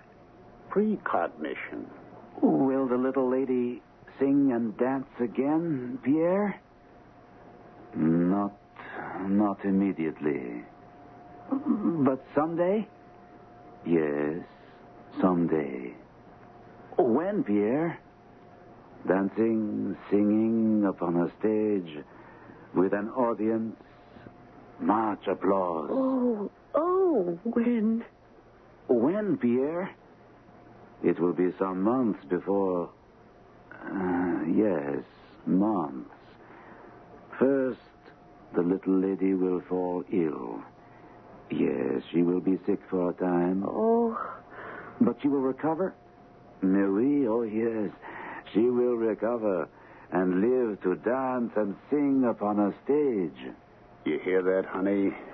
Must mean the Main Street Players. Oh, yes. I wonder, can he see ahead for the rest of us? Oh, darn it. I wish I could ask him things. So do I.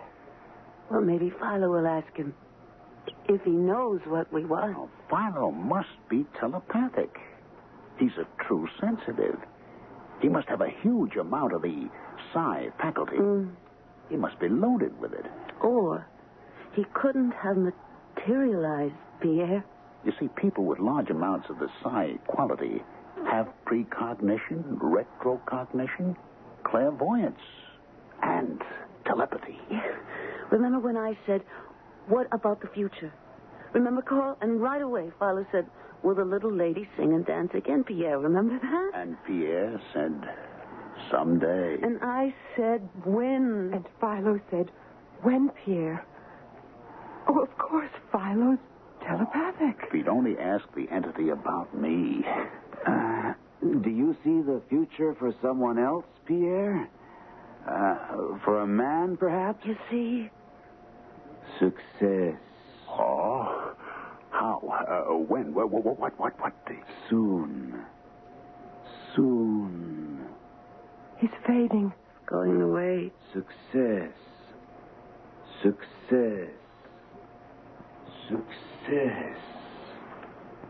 Soon. He's gone.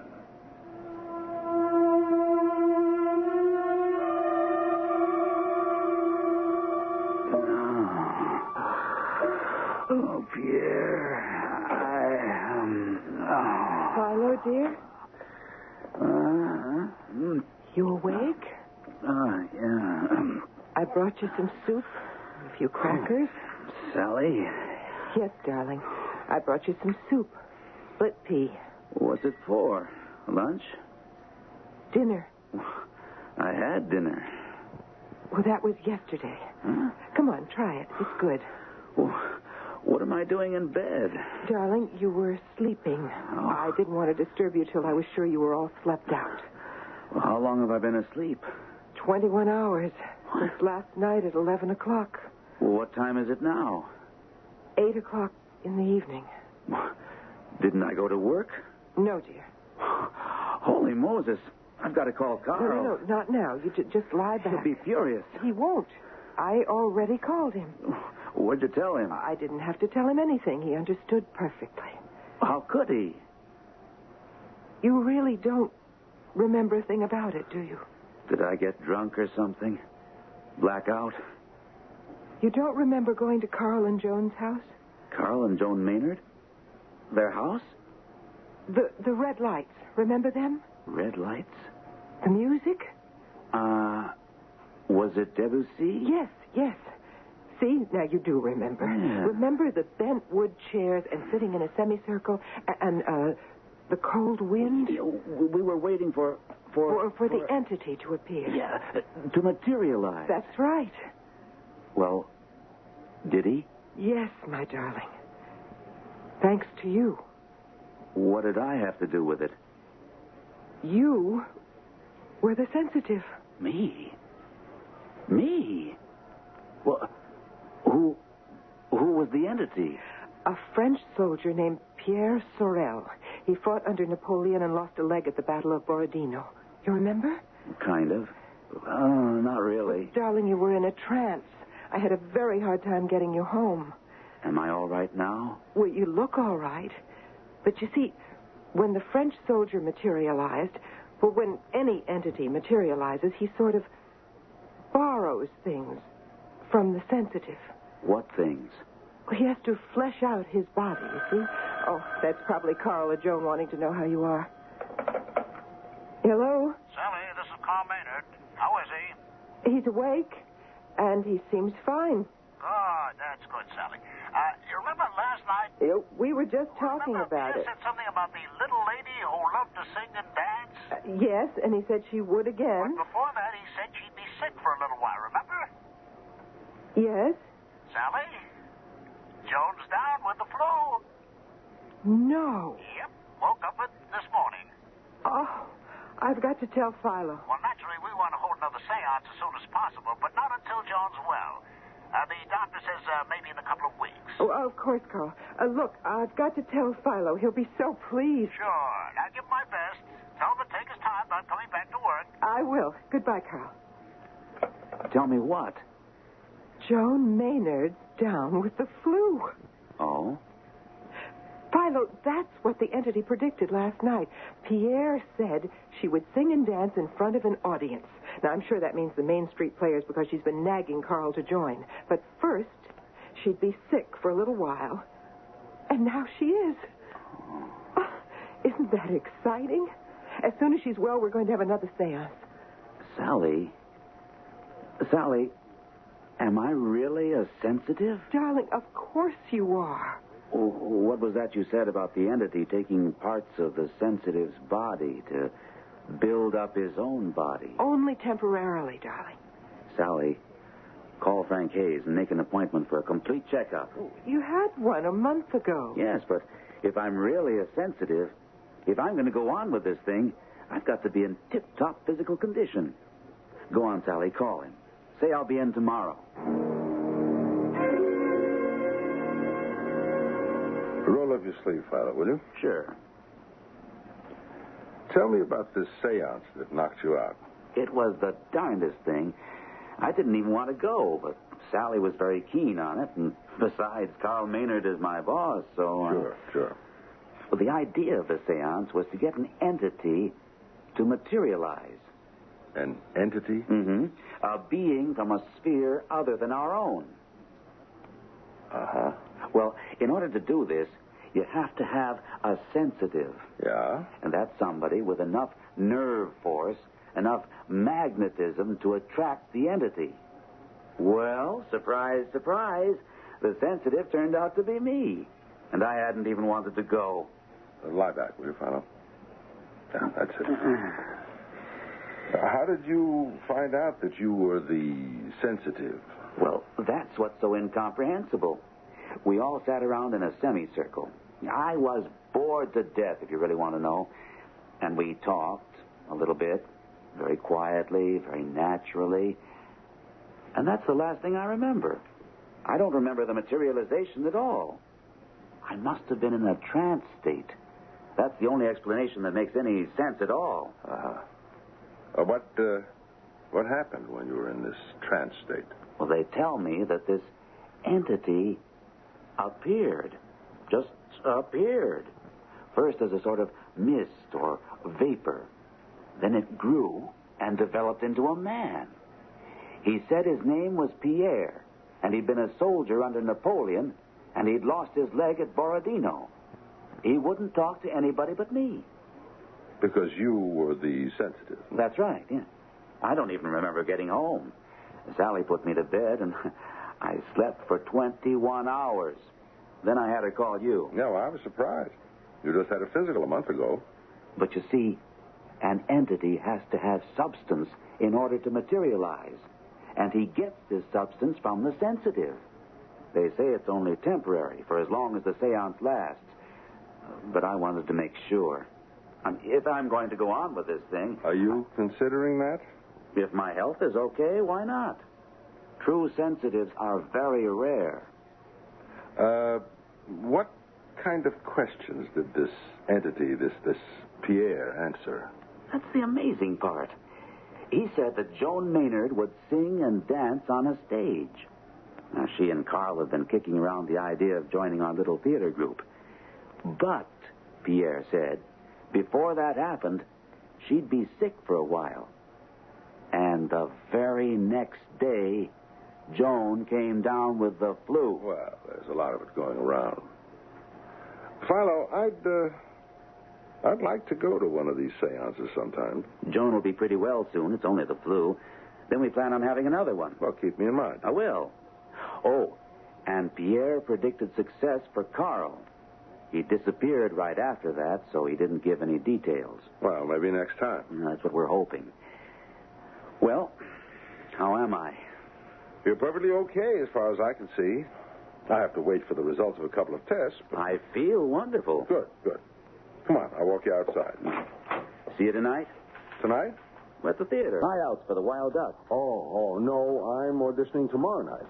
A lot of us couldn't make it tonight, so they... Well, good luck. You'd make a great Gregors. I hope you get Hjalmar. We'd be working together. Have a lot of fun. Try and get me in on the next seance, right? Right. So long. Have you got his records? Right here. Thanks. Something's bothering me. Now, he was here for a checkup just a month ago. Here we are. What do you know? He's lost 10 pounds, and his blood pressure is way up. How about that?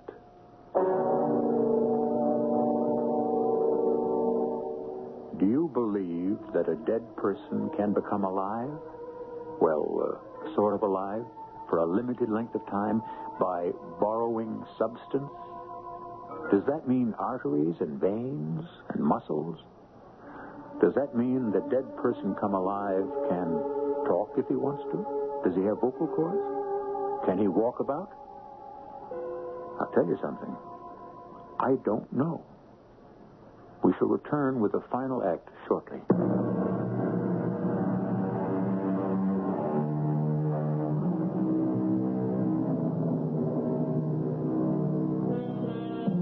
At the close of Act 2, Philo Denby had just left his doctor's office, having gone there for a physical checkup after a trying session at a seance where he discovered that he himself was a true sensitive, capable of enticing an entity out of the grave and speaking with him. As Philo left the office, his doctor turned to the nurse. Something's bothering me.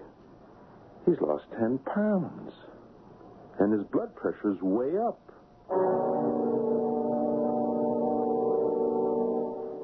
Are you comfortable, Philo? Is that all right? Yeah, that's fine, Carl. You better make sure. Really, Frank, I'm perfectly comfortable. Well, you see, Doctor, he's tied to the chair, and the chair is bolted to the floor. It's just a precaution. Something to silence the voices of doubt. Now, shall we all take our places? I'd like to sit next to Philo, if that's all right. Well, I'm afraid that's not all right. The proper conditions for a seance require alternating the sexes. Man, woman, man, woman, man, woman. So, if you'll just take the chair at the further end of the semicircle, I'll start the music. Debussy served us well last time, so, now, I think we're all set. As soon as I take my place, there we go. Quiet conversation is permissible, Dr. Hayes, on any subject. Oh, fine. You all recovered from the flu, Mrs. Maynard? I'm quite recovered, thank you. Very nice of all of you to let me come here tonight. We're glad to have you. Yes, it's our pleasure. Philo told me a little something about the last time. What? What is it?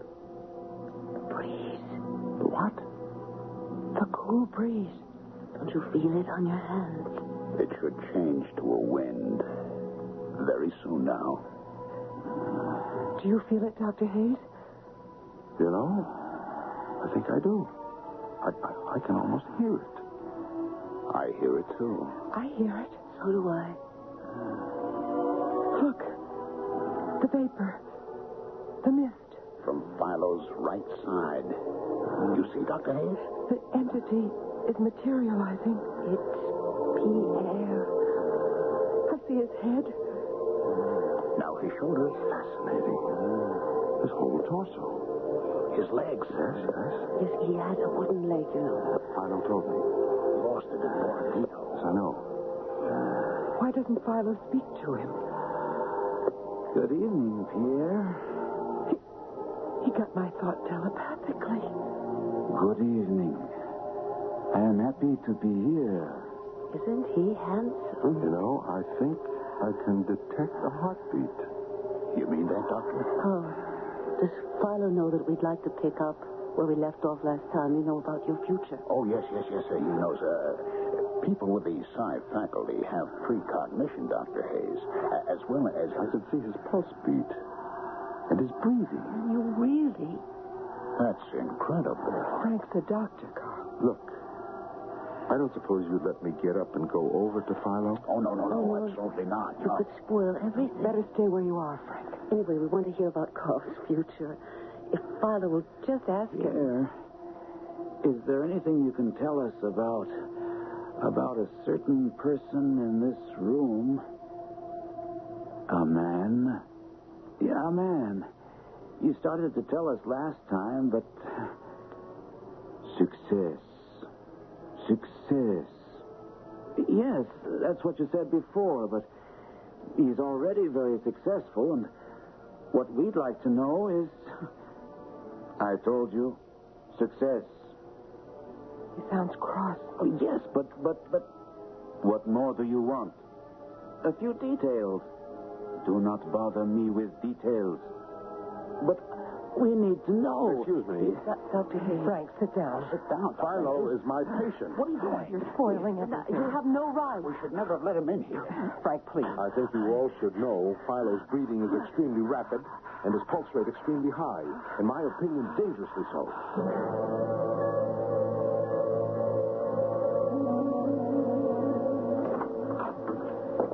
Philo, you all right?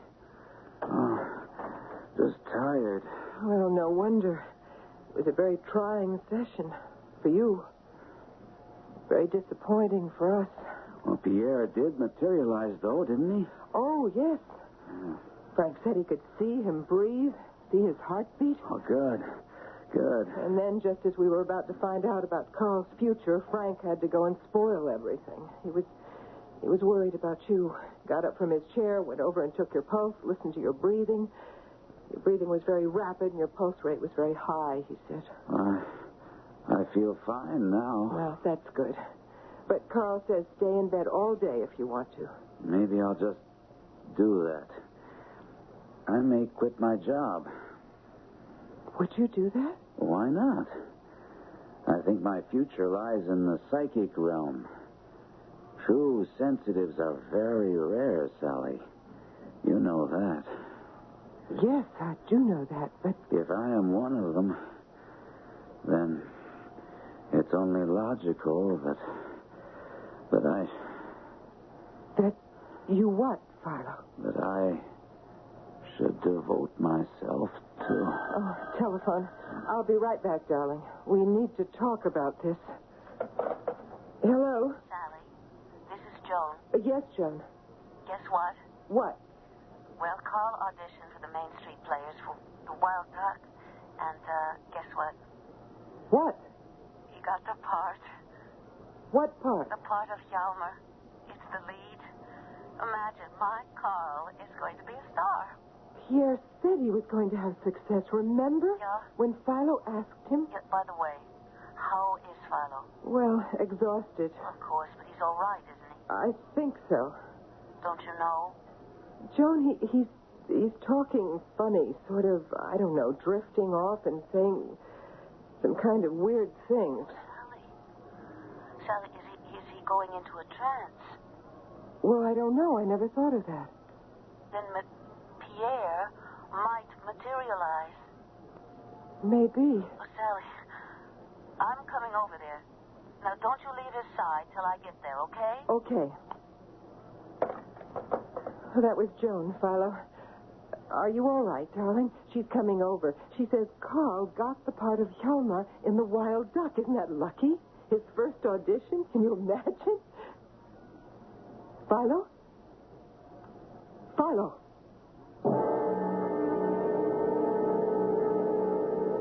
It isn't a trance state, Sally. Well, then what is it, Frank? Sally, Philo is dead. He can't be. He can't be. He is. There's no doubt about it. Philo is dead. But he was fine a little while ago. We were talking about giving up his job and becoming sensitive. And he started to sound kind of vague and rambling. And just then the phone rang. It was Joan Maynard, all excited because Carl had gotten a part in The Wild Duck. Part of Hjalmar, I heard. I didn't want to tell Philo because I knew he wanted that part. I told Joan that Philo was acting sort of funny, and she said he was probably going into a trance. I never dreamed. Of course you didn't.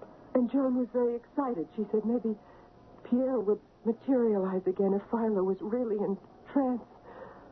Oh, dear. There now. And she said she would come right over him. If I'd known. You couldn't have known. How could you? Right then, while I was talking to her, Philo was dying. Sally. But I had no idea. I said, sure, come on over. I had no idea. I hung up the phone. I came over to Philo's bed, and he looked all right. He really did, Frank. Must have been very sudden. And I said, honey, that was Joan Maynard. And she said Carl got the part in The Wild Duck. And he didn't answer me, Frank. He didn't answer me. And 2 minutes before that, we'd been talking about things. Oh, You just go ahead and cry. But that's all. When he didn't answer me, I called you. I got here as fast as I could. And now he's dead? Frank, why did he die? What killed him? I don't know, Sally. But you must know. If you'll permit an autopsy. Oh, no, I don't know about He that. was in good health. We know that. He just had a checkup. Do you think it had something to do with the seances? Do you think they were too much for him? Sally, I just don't know. Was it Pierre? Could he have... You know. Well, as I said... Frank, do you remember at the last seance, the one you were at, Philo and Pierre were having a little argument? Not an argument exactly. It was more like a disagreement. You remember? Yes, Philo was trying to find out more about what kind of success Carl was going to have. And Pierre didn't want to tell him. They got kind of irritable, both of them. That was when you got up and went over to Philo and took his pulse, remember? His breathing was very rapid. Do you think maybe Pierre? Maybe Pierre killed him? No, Sally. No, I don't think so. But that would be terrible, wouldn't it? Terrible. And I don't think it's true. Well, that's the doorbell. Must be Joan. You want me to go downstairs and open the door for her? Yes, would you? Sure. Joan doesn't know what happened. She thinks Philo is in a trance. I'll tell her. I don't want to talk to anybody right now. I couldn't. I understand. Oh, Philo. What have we done to you? My darling. Pierre. Is it really you? It is I, my love. C'est moi. Take me in your arms, Pierre. And never let me go. Have no fear, beloved. I shall never let you go. Never.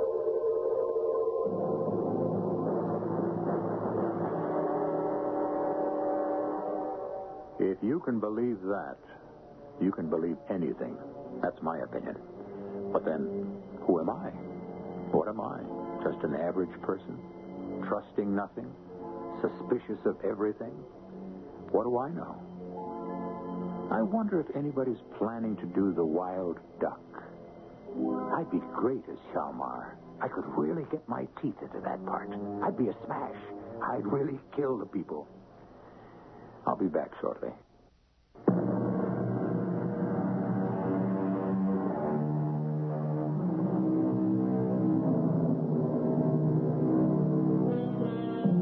You know, an actor doesn't just play what you see on the stage or the screen or hear on your radio, as you're doing now.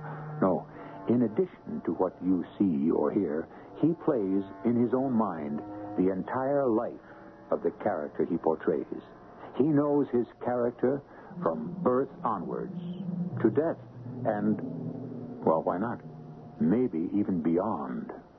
With so much imagination, so much application, such energy and devotion, an actor, more than anyone, should be able to turn himself into an entity who materializes.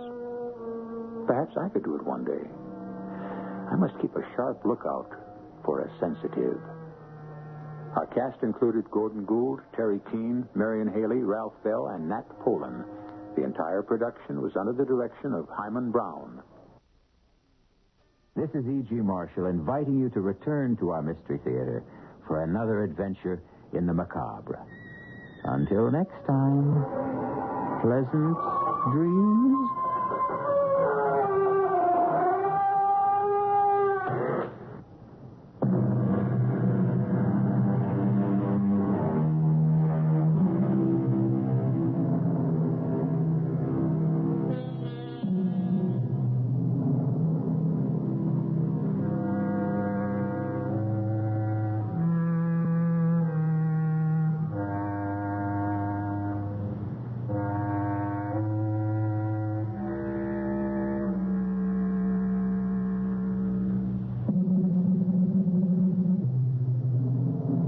CBS Radio Mystery Theater presents...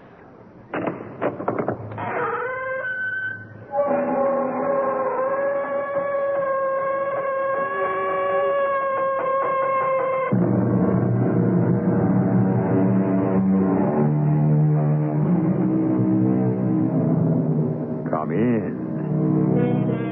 Welcome. I'm E.G. Marshall. We're about to hear a story involving a private eye of yesteryear. He's not to be confused with the private investigator we know today, whose work depends so much on all the electronic gadgets of our technological age. No, this man lived in simpler times, back in the post-war 40s. He was really a man of the streets, and in Raymond Chandler's words, down these mean streets a man must go who is not himself mean, who is neither tarnished nor afraid. Nevertheless, sometimes he gets into trouble along the way. Take his gun, Dickie, under the left shoulder, and get his wallet while you're at it. Sure. Watch your hands, pal. I get nervous. Such a big gun and such a little guy. And what is your name, my friend? Coleridge. Ah, yes. Abner Coleridge. Private investigator. Private eye, huh? I thought he was a cop. And what are you investigating tonight, my friend? That's my problem. Are you acquainted with the young woman in green? That's your problem. To find out.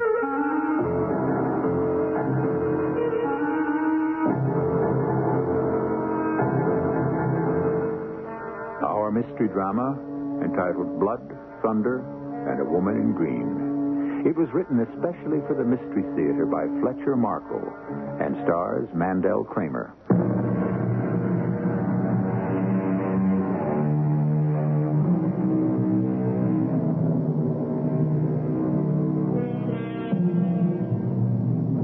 We're going to meet a private eye in the course of a night's work that happened over 30 years ago. Around that time, Raymond Chandler, speaking of the fictional Private Eye, observed, "He's a lonely man, and his pride is that you will treat him as a proud man, or be very sorry you ever saw him. He talks with rude wit, a lively sense of the grotesque, and a contempt for pettiness." Well, here comes Abner Coleridge. He's no Philip Marlowe, believe me. Just a minor brother in that fraternity of tough guys back in the Marlowe era. A private eye of long ago who's certainly going to need his sense of the grotesque before his story is done.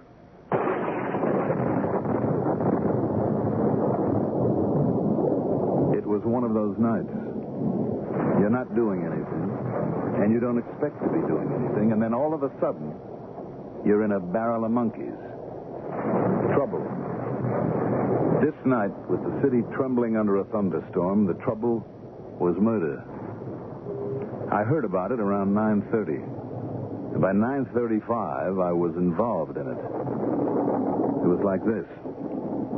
At 9:30, I was flopped in my room, and the phone shouted at me. Yeah, hello? Coleridge? Well, what if it is? Who's this? Abner, it's Bo Peep. Who? Peepermende, Abner. Bo Peep. Oh, hello, Bo. I'm sorry, I was half asleep, just settling my dinner.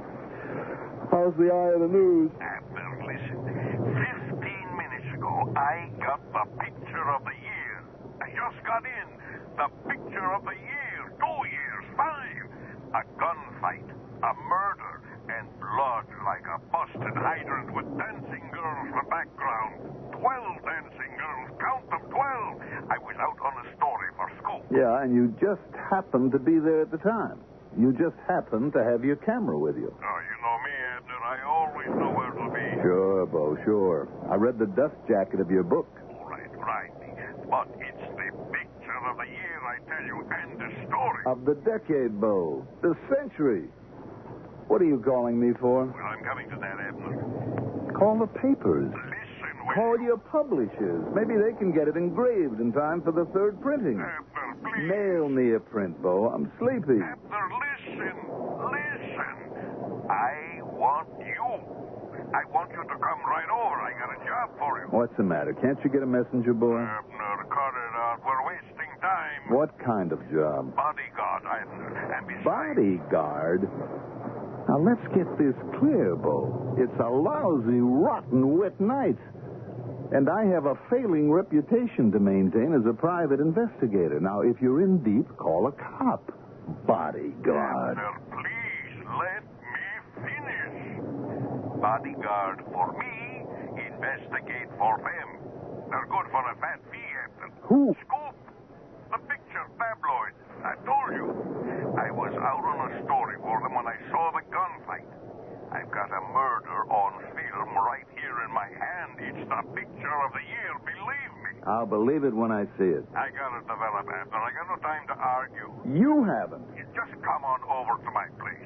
You know where it is, Lucerne Apartments. I know where it is, Bo, and I'm not interested. You will be. Oh, listen, there's somebody at the door. It's probably Miriam. Oh, wait till you meet this Miriam Taylor, Abner.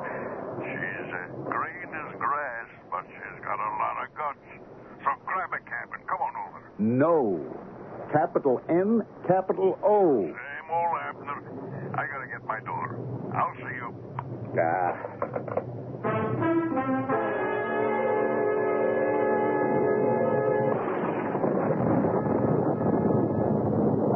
At 9:35, I was down on the street with my gun packed and my tie tied, hailing a cab. Where to, buddy? I got in and told him and sat back, listening to the storm and looking out at the flood of rain on the streets. Bo Peep was the professional label of a crazy little news photographer named Boris Peepermende, whom I'd seen and known around. Our paths had crossed now and then, and we had a drinking acquaintance. Bo's life was rooted in his camera and press card. A collection of Bo's best work called Tabloid Town had just been published and was nudging its way toward the bestseller lists, spreading his fame far beyond the city limits.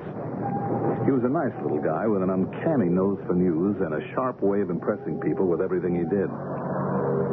I I sat in the cab throbbing with questions.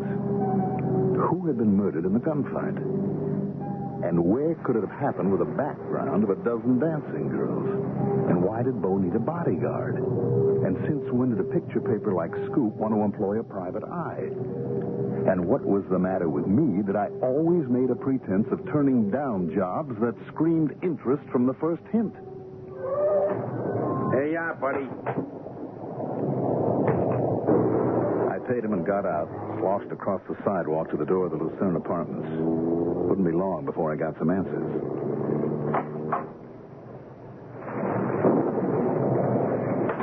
Bo Peep, 219. It was an old brownstone block, smelling of age and onions and rotting linoleum. But Bo had never been able to permit his living habits to keep up with his income. He stayed as close as he could to police headquarters, which was just around the corner. The elevator was up on another floor, and I only wanted the second, so I used the stairs. Little winds were rattling around the stairwell and through the high, hollow halls. One minute the storm seemed vague and remote, and the next minute like another planet coming down through the roof. 219 was a few doors down the hall to the left at the top of the stairs. There were 3 naked bulbs offering a hard white light at intervals along the hall, and the second one was over Bo's door. The door was slightly ajar, and from under it came a narrow, curling snake of red, sparkling in the strong light. Blood. Blood has a way of letting you know that your first guess wasn't wrong. I kicked the door open.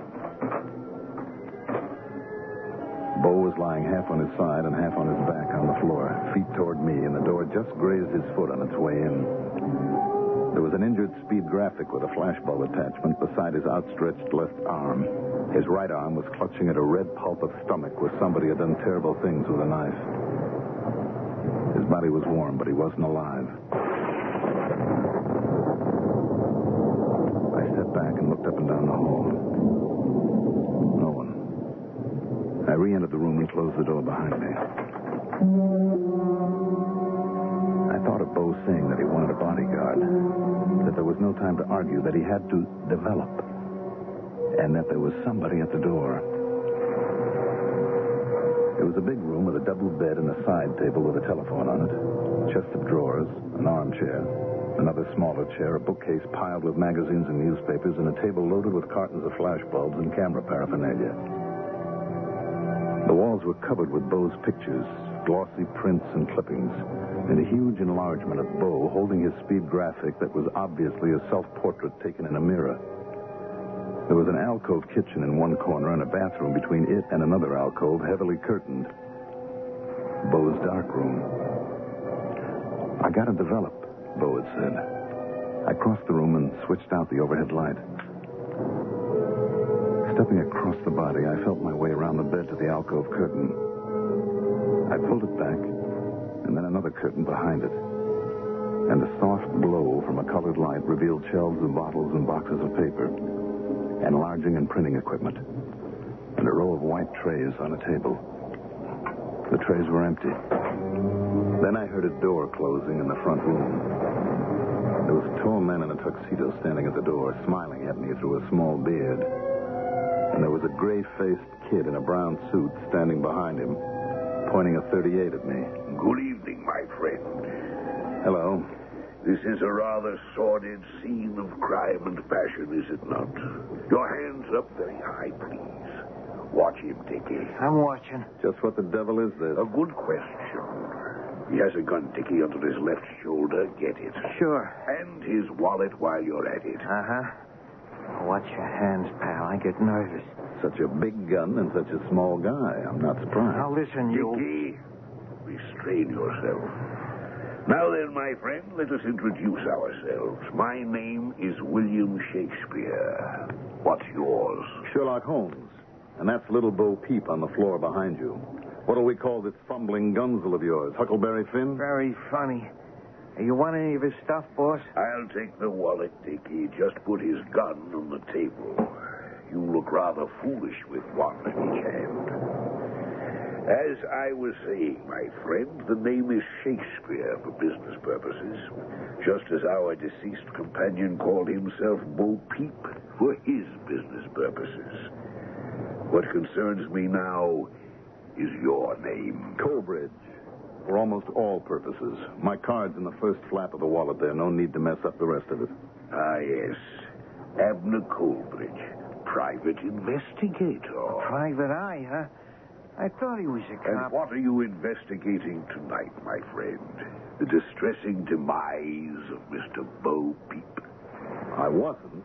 I am now. Oh, this is taking time, boss. Let me Make use of the time, then, Dickie. What did we come here for? Give me your gun. I'll watch Mr. Abner Coleridge.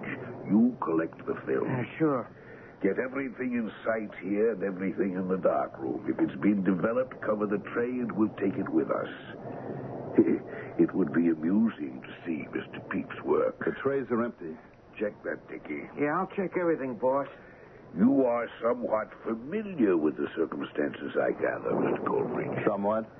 Are you acquainted with the young woman in green? Well, I might be. It depends.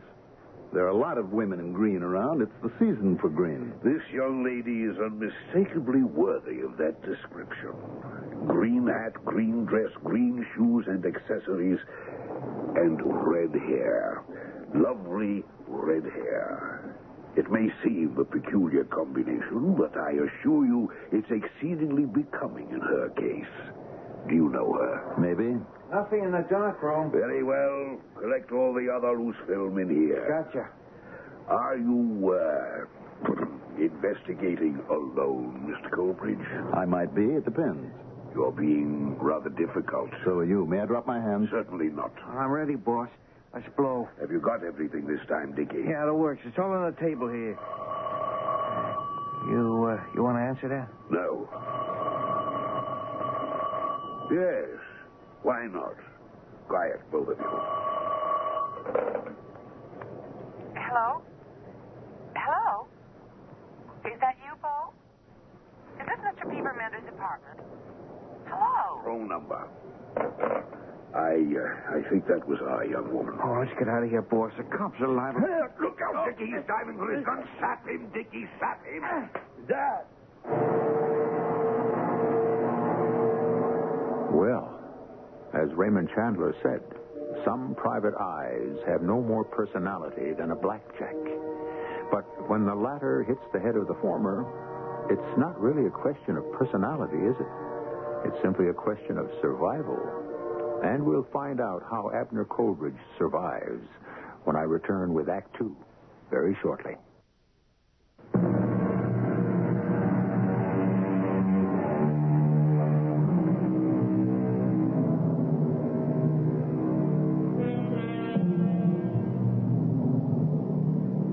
Abner Coleridge, a private eye at work in the post-war 40s, has answered a phone call for help from a photographer friend whose professional name is Bo Peep. Bo claims to have just taken a most unusual photograph. So unusual that he wants Abner to act as his bodyguard while he develops it. But by the time Abner gets to Bo Peep's apartment, his friend is dead, murdered. And there is no trace of the photograph in Bo Peep's darkroom. Two rather sinister strangers arrive while Abner is searching the apartment. While attempting to outwit them, Abner is put out of commission by a well-placed blow from a blackjack. Whatever it was the kid hit me with, he hit hard. And the floor came up to meet me. I saw a few thousand women in green with red hair, and they all looked like those distorting mirrors at amusement parks and penny arcades. I saw William Shakespeare, the old and the new. The only difference was that the new one was wearing a tuxedo. I saw stars, and I felt my nerves stretching like licorice. Smelled a thick, sweet smell and tasted the salt of sweat. Then I saw 12 dancing girls. Count them, 12. And they were on a billboard. And I saw them from the back seat of a car that was turning into an alley, and I heard a familiar voice. That Bo Peep must have been standing right about here when he got the picture. I was positive that I was conscious for a minute. Then I blacked out again.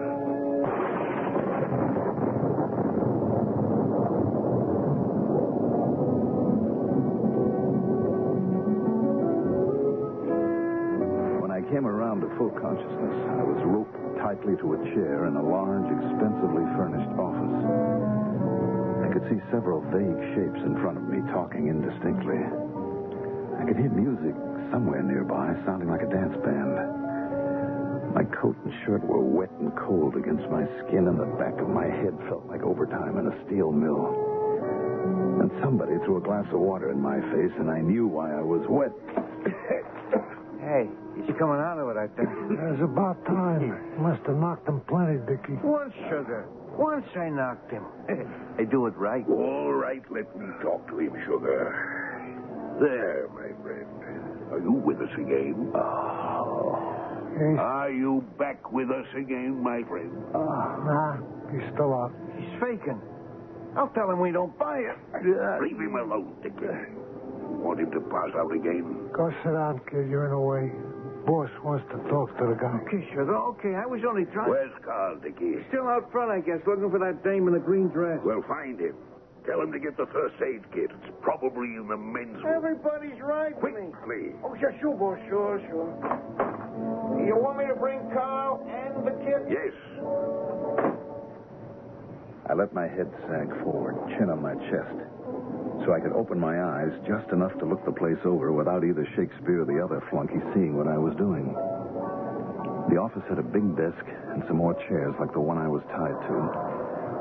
A portable bar, no windows, no closets, and only one door. The one going out to where the music was.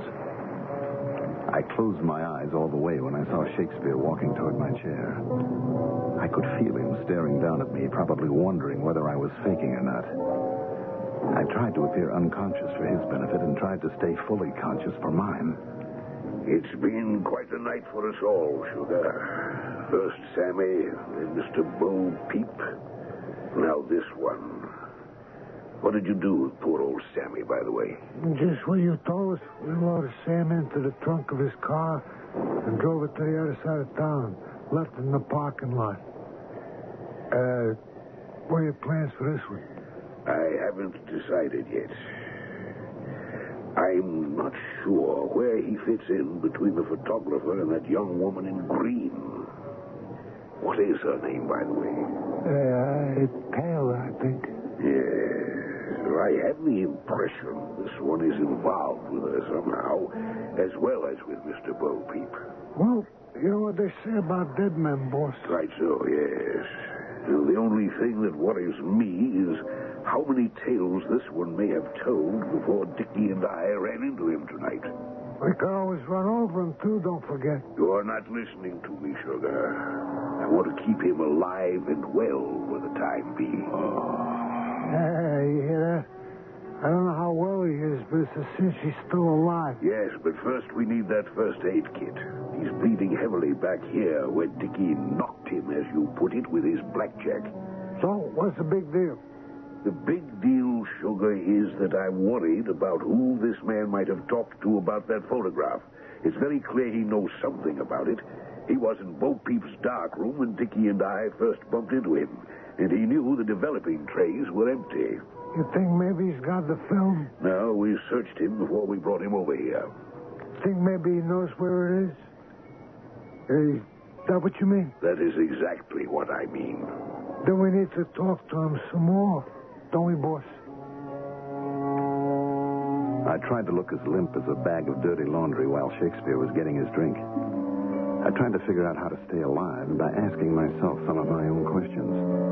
Had I really seen the 12 dancing girls on the billboard from the back seat of the car that brought me to this place? And had I really heard Dickie's voice talking about where Bo Peep was standing when he got his picture? Or had I been delirious from the pain in my head? And most of all, where was I? Did the music I could hear have any connection with the dancing girls in Bo Peep's photograph? Here we are, boss. Carl and the kit. Sorry to keep you waiting, Chief. Oh. Now I see why you wanted the kit. You want me to... Just give it to me, Carl. Put it on the desk here. Sure. How's he doing? Guy's coming out of his slush of iodine on his scalp to bring him around. Did you find her, Carl? Miss, what's her name? Tail up, boss. Oh, the dame in green. No, she left in a cab about half an hour ago. But we must find her. Don't you understand? She may know about the picture. Now, take it easy, Chief. She left word she'd be back. And I've told everybody out front to send her here to the office as soon as she turns up. Anyway, how could she know anything about the picture? She was in here talking to me at the time. She might have heard the shots. Don't forget the storm, boss. Right. If anybody heard the shots over all that thunder, we'd have had a visit from the cops long before now. You know, you're quite right, Carl. Yes, of course. It's been rather a disturbing evening. Now then, what about the film we brought back from Bo Peep's place? Marty's taking care of that. It's being developed by a friend of his, a guy we can trust. Marty's with him right now, and he'll call us on the private line after he's checked everything out. Good. Well, now let's get back to our friend here. Where's the iodine? Oh, right here, boss. You want me to slap some on? Yes, go ahead, Sugar. Pale, isn't he? He'll be all right. Oh, you sure knocked him, Dickie. Look at this mess. Once, Sugar. Once, honest. Here goes. Water, Dickie. Sure. Ready and waiting. That's more like it. He's coming around. Let me try something. You're going to be all right, Mr. Colbridge. The pain will go away and you'll be feeling better very soon. But right now we need some information. You know Mr. Bo Peep, don't you? Yeah, Bo's dead. Yes, he's dead. We all know that. Now, we're all friends here. The point is, did he talk to you before he died? Did he talk to you on the telephone? Telephone? Yes.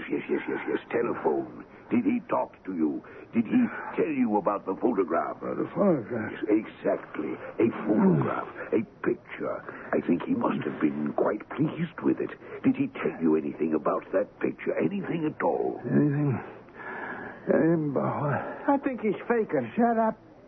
Let the boss do the talking. Tell us what you know, Mr. Colbridge. It's extremely important to me. I know you. Of course you know me, and I know you. But what about that photograph? Did Bo Peep tell you anything about it? A picture of a shooting, wasn't it? The killing. Yes, Sammy. Did you say Sammy? Hey, how do you know about Sam? Quiet, all of you, very quiet.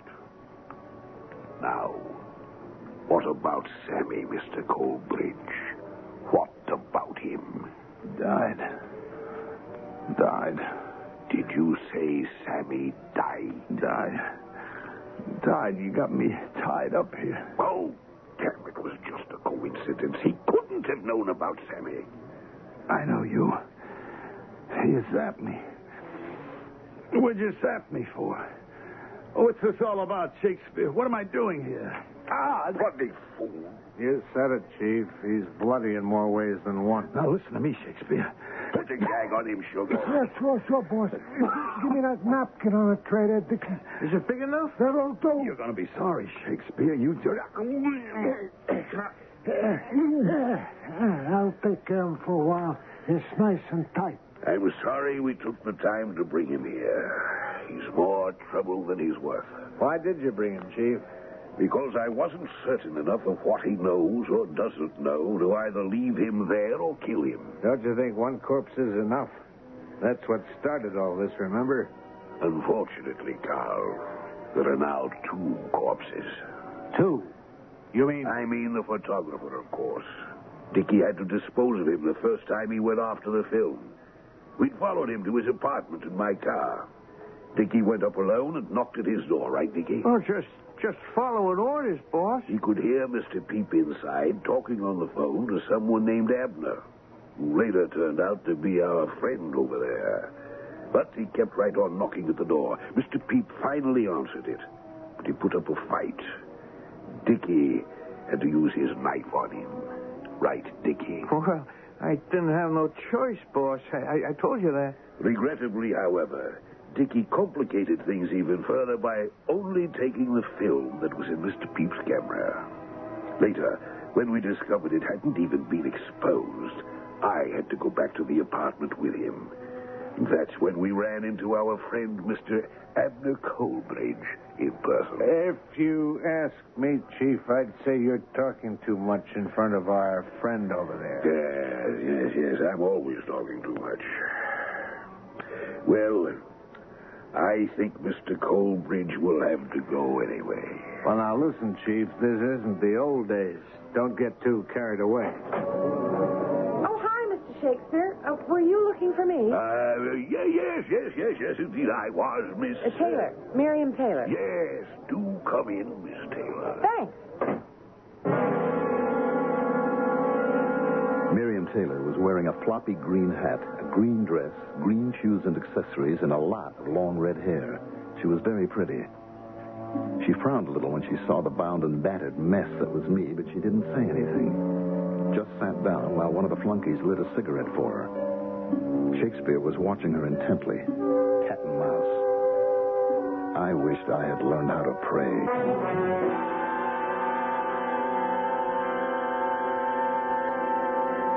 Well, so far we've had our share of blood and more than a little thunder. And now, at last, we've met the woman in green. Poor Abner Colbridge, our frustrated hero, is fit to be tied. And yet, being tied as well as gagged, he's not really fit to cope with the arrival of our heroine. There's always the possibility, of course, that Miss Taylor may not be a heroine at all. We'll find out more about that when I return with Act 3, right after this.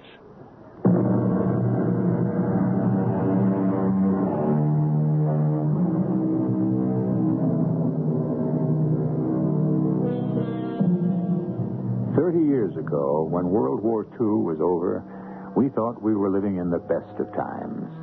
But crime is always with us, in good times or bad. And even though we didn't have sophisticated bugging devices to invade our privacy back in the 40s, we still lived in the shadow of blackmail and the black market, and there was plenty of work for a private eye. Which brings us around to Abner Colbridge, our hero with a headache from a blackjack. So there I was, tied to a chair with a gag in my mouth, unable to do anything but wait and see what was going to fall into place between Shakespeare and his three flunkies and the young woman in green. Miss Miriam Taylor was just sitting there ignoring me, calmly smoking a cigarette and making small talk, when her name fell into place in my head from Bo Peep's phone call earlier that night. Besides, there's somebody at the door. It's probably Miriam. Oh, wait till you meet Miss Miriam Taylor after. She's green as grass, but she's got a lot of guts. I was just wondering whether it had been Miriam Taylor or Dickie at Bo Peep's door when the small talk in the office was interrupted by the telephone.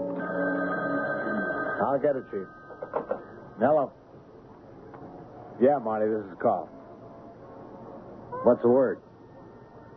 Uh-huh.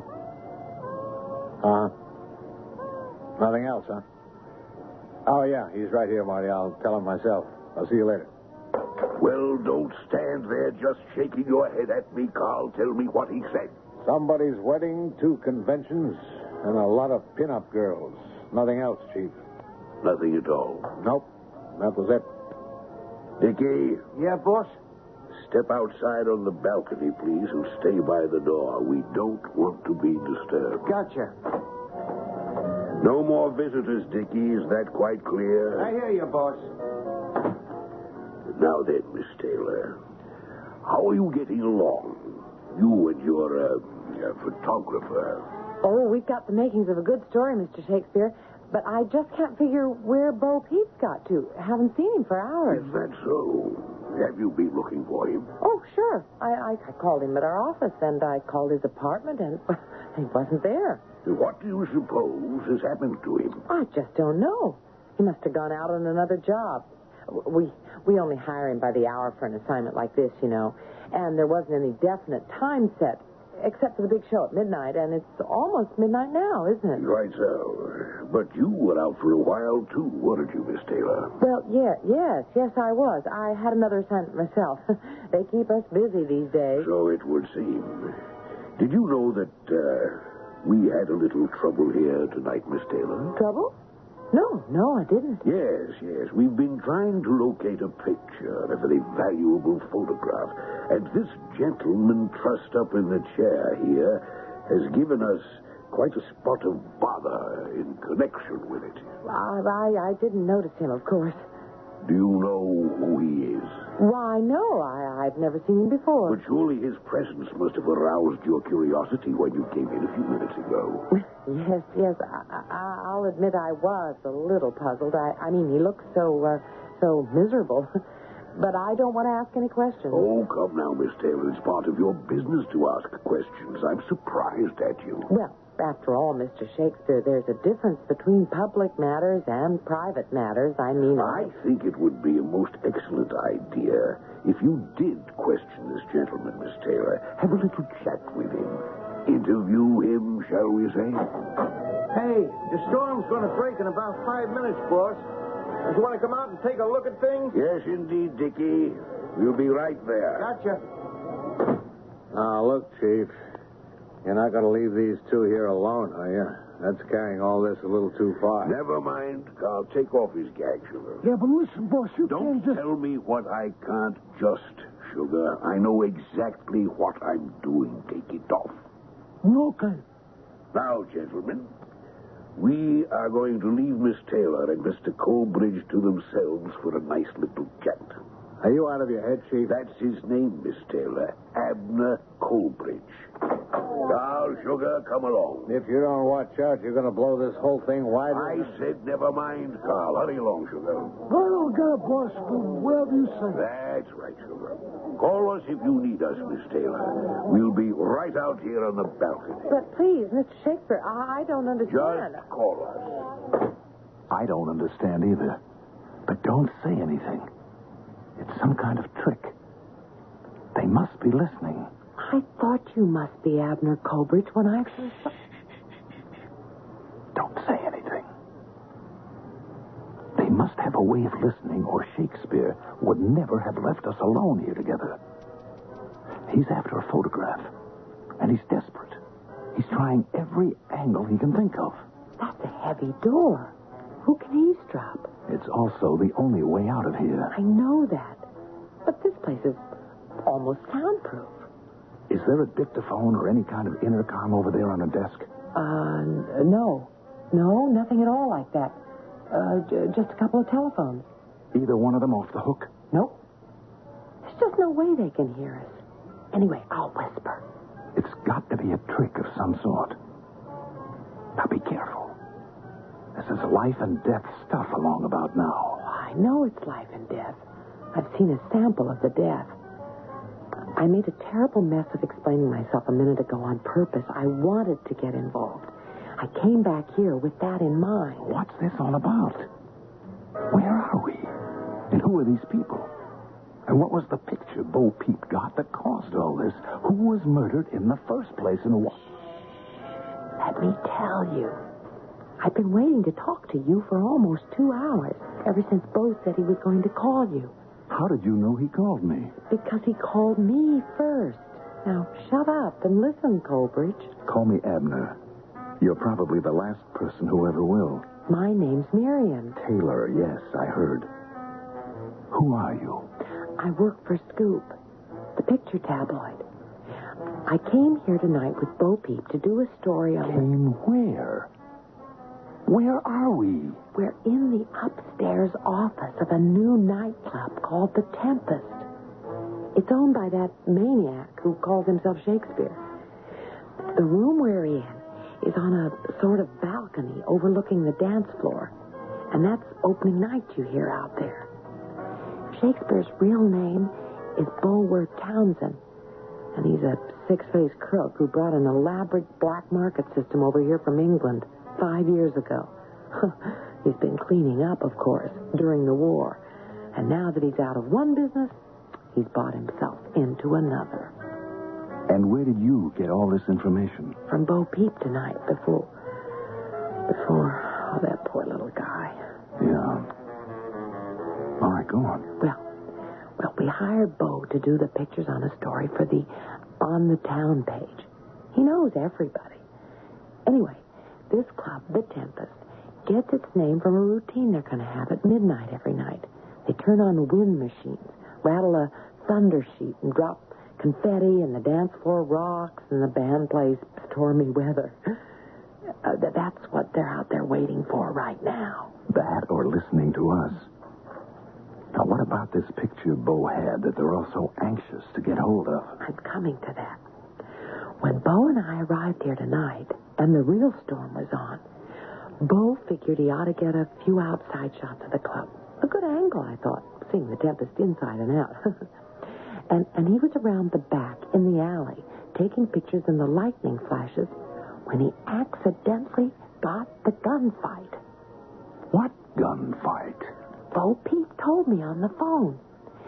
The way I understand it, that maniac Shakespeare and his former partner had a shoot-'em-up out in the alley. A gunfight. They've been quarreling for weeks, Bo said. And lucky little Bo just happened to get them in a shot he was taking of the old Dancing Girls billboard out there. Billboard? Tell me more. It belonged to the club that was here before Shakespeare took over and remodeled the place. Then I did see it. Well, everybody's seen it. But not with a murder taking place in front of it. Bo took off like a rabbit, of course, scrambled over to his place with a roll of film, phoned me, and then you. He wanted to have everything set up for the cops to walk in. A scoop for Bo Peep, and a scoop for Scoop.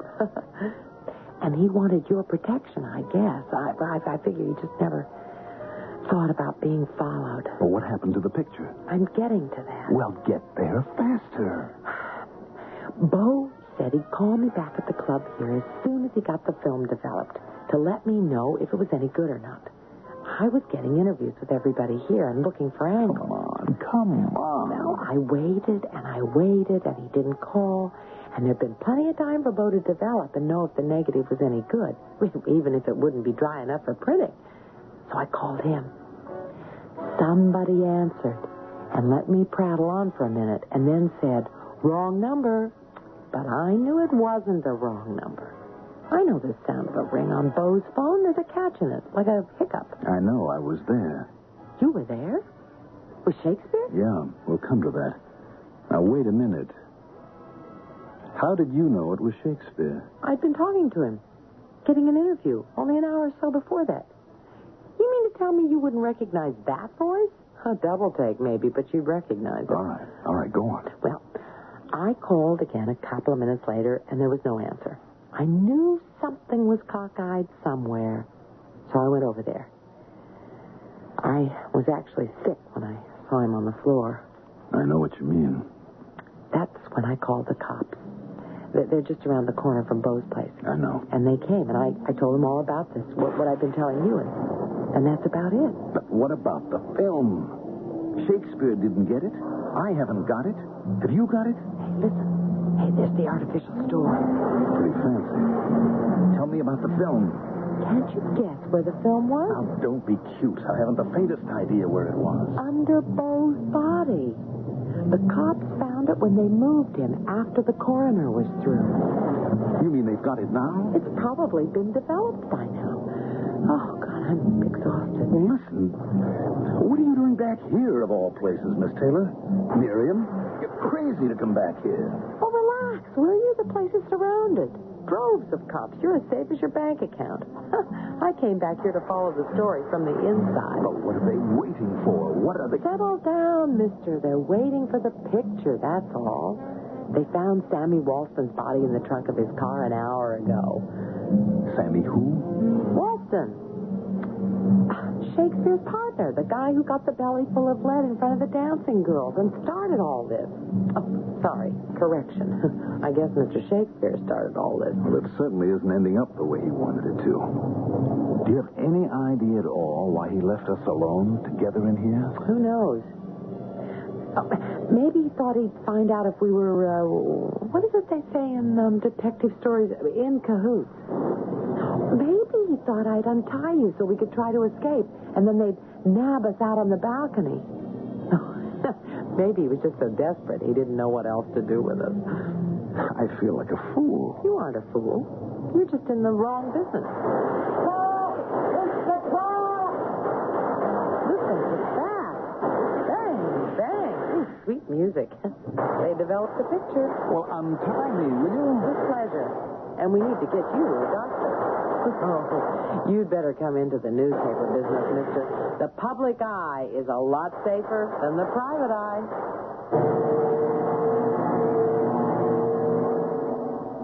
And so, as Raymond Chandler said, a private eye must always have a lively sense of the grotesque, especially if he's going to have to play second fiddle to a third party who happens to be a lady from the Fourth Estate.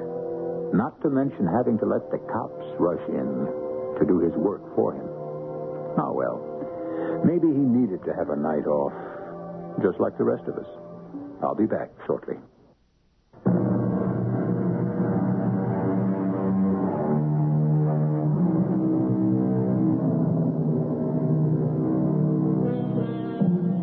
At the beginning and between the acts of our story, we included a few quotes from Raymond Chandler. And I'd like to round things off with just one more. All men must escape at times, Mr. Chandler once said, from the deadly rhythm of their private thoughts. It is part of the process of life among thinking beings. It is one of the things that distinguish us from the three-toed. Unquote. Our cast included Mandel Kramer, Jackson Beck, Patricia Elliott, Robert Dryden, and William Griffiths. The entire production was under the direction of Hyman Brown. Radio Mystery Theater was sponsored in part by True Value Hardware Stores and Buick Motor Division. This is E.G. Marshall inviting you to return to our Mystery Theater for another adventure in the macabre. Until next time, pleasant dreams.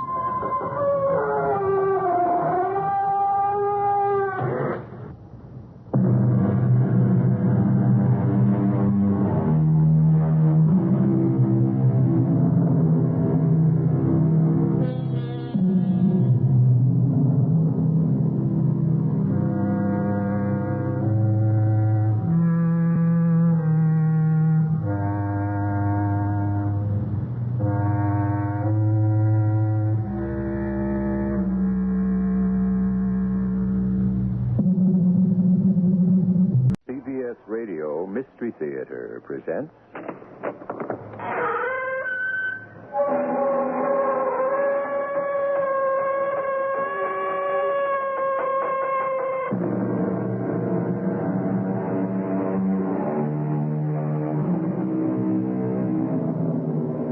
Come in.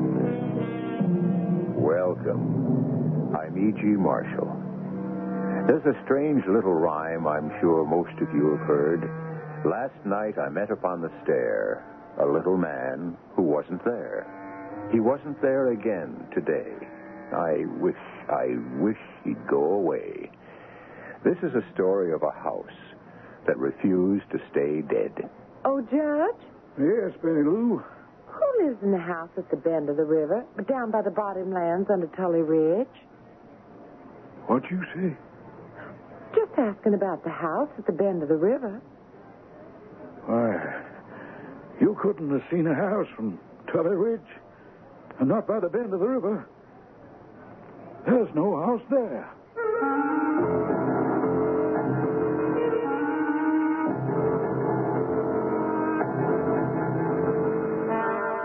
Our mystery drama, The Phantom House, was written especially for the Mystery Theater by Ian Martin and stars Marion Seldes and Mason Adams.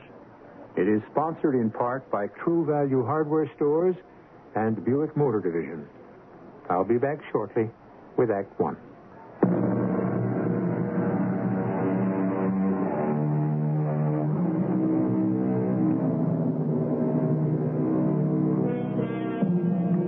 In 1880, the world was a very different place than the one we know today. No automobiles, no planes, no radio, no TV.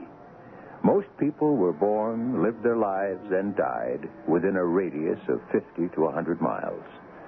To get places, you walked, rode a horse, or a horse and buggy, or if you went beyond that 100-mile radius, the railroad. And what an adventure that was.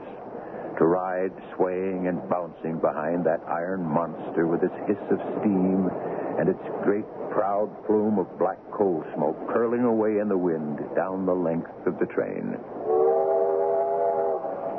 Are we still in the district of Columbia, Marianne? Well, no, Betty Lou.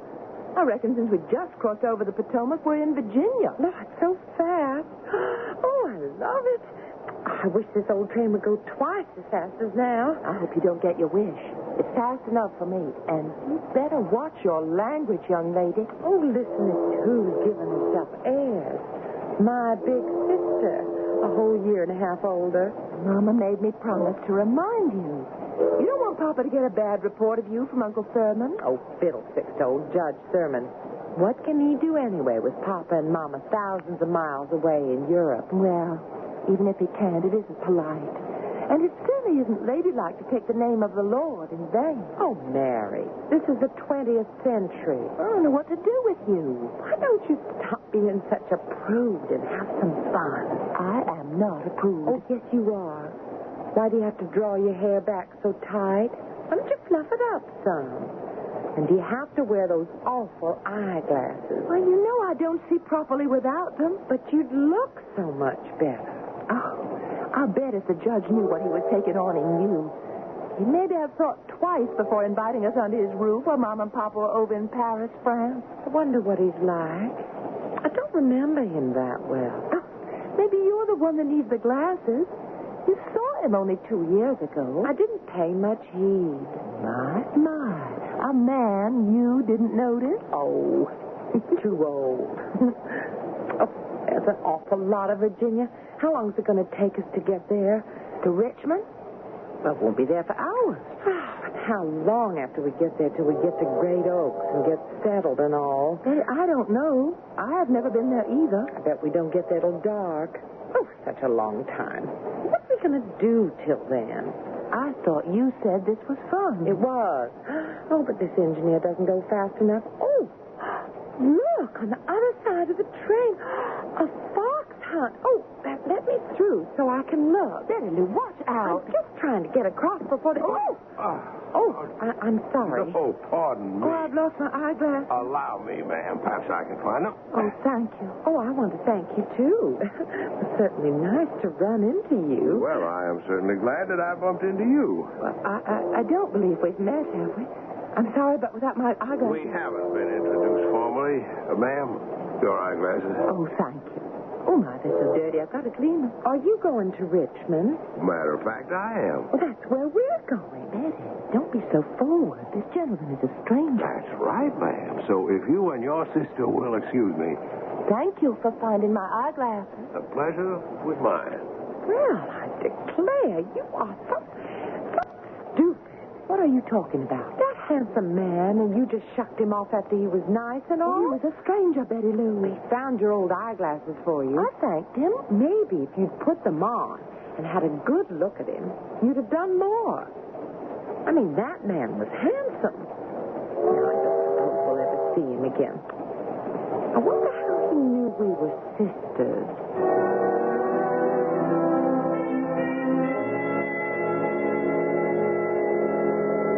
Thurman?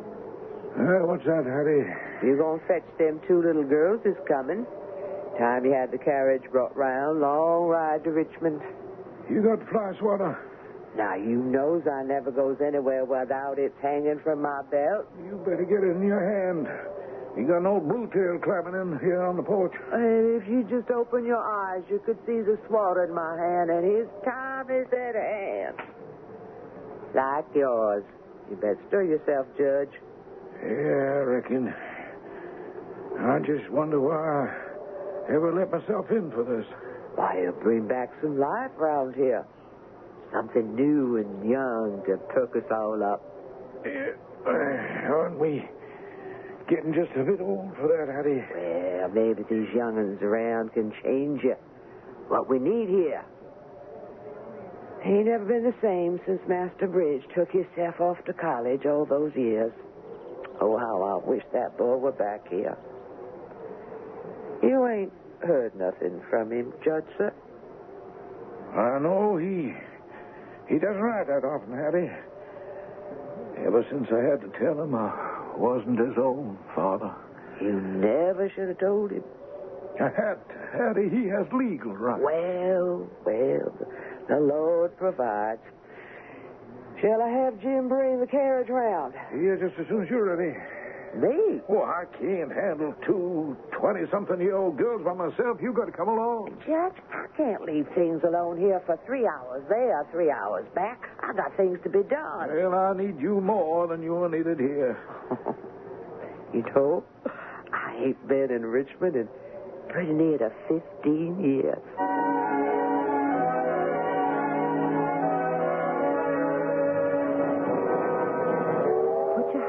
Betty Lou. Yes, Mary Ann. Oh, dear, where's my hat pin? Here. Are we in the station? Pretty near. What about our luggage? Oh, there'll be porters take care of that. Suppose the judge isn't there. I'm sure he will be. Didn't we have a cousin once? I mean a boy once.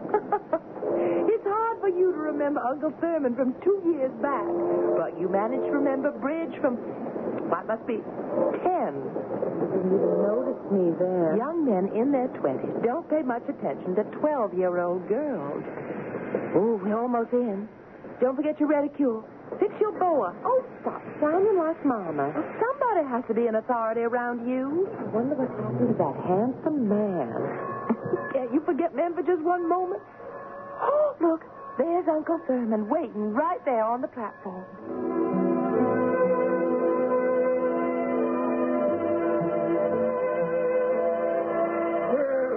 Well, two lovely and fashionable young ladies. I'm honored. My Judge, you're quite a ladies' man. Betty, I'm sure the pleasure is all ours. It's so kind of you to take us in. Why, you've brightened my house. Oh, girls, this is Hattie, my housekeeper. Hello, darlings, and welcome. How do? Hattie? Oh, my, I've heard so much about you. From the judge?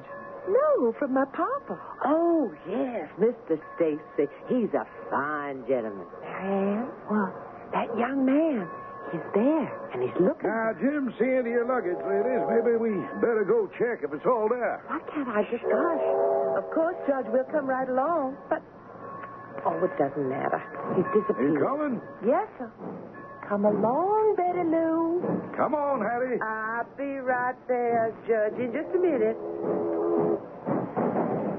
You can come out now, Master Bridge. You can't hide from Hattie. Who expected to see you or the judge here? Okay, Hattie, I'm caught. What are you going to do about it? Ain't nothing I can do about it, is there, Master Bridge? Except to ask, why are you back if you're not coming home? How can you turn your back on those that love you? There's a phrase at law, Hattie. A moot point. Story of my life. Maybe I've come home to see if I could find any way to make it unmoot. I don't understand you. Yeah, it makes two of us. I don't understand much about my life. That's why I came back. I just didn't expect to run into you and the judge. Well, we come down to pick up his two nieces. We're going to take them in till their parents come on home from Paris, France. A habit for you and the judge, isn't it, Hattie, taking in strays? Now, Mr. Bridge, don't you go being bitter again. Hattie, don't you try telling me what to do. You're not my mama. And I wished I was. I would take you across my knees. Too late for that, Hattie. I guess it was too late for almost anything in my life before it began. Don't you say that to someone who loves you so. Hattie, you're the only person I never want to hurt. And don't let me do it. Well, you can do it so easy. Come home. Please. In my own time. Just don't tell anyone I'm back. See, I can't come home until I find myself.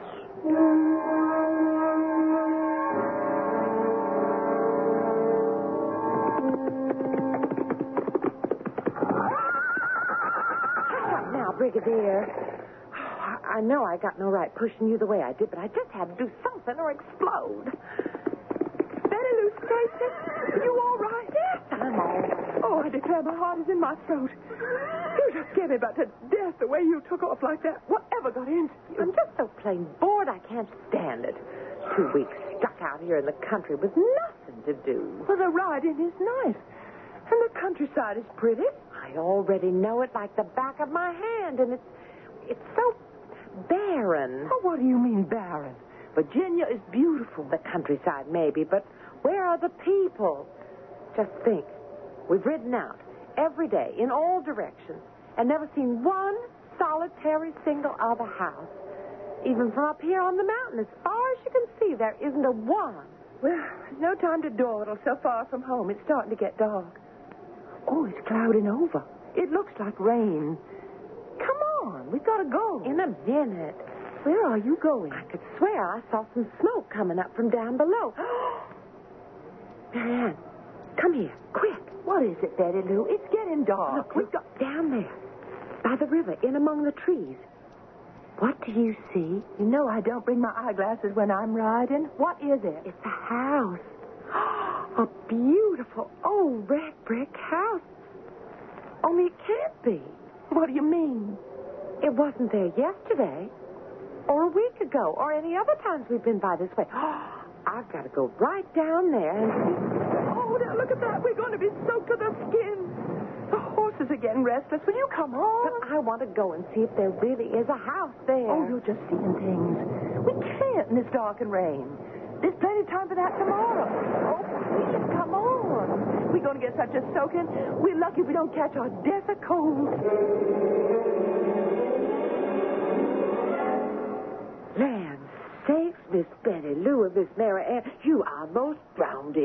Now, we got to get you both into hot baths. Where have you been? Having an adventure for a change up on Tully's Ridge. I looked down, and I saw a house on the river way below. Where? Right at the bend. What's the matter, Hattie? Ain't no time to talk about that. Now, I got to take care of you little ladies. Now off you go. Upstairs, Miss Lou. I reckon I'd better. I got the chills. Coming, Mary Ann? Right with you. Why are you so upset about the house, Hattie? Did you see it too, Miss Mary Ann? No, I didn't really, but then I didn't take my... You wouldn't see it, darling. Because it just isn't there. Not anymore, it ain't.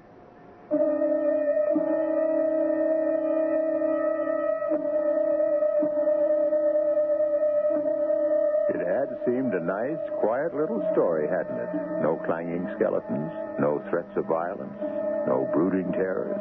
And now, suddenly, there's a hint of, what do they put it, that before we are finished, Mary Ann's remark may well come true, except that the death that waits, lurking to be caught, will not be from the common cold. Oh, no. Something much more uncommon. I shall return shortly with Act 2.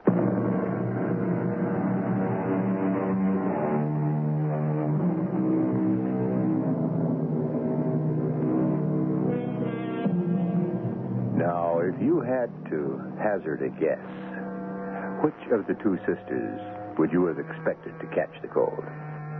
Headstrong, giddy Betty Lou, or the more demure and quiet Mary Ann? Which did you say? Did you guess? Well, we certainly don't want to keep you in suspense, do we? And we're not going to. Yeah, Betty Lou, that's quite a cold you took to yourself. Oh, don't worry about me, Judge Thurber. Oh, bless excuse me. Oh, just don't you worry about me. It's just a little old cold. I'm going to leave you to get a little rest. Could I just see Mary Ann for a few minutes first? All right. But don't you keep her here too long, expose her to your cold. If she didn't get it with me, looks like she's not going to get it at all. Well, anyway. Oh, Judge, who lives in the house at the bend of the river down by the bottom lands, under Tully Ridge? What you say? Just asking about the house at the bend of the river. What house? I saw it last night from the ridge when the storm came on. Oh, you You couldn't see the house from Tully Ridge. And not by the bend of the river. There's no house there.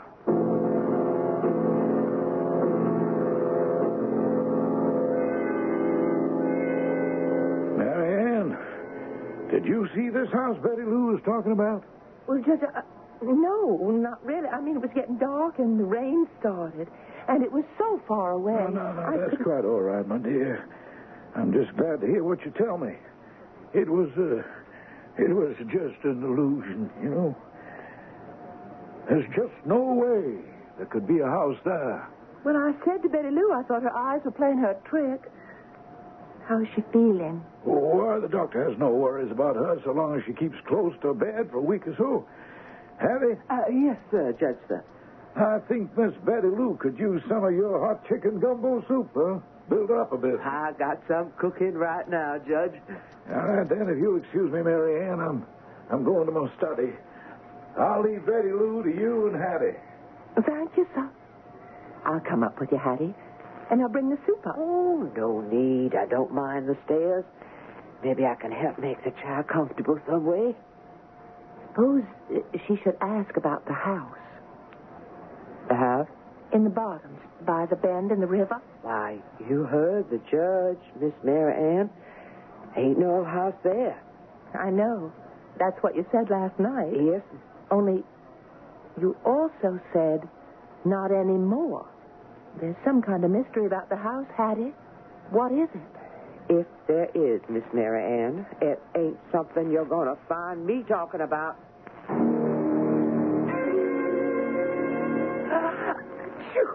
Oh, now, really? Oh, why did this have to happen to me? I don't know, honey. I'm sorry. What's the weather like? Oh, it's beautiful today. I suppose you're going out. I thought I might. A little later. You going to ride? No, I'll take the Surrey if I go. Go where? Oh, just, Mary Ann, do me a favor. What? If you do go see about that house I thought I saw. Matter of fact, that's what I thought I might do. Oh, you don't believe it's there. Well, I didn't yesterday. Anyways, I didn't see it. I told the judge, and he was kind of funny. There's some mystery about that house. Well, I don't want you upset, so this afternoon I'll ride around and see if I just can't solve it.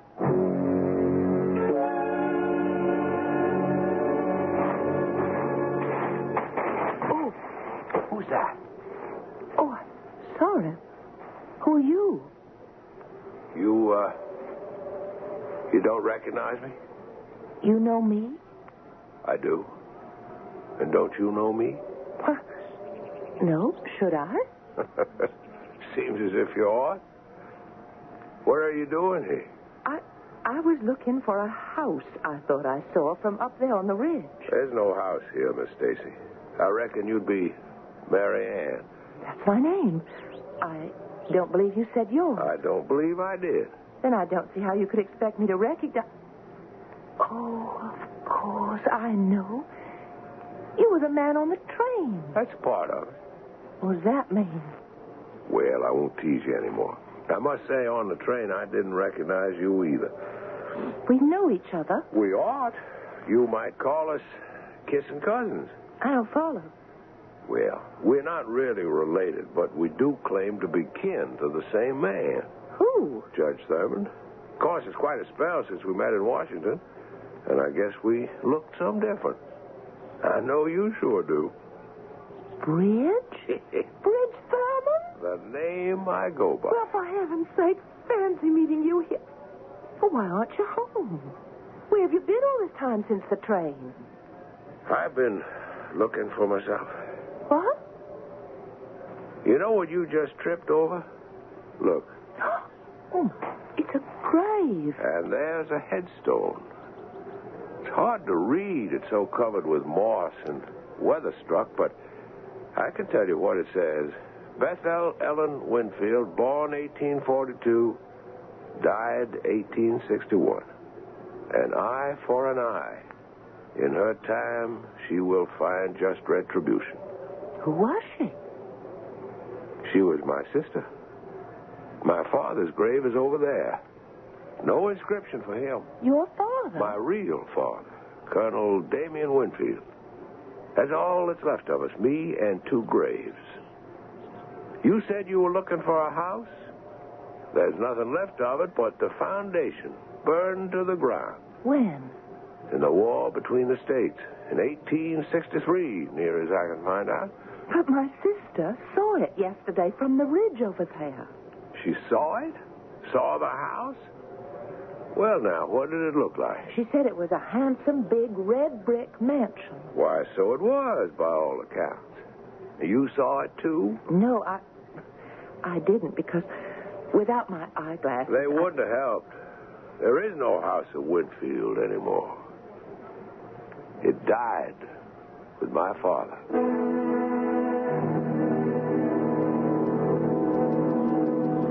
I think this is as far as I'll go. Aren't you coming home? Home? Where is that? Well, Mary Ann, I've told you all I know. Ever since the woman I always thought was my mother died and told me I was not her son, there's been a conspiracy of silence that denies me my birthright. The judge won't talk. Hattie dare not, I reckon, and if anyone else still alive knows the truth of how my sister died and how I lost my father. They're not talking, or I can't find them. I feel like a man without a soul, without a shadow. And until I find them, I cannot breathe free.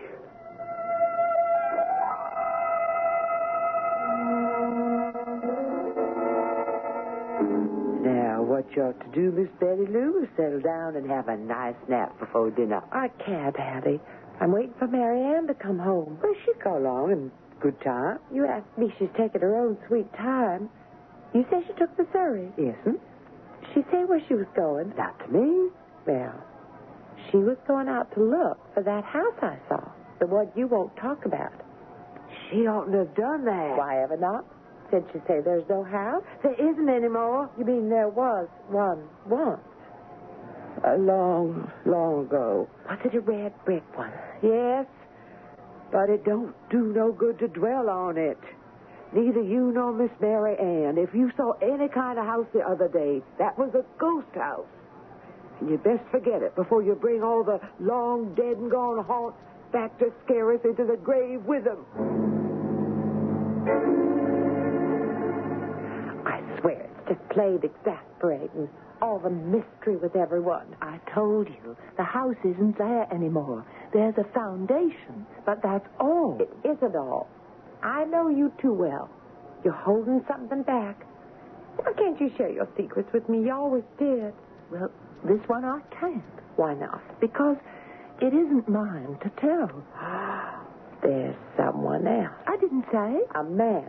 Now, Betty Lou. Now, Mary Ann. It's not my secret, so I can't tell.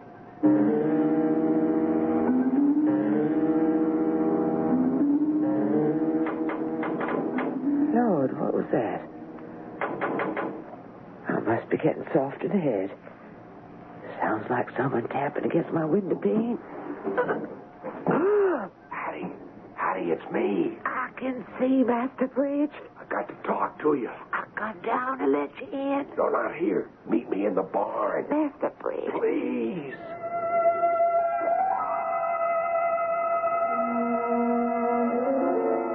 I've got to know, Hattie. I've got to have the truth. Let it be, honey lamb. It don't matter anymore. Where do I come from?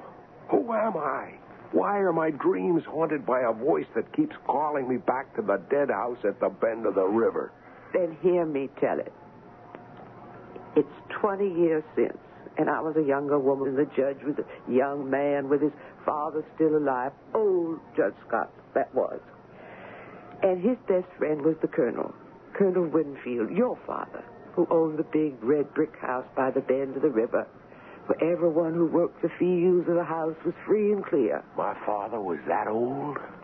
You come along in autumn time. Your sister Bethel Ellen was way ahead of you by 10 to 11 years. And she was promised to marry Judge Thurmond. Only the old judge had to back down. How? Why? They was bad times, the war times. And family turned against family, father against son, friend against friend. When Virginia declared for the Confederate States, the colonel would have no part of it. He was for the Union. And the old judge called him traitor and said no son of his could marry into a blue-coat family. And Judge Thurman felt the same as his father? I reckon. He hadn't much choice. He was called to the army, and he took off, leaving your poor sister carrying his child. Oh, good Lord. And she, poor child, with nowhere to turn, took a long step off of Tully's Ridge and found her own peace. Killed herself? And her child. The colonel was like a wild man. He come up here to call Judge Thurman out, but he was gone. So he stood in the courtyard and swore. Oh, Lord, I can hear him now. Damn you and all your brood, Jim Scott. May you rot in hell. But I tell you, I will have my revenge. If it takes me till the trumpet sounds and all the dead rise, I will take a daughter from your house to fill the rest of my day. What did he mean? I said he stood there in the courtyard, but he was no mortal man. Because the people of the country with the war fever had risen against a Union man and shot him dead and burned the house to the ground. You were the only one escaped. You mean it was a ghost who threatened the judge's father? We all saw him, and we heard him. But he was long dead before we did. It was a haunt, sure enough, Master Bridge. And time's been winding up to this moment, when it looks like some way the curse is about to come home to roost.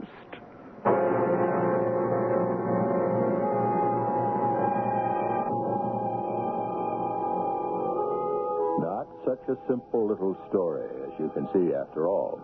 And what we have seen is only past history, which is now about to catch up with the present. Which of our two sisters is the one threatened? Or are we starting at shadows? And if a girl is dragged back into the shadows of yesterday, what agency can save her?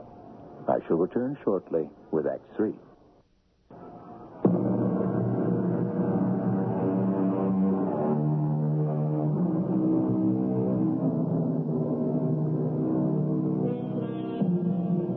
In the barn, half lit by the patches of moonlight that slant across its floor, two figures are frozen. The shadows accent the gaunt, stricken face of Bridge, while the moonlight glistens like tears on Hattie's broad, compassionate one. For a moment it seems that in this flash of revelation the whole world stands still. Behind the bales of hay, shocked and ashamed to have eavesdropped inadvertently on so personal a history, Mary Ann shrinks back, as if wishing that the night would open up and swallow her. Master Bridge? Yes, Hattie, what is it? You could come home.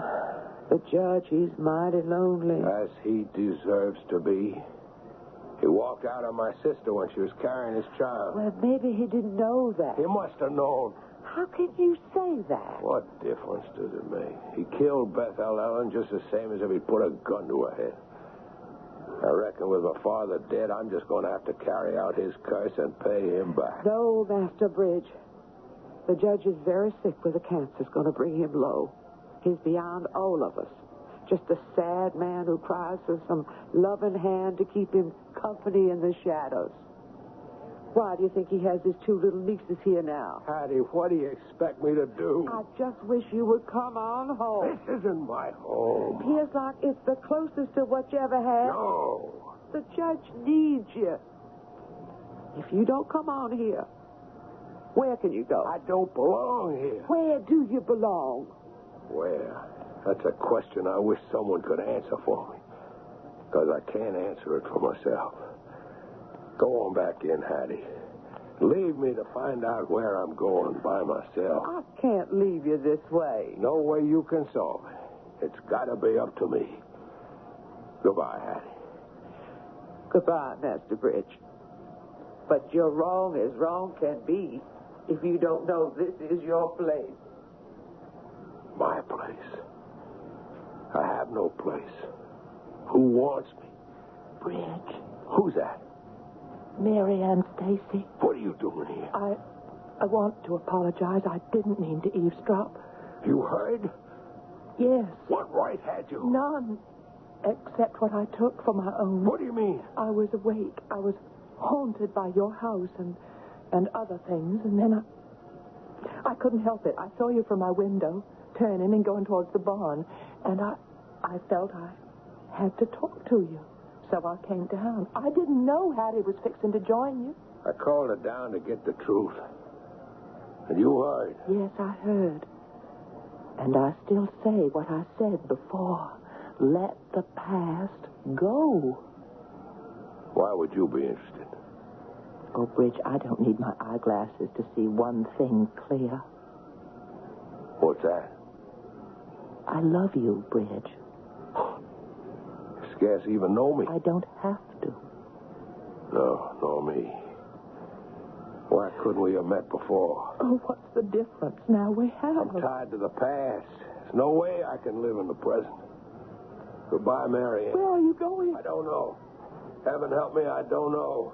If you need me, call on me. Oh, I'd do anything for you. I want to help you, Bridge. Bridge. Bridge.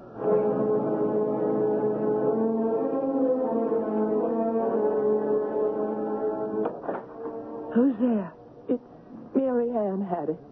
Why, little miss, what are you doing up this late? I was in the barn. I heard it all, you and Bridge. Oh, sweet Lord. I want to pray with you. For him. For us all. Too late for prayers, Miss Mary Ann. We just have to hope the Lord will provide. Come on away upstairs. Let me see you to bed. No, I can manage. You love him just as much as I do. I can see that, child.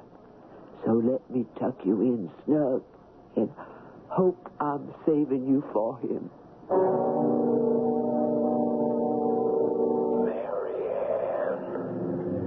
Marianne. What? Hmm? Oh, Bridge? I'm calling you. Marianne. Marianne. Marianne, come to me. I said I'd come to you. Anytime. Where? Come home. Come home, my dear. Your voice is so strange. Come home. Where? To the house by the bend of the river. The house that claims you forever and ever and ever.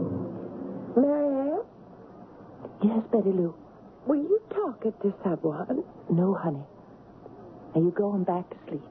You got a fever you have to get rid of. Oh, why did I have to get this old cold? I feel like I'm missing things. What are you doing up? Nothing to worry you. Just go back to sleep. Oh, where are you going? I don't rightly know. Go to sleep, Betty Lou. I just can't keep my eyes open. Just tell me where you're going so I can sleep. Just to look once more for that red brick house you thought you saw.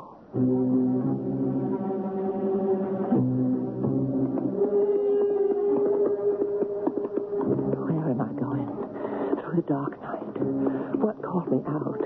The voice of my lover or the voice of the past? Why am I riding blind and terrified? Because I know that I have no life without Bridge. I want no life without him. And somehow I know I can't find him unless I...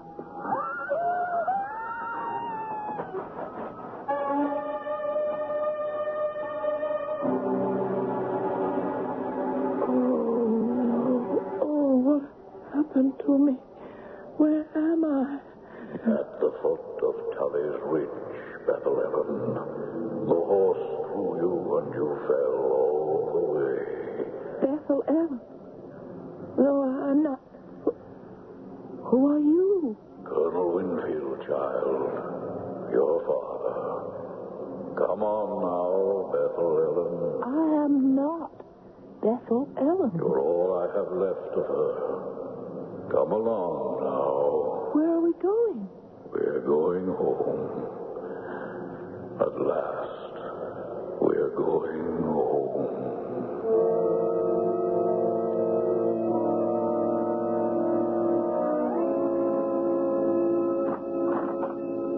Come on in, child. This is the red brick house. The house at the bend of the river. I can't go in there. Why not? Because it isn't there anymore. There isn't any house. It's where you belong.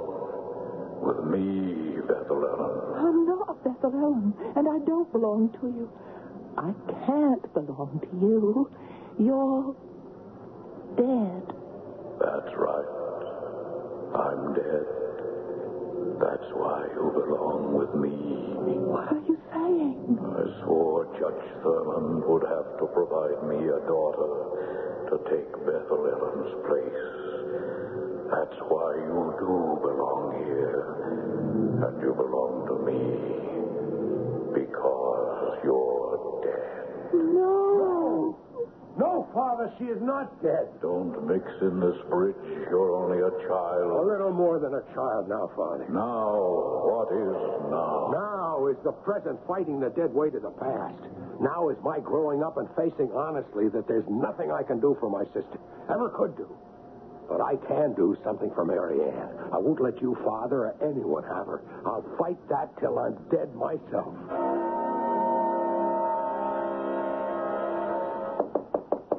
Yes? Who is this, Hattie?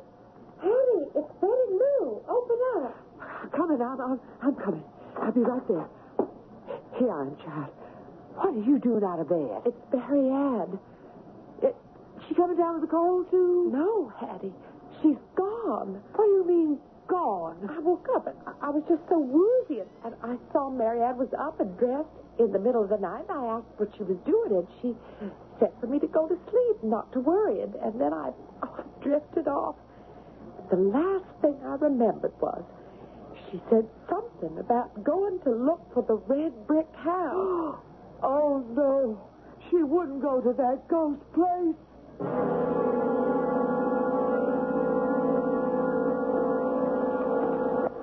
All right now, Betty Lou. We're up top of Teller's Ridge. Just you show me from where you and Mary Ann saw this house. It's hard to tell at night in the rain, but I remember a big tree like that on the edge of the bluff right over there where we... What's that? Well, it's just a horse went in. There. See? Saddled and bridled right over by the tree. Wait a minute. That's Brigadier. One of the horses you and Mary Ann have been riding. That's the one she must have ridden out tonight. Don't you go out in that rain with your cold. I have to. Mary Ann must be hurt. Well, I'll come with you. Don't you leave me behind? Well, where are you going, Betty Lou? She must have been thrown. She can't see in the light, let alone in the dark. Oh, I'm just praying she didn't go over the bluff. Here, darling, let me put a cape around you. Never mind me. Let's just think of my sister. Oh! What is it? Look. There. Now the rain just stopped and the moon came out. That's the bend in the river where I saw the house. And you look, too. Now you can see it just as plain. The house. No. That's not possible.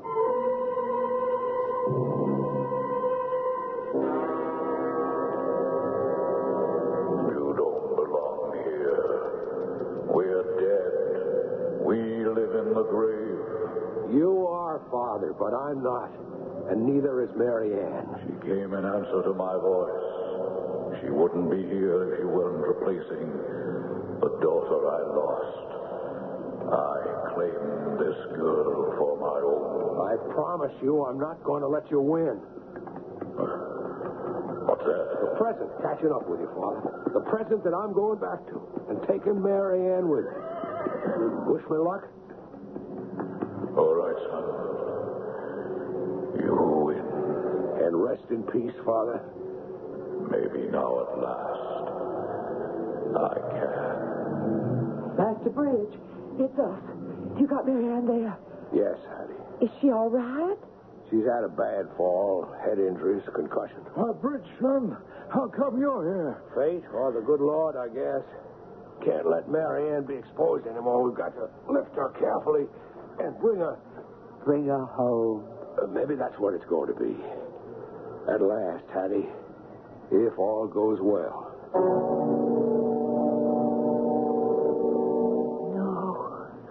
No, I don't want to be dead. I don't want to be. Hush, darling. It's all right. You're not. You're here. Here? In the land of the living. Oh, yes, with me. But I... In what's going to be my home and yours. Not the brick house. The brick house is dead and gone forever.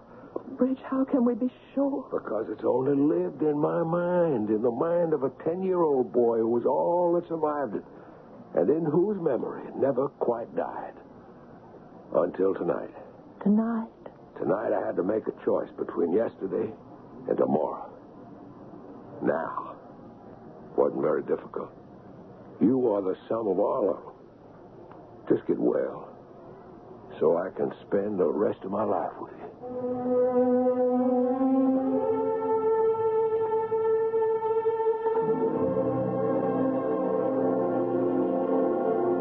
Which brings the curtain down on our little story, which, as it evolved, became quite involved, and which also served to prove that though our heroine was slightly short-sighted, in the long run, she had an eye for the right man to buy her the future. I'll be back shortly.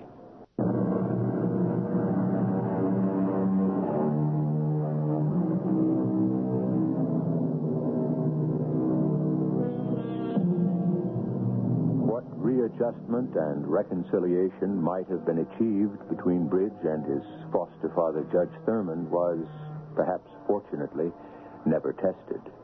Because exposure to the night air when Mary Ann was discovered resulted in a severe pneumonia, which his frail health was unable to withstand, which might, in its own way, have been the finger of fate or of retribution. Our cast included Marion Seldes, Mason Adams, Morgan Fairchild, Ann Petoniak, and Ian Martin. The entire production was under the direction of Hyman Brown. Radio Mystery Theater was sponsored in part by Buick Motor Division and True Value Hardware Stores. This is E.G. Marshall inviting you to return to our Mystery Theater for another adventure in the macabre. Until next time, pleasant dreams.